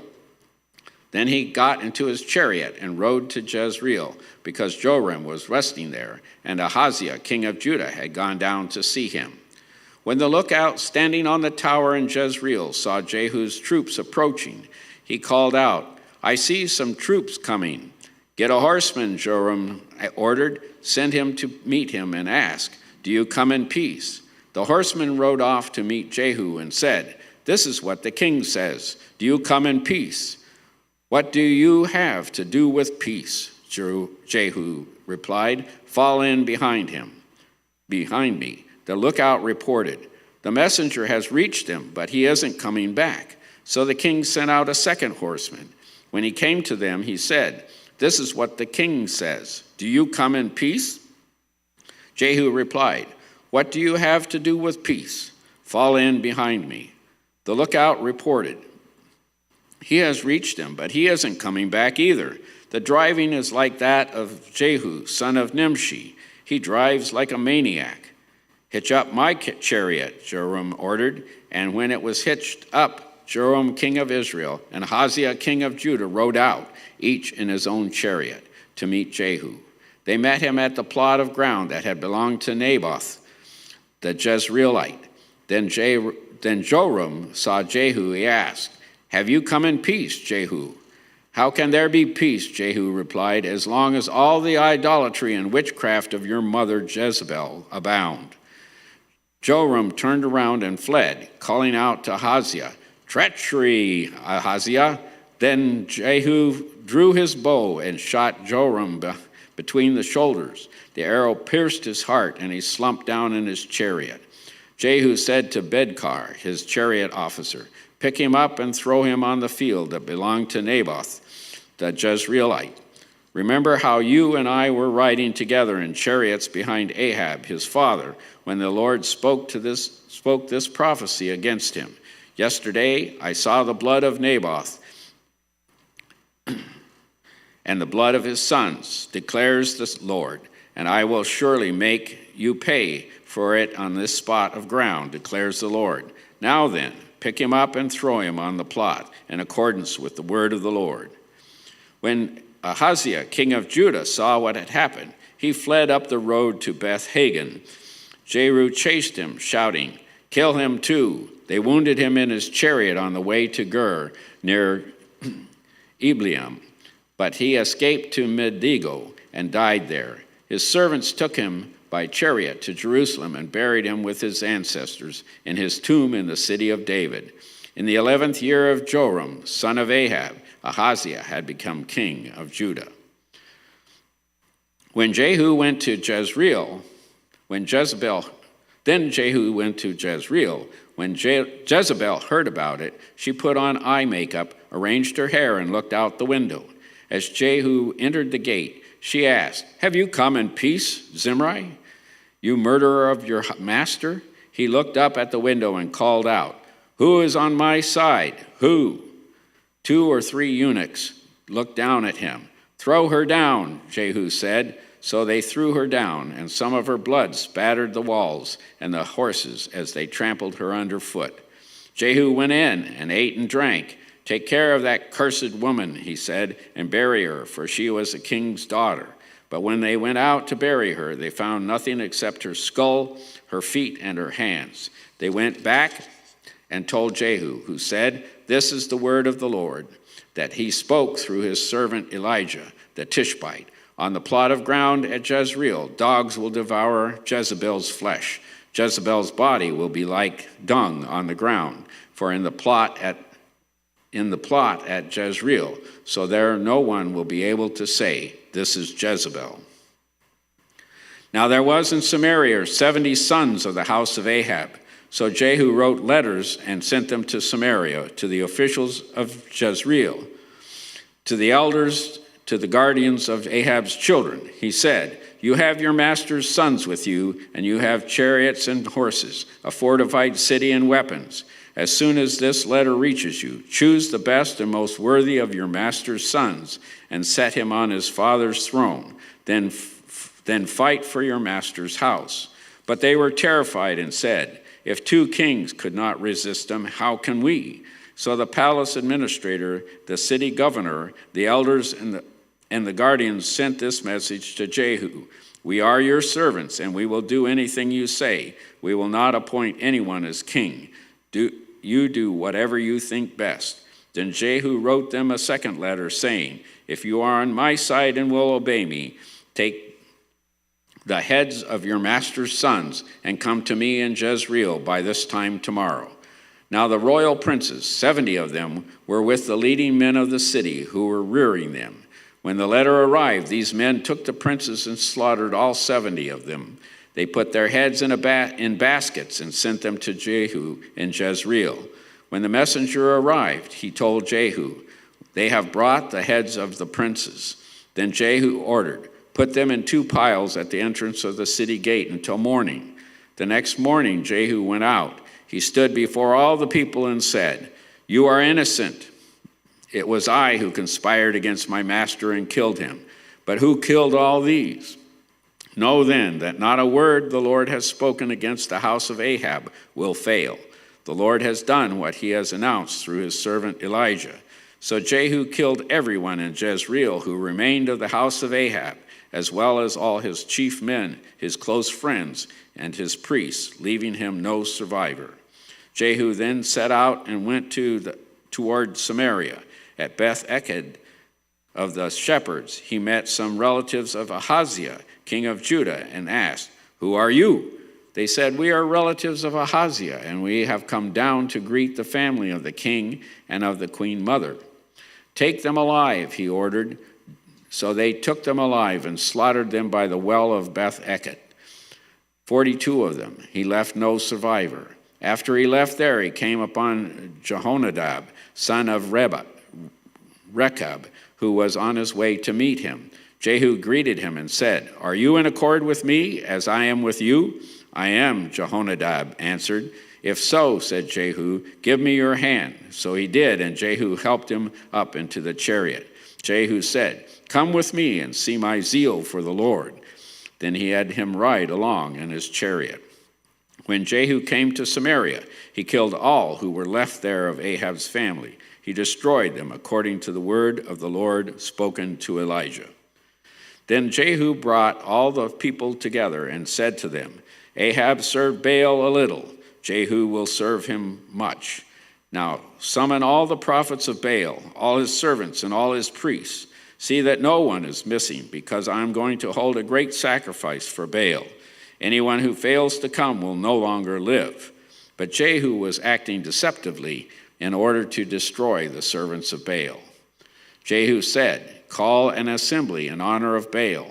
So they proclaimed it. Then he sent word throughout Israel, and all the servants of Baal came. No one stayed away. They crowded into the temple of Baal until it was full from one end to the other. And Jehu said to the keeper of the wardrobe, bring robes for all the servants of Baal. So he brought out robes for them. Then Jehu and Jonadab, son of Rechab, went into the temple of Baal. Jehu said to the servants of Baal, look around and see that no one who serves the Lord is here with you, only servants of Baal. So they went in and to make sacrifice and burnt offerings. Now Jehu had posted 80 men outside with this warning. If one of you lets any of the men I am placing in your hands escape, it will be your life for his life. As soon as Jehu had finished making the burnt offering, he ordered the guards and officers, go in and kill them, let no one escape. So they cut them down with the sword. The guards and the officers threw the bodies out and then entered the inner shrine of the temple of Baal. They brought the sacred stone out of the temple of Baal and burned it. They demolished the sacred stone of Baal and tore down the temple of Baal, and the people have used it for a latrine to this day. So Jehu destroyed Baal worship in Israel. However, he did not turn away from the sins of Jeroboam, son of Nebat, which he had caused Israel to commit, the worship of the golden calves at Bethel and Dan. The Lord said to Jehu, because you have done well in the accomplishing what is right in my eyes, and have done to the house of Ahab all that I had in mind to do, your descendants will sit on the throne of Israel to the 4th generation. Yet Jehu was not careful to keep the law of the Lord, the God of Israel, with all his heart. He did not turn away from the sins of Jeroboam, which he had caused Israel to commit. In those days, the Lord began to reduce the size of Israel. Hazael overpowered the Israelites throughout their territory east of the Jordan, in the land of Gilead, the region of Gad, Reuben, and Manasseh, from the Aroer by the Arnon Gorge through Gilead to Bashan. For the other events of Jehu's reign, all he did and all his achievements, are they not written in the book of the annals of the kings of Israel? Jehu rested with his ancestors and was buried in Samaria, and Jehoahaz, his son, succeeded him as king. The time that Jehu reigned over Israel and Samaria was 28 years. When Athaliah, the mother of Ahaziah, saw that her son was dead, she proceeded to destroy the whole royal family. But Jehosheba, the daughter of King Jehoram and sister of Ahaziah, took Joash, son of Ahaziah, and stole him away from among the royal princes who were about to be murdered. She put him and his nurse in a bedroom to hide him from Athaliah, so he was not killed. He remained hidden with his nurse at the temple of the Lord for 6 years, while Athaliah ruled the land. In the 7th year, Jehoiada sent for the commanders of units of 100 and the Karites and the guards, and had them brought to him at the temple of the Lord. He made a covenant with them and put them under oath at the temple of the Lord. Then he showed them the king's son. He commanded them, saying, "This is what you are to do. You are in the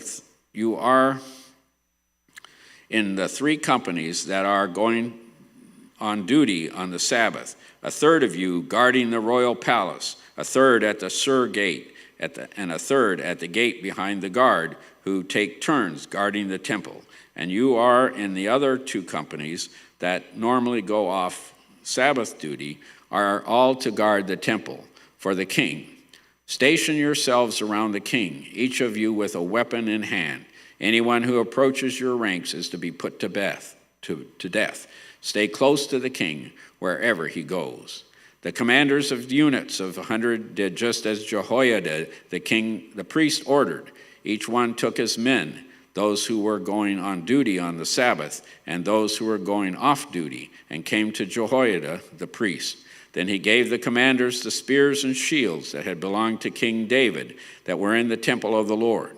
The guards, each with weapon in hand, stationed themselves around the king near the altar and the temple, from the south side to the north side of the temple. Jehoiada brought out the king's son and put the crown on him. He presented him with a copy of the covenant and proclaimed him king. They anointed him, and the people clapped their hands and shouted, "Long live the king!" When Athaliah heard the noise made by the guards and the people, she went to the people at the temple of the Lord. She looked, and there was the king, standing by the pillar as the custom was. The officers and the trumpeters were beside the king, and all the people of the land were rejoicing and blowing trumpets. Then Athaliah tore her robes and called out, "Treason, treason!" Jehoiada, the priest, ordered the commanders of units of 100 who were in charge of the troops, "Bring her out between the ranks and put to the sword anyone who follows her." For the priests had said, "She must not be put to death in the temple of the Lord." So they seized her as she reached the place where the horses entered the palace grounds, and there she was put to death. Jehoiada then made a covenant between the Lord and the king and the people, that they would be the Lord's people. He also made a covenant between the king and the people. All the people of the land went to the temple of Baal and tore it down. They smashed the altars and idols to pieces and killed Mattan, the priest of Baal, in front of the altars. Then Jehoiada, the priest, posted guards at the temple of the Lord. He took with him the commanders of hundreds, the Karites, the guards, and all the people of the land. And together they brought the king down from the temple of the Lord and went into the palace, entering by way of the gate of the guards. The king then took his place on the royal throne. All the people of the land rejoiced, and the city was calm, because Athaliah had been slain with the sword at the palace. Joash was 7 years old when he began to reign. In the 7th year of Jehu, Joash became king. He reigned in Jerusalem 40 years. His mother's name was Zibiah. She was from Beersheba. Joash did what was right in the eyes of the Lord all the years Jehoiada the priest instructed him. The high places, however, were not removed. The people continued to offer sacrifices and burn incense there. Joash said to the priests, "Collect all the money that is brought as sacred offering to the temple of the Lord, the money collected in the census, the money received from personal vows, and the money brought voluntarily to the temple. Let every priest receive the money from one of the treasurers and then use it to repair whatever damage is found in the temple." But by the 23rd year of King Joash, the priests still had not repaired the temple. Therefore, King Joash summoned Jehoiada, the priest, and the other priests, and asked them, "Why aren't you repairing the damage done to the temple? Take no more money from your treasurers, but hand it over for repairing the temple." The priests agreed that they would not collect any more money from the people, and that they would not repair the temple themselves.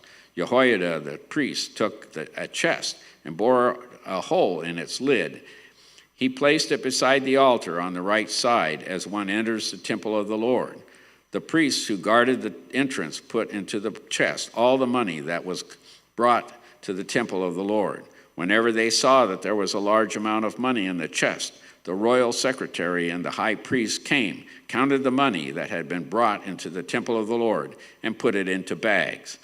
When the amount had been determined, they gave the money to the men appointed to supervise the work on the temple.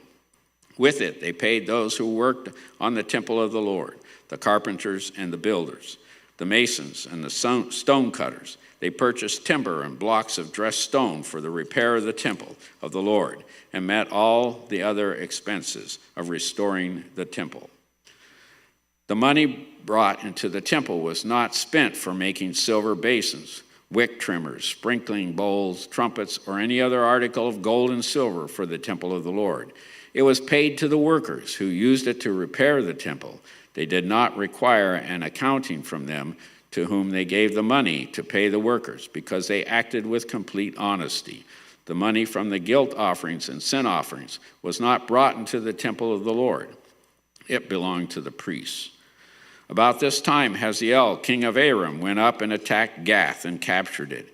Then he turned to attack Jerusalem. But Joash, king of Judah, took all the sacred objects dedicated by his predecessors, Jehoshaphat, Jehoram, Ahaziah, the kings of Judah, and the gifts he himself had dedicated, and all the gold found in the treasuries of the temple of the Lord, and of the royal palace, and he sent them to Hazael, king of Aram, who then withdrew from Jerusalem. As for the other events of the reign of Joash and all that he did, are they not written in the book of the annals of the kings of Judah? His officials conspired against him and assassinated him at Beth Milo on the road down to Selah. The officials who murdered him were Jozabad, son of Shimeath, and Jehozabad, son of Shomer. He died and was buried with his ancestors in the city of David, and Amaziah, his son, succeeded him as king.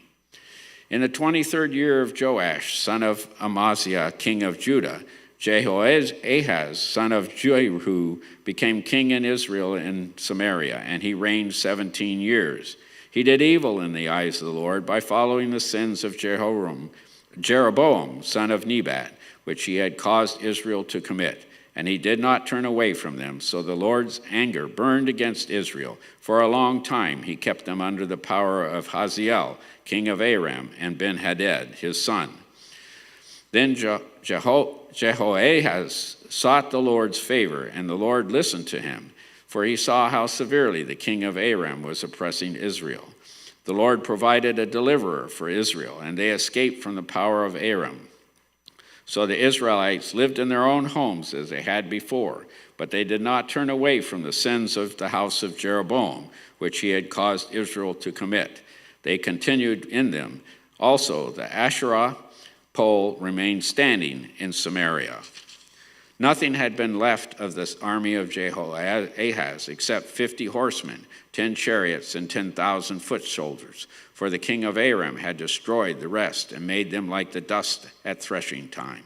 As for other events of the reign of Jehoahaz, all he did and his achievements, are they not written in the book of the annals of the kings of Israel? Jehoahaz rested with his ancestors and was buried in Samaria, and Jehoash, his son, succeeded him as king. In the 37th year of Joash, king of Judah, Jehoash, son of Jehoahaz, came king of Israel in Samaria, and he reigned 16 years. He did evil in the sight of the Lord and did not turn away from any of the sins of Jeroboam, son of Nebat, which he had caused Israel to commit. He continued in them. As for the other events of the reign of Jehoash, all he did and all his achievements, including his war against Amaziah, king of Judah, are they not written in the book of the annals of the kings of Israel? Jehoash rested with his ancestors, and Jeroboam succeeded him on the throne. Jehoash was buried in Samaria with the kings of Israel. Now Elisha had been suffering from the illness from which he died. Jehoash, king of Israel, went down to see him and wept over him. my father, he cried, the chariot and horsemen of Israel. Elisha said, get a bow and some arrows, and he did so. Take the bow in your hands, he said to the king of Israel. When he had taken it, Elisha put his hands on the king's hands. Open the east window, he said, and he opened it. Shoot, Elisha said, and he shot. The Lord's arrow of victory, the arrow of victory over Aram, Elisha declared, you will completely destroy the Arameans at Aphek. Then he said, take the arrows, and the king took them. Elisha told him, strike the ground. He struck it 3 times and stopped. The man of God was angry with him and said, you have struck the ground 5 or 6 times, then you would have defeated Aram and completely destroyed it. But now you will defeat it only 3 times. Elisha died and was buried. Now Moabite raiders used to enter the country every spring. Once, while some Israelites were burying a man, suddenly they saw a band of raiders. So they threw the man's body into Elisha's tomb. When the body touched Elisha's bones, the man came to life and stood up on his feet. Ahaziel, king of Aram, oppressed Israel throughout the reign of Jehoahaz, but the Lord was gracious to them and had compassion and showed concern for them.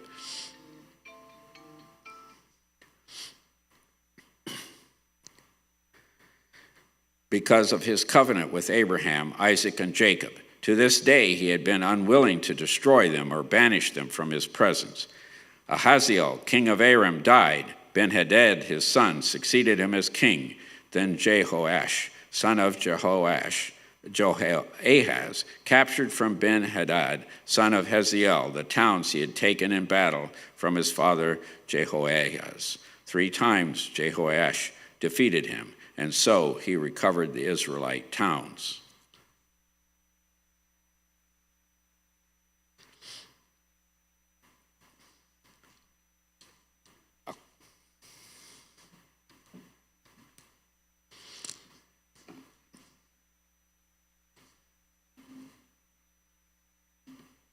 Where are we signing, just like when we get to the end of Yeah. where we're at? Okay.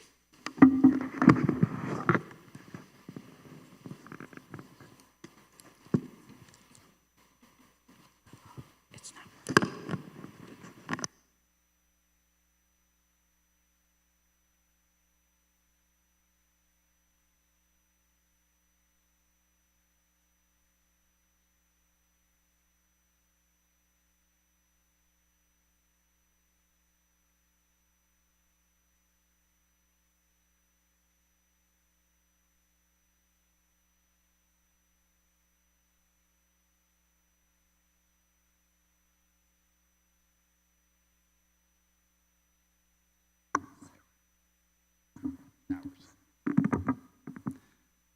Chapter 14. In the second year of Jehoash, son of Jehoahaz, king of Israel, Amaziah, son of Joash, king of Judah, began to reign. He was 25 years old when he became king, and he reigned in Jerusalem 29 years. His mother's name was Jehoaddan. She was from Jerusalem. He did what was right in the eyes of the Lord, but not as his father David had done. In everything he followed the example of his father Joash. The high places, however, were not removed. The people continued to offer sacrifices and burn incense there. After the kingdom was firmly in his grasp, he executed the officials who had murdered his father, the king. Yet he did not put the children of the assassins to death, in accordance with what is written in the book of the law of Moses, where the Lord commanded, Parents are not to be put to death for their children, nor children put to death for their parents. Each will die for their own sin. He was the one who defeated 10,000 Edomites in the Valley of Salt and captured Selah in battle, calling it Joktheel, the name it has to this day. Then Amaziah sent messengers to Jehoash, son of Jehoahaz, the son of Jehu, king of Israel, with the challenge, Come, let us face each other in battle. But Jehoash, king of Israel, replied to Amaziah, king of Judah, A thistle in Lebanon sent a message to a cedar in Lebanon, Give your daughter to my son in marriage. Then a wild beast in Lebanon came along and trampled the thistle underfoot. You have indeed defeated Edom, and now you are arrogant.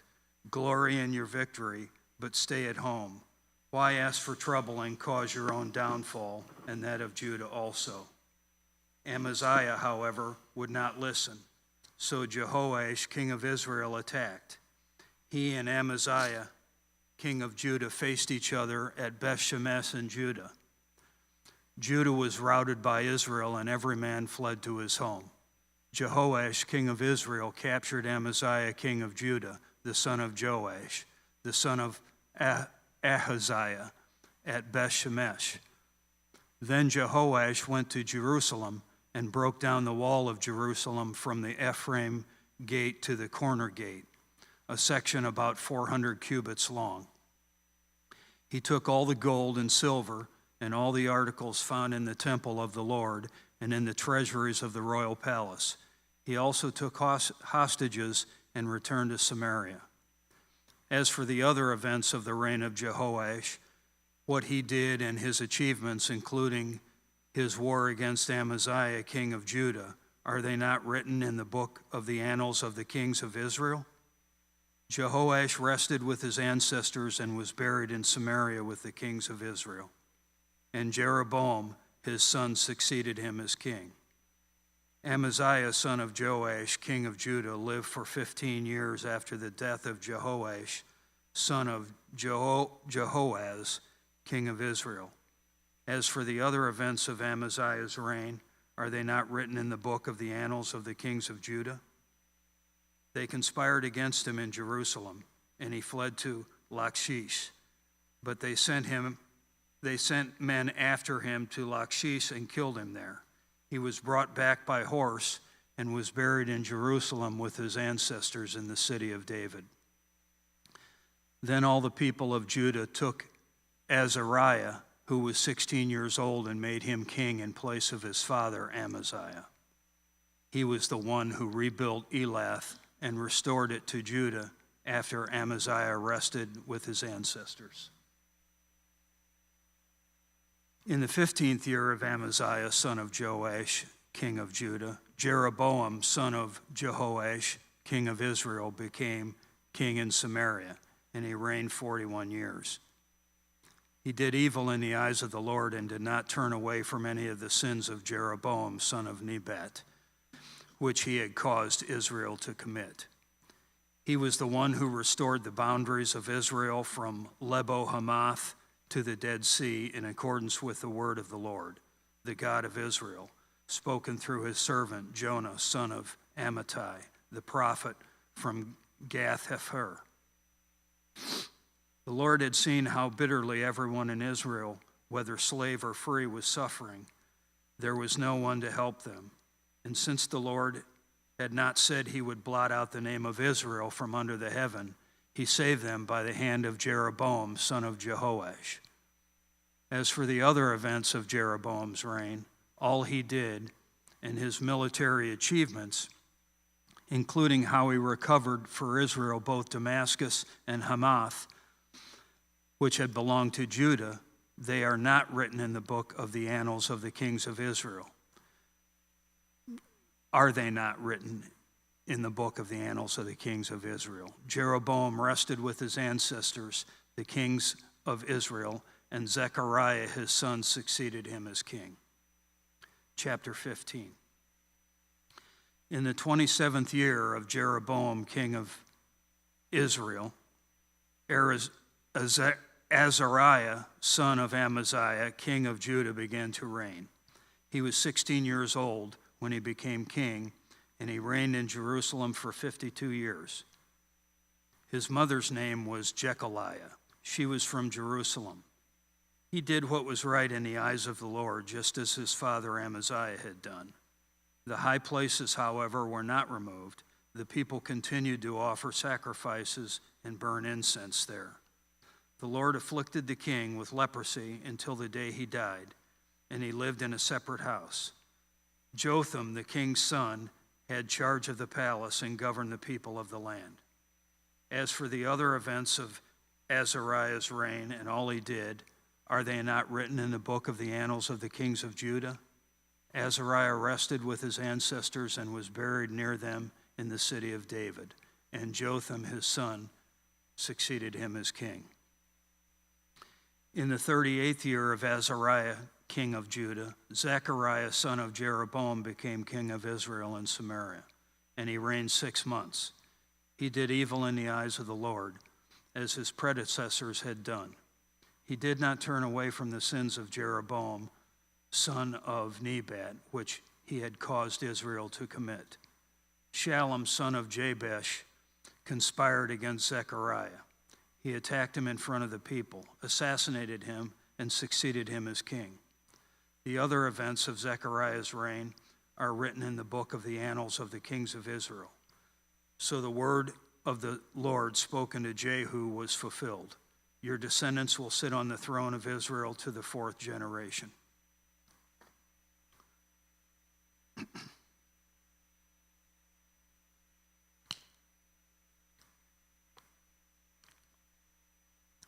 Shallum, son of Jabesh, became king in the 39th year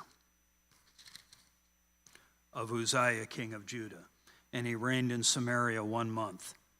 Then Menahem, son of Gadi, went from Tirzah up to Samaria. He attacked Shallum, son of Jabesh, in Samaria, assassinated him, and succeeded him as king. The other events of Shallum's reign and the conspiracy he led are written in the book of the annals of the kings of Israel.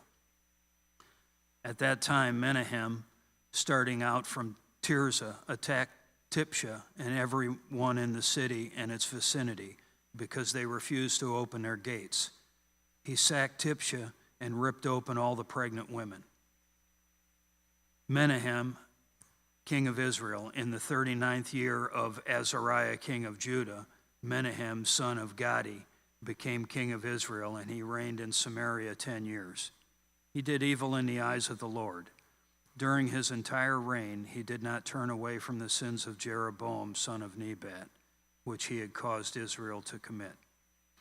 Then Pul, king of Assyria, invaded the land, and Menahem gave him 1,000 talents of silver to gain his support and strengthen his own hold on the kingdom.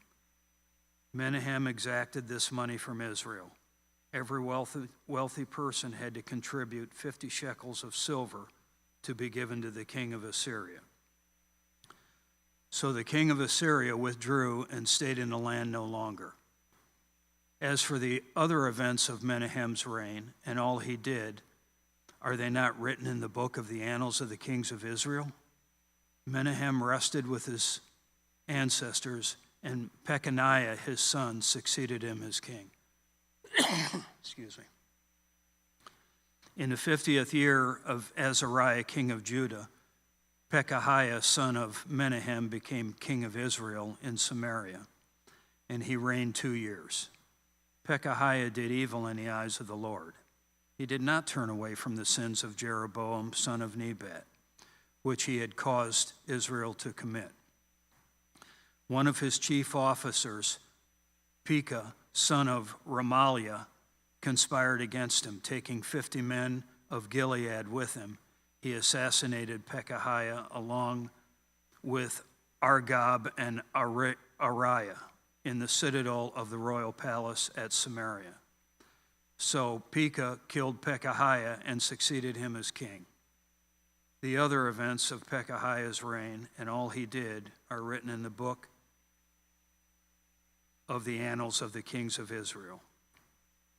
In the 52nd year of Azariah, king of Judah, Pekah, son of Remaliah, became king of Israel in Samaria, and he reigned 20 years. He did evil in the eyes of the Lord. He did not turn away from the sins of Jeroboam, son of Nebat, which he had caused Israel to commit. In the time of Pekah, king of Israel, Tiglath-Pileser, king of Assyria, came and took Ijon, Abel, Beth, Makkah, Genoa, Kadesh, and Hazor. He took Gilead and Galilee, including all the land of Naphtali, and deported the people to Assyria. Then Hoshea, son of Elah, conspired against Pekah, son of Remaliah. He attacked and assassinated him, and then succeeded him as king in the 20th year of Jotham, son of Uzziah. As for the other events of Pekah's reign and all he did, are they not written in the book of the annals of the kings of Israel? In the 2nd year of Pekah, son of Remaliah, king of Israel, Jotham, son of Uzziah, king of Judah, began to reign. He was 25 years old when he became king, and he reigned in Jerusalem 16 years. His mother's name was Jerusha, daughter of Zadok. He did what was right in the eyes of the Lord, just as his father Uzziah had done. The high places, however, were not removed. The people continued to offer sacrifices and burn incense there. Jotham rebuilt the upper gate of the temple of the Lord. As for the other events of Jotham's reign and what he did, are they not written in the book of the annals of the kings of Judah? In those days, the Lord began to send Rezin, king of Aram, and Pekah, son of Remaliah, against Judah. Jotham rested with his ancestors and was buried with them in the city of David, the city of his father. And Ahaz, his son, succeeded him as king. Chapter 16. In the 17th year of Pekah, son of Remaliah, Ahaz, son of Jotham, king of Judah, began to reign. Ahaz was 20 years old when he became king, and he reigned in Jerusalem 16 years. Unlike David, his father, he did not do what was right in the eyes of the Lord his God.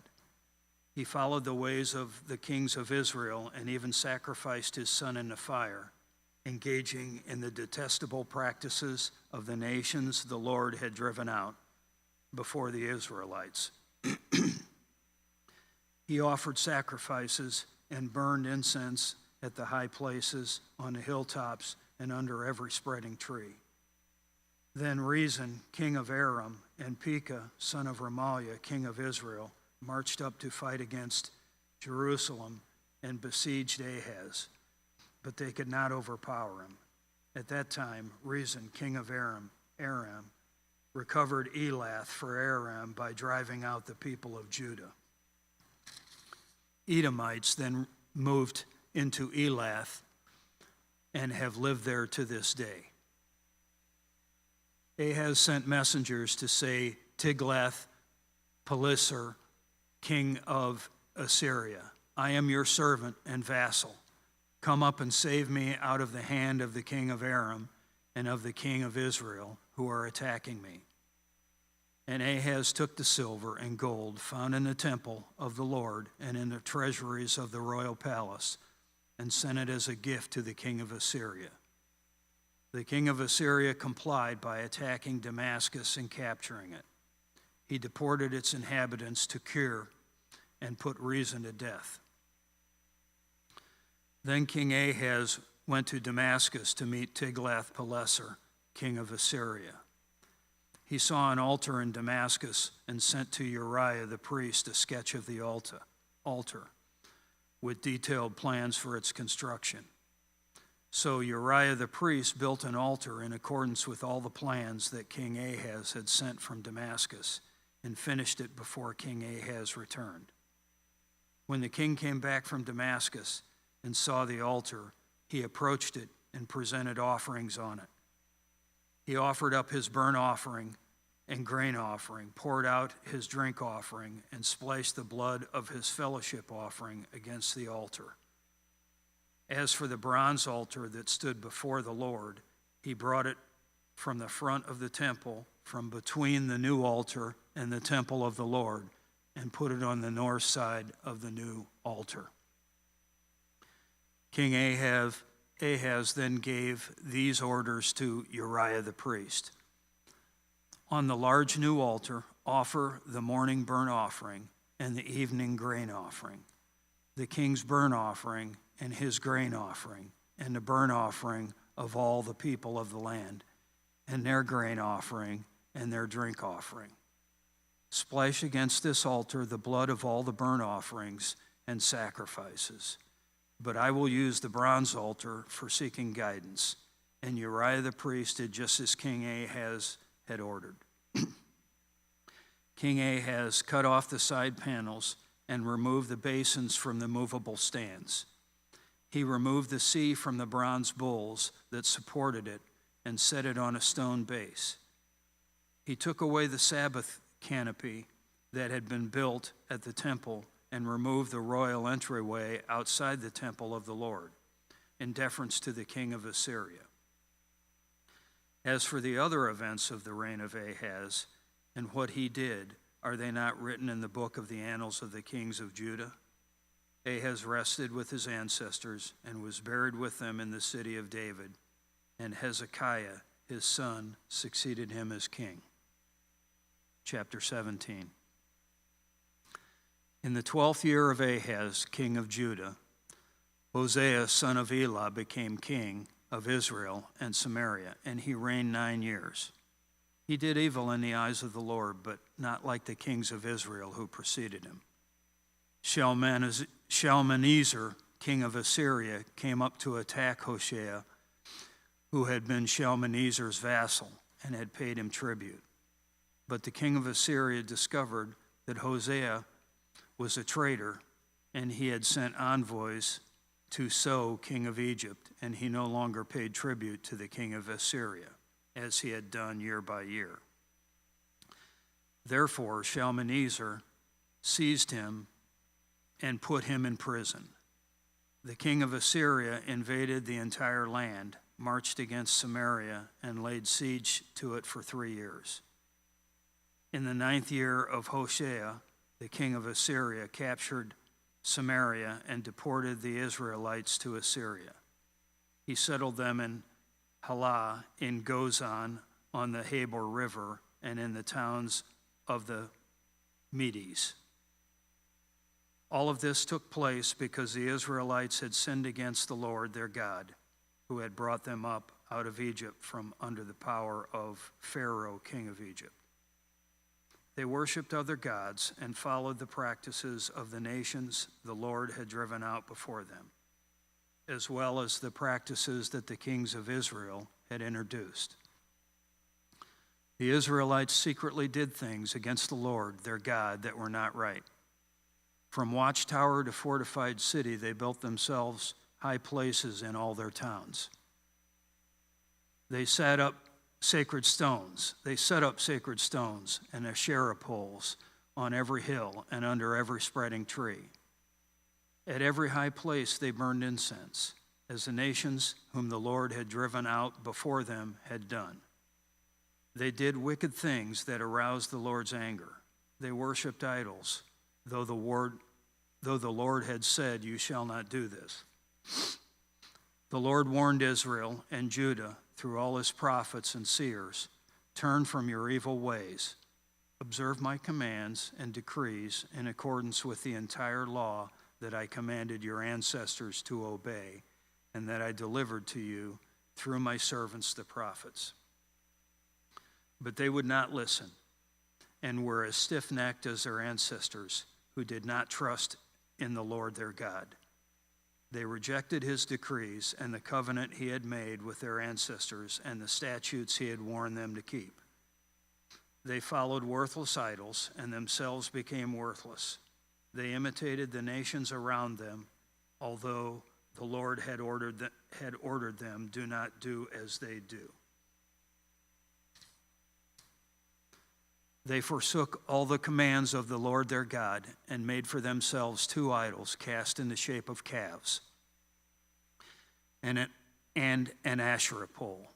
They bowed down to all the starry hosts, and they worshiped Baal. They sacrificed their sons and daughters in the fire. They practiced divination and sought omens and sold themselves to do evil in the eyes of the Lord, arousing his anger. So the Lord was very angry with Israel and removed them from his presence. Only the tribe of Judah was left, and even Judah did not keep the commands of the Lord their God. They followed the practices Israel had introduced. Therefore the Lord rejected all the people of Israel. He afflicted them and gave them into the hands of plunderers until he thrust them from his presence. When he tore Israel away from the house of David, they made Jeroboam, son of Nebat, their king. Jeroboam enticed Israel away from following the Lord and caused them to commit a great sin. The Israelites persisted in all the sins of Jeroboam and did not turn away from them until the Lord removed them from his presence, as he had warned through all his servants, the prophets. So the people of Israel were taken from their homeland into exile in Assyria, and they are still there. The king of Assyria brought people from Babylon, Cutha, Ava, Hamath, and Sepharvaim, and settled them in the towns of Samaria to replace the Israelites. They took over Samaria and lived in its towns. When they first lived there, they did not worship the Lord, so he sent lions among them, and they killed some of the people. It was reported to the king of Assyria, "The people you deported and resettled in the towns of Samaria do not know what the God of that country requires. He has sent lions among them, which are killing them off, because the people do not know what he requires." Then the king of Assyria gave this order: "Have one of the priests you took captive from Samaria go back to live there and teach the people what the God of the land requires." So one of the priests who had been exiled from Samaria came to live in Bethel and taught them how to worship the Lord. Nevertheless, each national group made its own gods in the several towns where they settled and set them up in the shrines the people of Samaria had made at the high places. The people from Babylon made Succoth-Benoth, those from Cutha made Nergal, and those from Hamath made Ashima. The Avites made Nibhaz and Tartak, and the Sepharvites burned their children in the fire as sacrifices to Adramelech and Anamelech, the gods of Sepharvaim. They worshipped the Lord, but they also appointed all sorts of their own people to officiate for them as priests in the shrines at the high places. They worshiped the Lord, but they also served their own gods in accordance with the customs of the nations from which they had been brought. To this day, they persist in their former practices. They neither worship the Lord nor adhere to the decrees and regulations, the laws and commands that the Lord gave the descendants of Jacob, whom he named Israel. When the Lord made a covenant with the Israelites, he commanded them, "Do not worship any other gods or bow down to them, serve them or sacrifice to them. But the Lord who brought you up out of Egypt with mighty power and outstretched arm is the one you must worship. To him you shall bow down, and to him offer sacrifices.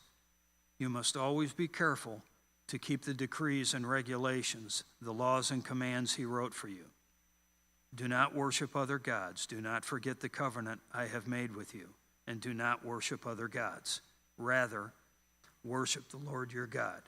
It is he who will deliver you from the hand of all your enemies." They would not listen, however, but persisted in their former practices. Even while these people were worshiping the Lord, they were serving their idols. To this day, their children and grandchildren continue to do as their ancestors did.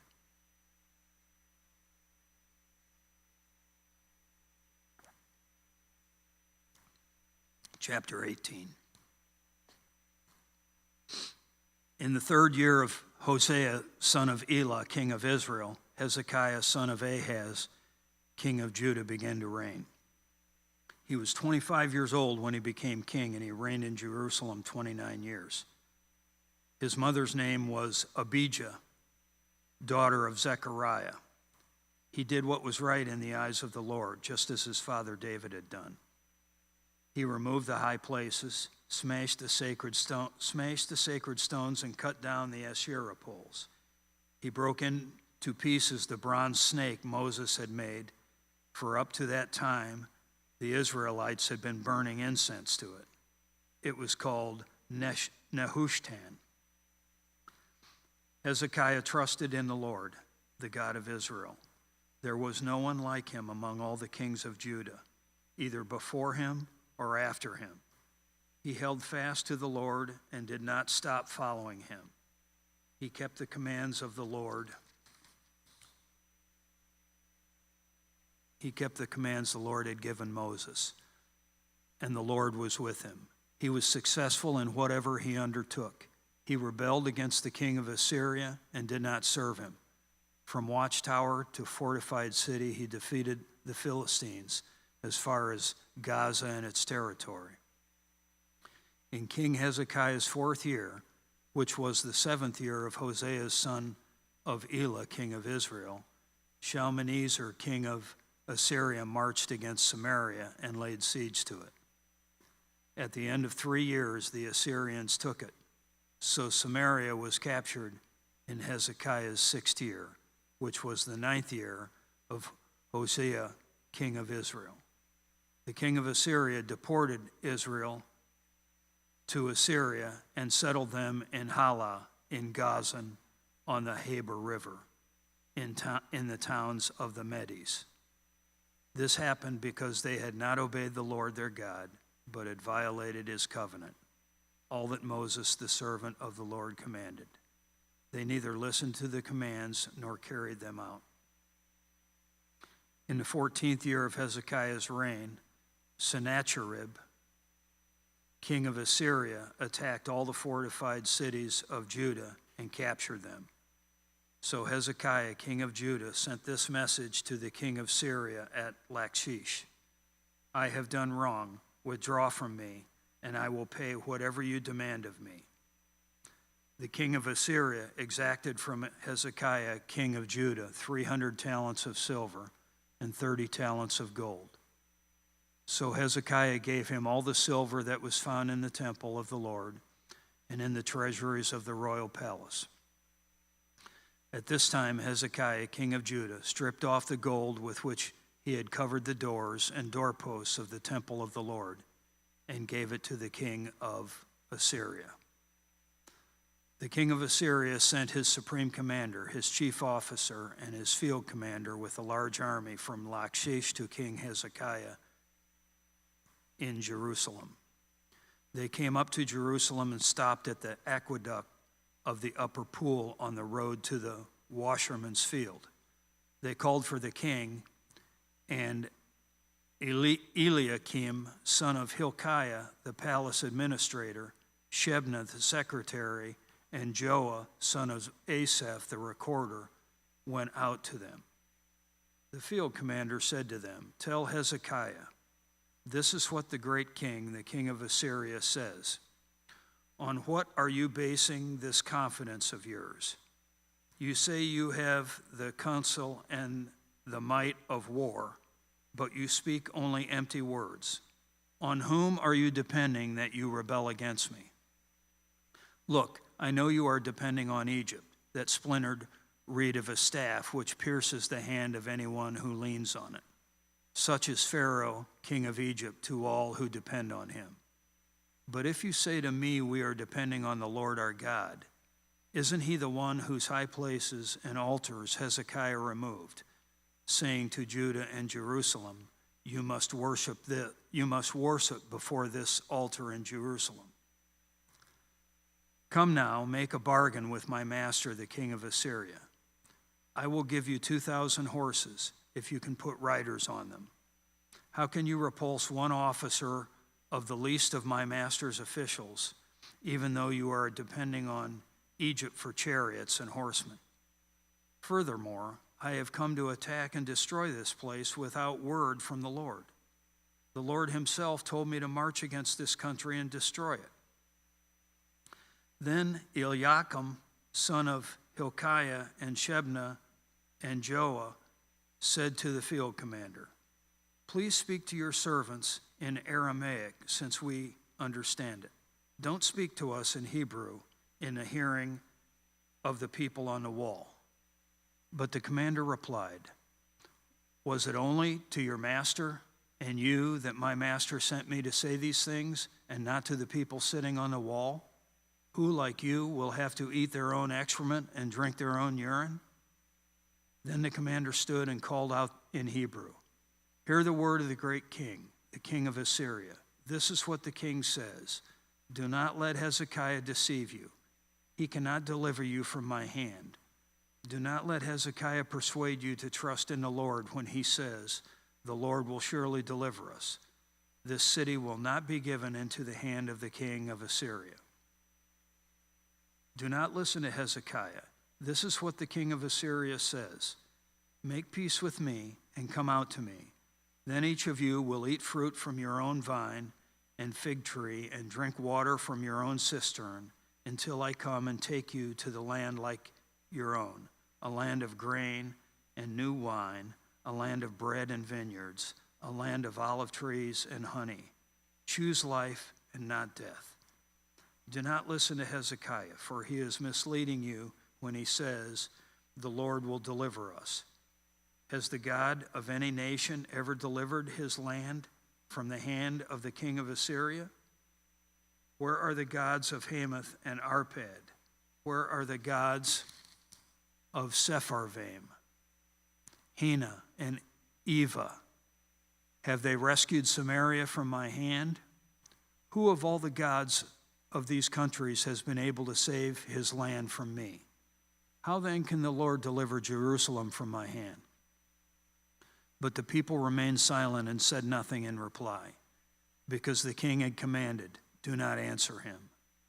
Then Eliakim, son of Hilkiah, the palace administrator, Shebna the secretary, and Joah, son of Asaph the recorder, went to Hezekiah with their clothes torn and told him what the field commander had said. Chapter 19. When King Hezekiah heard this, he tore his clothes and put on sackcloth and went into the temple of the Lord. He sent Eliakim the palace administrator, Shebna the secretary, and the leading priests, all wearing sackcloth, to the prophet Isaiah, son of Amoz. They told him, "This is what Hezekiah says.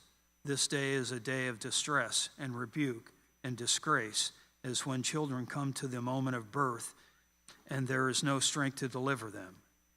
It may be that the Lord your God will hear all the words of the field commander, whom his master, the king of Assyria, has sent to ridicule the living God, and what he will rebuke him for the words the Lord your God has heard.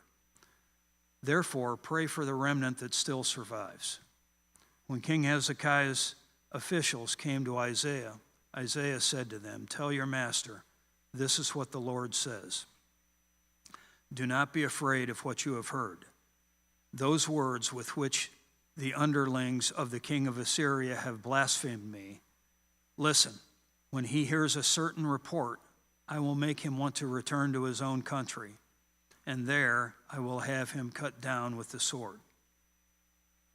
When the field commander heard that the king of Assyria had left Lachish, he withdrew and found the king fighting against Libnah.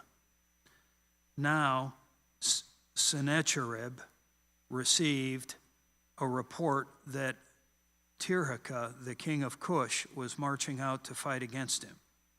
So he again sent messengers to Hezekiah with this word: "Say to Hezekiah, king of Judah, do not let the God you depend on deceive you when he says, 'Jerusalem will not be given into the hands of the king of Assyria.' Surely you have heard what the kings of Assyria have done to all the countries, destroying them completely. And will you be delivered? Did the gods of the nations that were destroyed by my predecessors deliver them? The gods of Gozan, Haran, Rezeph, and the people of Eden who were in Telassar? Where is the king of Hamath or the king of Arpad? Where are the kings of Lair, Sepharvaim, Hena, and Eva?" Hezekiah received the letter from the messengers and read it. Then he went up to the temple of the Lord and spread it out before the Lord. And Hezekiah prayed to the Lord, "Lord, the God of Israel, enthroned between the cherubim, you alone are God over all the kingdoms of the earth. You have made heaven and earth. Give ear, Lord, and hear. Open your eyes, Lord, and see. Listen to the words Sennacherib has sent to ridicule the living God. It is true, Lord, that the Assyrian kings have laid waste these nations and their lands. They have thrown their gods into the fire and destroyed them, for they were not gods, but only wood and stone, fashioned by human hands. Now, Lord our God, deliver us from his hand, so that all the kingdoms of the earth may know that you alone, Lord, are God."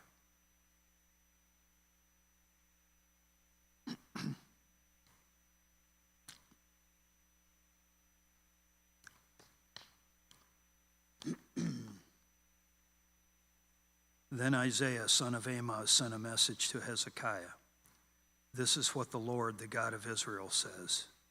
I have heard your prayer concerning Sennacherib, king of Assyria. This is the word that the Lord has spoken against him. Virgin daughter Zion despises you and mocks you. Daughter Jerusalem tosses her head as you flee. Who is it you have ridiculed and blasphemed? Against whom have you raised your voice and lifted your eyes in pride? Against the Holy One of Israel. By your messengers you have ridiculed the Lord, and you have said, with my many chariots, I have ascended the heights of the mountains, the utmost heights of Lebanon. I have cut down its tallest cedars, the choicest of its junipers. I have reached its remotest parts, the finest of its forests. I have dug wells in foreign lands and drunk the water there. With the soles of my feet I have dried up all the streams of Egypt. Have you not heard? Long ago I ordained it. In the days of old I planned it. Now I have brought it to pass. That you have turned fortified cities into piles of stone. Their people, drained of power, are dismayed and put to shame. They are like plants in the field, like tender green shoots, like grass sprouting on a roof, scorched before it grows up. But I know where you are, and when you come and go, and how you rage against me. Because you rage against me, and because your insolence has reached my ears, I will put my hook in your nose, and my bit in your mouth, and I will make you return by the way you came. This will be the sign for you, Hezekiah. This year you will eat what grows by itself, and the second year what springs from that. But in the third year sow and reap, plant vineyards, and eat their fruit. Once more, a remnant of the kingdom of Judah will take root below and bear fruit above. For out of Jerusalem will come a remnant, and out of Mount Zion a band of survivors. The zeal of the Lord Almighty will accomplish this. Therefore, this is what the Lord says concerning the king of Assyria. He will not enter this city or shoot an arrow here. He will not come before it with shield or build a siege ramp against it. By the way that he came, he will return. He will not enter this city, declares the Lord. I will defend this city and save it, for my sake and for the sake of David, my servant. That night the angel of the Lord went out and put to death 185,000 in the Assyrian camp. When the people got up the next morning, there were all the dead bodies. So Sennacherib, king of Assyria, broke camp and withdrew. He returned to Nineveh and stayed there. One day, while he was worshiping in the temple of his god Nisroch, his sons Adremelech and Sharezer killed him with the sword, and they escaped to the land of Ararat, and Esarhaddon, his son, succeeded him as king. Chapter 20. In those days, Hezekiah became ill and was at the point of death. The prophet Isaiah, son of Amoz, went to him and said, "This is what the Lord says, put your house in order, because you are going to die. You will not recover." Hezekiah turned his face to the wall and prayed to the Lord. "Remember, Lord, how I have walked before you faithfully and with wholehearted devotion, and have done what is good in your eyes." And Hezekiah wept bitterly. Before Isaiah had left the middle court, the word of the Lord came to him. "Go back and tell Hezekiah, the ruler of my people, this is what the Lord, the God of your father David, says. I have heard your prayer and seen your tears. I will heal you. On the third day from now, you will go up to the temple of the Lord. I will add 15 years to your life, and I will deliver you and this city from the hand of the king of Assyria. I will defend this city for my sake and for the sake of my servant David." Then Isaiah said, "Prepare a poultice of figs." They did so and applied it to the boil, and he recovered. Hezekiah asked Isaiah, "What will be the sign that the Lord will heal me and that I will go up to the temple of the Lord on the third day from now?" Isaiah answered, "This is the Lord's sign to you that the Lord will do what he has promised. Shall the shadow go back forward 10 steps, or shall it go back 10 steps?" "It is a simple matter for the shadow to go forward 10 steps, said Hezekiah. "Rather, have it go back 10 steps. Then the prophet Isaiah called on the Lord, and the Lord made the shadow go back 10 steps. It had gone down on the stairway of Ahaz. At that time, Marduk-Baladan, son of Baladan, king of Babylon, sent Hezekiah letters and a gift, because he had heard of Hezekiah's illness. Hezekiah received the envoys and showed them all that was in his storehouses, the silver, the gold, the spices, and the fine olive oil, his armory, and everything found among his treasures. There was nothing in his palace or in all his kingdom that Hezekiah did not show them. Then Isaiah the prophet went to King Hezekiah and asked, "What did those men say, and where did they come from?" "From a distant land," Hezekiah replied. "They came from Babylon." The prophet asked, "What did they see in your palace?" "They saw everything in my palace," Hezekiah said. "There is nothing among my treasures that I did not show them." Then Isaiah said to Hezekiah, "Hear the word of the Lord. The time will surely come when everything in your palace and all that your predecessors have stored up until this day will be carried off to Babylon. Nothing will be left, says the Lord. And some of your descendants, your own flesh and blood, who will be born to you, will be taken away, and they will become eunuchs in the palace of the king of Babylon. "The word of the Lord you have spoken is good," Hezekiah replied. For he thought, "Will there not be peace and security in my lifetime?" As for the other events of Hezekiah's reign, all his achievements, and how he made the pool and the tunnel by which he brought water into the city, are they not written in the book of the annals of the kings of Judah? Hezekiah rested with his ancestors, and Manasseh, his son, succeeded him as king. Chapter 21.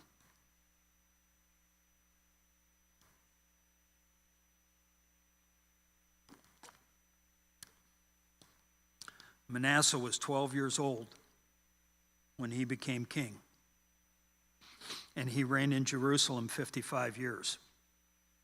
His mother's name was Hephzibah. He did evil in the eyes of the Lord, following the detestable practices of the nations the Lord had driven out before the Israelites. He rebuilt the high places his father Hezekiah had destroyed. He also erected altars to Baal and made an Asherah pole, as Ahab, king of Israel, had done. He bowed down to all the starry hosts and worshiped them. He built altars in the temple of the Lord, of which the Lord had said, "In Jerusalem I will put my name, in the two courts of the temple of the Lord." He built altars to all the starry hosts. He sacrificed his own son in the fire, practiced divination, sought omens, and consulted mediums and spiritists. He did much evil in the eyes of the Lord, arousing his anger. He took the carved Asherah pole he had made and put it in the temple, of which the Lord had said to David and to his son Solomon, "In this temple and in Jerusalem, which I have chosen out of all the tribes of Israel, I will put my name forever. I will not again make the feet of the Israelites wander from the land I gave their ancestors, if only they will be careful to do everything I commanded them and will keep the whole law that my servant Moses gave them." But the people did not listen. Manasseh led them astray, so that they did more evil than the nations the Lord had destroyed before the Israelites. The Lord said through the servants, the prophets, "Manasseh, king of Judah, has committed these detestable sins. He has done more evil than the Amorites who preceded him, and has led Judah into sin with his idols. Therefore, this is what the Lord, the God of Israel, says: I am going to bring such disaster on Jerusalem and Judah that the ears of everyone who hears it will tingle. I will stretch out over Jerusalem the measuring line used against Samaria and the plumb line used against the house of Ahab. I will wipe out Jerusalem as one wipes a dish, wiping it and turning it upside down. I will forsake the remnant of my inheritance and give them into the hands of enemies. They will be looted and plundered by all their enemies. They have done evil in my eyes and have roused my anger from the day their ancestors came out of Egypt until this day." Excuse me. Moreover, Manasseh also shed so much innocent blood that he filled Jerusalem from end to end. Besides the sin that he had caused Judah to commit, so that they did evil in the eyes of the Lord. As for the other events of Manasseh's reign and all he did, are they not written in the book of the annals of the kings of Judah? Manasseh rested with his ancestors and was buried in his palace garden, the garden of Uzzah. And Amon, his son, succeeded him as king. Amon was 22 years old when he became king, and he reigned in Jerusalem 2 years. His mother's name was Meshullemeth, daughter of Harez. She was from Jotbah. He did evil in the eyes of the Lord, and his father Manasseh, as his father Manasseh had done. He followed completely the ways of his father, worshiping the idols his father had worshipped and bowing down to them. He forsook the Lord, the God of his ancestors, and did not walk in obedience to him. Amon's officials conspired against him and assassinated the king in his palace. Then the people of the land killed all who had plotted against King Amon, and they made Josiah his son king in his place. As for the other events of Amon's reign and what he did, are they not written in the book of the annals of the kings of Judah? He was buried in his tomb in the garden of Uzzah, and Josiah his son succeeded him as king. Chapter 22. Josiah was 8 years old when he became king, and he reigned in Jerusalem 31 years. His mother's name was Jedidah, daughter of Adiah. She was from Boskath. He did what was right in the eyes of the Lord and followed completely the ways of his father David, not turning aside to the right or to the left.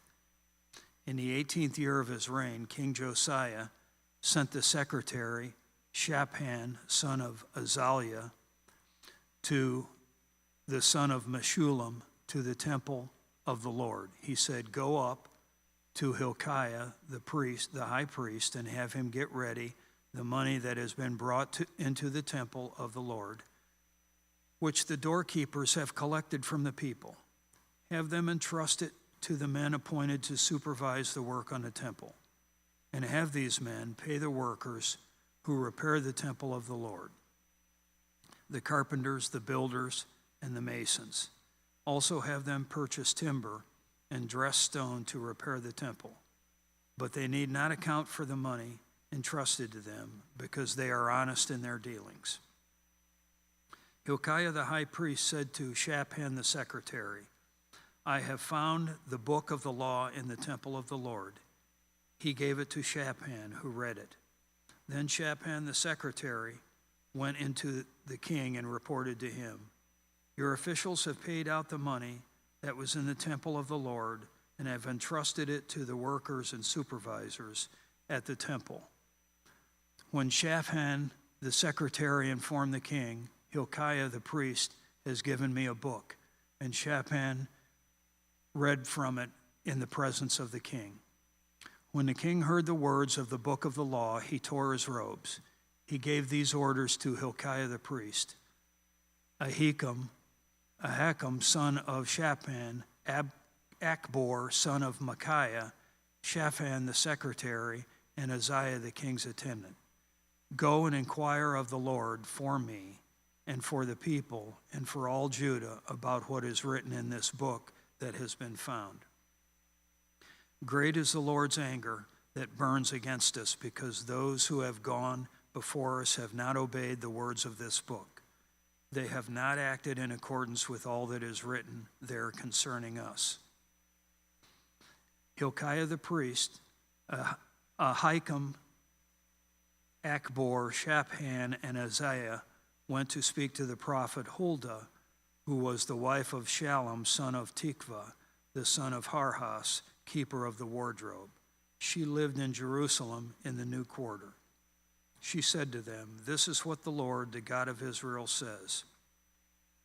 Tell the man who sent you to me, this is what the Lord says. I am going to bring disaster on this place and its people, according to everything written in the book the king of Judah has read.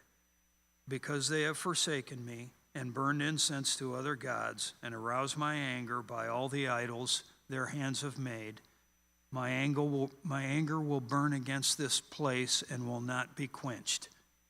Tell the king of Judah, who sent you to inquire of the Lord, this is what the Lord, the God of Israel, says concerning the words you heard. Because your heart was responsive and you humbled yourself before the Lord when you heard what I have spoken against this place and its people, that they would become a curse and be laid waste, and because you tore your robes and wept in my presence, I also have heard you, declares the Lord. Therefore I will gather you to your ancestors, and you will be buried in peace.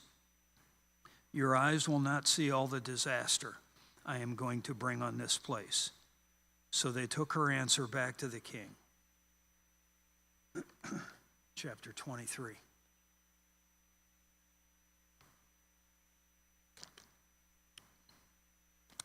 Then the king called together all the elders of Judah and Jerusalem.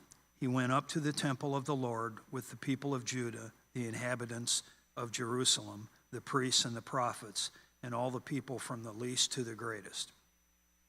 He read in their hearing all the words of the book of the covenant, which had been found in the temple of the Lord. The king stood by the pillar and renewed the covenant in the presence of the Lord, to follow the Lord and keep his commands, statutes, and decrees with all his heart and all his soul, thus confirming the words of the covenant written in this book. Then all of the people pledged themselves to the covenant. The king ordered Hilkiah, the high priest, the priest next in rank, and the doorkeepers to remove from the temple of the Lord all the articles made for Baal and Asherah and all the starry hosts. He burned them outside Jerusalem in the fields of the Kidron Valley and took the ashes to Bethel. He did away with the idolatrous priests appointed by the kings of Judah to burn incense on the high places of the towns of Judah and on those around Jerusalem, those who burned incense to Baal, to the sun and moon, to the constellations, and to all the starry hosts. He took the Asherah pole from the temple of the Lord to the Kidron Valley from outside Jerusalem and burned it there. He ground it to powder and scattered the dust over the graves of the common people.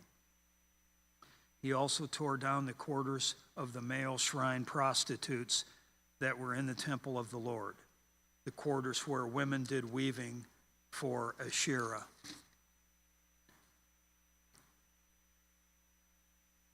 Josiah brought all the priests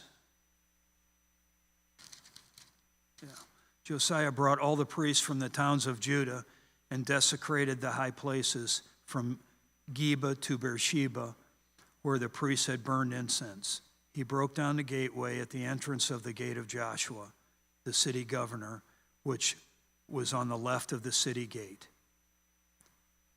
Although the priests of the high places did not serve at the altar of the Lord in Jerusalem, they ate unleavened bread with their fellow priests.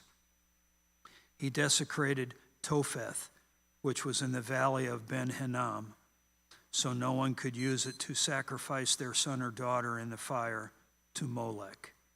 He removed from the entrance to the temple of the Lord the horses that the kings of Judah had dedicated to the sun. They were in the court near the room of an official named Nathan Melech. Josiah then burned the chariots dedicated to the sun. He pulled down the altars the kings of Judah had erected on the roof near the upper room of Ahaz, and the altars Manasseh had built in the two courts of the temple of the Lord. He removed them from there, smashed them to pieces, and threw the rubble into the Kidron Valley. Excuse me. The king also desecrated the high places that were east of Jerusalem on the south of the hill of corruption, the one Solomon, king of Israel, had built for Ashtoreth, the vile goddess of the Sidonians, for Chemosh, the vile god of Moab, and for Molech, the detestable god of the people of Ammon. Josiah smashed the sacred stones, cut down the Asherah poles, and covered the sites with human bones. Even the altar at Bethel, the high place made by Jeroboam son of Nebat, who had cursed Israel to sin, even that altar and high place he demolished. He burned the high place and ground it to powder and burned the Asherah pole also. Then Josiah looked around, and when he saw the tombs that were there on the hillside, he had the bones removed from them and burned on the altar to defile it, in accordance with the word of the Lord proclaimed by the man of God who foretold these things. The king asked, "What is that tombstone I see?" The people of the city said, "It marks the tomb of the man of God who came from Judah and pronounced against the altar of Bethel the very things you have done to it." "Leave it alone," he said. "Don't let anyone disturb his bones." So they spared his bones and those of the prophet who had come from Samaria. Just as he had done at Bethel, Josiah removed all the shrines at the high places that the kings of Israel had built in the towns of Samaria, and that had aroused the Lord's anger. Josiah slaughtered all the priests of those high places on the altars and burned human bones on them. Then he went back to Jerusalem. The king gave this order to all the people: celebrate the Passover to the Lord your God, as it is written in this book of the covenant. Neither in the days of the judges who led Israel, nor the days of the kings of Israel and the kings of Judah had any such Passover been observed. But in the 18th year of King Josiah, this Passover was celebrated to the Lord in Jerusalem.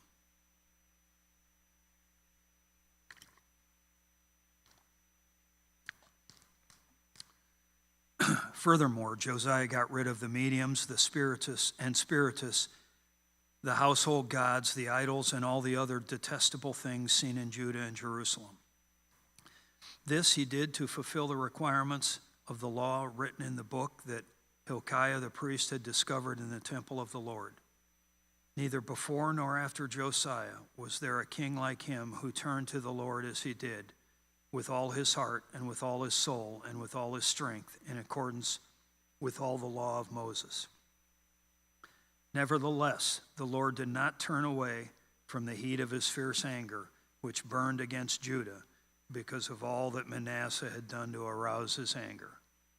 So the Lord said, I will remove Judah also from my presence, as I removed Israel, and I will reject Jerusalem, the city I chose, and this temple, about which I said, my name shall be there.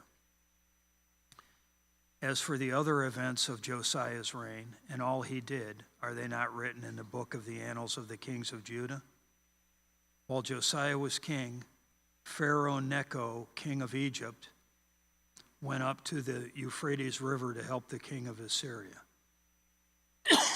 Excuse me. King Josiah marched out to meet him in battle, but Necho faced him and killed him at Megiddo. Josiah's servants brought his body in the chariot from Megiddo to Jerusalem and buried him in his own tomb. And the people of the land took Jehoahaz, son of Josiah, and anointed him and made him king in place of his father.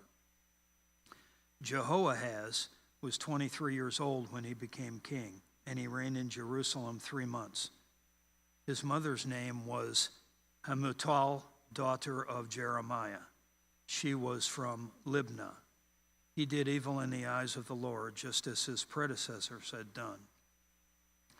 Pharaoh Necho put him in chains at Riblah in the land of Hamath, so that he might not reign in Jerusalem.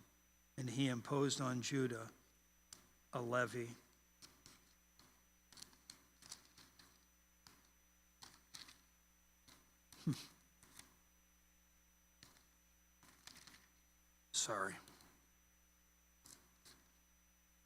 a levy of 100 talents of silver and a talent of gold. Pharaoh Necho made Eliakim, son of Josiah, king in place of his father Josiah, and changed Eliakim's name to Jehoiakim. But he took Jehoahaz and carried him off to Egypt, and there he died. Jehoiakim paid Pharaoh Necho the silver and gold he demanded. In order to do so, he taxed the land and exacted the silver and gold from the people of the land according to their assessments. Jehoiakim was 25 years old when he became king, and he reigned in Jerusalem 11 years.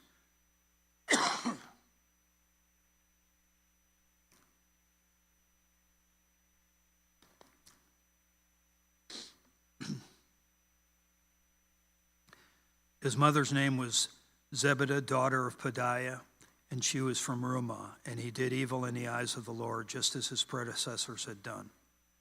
During Jehoiakim's reign, Nebuchadnezzar, king of Babylon, invaded the land, and Jehoiakim became his vassal for 3 years. But then he turned against Nebuchadnezzar and rebelled. The Lord sent Babylonian, Aramean, Moabite, and Ammonite raiders against him to destroy Judah, in accordance with the word of the Lord proclaimed by his servants, the prophets. Surely these things happened to Judah according to the Lord's command, in order to remove them from his presence because of the sins of Manasseh and all he had done, including the shedding of innocent blood. For he had filled Jerusalem with innocent blood, and the Lord was not willing to forgive. As for the other events of Jehoiakim's reign and all he did, are they not written in the book of the annals of the kings of Judah? Jehoiakim rested with his ancestors, and Jehoiakim, his son, succeeded him as king. The king of Egypt did not march out from his own country again, because the king of Babylon had taken all his territory from the Wadi of Egypt to the Euphrates River. Jehoiakim was 18 years old when he became king, and he reigned in Jerusalem 3 months. His mother's name was Nehushta, daughter of Elnathan, and she was from Jerusalem. He did evil in the eyes of the Lord, just as his father had done. At that time, the officers of Nebuchadnezzar, king of Babylon, advanced on Jerusalem and laid siege to it. And Nebuchadnezzar himself came up to the city while his officers were besieging it. Jehoiakim, king of Judah, his mother, his attendants, his nobles, and his officials all surrendered to him. In the 8th year of the reign of the king of Babylon, he took Jehoiakim prisoner. As the Lord had declared, Nebuchadnezzar removed the treasures from the temple of the Lord and from the royal palace and cut up the gold articles that Solomon, king of Israel, had made for the temple of the Lord.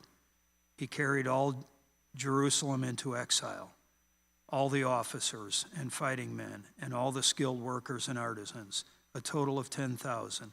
Only the poorest people of the land were left. Nebuchadnezzar took Jehoiakim captive to Babylon. He also took from Jerusalem to Babylon the king's mother, his wives, his officials, and the prominent people of the land. The king of Babylon also deported to Babylon the entire force of 7,000 fighting men, strong and fit for war, and 1,000 skilled workers and artisans. He made Mattaniah, Jehoiakim's uncle, king in his place, and changed his name to Zedekiah. Zedekiah was 21 years old when he became king, and he reigned in Jerusalem 11 years. His mother's name was Hamutal, daughter of Jeremiah. She was from Libnah. He did evil in the eyes of the Lord, just as Jehoiakim had done. It was because of the Lord's anger that all this happened to Jerusalem and Judah, and in the end, he thrust them from his presence. Now Zedekiah rebelled against the king of Babylon.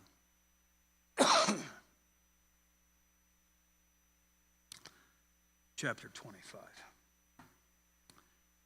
So in the 9th year of Zedekiah's reign, on the 10th day of the 10th month, Nebuchadnezzar, king of Babylon, marched against Jerusalem with his whole army.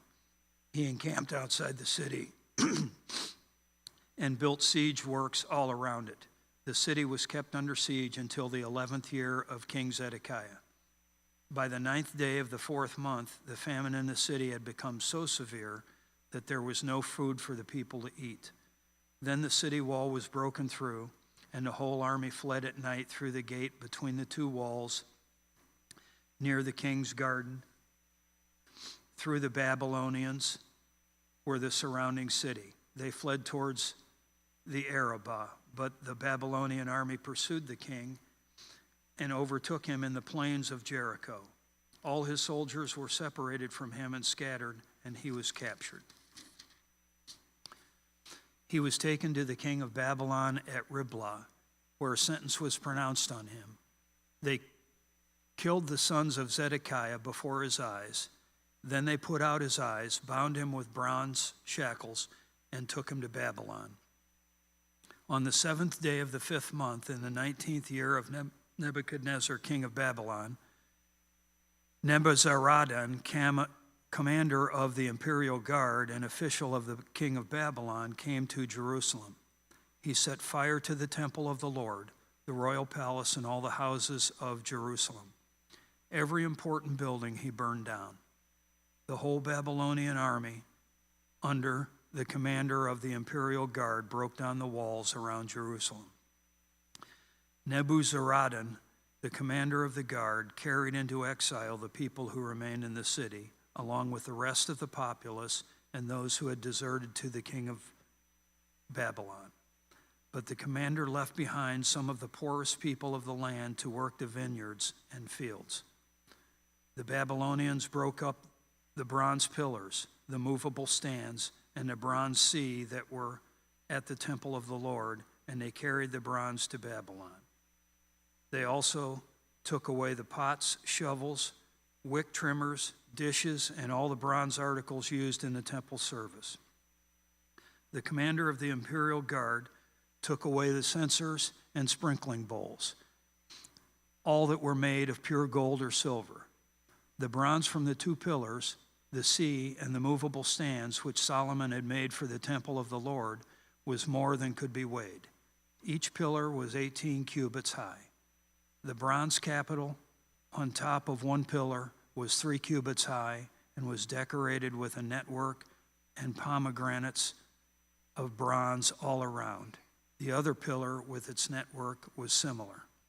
The commander of the guard took as prisoners Seraiah, the chief priest, Zephaniah, the priest next in rank, and the 3 doorkeepers.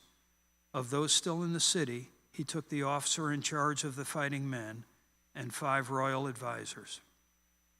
He also took the secretary, who was chief officer in charge of conscripting the people of the land, and 60 of the conscripts who were found in the city.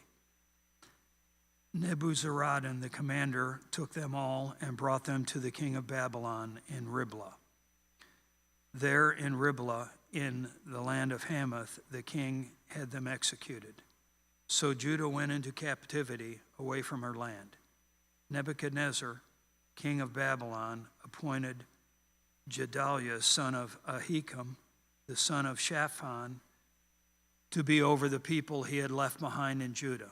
When all the army officers and their men heard the king of Babylon had appointed Gedaliah as governor, they came to Gedaliah at Mizpah. Ishmael, son of Nethaniah, Johanan, son of Kareah, Seraiah, son of Tanhumeth, and Netophathite,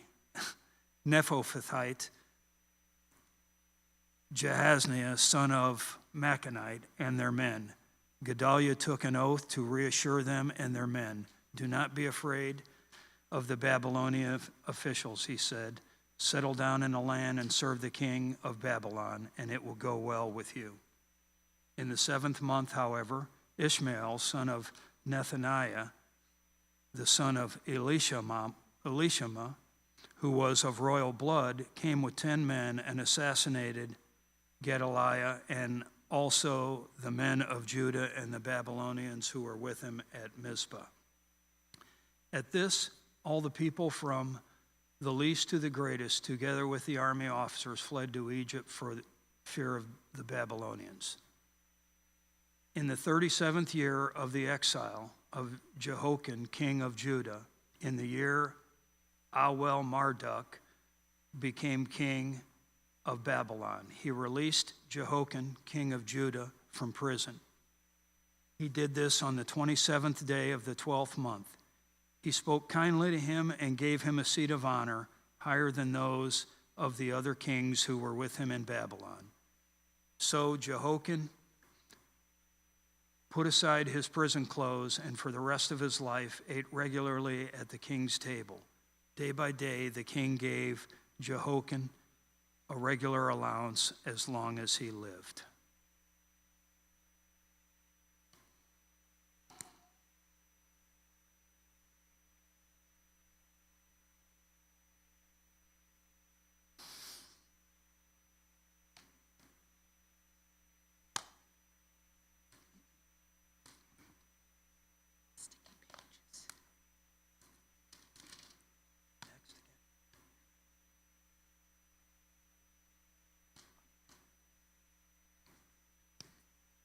First Chronicles. Adam, Seth, Enosh, Kenan, Mahalalel, Jared, Enoch, Methuselah, Lamech, Noah. The sons of Noah, Shem, Ham, and Japheth.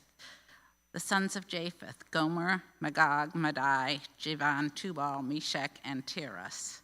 The sons of Gomer, Ashkenaz, Riphath, and Torgamath. The sons of Javan, Elisha, Tarshish, the Kittites, and the Rodanites. The sons of Ham, Cush, Egypt, Put, and Canaan. The sons of Cush, Seba, Havilah, Sabta, Ramah, and Sabtika. The sons of Ramah, Sheba, and Dedan. Cush was the father of Nimrod, who became a mighty warrior on earth. Egypt was the father of the Ludites, Anamites, Lehabites, Naphtuhites, Pathrusites, Casluhites, from whom the Philistines come, and Caphtorites. Canaan was the father of Sidon, his firstborn, and of the Hittites, Jebusites, Amorites, Girgashites, Hivites, Archites, Sinites, Arvadites, Zamoratites, and Hamathites. The sons of Shem, Elam, Asher, Arphaxad, Lud, and Aram. The sons of Aram, Uz, Hul, Gether, and Meshach. Arphaxad was the father of Shelah, and Shelah the father of Eber. 2 sons were born to Eber. Whoa. One was named Peleg, because in his time the earth was divided. His brother was named Joktan. Joktan was the father of Almodad, Sheleph, Hazmaveth, Jira, Hadaram, Uzal, Diklah, Obal, Abimael, Sheba, Ophir, Havilah, and Jobab. All these were sons of Joktan. Shem, Arphaxad, Shelah, Eber, Peleg, Ru, Serug, Nahor, Terah, and Abram, that is Abraham. The family of Abraham. The sons of Abraham, Isaac and Ishmael. These were their descendants. Nebaioth, the firstborn of Ishmael, Kedar, Abdil, Mibsam, Mishma, Duma, Massa, Hadad, Tema, Jetur, Nephish, and Kedemah. These were the sons of Ishmael. The sons born to Keturah, Abraham's concubine, Zimran, Jokshan, Medan, Midian, Ishbah, and Shua. The sons of Jokshan, Sheba, and Dedan. The sons of Midian, Ephah, Epher, Hanak, Abidah, and Eldah. All these were descendants of Keturah. Abraham was the father of Isaac. The sons of Isaac, Esau and Israel. The sons of Esau, Eliphaz, Ruel, Jeush, Jelam, and Korah. The sons of Eliphaz, Teman, Omar, Zepho, Gatam, and Kenaz, by Timnah, Amalek. The sons of Reuel, Nahath, Zerah, Shammah, and Mizah, the people of Seir and Edom. The sons of Seir, Lotur, Shobal, Zibeon, Anna, Dishan, Ezer, and Dishan. The sons of Lotan, Hori and Homam. Timnah was Lotan's sister. The sons of Shobal, Alvan, Manahath, Ebal, Shepho, and Elnam. The sons of Zibeon, Aya and Anna. The son of Anna, Dishon. The sons of Dishon, Hemdan, Eshbeth, Ithran, and Kiran. The sons of Ezer, Belhan, Zavan, and Achan. The sons of Dishon, Uz, and Aran. These were the kings who reigned in Edom before any Israelite king reigned. Belsa, son of Beor, whose city was named Dinhabah. When Bela died, Jobab, son of Zizor, was Bozrah succeeded him. From Bozrah succeeded him as king. When Jobab died, Husham from the land of the Temanites succeeded him as king. When Husham died, Hadad, son of Bedad, who defeated Midian in the country of Moab, succeeded him as king. His city was named Avith. When Hadad died, Samlah from Masrekah succeeded him as king. When Samlah died, Shaul from Rehoboth on the river succeeded him as king. When Shaul died, Baal Hanan, son of Akbor, succeeded him as king. When Baal Hanan died, Hadad succeeded him as king. His city was named Pau, and his wife's name was Mehetabel, daughter of Matred, the daughter of Mehizab. Hadad also died. The chiefs of Edom were Timnah, Alva, Jetheth, Oholah, Libamah, Elah, Pinon, Kenaz, Teman, Mibzar, Magdiel, and Aram. These were the chiefs of Edom. These were the sons of Israel: Reuben, Simeon, Levi, Judah, Issachar, Zebulun, Dan, Joseph, Benjamin, Naphtali, Gad, and Asher. The sons of Judah, Onan, and Shelah. These three were born to him by a Canaanite woman, the daughter of Shua. Judah's firstborn, was wicked in the Lord's sight, so the Lord put him to death. Judah's daughter-in-law Tamar bore Perez and Zerah to Judah. He had 5 sons in all. The sons of Perez, Hezron, and Hamel. The sons of Zerah, Zimri, Ethan, Haman, Calcol, and Darda, 5 in all. The son of Carmi, Achar, who brought trouble on Israel by violating the ban on taking devoted things. The son of Ethan, Azariah. The sons born to Hezron were, Jeremiel, Ram, and Caleb. Ram was the father of Amminadab, and Amminadab the father of Nahshon, the leader of the people of Judah. Nahshon was the father of Salmon. Salmon was the father of Boaz.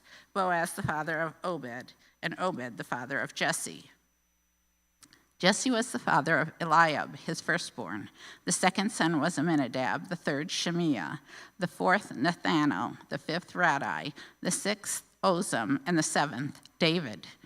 Their sisters were Zeruiah and Abigail. Zeruiah's 3 sons were Abishai, Joab, and Asashel. Abigail was the mother of Amasa, whose father was Jether the Ishmaelite. Caleb, son of Hezron, had children by his wife Azubah and by Jerioth. These were her sons, Jesher, Shobab, and Ardon. When Azubah died, Caleb married Ephrath, who bore him Hur. Hur was the father of Uri, and Uri the father of Bezalel. Later, Hezron, when he was 60 years old, married the daughter of Machir, the father of Gilead. He made love to her, and she bore him Segab. Segab was the father of Jair, who controlled 23 towns in Gilead. But Geshur and Aram captured Havoth, Jair, as well as Kenath with its surrounding settlements, 60 towns. All these were descendants of Machir, the father of Gilead. After Hezron died and Caleb Ephrathah, Abijah, the wife of Hezron, bore him Asher, the father of Tekoa. The sons of Jeremiel, the firstborn of Hezron, Ram, his firstborn, Bunah, Oran, Ozem, and Ahijah. Jeremiel had another wife whose name was Aterah. She was the mother of Onam. The sons of Ram, the firstborn of Jeremiel, Maaz, Jamin, and Eker. The sons of Onam, Shammai, and Jada. The sons of Shammai, Nadab, and Abishur. Abishur's wife was named Abihail, who bore him Aban and Molid. The sons of Nadab, Seled, and Apam. Seled died without children. The son of Apam, Ishi, who was the father of Sheshan. Sheshan was the father of Ali. The sons of Jada, Shammai's brother, Jether and Jonathan. Jether died without children. The sons of Jonathan, Peleth and Zaza. These were the descendants of Jeremiel. Sheshan had no sons, only daughters. He had an Egyptian servant named Jarrah. Sheshan gave his daughter in marriage to his servant Jarrah, and she bore him Attai. Attai was the father of Nathan, Nathan the father of Zabad, Zabad the father of Ephlal, Ephlal the father of Obed, Obed the father of Jehu, Jehu the father of Azariah, Azariah the father of Helez, and Helez the father of Eliasa, Eliasa the father of Sismai, Sismai the father of Shallum, Shallum the father of Jechamiah, and Jechamiah the father of Elishama. The sons of Caleb, the brother of Jeramiel, Misha his firstborn, who was the father of Ziph, and his son Marashah, who was the father of Hebron. The sons of Hebron, Korah, Tapua, Rechem, and Shema. Shema was the father of Raham, and Raham the father of Jorkaim. Rechem was the father of Shammai. The son of Shammai was Maon, and Maon was the father of Beth-zur. Caleb's concubine Ephah was the mother of Haran, Moza and Gazaz. Haran was the father of Gazaz. The sons of Jadi, Regem, Jotham, Geshem, Pelet, Ephah, and Shaph. Caleb's concubine Maacah was the mother of Shemer, and Tirhana. She also gave birth to Shaph, the father of Madmannah, and to Sheva, the father of Machbanah, and Gibeah. Caleb's daughter was Aksa. These were the descendants of Caleb, the sons of Hur, the firstborn of Ephrathah, Shobal, the father of Kiriath Jearim, Salma, the father of Bethlehem, and Haraph, the father of Beth Gador. The descendants of Shobal, the father of Kiriath Jearim, were Haroah, half the men Manahathites, and the clans of Kiriath Jearim, the Ithrites, Puthites, Shemethites, and Mishraites. From these descended the Zorathites and Eshtathites. The descendants of Salma: Bethlehem, the Netophathites, Atroth Beth Joab, half the Manatites, the Zorites, and the clans of scribes who lived at Jabez, the Tirathites, Shimeathites, and Succothites. These are the Kenites who came from Hamath, the father of the Rechabites.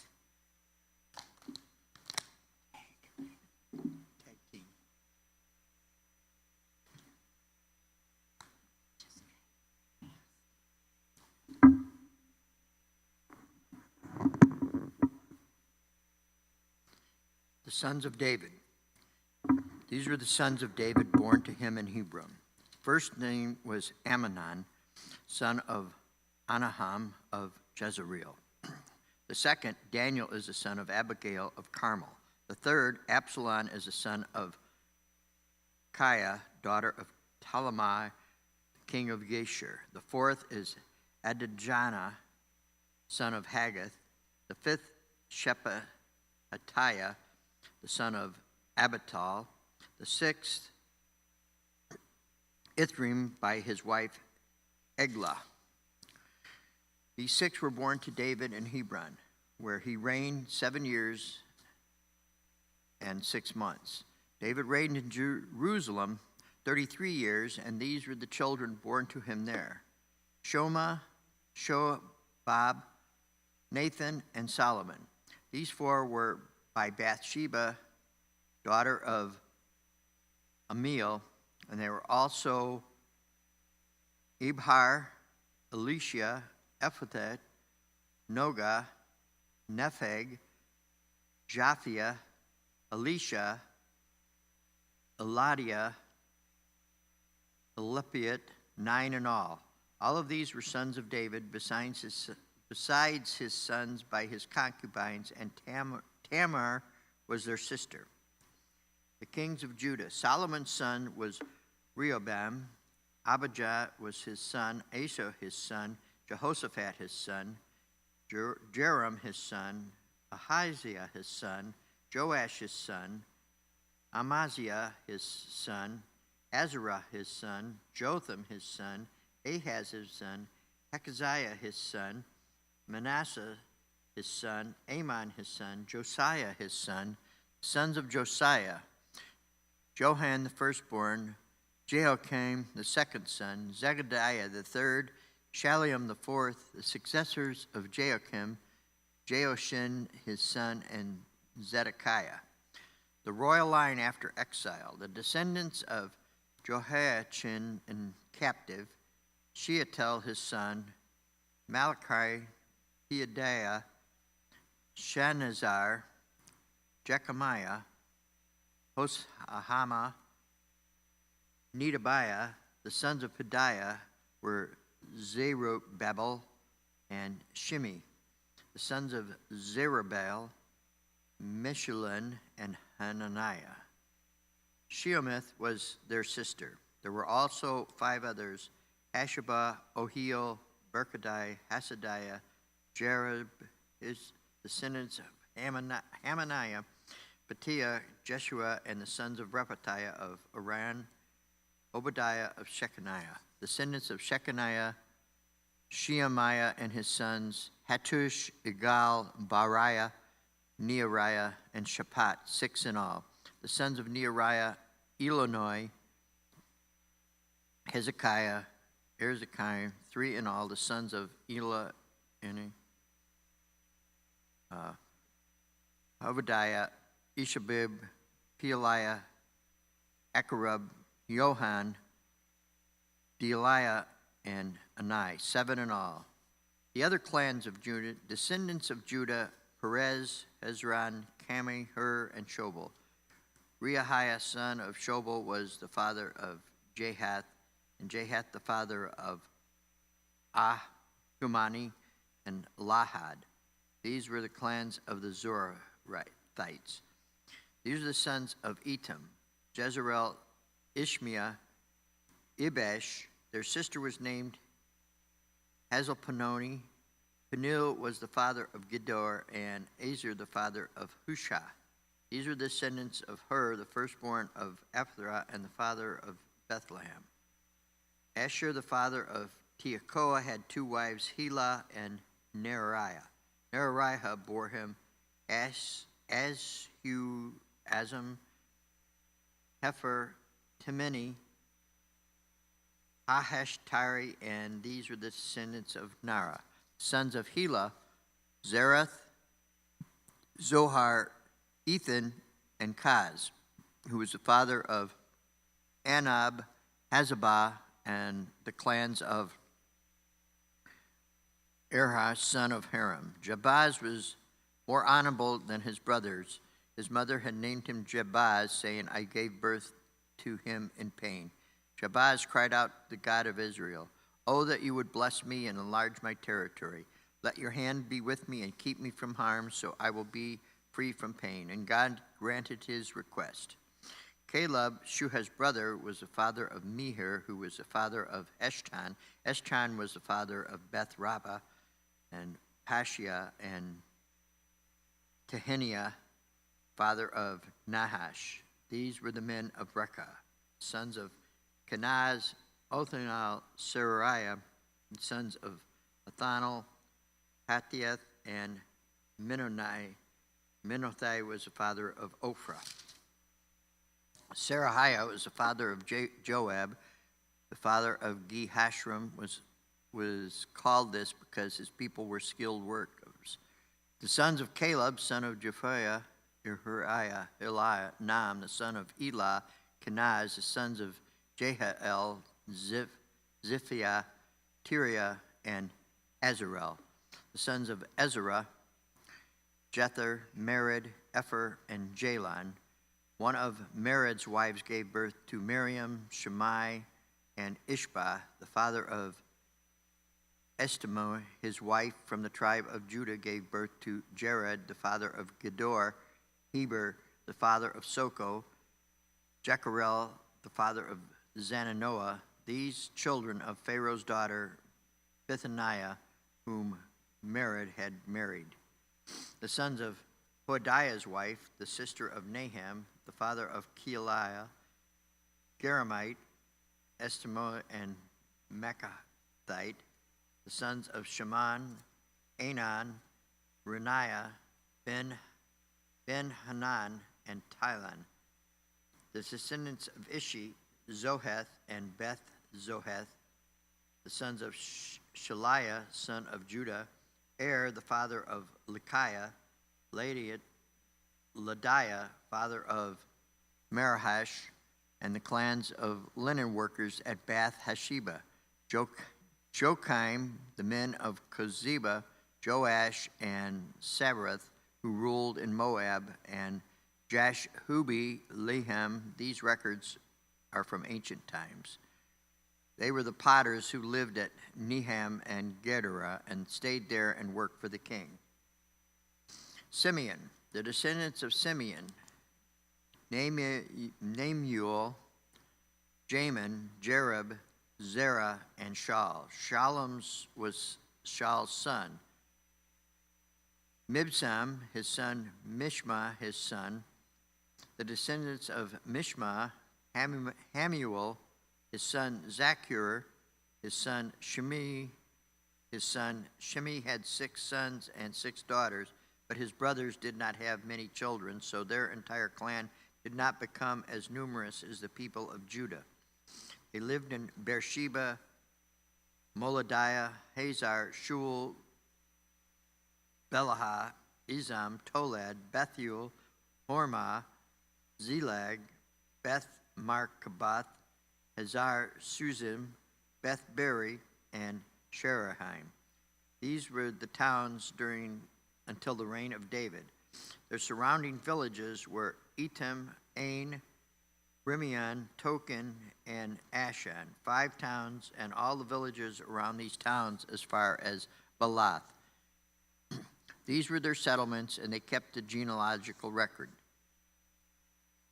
Meshahab, Jamalek, Josiah, son of Azimah, Joel, Jehu, son of Joshabiah, the son of Sariah, the son of Ashiel, also Elonani, Jacobah, Jeshahaba, Ashiah, Adil, Jeshamel, Benaiah, and Zizi, son of Shiphi, the son of Elon, son of Jeadiah, the son of Shemariah, the son of Shemaiah. The men listed above by name were leaders of their clans. Their families increased greatly, and they went to the outskirts of Gender to east of the valley in search of pasture for their flocks. They found rich, good pasture, and the land was spacious, peaceful, and quiet. Some Hamites had lived there formerly. The men of those names were listed here in the days of Hezekiah, king of Judah. They attacked the Hamites in their dwellings and also the Meunites who were there and completely destroyed them, as evident to this day. Then they settled in their place because there was pasture for the flocks, and 500 of these Simeonites, led by Pealiah and Nerah, Rephiah, and Uziel, the sons of Ishi, invaded the hill country of Zir. They killed the remaining Amalekites who had escaped, and they have lived there to this day. Reuben, the sons of Reuben, firstborn of Israel. He was the firstborn, but when he defiled his father's marriage bed, his rights as firstborn were given to the sons of Joseph of Israel, so he could not be listed in the genealogical record according to his birthright. And though Judah was the strongest of his brothers, and a ruler came from him, the rights of the first belonged to Joseph, the sons of Reuben, firstborn of Israel.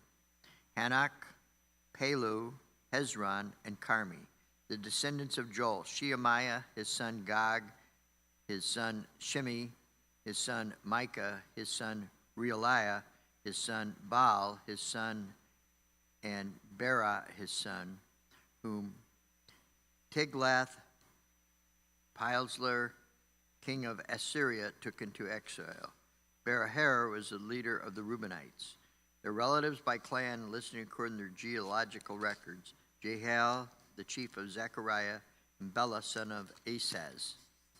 Son of Shema, the son of Joel, they settled in the area of Auror, to Nebo, and Baal-Menyon. To the east, they occupied the land up to the edge of the desert that extends to the Euphrates River, because their livestock had increased in Gilead.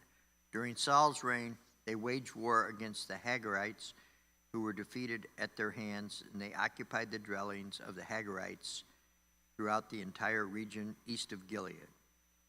Gad. The Gadites lived next to them in Bashan as far as Selachiah.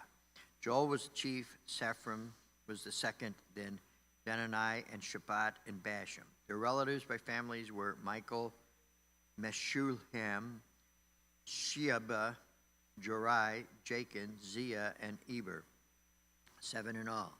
These were the sons of Abihail, son of Huri, son of Jeroah, the one son of Gilead, the son of Michael, the son of Jeshai, the son of Jehido, the son of Buz.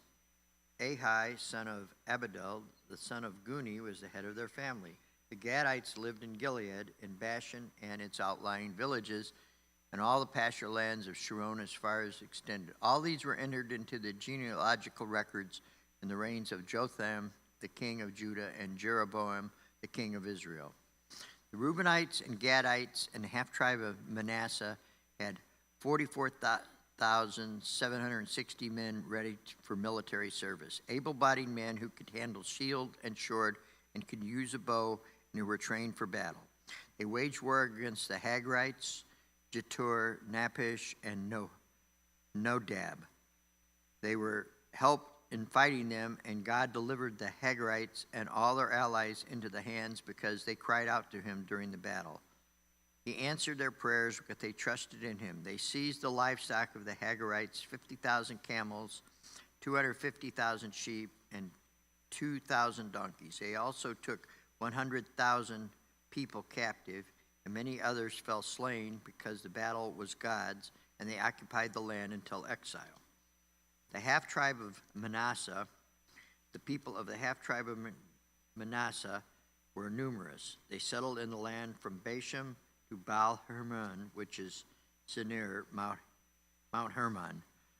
These heads of their families, Aphor, Ishi, Eliel, Azarel, Jeremiah, Hodaviah, and Jehidel, they were brave warriors, famous men, heads of their families, but they were unfaithful to the God of their ancestors and prostituted themselves to the gods of the peoples of the land whom God had destroyed before them.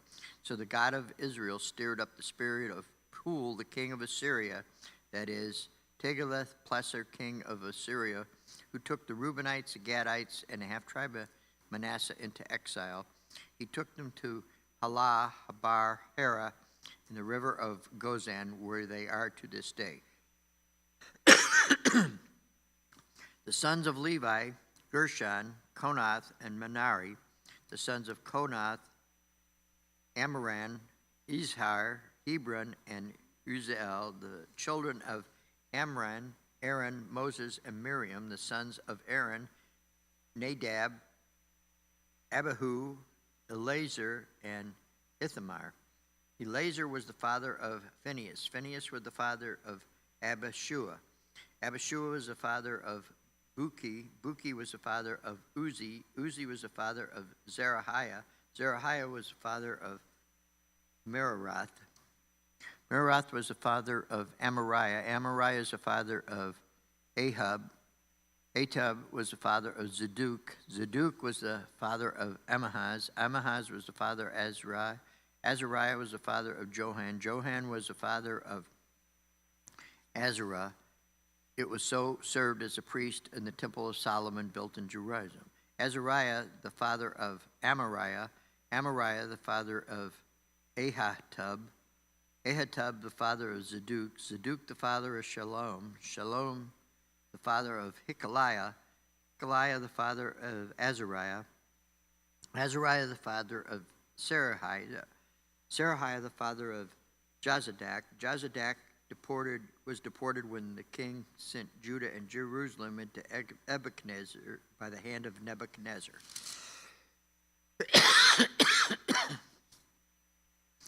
The sons of Levi, Gershon, Kohath, and Merari. These are the names of sons of Gershon: Libni, Shimini. Sons of Kohath, Abram, Ishar, Hebron, and Uziel. Sons of Merari, Mahali, and Mushi. These are the clans of the Levites listed according to their fathers. Of Gershon, Libani, his son Jehabath, Zemaniah, his son Johiah, his son Edo, his son Zerah, his son, and Jetheri, his son. The descendants of Kohath, Amminadab, his son, Koran, his son, Asher, his son, Echaliah, his son, Ebahiah, his son, Asher, his son, Tahath, his son, Uriel, his son, Uzziah, his son, and Shaul, his son. The descendants of Echaliah, Amari, Amath, Elkanah, his son, Zophai, his son, Nathan, his son, Eliab, his son, Jeroham, his son, Echaniah, his son, and Samuel, his son. The sons of Samuel, Joel the firstborn, and Abijah the second. The descendants of Merari, Mahali, Libani, his son. Shemiel was his son. Uzziah was his son. Shemiah was his son. Hagahiah his son, and Ashiah his son. The temple musicians, these are the men David put in charge of the music in the house of the Lord after the ark came to rest there. They ministered with the music before the tabernacle in the tent of meeting until Solomon built the temple of the Lord in Jerusalem. They performed their duties according to the regulations laid down for them. Here are the men who served together with their sons from the Kohathites: Heman the musician, the son of Joel, the son of Samuel, the son of Elkanah, the son of Jeroham, the son of Eliel, the son of Toa, the son of Zuph, the son of Elkanah, the son of Mahath, the son of Amasai,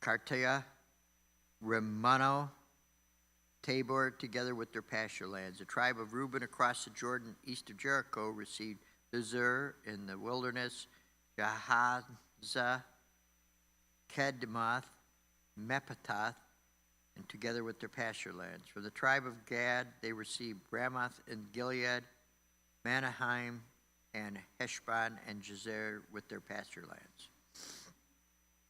The sons of Ishkar, Tola, Pua, Jashub, and Shimron, 4 in all. The sons of Tola, Uzi, Rephaiah, Jerel, Jahami, Isban, and Samuel, the heads of their families during the reign of David. The descendants of Tola listed as fighting men in their genealogy numbered 22,600. The son of Ishra, the son of Isherah, Michael, Obadiah, Joel, and Ishma, all of them together were chiefs. According to their family genealogy, they had 36,000 men ready for battle, for they had many wives and children. The relatives who were fighting men belonged to all the clans of Ishkar, listed in their genealogy, 87,000 in all. 3 sons of Benjamin, Bela, Becher, and Jediel. The sons of Bela, Eban, Uzi, Uziel, Jeremoth, and Eri, heads of the families, 5 in all. Their genealogical record listed 22,034 fighting men. The sons of Becher, Zemariah, Joash, Elizanur, Elionai, Amari, Jeremoth, Abadiah, Ananath, and Alamath. All these were the sons of Becher. Their genealogical record listed the heads of the families and 20,200 fighting men. The son of Jediel, Bilahan. The sons of Bilahan, Jewish, Benjamin, Ehud, Hiraniah, Zithian, Tarshish, and Ashtashahar. All sons of Jediel were heads of the families. There were 17,200 fighting men ready to go out to war. The Shuperites and the Huperites were descendants of and the Hushites and descendants of Aher. Naphtali, the sons of Naphtali, Jazahel, Guni, Jazer, and Shiliam, the descendants of Bilhah. Manasseh, the descendants of Manasseh. Ascarol was his descendant through his Aramean concubine. She gave birth to Machir, father of Gilead. Machir took a wife from among the Hupites and the Shupites. His sister's name was Micaiah. Another descendant was Zelophehad, who had only daughters. Maker's wife, Micaiah, gave birth to a son and named him Peresh. His brother was named Sheresh, and his sons were Ulam and Rakem. The son of Ulam, Bedan, and these were the sons of Gilead, son of Maker, son of Manasseh. His sister Hamakalath gave birth to Ishahad, Abazir, and Mahalah. The sons of Shemida were Ahian, Shechem, Likahai, and Ananiam. Ephraim, the sons of Ephraim, Shutaliah, Bertrand his son, Tanadeth his son, Eladiah his son, Tenahath his son, Zabaz his son, and Shuthaliah his son. Ezer and Eliad were killed by native-born men of Gath when they went down to seize their livestock. Their father Ephraim mourned for them for many days, and his relatives came to comfort. Then he made love to his wife again, and she became pregnant and gave birth to a son. He named him Beraliah because there had been a misfortune. His daughter was Sherah, who built lower and upper Beth Horon as Uzan and Shuriah. Rephaiah, his son, Reshphath, his son, Tealiah, his son, Tahan, his son, Laden, his son, Ammihud, his son, Elishama, his son, Nun, his son, and Joshua, his son. Their lands and settlements included Bethel and surrounding village, Neharan to the east, Gezer and its villages to the west, and Shechem and its villages all the way of Ahiah, and its villages along the borderlands of Manasseh were Bethshan, Tanaish, Megiddo, and Dor, together with their villages. The descendants of Joseph, son of Israel, lived in these towns. The sons of Asher, Imaniah, Ishaviah, Ishavi, and Berariah. Their sister was Sarah. The sons of Berariah, Heber, and Machaleel, who was the father of Bizrazath. Heber was the son of Japhleath, Shomer, and Hotham, and their sister Shua. The sons of Japhelet, Pasek, Memahal, Ashvath. These were the Japheth's sons, the sons of Shomer, Rohgahaba, and Aram. The sons of his brother Helam, Zophiah, Enamai, Shish, and Amiel. The sons of Zophiah, Suah, Harphanar, Shual, Beri, Emerah, Bezrah, Had, Shammah, Shusalan, Ithran, and Beriah. The sons of Jether, Jephanuah, Pishpath, and Ara. The sons of Eula, Ariah, Haniel, and Reziah. All of these were descendants of Asher, heads of families, choice men, brave warriors, and outstanding leaders. The number of men ready for battle was listed in their genealogy was 26,000. The genealogy of Saul the Benjamite. Benjamin was the father of Bela, his first son, Ashabel, his second son, Ariah, his third, and Noahiah, the fourth, and Rapha, the fifth. The sons of Bela were Adahar, Gera, Abadad, Abishua, Naamian, Ahoerah, Gera, Shephunian, and Huram. These were descendants of Ehud, who were the heads of families of those living in Geba and were deported to Manahath. Naamian and Ahariah and Gera, who deported them, who was the father of Uzzah and Ahab. The sons were born to Shaharaim in Moab after he had divorced his wives Husham and Bera. By his wife Hodesh, he had Joab, Zibiah, Misha, Malcolm, Juz, Sekiah, and Miramiah. These were his sons, heads of families. By Husham, he had Etitub and Elphal. Sons of Elphal, Eber, Misham, Shemed, who was built Ono and Lod with his surrounding villages, and Berariah and Shema, who were heads of families, and those living in Ajalon, and drove out the inhabitants of Gath. Ahio, Shashak, Jeremoth, Zebediah, Ered, Eder, Michael, Ishpah, and Joah were the sons of Berariah. Zebediah, Methuselah,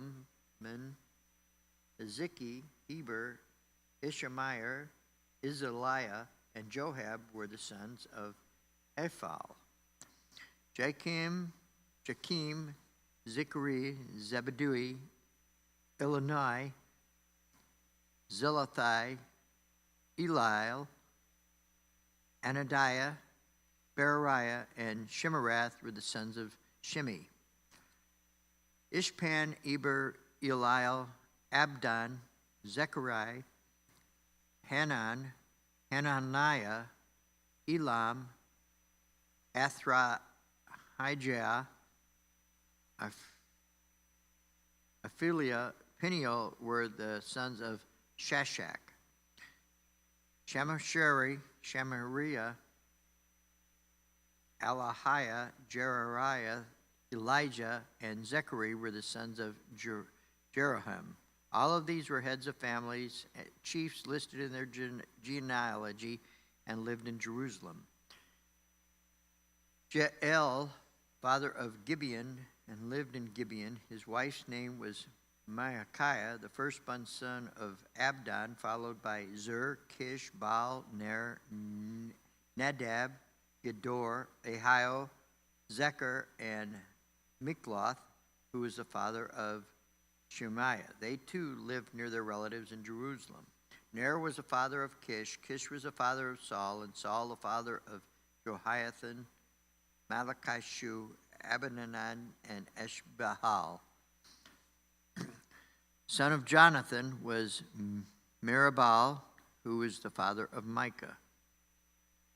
Sons of Micah, Pithion, Melech, Terah, and Ahaz. Ahaz was the father of Jehodiah, Jodiah, and the father of Alamath, Azmarath, and Zimri, and Zimri was the father of Mosa. Mosa was the father of Beaniah, Raphath, and he was his son. Elish was his son, and Azel was his son. Azel had 6 sons, and these were their names: Azrikam, Bokeru, Ishmael, Sherariah, Obadiah, and Hanan. These were the sons of Azel. The sons of his brother Eshek, Ulam his first brother, Jeush the second son, and Eliphelet the third. The sons of Ulam were brave warriors who could handle the bow. They had many sons and grandsons, 150 in all. All these were descendants of Benjamin. All of Israel is listed in the genealogies recorded in the book of Kings of Israel and Judah. They were taken into captivity in Babylon because of their unfaithfulness. The people in Jerusalem, now the first to resettle on their own property in their own towns, were some Israelite priests, Levites, and temple servants. Oh, it started in the 9th chapter. Okay. All right.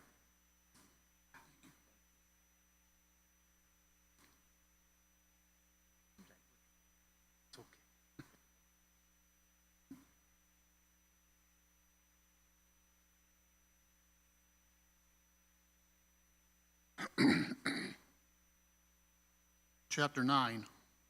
All Israel was listed in the genealogies recorded in the book of the kings of Israel and Judah. They were taken captive to Babylon because of their unfaithfulness. Now the first to resettle on their own property in their own towns were some Israelite priests, Levites, and temple servants. Those from Judah, from Benjamin, and from Ephraim, and Manasseh, who lived in Jerusalem, were Uthai, son of Ammihud, the son of Omri, the son of Imri, the son of Bani, a descendant of Perez, son of Judah. Of the Shilonites, Messiah the firstborn and his sons. Of the Zerahites, Juel. The people from Judah numbered 690. Of the Benjamites, Salu, son of Meshullam, the son of Hodaviah, the son of Hasanua, Ibniah, son of Jeroam, Elah, son of Uzai, the son of Machri, and Meshullam, son of Shephatiah, the son of Ruel, the son of Ibnah. The people from Benjamin, as listed in their genealogy, numbered 956. All these men were heads of their families.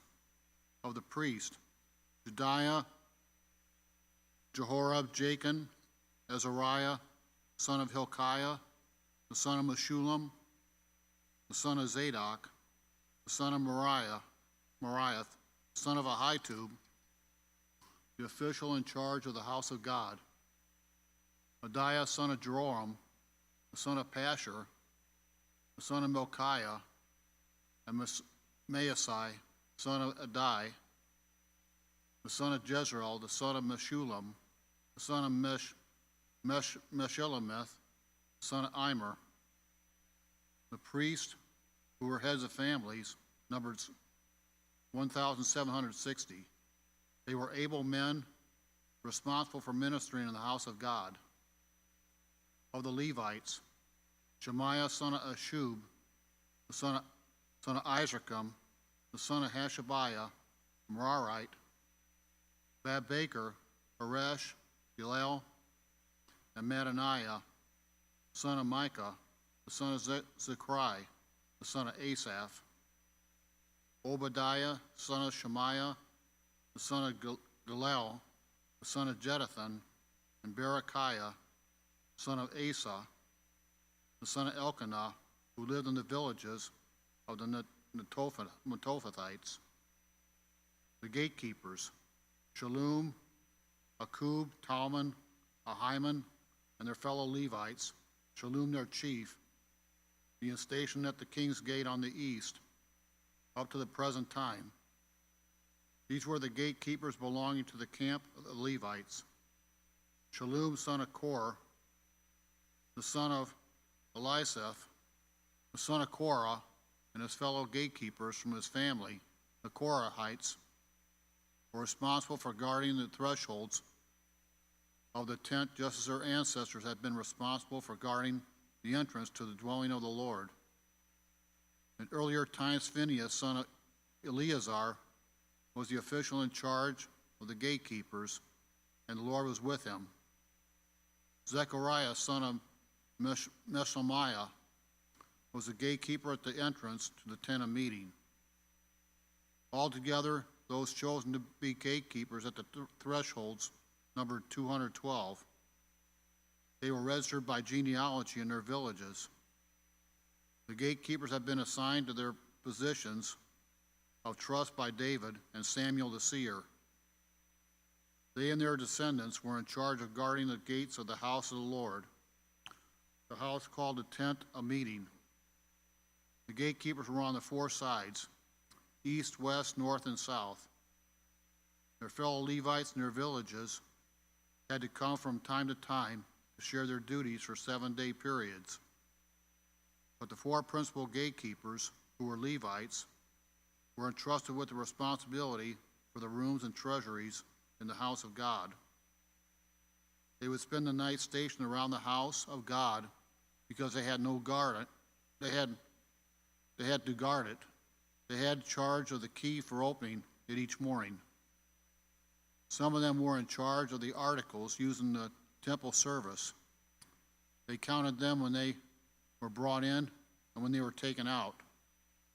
Others were assigned to take care of the furnishings and all the other articles of the sanctuary, as well as the special flour and wine and the olive oil, incense and spices. But some of the priests took care of mixing the spices.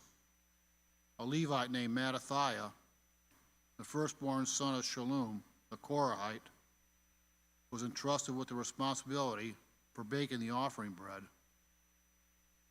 Some of the Kohathites, their fellow Levites, were in charge of preparing for every Sabbath the bread set out on the table. Those who were musicians, heads of Levite families, stayed in the rooms of the temple and were exempt from other duties because they were responsible for the work day and night.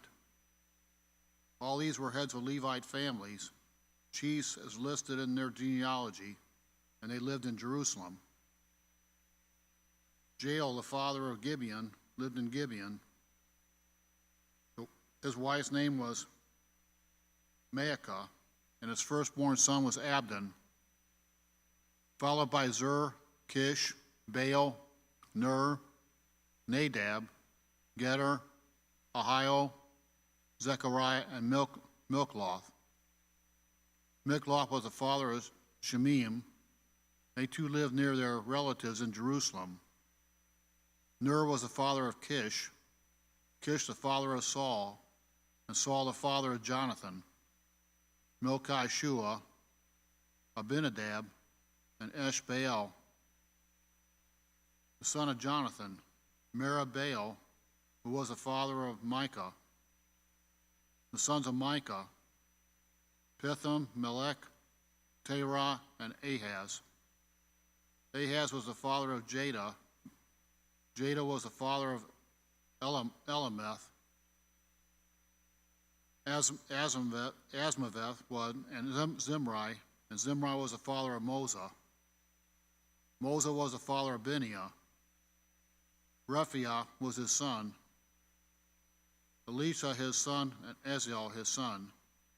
Ezel had 6 sons, and these were their names: Ezrachem, Bokeru, Ishmael, Shariah, Obadiah, and Hanan. These were the sons of Aziel. Chapter 10. Now the Philistines fought against Israel. The Israelites fled before them, and many fell dead on Mount Gilboa. The Philistines were in hot pursuit of Saul and his sons, and they killed his sons Jonathan, Abinadab, and Melchishua. The fighting grew fierce around Saul. When the archers overtook him, they wounded him.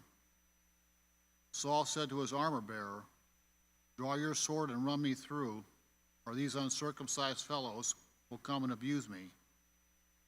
But his armor-bearer was terrified and would not do it. So Saul took his own sword and fell on it. When the armor-bearer saw that Saul was dead, he too fell on his sword and died. So Saul and his 3 sons died, and all his house died together. When all the Israelites in the valley saw that the army had fled, and that Saul and his sons had died, they abandoned their towns and fled, and the Philistines came and occupied them. The next day, when the Philistines came to strip the dead, they found Saul and his sons fallen on Mount Gilboa. They stripped him and took his head and his armor, and sent messengers throughout the land of the Philistines to proclaim the news among their idols and their people. They put his armor in the temple of their gods and hung up his head in the temple of Dagon. When all the inhabitants of Jabesh Gilead heard what the Philistines had done to Saul, all their valiant men went and took the bodies of Saul and his sons and brought them to Jabesh. And they buried their bones under the great tree in Jabesh, and they fasted 7 days. Saul died because he was unfaithful to the Lord. He did not keep the word of the Lord, and even consulted a medium for guidance. He did not inquire of the Lord. So the Lord put him to death and turned the kingdom over to David, son of Jesse. Chapter 11. All Israel came together to David at Hebron and said, "We are your own flesh and blood. In the past, even while Saul was king, you were the one who led Israel on their military campaigns. And the Lord your God said to you, 'You will shepherd my people Israel, and you will become their ruler.' When all the elders of Israel had come to King David at Hebron, he made a covenant with them at Hebron before the Lord, and they anointed David king over Israel, as the Lord had promised through Samuel. David and all the Israelites marched to Jerusalem, that is Jebus. The Jebusites who lived there said to David, 'You will not get in here.' Nevertheless, David captured the fortress of Zion, which is the city of David. David had said, 'Whoever leads the attack on the Jebusites will become commander-in-chief.' Joab, son of Zeruiah, went up first, and so he received the command. David then took up residence in the fortress, and so it was called the City of David. He built up the city around it, from the terraces to the surrounding wall, while Joab restored the rest of the city. And David became more and more powerful, because the Lord Almighty was with him. These were the chiefs of David's mighty warriors. They, together with all Israel, gave his kingship strong support to extend it over the whole land. As the Lord had promised, this is a list of David's mighty warriors.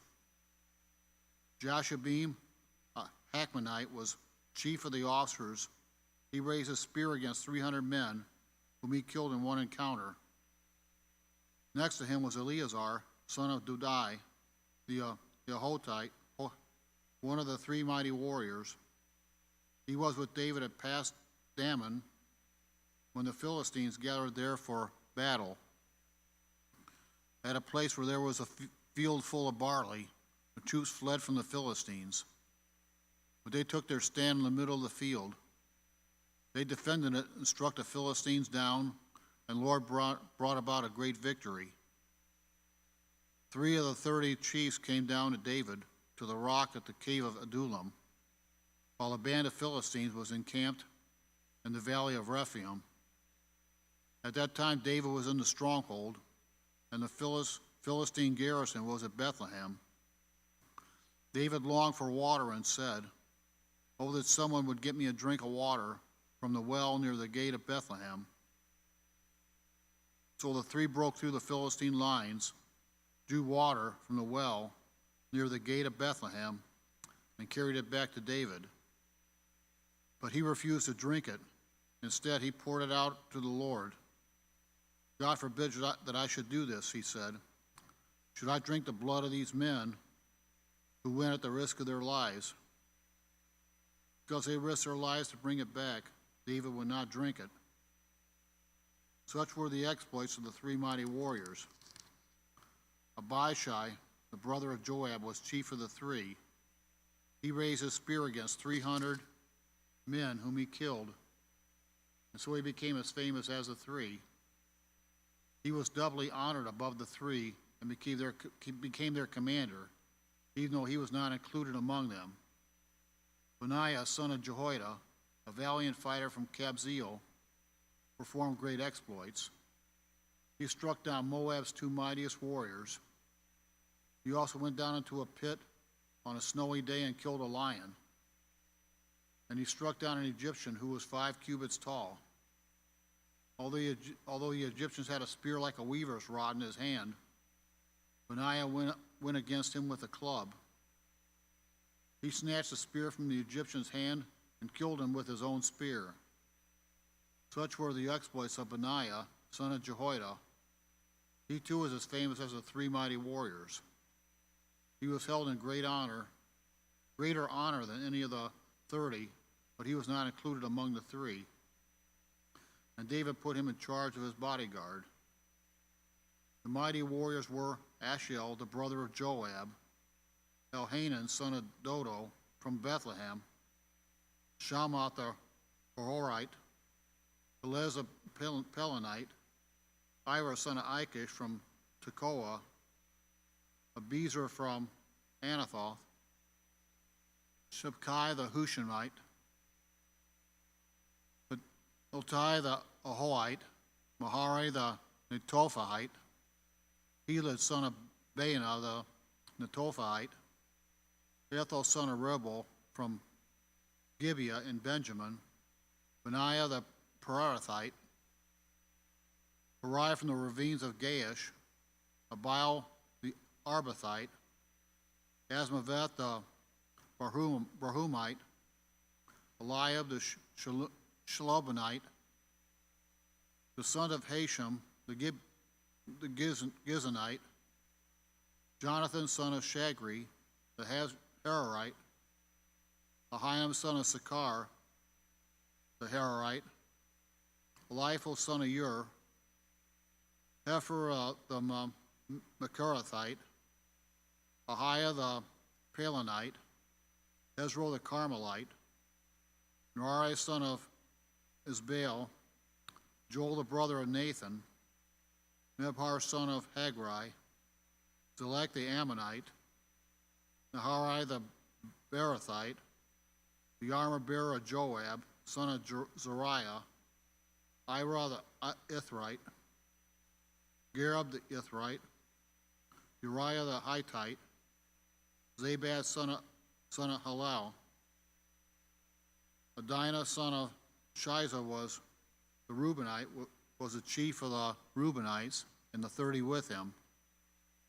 Hanan, son of Maacah, Josaphat the Mithnite, Uzziah the Ashtarite, Shema and Jeel, the son of Hotham the Arite, Jeel, son of Shimrai, his brothers Joah the Tizite, Eliel the Maavite, Jerubbaal and Josephiah, the sons of Elnaam, Ithma the Moabite, Eliel, Obed, and Jazel the Mezabite.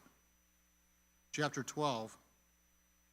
These were the men who came to David at Ziklag when he was banished from the presence of Saul, son of Kish. They were among the warriors who helped him in battle. They were armed with bows and were able to shoot arrows or to sling stones, right-handed or left-handed. They were relatives of Saul from the tribe of Benjamin.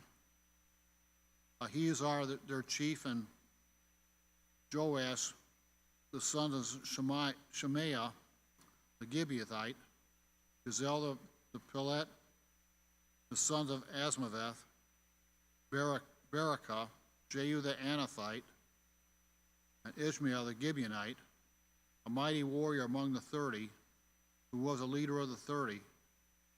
Jeremiah, Jaziel, Johanan, Josabad, the Gederathite, Luzai, Jeremoth, Bealiah, Shemariah, and Shephatiah, the Haruphadite, Elkanah, Aisha, Azarel, Joazar, and Jehoshabim, the Korahites, and Joel and Zebediah, the sons of Jeroham, from Geder. Some Gadites defected to David at his stronghold in the wilderness. They were brave warriors, ready for battle, and able to handle the shield and spear. Their faces were the faces of lions, and they were as swift as gazelles in the mountains. Ezer was the chief, Obadiah was the second in command, Eliab the third, Mishman the fourth, Jeremiah the fifth, Attai the sixth, Eliel the seventh, Johanan the eighth, Elzabad the ninth, Jeremiah the 10th, and Mechbani the 11th. These Gadites were army commanders. The least was a match for 100, and the greatest for 1,000. It was they who crossed the Jordan in the first month when it was overflowing at its banks. And they put to flight every one living in the valleys, to the east and to the west. Other Benjamites and some men from Judah also came to David in his stronghold. David went out to meet them and said to them, "If you have come to me in peace to help me, I am ready for you to join me. But if you have come to betray me to my enemies, when my hands are free from violence, may the God of our ancestors see it and judge you." Then the Spirit came on Amsai, chief of the 30, and he said, "We are yours, David. We are with you, son of Jesse. Success to you, and success to those who help you. For your God will help you." So David received them and made them leaders of his raiding bands. Some of the tribe of Manasseh defected to David when he went with the Philistines to fight against Saul. He and his men did not help the Philistines because, after consultation, the rulers sent him away. They said, "It will cost us our heads if he deserts to his master Saul." When David went to Ziklag, these were the men of Manasseh who defected to him: Adnah, Josabad, Jadiel, Michael, Josabad, Elihu, and Zilthai, leaders of units of 1,000 in Manasseh. They helped David against raiding bands, for all of them were brave warriors, and they were commanders in his army. Day after day, men came to help David until he had a great army, like the army of God. These are the numbers of the men armed for battle who came to David at Hebron to turn Saul's kingdom over to him, as the Lord had said. From Judah, carrying shield and spear, 6,800 armed for battle. From Simeon, warriors ready for battle, 7,100. From Levi, 4,600, including Jehoiada, leader of the family of Aaron, with 3,700 men, and Zadok, a brave young warrior, with 22 officers from his family. From Benjamin, Saul's tribe, 3,000, most of whom had remained loyal to Saul's house until then. From Ephraim, brave warriors, famous in their own clans, 20,800. From the half-tribe of Manasseh, designated by name to come and make David king, 18,000.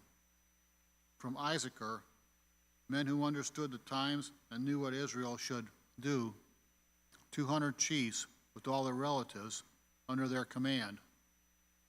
From Zebulun, experienced soldiers prepared for battle with every type of weapon, who helped David with undivided loyalty, 50,000. From Naphtali, 1,000 officers, together with 37,000 men carrying shields and spears. From Dan, ready for battle, 28,600. From Asher, experienced soldiers prepared for battle, 40,000. And from east of the Jordan, from Reuben, Gad, and the half-tribe Manasseh, armed with every type of weapon, 120,000. All these were fighting men who volunteered to serve in the ranks. They came to Hebron fully determined to make David king over all Israel. All the rest of the Israelites were also in one mind to make David king. The men spent 3 days there with David, eating and drinking, for their families had supplied provisions for them. Also, their neighbors from as far away as Issachar, Zebulun, and Naphtali came bringing food on donkeys, camels, mules, and oxen. There were plentiful supplies of flour, fig cakes, raisin cakes, wine, olive oil, cattle, and sheep. For there was joy in Israel. Chapter 13. David conferred with each of his officers, the commanders of thousands and commanders of hundreds.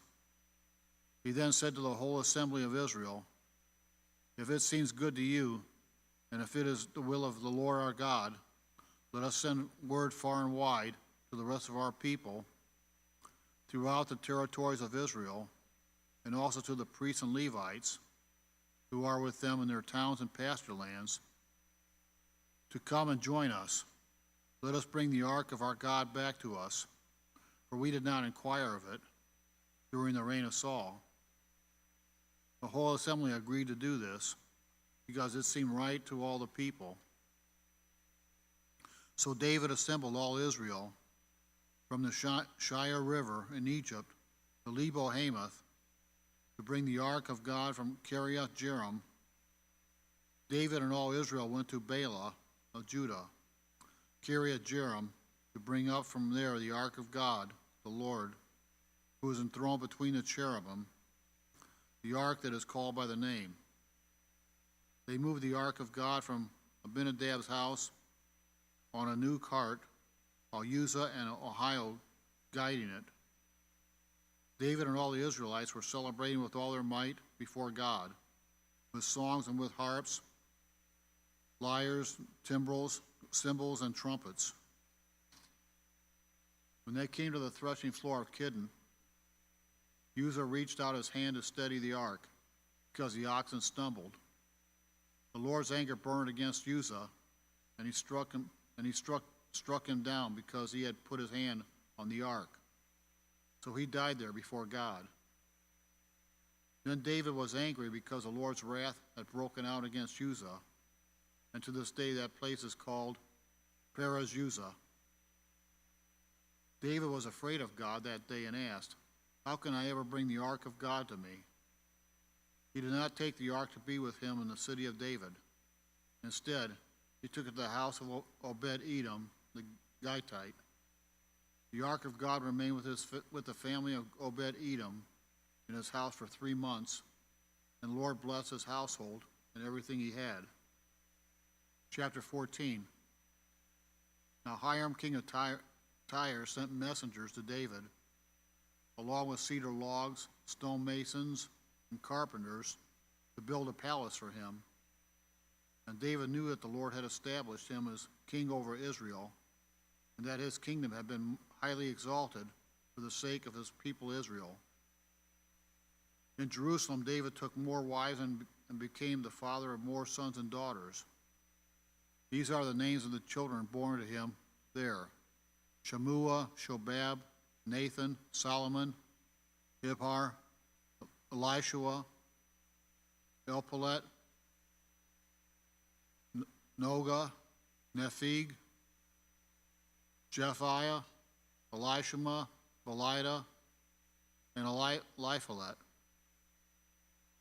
When the Philistines heard that David had been anointed king over all Israel, they went up in full force to search for him. But David heard about it and went out to meet them.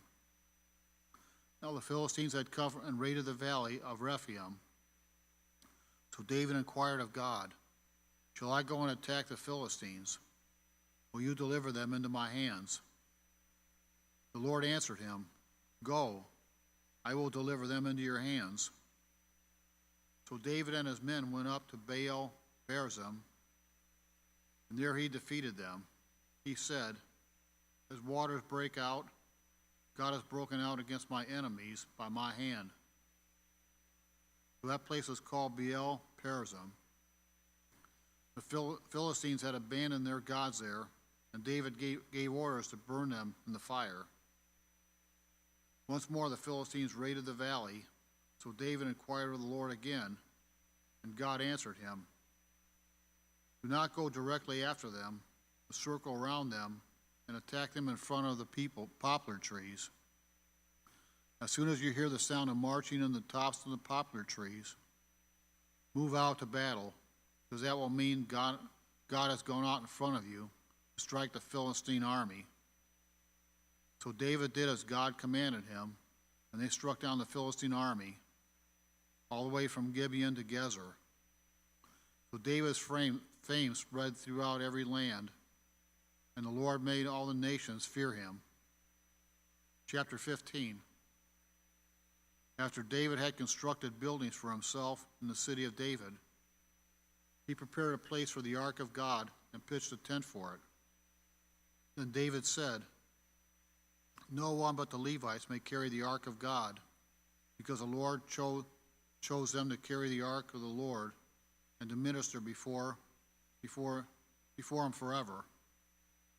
David assembled all Israel in Jerusalem to bring up the ark of the Lord to the place he had prepared for it. He called together the sons of Aaron and the Levites. From the descendants of Kohath, Uriah, the leader, and 120 relatives. From the descendants of Merari, Asaiah, the leader, and 220 relatives. From the descendants of Gershon, Joel, the leader, and 130 relatives.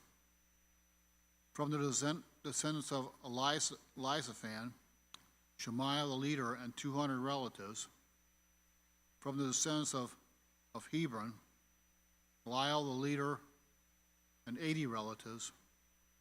From the descendants of Uzziel, Aminadab, the leader, and 112 relatives. Then David summoned Zadok and Abiathar, the priest, and Uriah, Uzziah, Joel, Shemaiah, Eliel, and Aminadab, the Levites. He said to them, "You are the heads of the Levitical families. You and your fellow Levites are to consecrate yourselves and bring up the ark of the Lord, the God of Israel, to the place I have prepared for it. It was because you, the Levites, did not bring it up the first time that the Lord our God broke out in anger against us.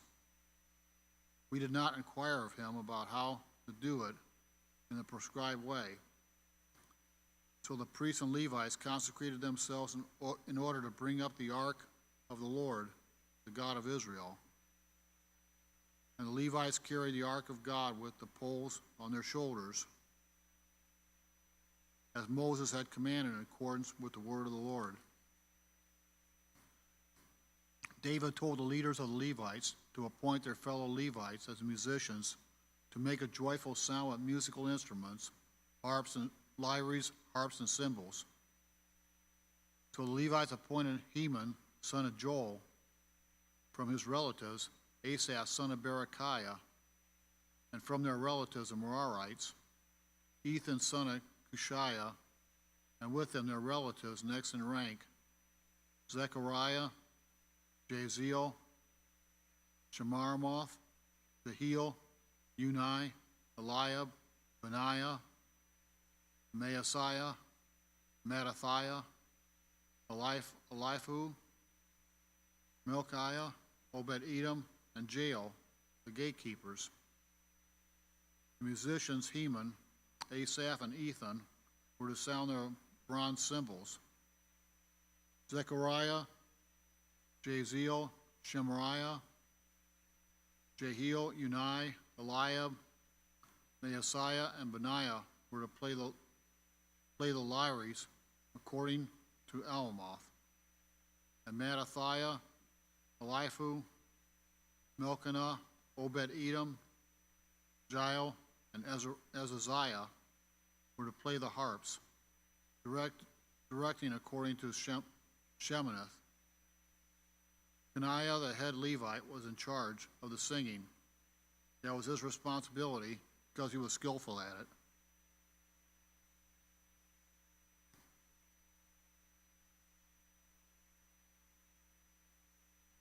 Berechiah and Elkanah were to be doorkeepers for the ark. Shebaniah, Josaphat, Nethanel, Amaziah, Zechariah, Benaiah, and Eleazar, the priests, were to blow trumpets before the ark of God. Obed-Edom and Jehiah were also to be doorkeepers for the ark.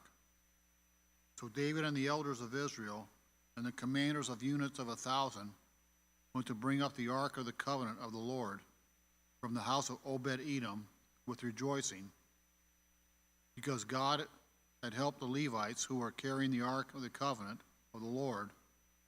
7 bulls and 7 rams were sacrificed.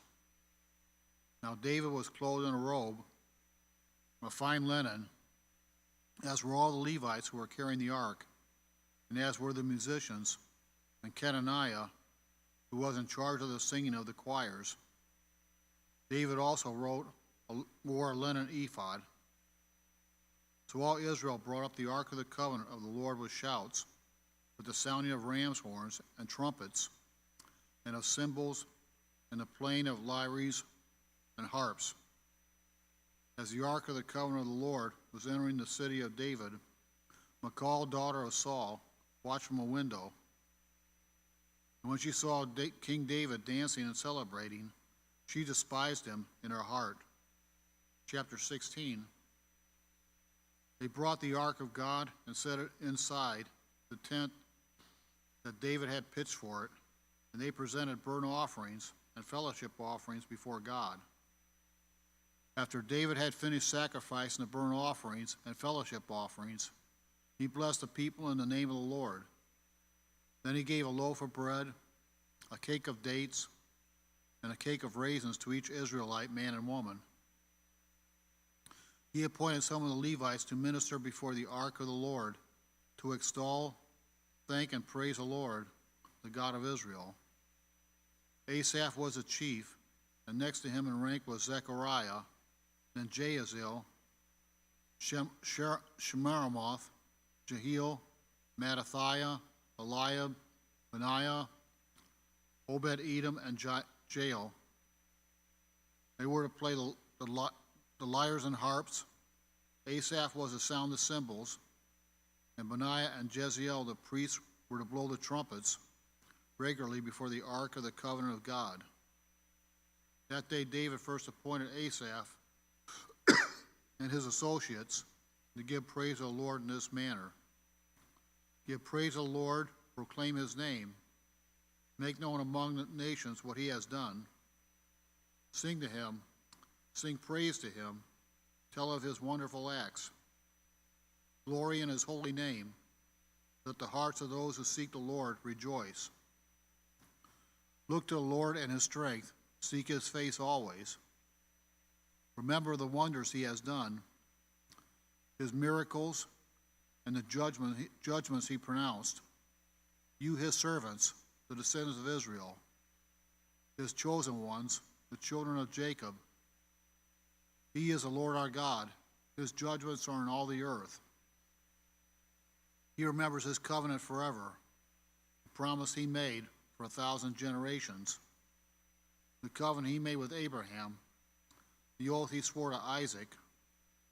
He confirmed it to Jacob as a decree, to Israel as an everlasting covenant. To you I will give the land of Canaan as a portion you will inherit. When they were but few in number, few indeed, and strangers in it, they wandered from nation to nation, from one kingdom to another. He allowed no one to oppress them. For their sake he rebuked kings. Do not touch my anointed ones. Do my prophets no harm. Sing to the Lord, all the earth. Proclaim his salvation day after day. Declare his glory among the nations, his marvelous deeds among all peoples. For great is the Lord and most worthy of praise. He is to be feared above all gods. For all the gods of the nations are idols, but the Lord made the heavens. Splendor and majesty are before him. Strength and joy are in his dwelling place. Ascribe to the Lord, all you families of nations. Ascribe to the Lord glory and strength. Ascribe to the Lord the glory due his name. Bring an offering and come before him. Worship the Lord in the splendor of his holiness. Tremble before him, all the earth. The world is firmly established. It cannot be moved. Let the heavens rejoice. Let the earth be glad. Let them say among the nations, the Lord reigns. Let the sea resound and all that is in it. Let the field be jubilant and everything in them. Let the trees of the forest sing. Let them sing for joy before the Lord, for he comes to judge the earth. Give thanks to the Lord, for he is good. His love endures forever. Cry out, save us, God our Savior. Gather us and deliver us from the nations, that we may give thanks to your holy name and glory in your praise. Praise be to the Lord, the God of Israel, from everlasting to everlasting. Then all the people said, Amen, and praise the Lord. David left Asaph and his associates before the ark of the covenant of the Lord to minister there regularly, according to each day's requirements.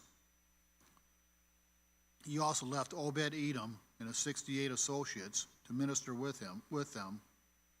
Obed-Edom, son of Jeduthun, and also Hosah were gatekeepers. David left Zadok, the priest, and his fellow priests before the tabernacle of the Lord at the high place in Gibeon to present burnt offerings to the Lord on the altar of burnt offering regularly, morning and evening, in accordance with everything written in the law of the Lord, which he had given Israel. With them were Heman and Jeduthun, and the rest of those chosen and designated by name, and gave thanks to the Lord, for his love endures forever. Heman and Jeduthun were responsible for the sounding of the trumpets and cymbals, and for the playing of the other instruments for sacred song. The sons of Jeduthun were stationed at the gate, and all the people left, each for their own home, and David returned home to bless his family. Chapter 17. After David was settled in his palace, he said to Nathan the prophet, Here I am living in a house of cedar, while the ark of the covenant of the Lord is under a tent. Nathan replied to David, Whatever you have in mind, do it, for God is with you. But that night the word of God came to Nathan, saying, Go and tell my servant David, this is what the Lord says. You are not the one to build me a house to dwell in. I have not dwelt in a house from the day I brought Israel up out of Egypt to this day. I have moved from one tent site to another, from one dwelling place to another. Wherever I have moved with all the Israelites, did I ever say to any of their leaders, whom I commanded to shepherd my people, Why have you not built me a house of cedar? Now then, tell my servant David, this is what the Lord Almighty says. I took you from the pasture, from tending the flock, and appointed you ruler over my people Israel. I have been with you forever, wherever you have gone, and I've cut off all your enemies from before you. Now I will make your name like the names of the greatest men on earth. And I will provide a place for my people Israel, and will plant them so that they can have a home on their own and no longer be disturbed. Wicked people will not oppress them anymore, as they did at the beginning, and have done ever since the time I appointed leaders over my people Israel. I will also subdue all your enemies.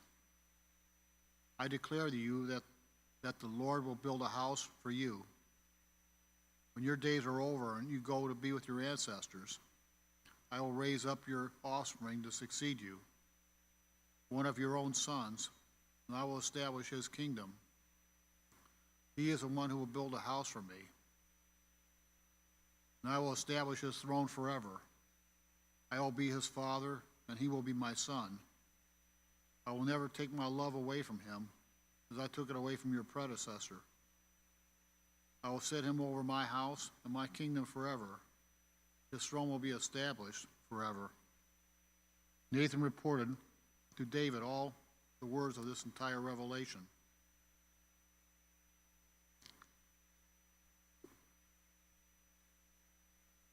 Then King David went in and sat before the Lord, and he said, "Who am I, Lord God, and what is my family, that you have brought me this far? And as if this were not enough in your sight, my God, you have spoken about the future of the house of your servant. You, Lord God, have looked down on me as though I were the most exalted of men. What more can David say to you for honoring your servant? For you know your servant, Lord. For the sake of your servant and according to your will, you have done this great thing and have made known all these great promises. There is no one like you, Lord, and there is no God but you, as we have heard with our own ears. And who is like your people Israel, the one nation on earth whose God went out to redeem a people for himself, and to make a name for yourself, and to perform great and awesome wonders by driving out nations from before your people, whom you redeemed from Egypt. You made your people Israel your very own forever, and you, Lord, have become their God. And now, Lord, let the promise you have made concerning your servant and his house be established forever. Do as you promised, so that it will be established and that your name will be great forever. Then people will say, the Lord Almighty, the God over Israel, is Israel's God, and the house of your servant David will be established before you. You, my God, have revealed to your servant that you will build a house for him. Your servant has found courage to pray to you. You, Lord, are God. You have promised these good things to your servant. Now you have been pleased to bless the house of your servant, that it may continue forever in your sight. For you, Lord, have blessed it, and it will be blessed forever. Chapter 8.